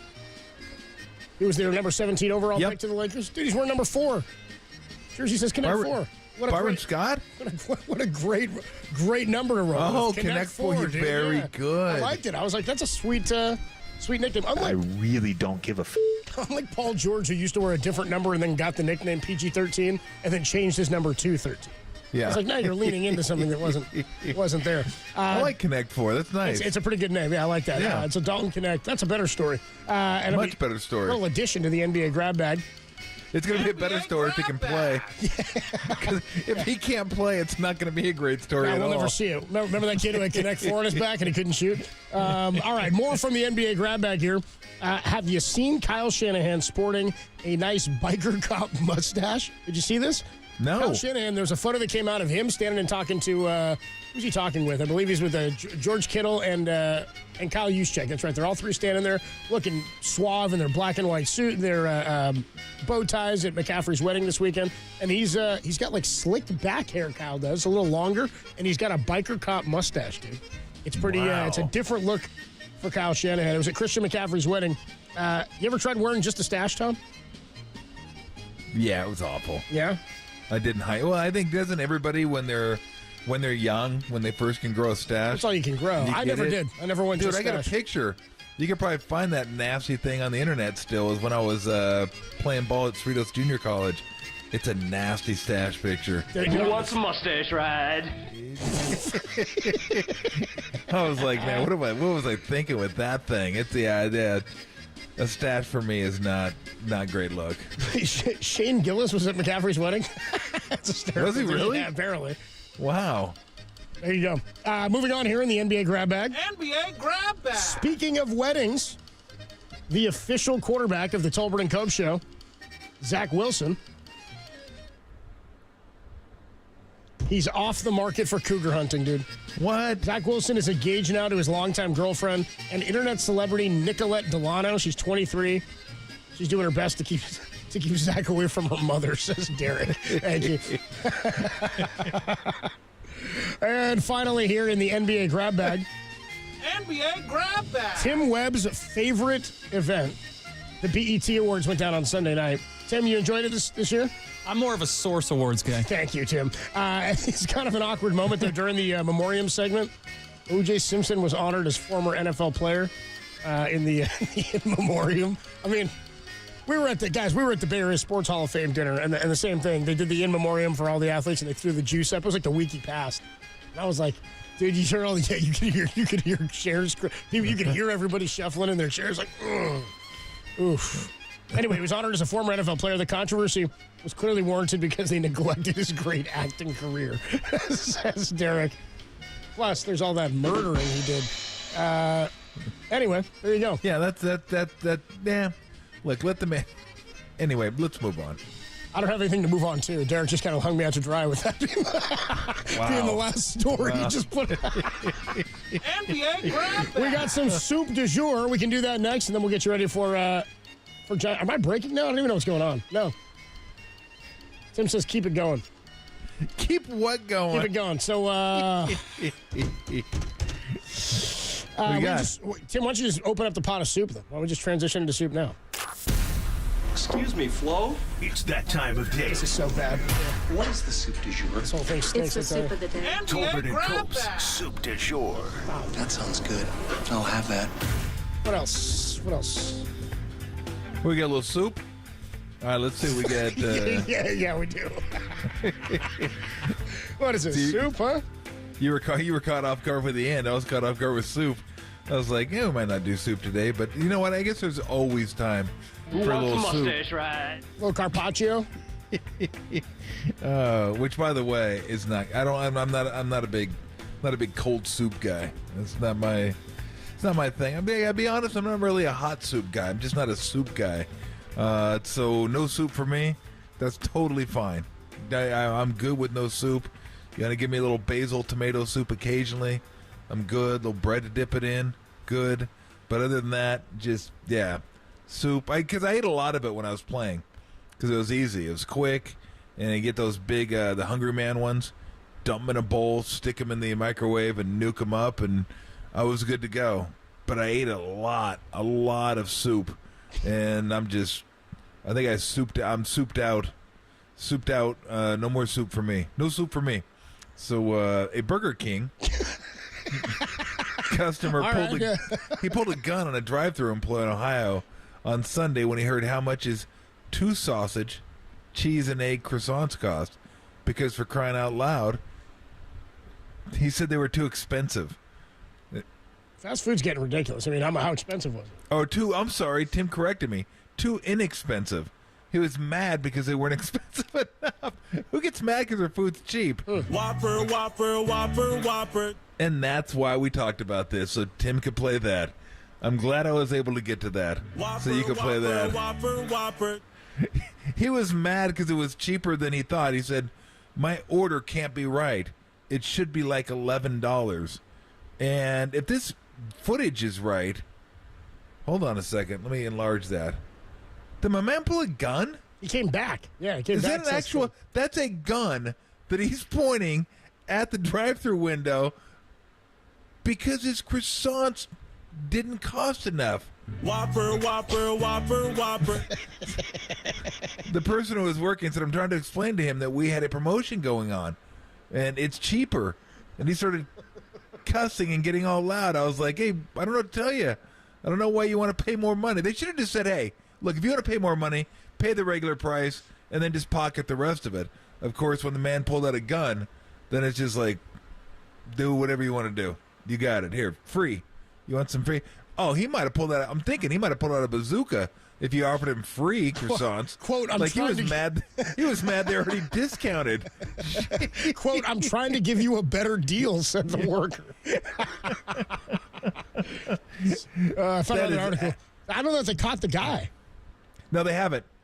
They haven't caught the guy. Burger King worker wants man who pulled gun on him and drive-through caught.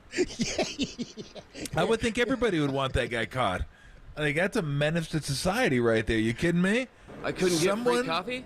Someone who's mad enough to pull a gun because his croissants didn't cost enough. That's someone that I would suggest is mentally unfit, and maybe having him at large with a weapon is not the safest thing in the world.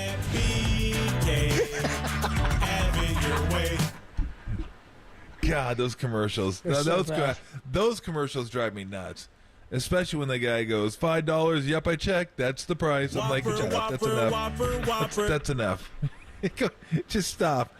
But someone is in the studio. I always like thinking there's somebody in the studio recording that. Oh, yeah. And they got to play. Oh, do that one again. It's like this. Whopper. Yeah, Come on. More heart, more bass. Yeah. More bass, dude. Whopper. Just think there's always someone in the studio somewhere recording stuff like that. Yeah, anything you hear. My favorite, of course, is a guy that gets in there and records defense. Like there's somebody that does that. Somebody got paid to do that, so you could play it over the loudspeaker. And then some. and then the most underrated, the most underrated sign of all time in football. Like they're great ones, like the homemade ones and stuff like that. Like T.O. has B.O. still my favorite of all time. That's the best. I was in Cleveland. I love that one. But the big D and then the white wooden fence. Yeah. Defense. I mean, whoever did that, whoever the first person to do that, there's nothing real genius about it, but no one was doing it, and it just makes sense. Like when somebody shows up, it's like, oh, damn, okay. Yeah, I like that. Teams on defense, third down, hold up the defense, stuff like that. Defense. Yeah. Most signs people bring are just obnoxious, but I can get down with that one. I can get down with the defense sign. It takes a little commitment. It's a two-person project. You can't just hold up the D and then the fence by yourself. You got to have somebody be with you. But I do enjoy that one. But I always go back to the recording studio. Hey, you want to record this? $25 an hour. All you got to do is go defense. Big D. Dallas. Thank you. I thought you were going to play the Klay D. Big I thought for D. sure that was coming at some point. Oh, my goodness gracious. Stop. That's enough. Thank God. I haven't been to Burger King in forever. Yeah, why is that? I don't know. Well, I don't do fast food very often. Well, there you go. That would. And somebody mentioned on the chat. Yes, I do. I do enjoy my monster tacos from Jack in the Box. Although they only have them during October, so October I gotta load up on monster tacos. But I was thinking, like, what's your like if you could have one, like that would be mine. I think that would be mine. If you could have like one fast food sandwich or meal, what would it be? If I could? Like yeah, just one. Well, see, then I'm talking like real. I'm talking like fast food. Like In-N-Out doesn't count. No, not like a good. I guess you could go In-N-Out if you want to. It's kind of a class of its own, though. I feel like In-N-Out and like Five Guys, like those are better quality. I'm going with like the classic chains, like McDonald's, Burger King, Jack in the Box, Wendy's, Carl's Jr., Taco Bell. Okay, that's what I think when I think like legit fast food. Because I don't want to like lump in In-N-Out. That's unfair to In-N-Out. That's a step up in class. Yeah. Tim, I said thanks for listening. If I had to go with like those, like Five Guys, yeah. I mean, different class. Before monster tacos, quarter pounder with cheese was always a good option for me. That's probably my go-to. Quarter pounder with cheese at McDonald's is probably my go-to fast food sandwich. I think right now, if I had to go burger, I'd go ultimate cheeseburger from Jack in the Box. That one's pretty solid. Hard to miss on that. But I haven't had one of those in years. But I do like it. The double cheeses. You get the ultimate cheeseburger. You get the munchie meal. Never had that. You get ultimate cheeseburger and tacos and fries and like something else. It's Good Lord. This is and diarrhea. Included at no extra cost. Yeah, diarrhea free with your order from Chamberlain. Oh my God. My God. Oh, man. My God. I mean, the thing that you have to, I think you have to appreciate about the Monster Taco is it's not even close to a taco. Like, I don't know what it taco is. about it, dude. Yeah, it's like got a shell. That's it. It's then it has barely food. Then it has the meat in there that no one, I guarantee you they haven't put that through a lab. Because I'm not sure what kind of meat it is. I've always said it could be rat meat for all I know. I have no idea. It's monster meat. And it's so greasy, it seeps through the baggie tortilla. that it's in, dude. Yeah, the tortilla it's like and the bag. unbelievable. Yeah. And then it's like almost vacuum sealed, like the greasy part of it's vacuum sealed in there. And then yeah, dude, if it's that like wasn't vacuum sealed yeah, in the taco. if in that the wasn't portion. like right. if that wasn't non-Mexican enough for you, they say, hey, let's throw some American cheese on this bad boy. Let's throw a slice of American cheese on there, and then lettuce, and then some god-awful salsa that I'm not even sure is salt. I don't even know what that is either, but it all works. It's like this incredible symphony of taste that works, and it shouldn't work. Like, that's why it's my favorite. There's nothing about that should work, and I don't think anything would work on its own. But you put it all together, and somehow you just have magic. I don't know what happened there, but somehow you have magic, and I can crush 4 or 5 monster tacos in a sitting without breaking a sweat. I love those things. I'm actually thankful they only come around once a month or once a year now. That's very good for me. That October is like the month that you can get your monster. What's the difference between the tacos. monster and the regular? Because the Jack in the Box regular Size. taco, it's just bigger ones, yeah? Yeah. They're bigger, and I think the monster tacos are better. Like that, I think the smaller tacos don't have the grease saturated shell. Oh, they do. They do? Oh, they do. They're just smaller. Really? They're just okay. So I think in flavor they're almost the same. But I think the monster used to be a meal. Just know the hog's not even in frame. You see that thing? Yeah, exactly. The whole taco. Back to the Choco Taco. Oh, but there you go. Look, it's a full circle. Put a bow on it. But no, I do like those. Yeah, I'm a big fan of the monster taco. They claim they're beef. No, that's not beef. Claim anything you want. What do they find cows out in the desert that just passed away because they ran out of water? They contain beef, water, ground dark chicken, textured vegetable. Oh man, there's some crap in here, dude. Yeah, don't do that. Don't do that. Honest to God, I'm gonna get some now. I'm kind of hungry. Don't. I might get myself like a mint shake because we were talking shakes earlier, and some Jack in the Box tacos, and maybe some of that diarrhea Tim was talking about. This is crazy. We'll take a quick break. God. Giants and the Braves, game 1 of a 3-game series. Pregame gets going in about at 3:20, not about 3:20. It's going to happen at 3:20. First pitch at 4:20. Hayden Birdsong against Reynaldo Lopez. We'll get you more on that ahead of pregame next on the Sports Leader.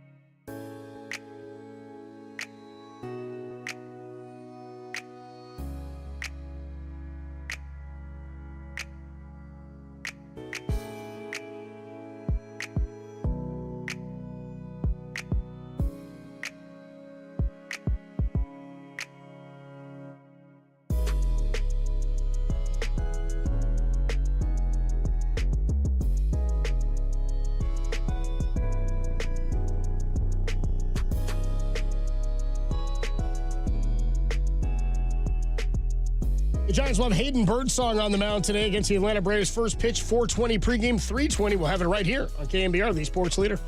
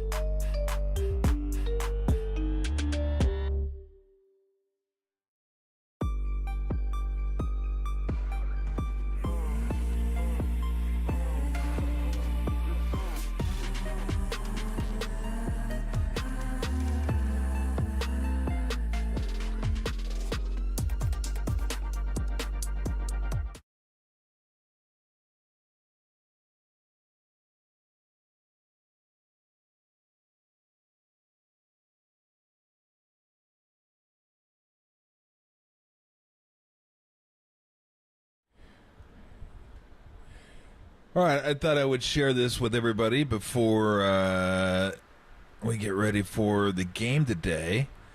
My beverage of choice.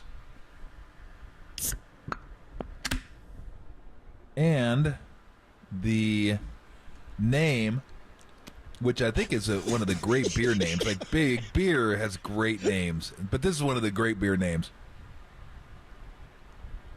I'm going to show it to you because it's a great can, too. The beer name, and I shared this with the fellows. I sent them a picture of it. It's I don't know if you could see it.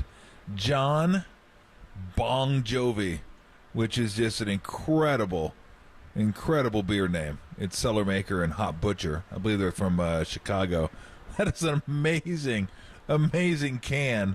But I had to get some just because of the name, John Bon Jovi, to see how good it was. It's Cellar Maker. It's good. There's like 4 or 5 breweries out here that, you know, they make beer. You know it's going to be good beer. And they're one of them. So, yes, it's very tasty, and the name is incredible. We were drinking that on at the patio on Friday. Yes, we were. They have it down John at Bong. Yep, 58 Social had some John Bon Jovi. So, very, very, very solid effort by Cellar Maker and Hop Butcher with the collab. So, and you know what? We could have brought some. I don't know who's all going. I don't know if I'm going to be able to make it, but Young Tony has a barbecue. Yeah, Young Tony's throwing a party, 4th of July. Everybody's invited, apparently. Somebody on there goes, wanted drunk or alive. Yeah, Here we go. Here we go. That's funny. That's pretty funny. That's good. We need some more Bon Jovi songs. More Bon Jovi riffs. Oh, no. So, yeah, so are you going to the... Well, yeah, it looks like it's a bash. I'm going to hold up the flyer here. He made these flyers, I guess, to pass around the station. Everybody at the station, I guess he's got a big old house out in the East Bay somewhere, and he said, yeah, why not use it for a 4th of July celebration? Tony Farias proudly hosting 4th of July celebration, food trucks, live music, and a fireworks show. Kids are bored out for the morning show, you know what I mean? July 4th at Tony's house, sunrise to midnight, dude. Oh, my gosh. Good deal. I guess I don't need to bring anything either. It sounds like he's providing everything. Just show up. Just show up, maybe bring some swim trunks. We have a promo for it as well. What? We have an audio promo for it. Here oh, man. Actually, you know where the party is? Where? And you know where the party is? The big KNBR barbecue? Where is it? It's at Young Tony's. Yeah, July 4th, food trucks, live music, fireworks show. Is that true?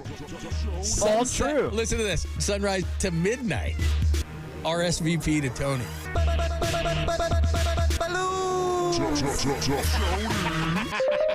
Breaking news. Here we During go. the break, we just found out in the bullpen, Tony's mom said no to the party. What? Tony's mom said no to the barbecue.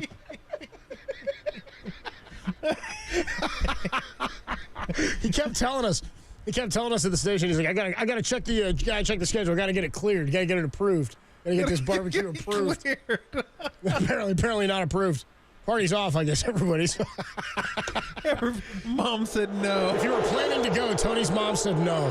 No barbecue this 4th of July. All right, well, see, maybe we can get it for That's funny.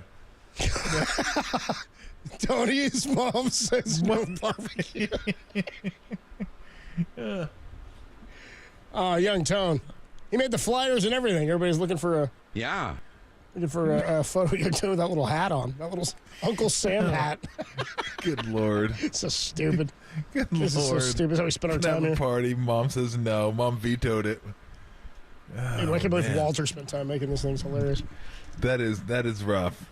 Go Yeah, Chad. there's gonna be nothing going on over here for 4th of July. The kids are out of town. For some reason, they decided to go to Folsom, and I was like, Folsom? We could visit the prison? What even 4th of July in Folsom? Ever heard that when they're like, there was like 7 of them. And they're like, yeah, but it has a sick pool. I'm like, well, couldn't you find someplace else that had a sick pool? Yeah, that's sick a little pool in bit Folsom. Yeah, that's not. They better because they'd fry if they didn't. Like that's a little bit closer and not 114. Hey, Folsom's going to be, maybe I told him, I go, say hi to Jake Browning while you're there. Thank you. Maybe he'll be rolling around Folsom. I got another one here. John Nadali on the YouTube chat. Tom, sorry to interrupt. Just says, you give foam a bad name. That's very solid. That's very solid. Man. Yeah. I can't think of it off the top of my head. I'm thinking, okay, whatever. Like, I don't know a ton of Bon Jovi songs. Like, my favorite Bon Jovi songs are the early ones. Like Runaway. Runaway was probably my favorite Bon Jovi. There's like two of them that they had when like before the Living on a Prayer and all that kind of stuff. But yeah, Runaway is probably my favorite. Bon Jovi. I like Bon Jovi. I'm not a huge Bon Jovi guy. Nadali now says, it's my, parentheses, Miller High Life. It's my life, but Miller High Life. So dumb. Tony's mom said no to the barbecue. Dingo 82 said, I said no to Tony's mom. Text me for the address, okay? We'll get it out there. All right. Thanks to, nobody that came on the show. Thank you to Derek. Thank you to Tim. Appreciate it. Well done today, fellas. Fun show. Yeah, fun. Good little 1 hour punch, and now time to get you ready for the Braves and the Giants. And we do that next right here on the Sports Leader. Take it away, Derek. Oh, my God.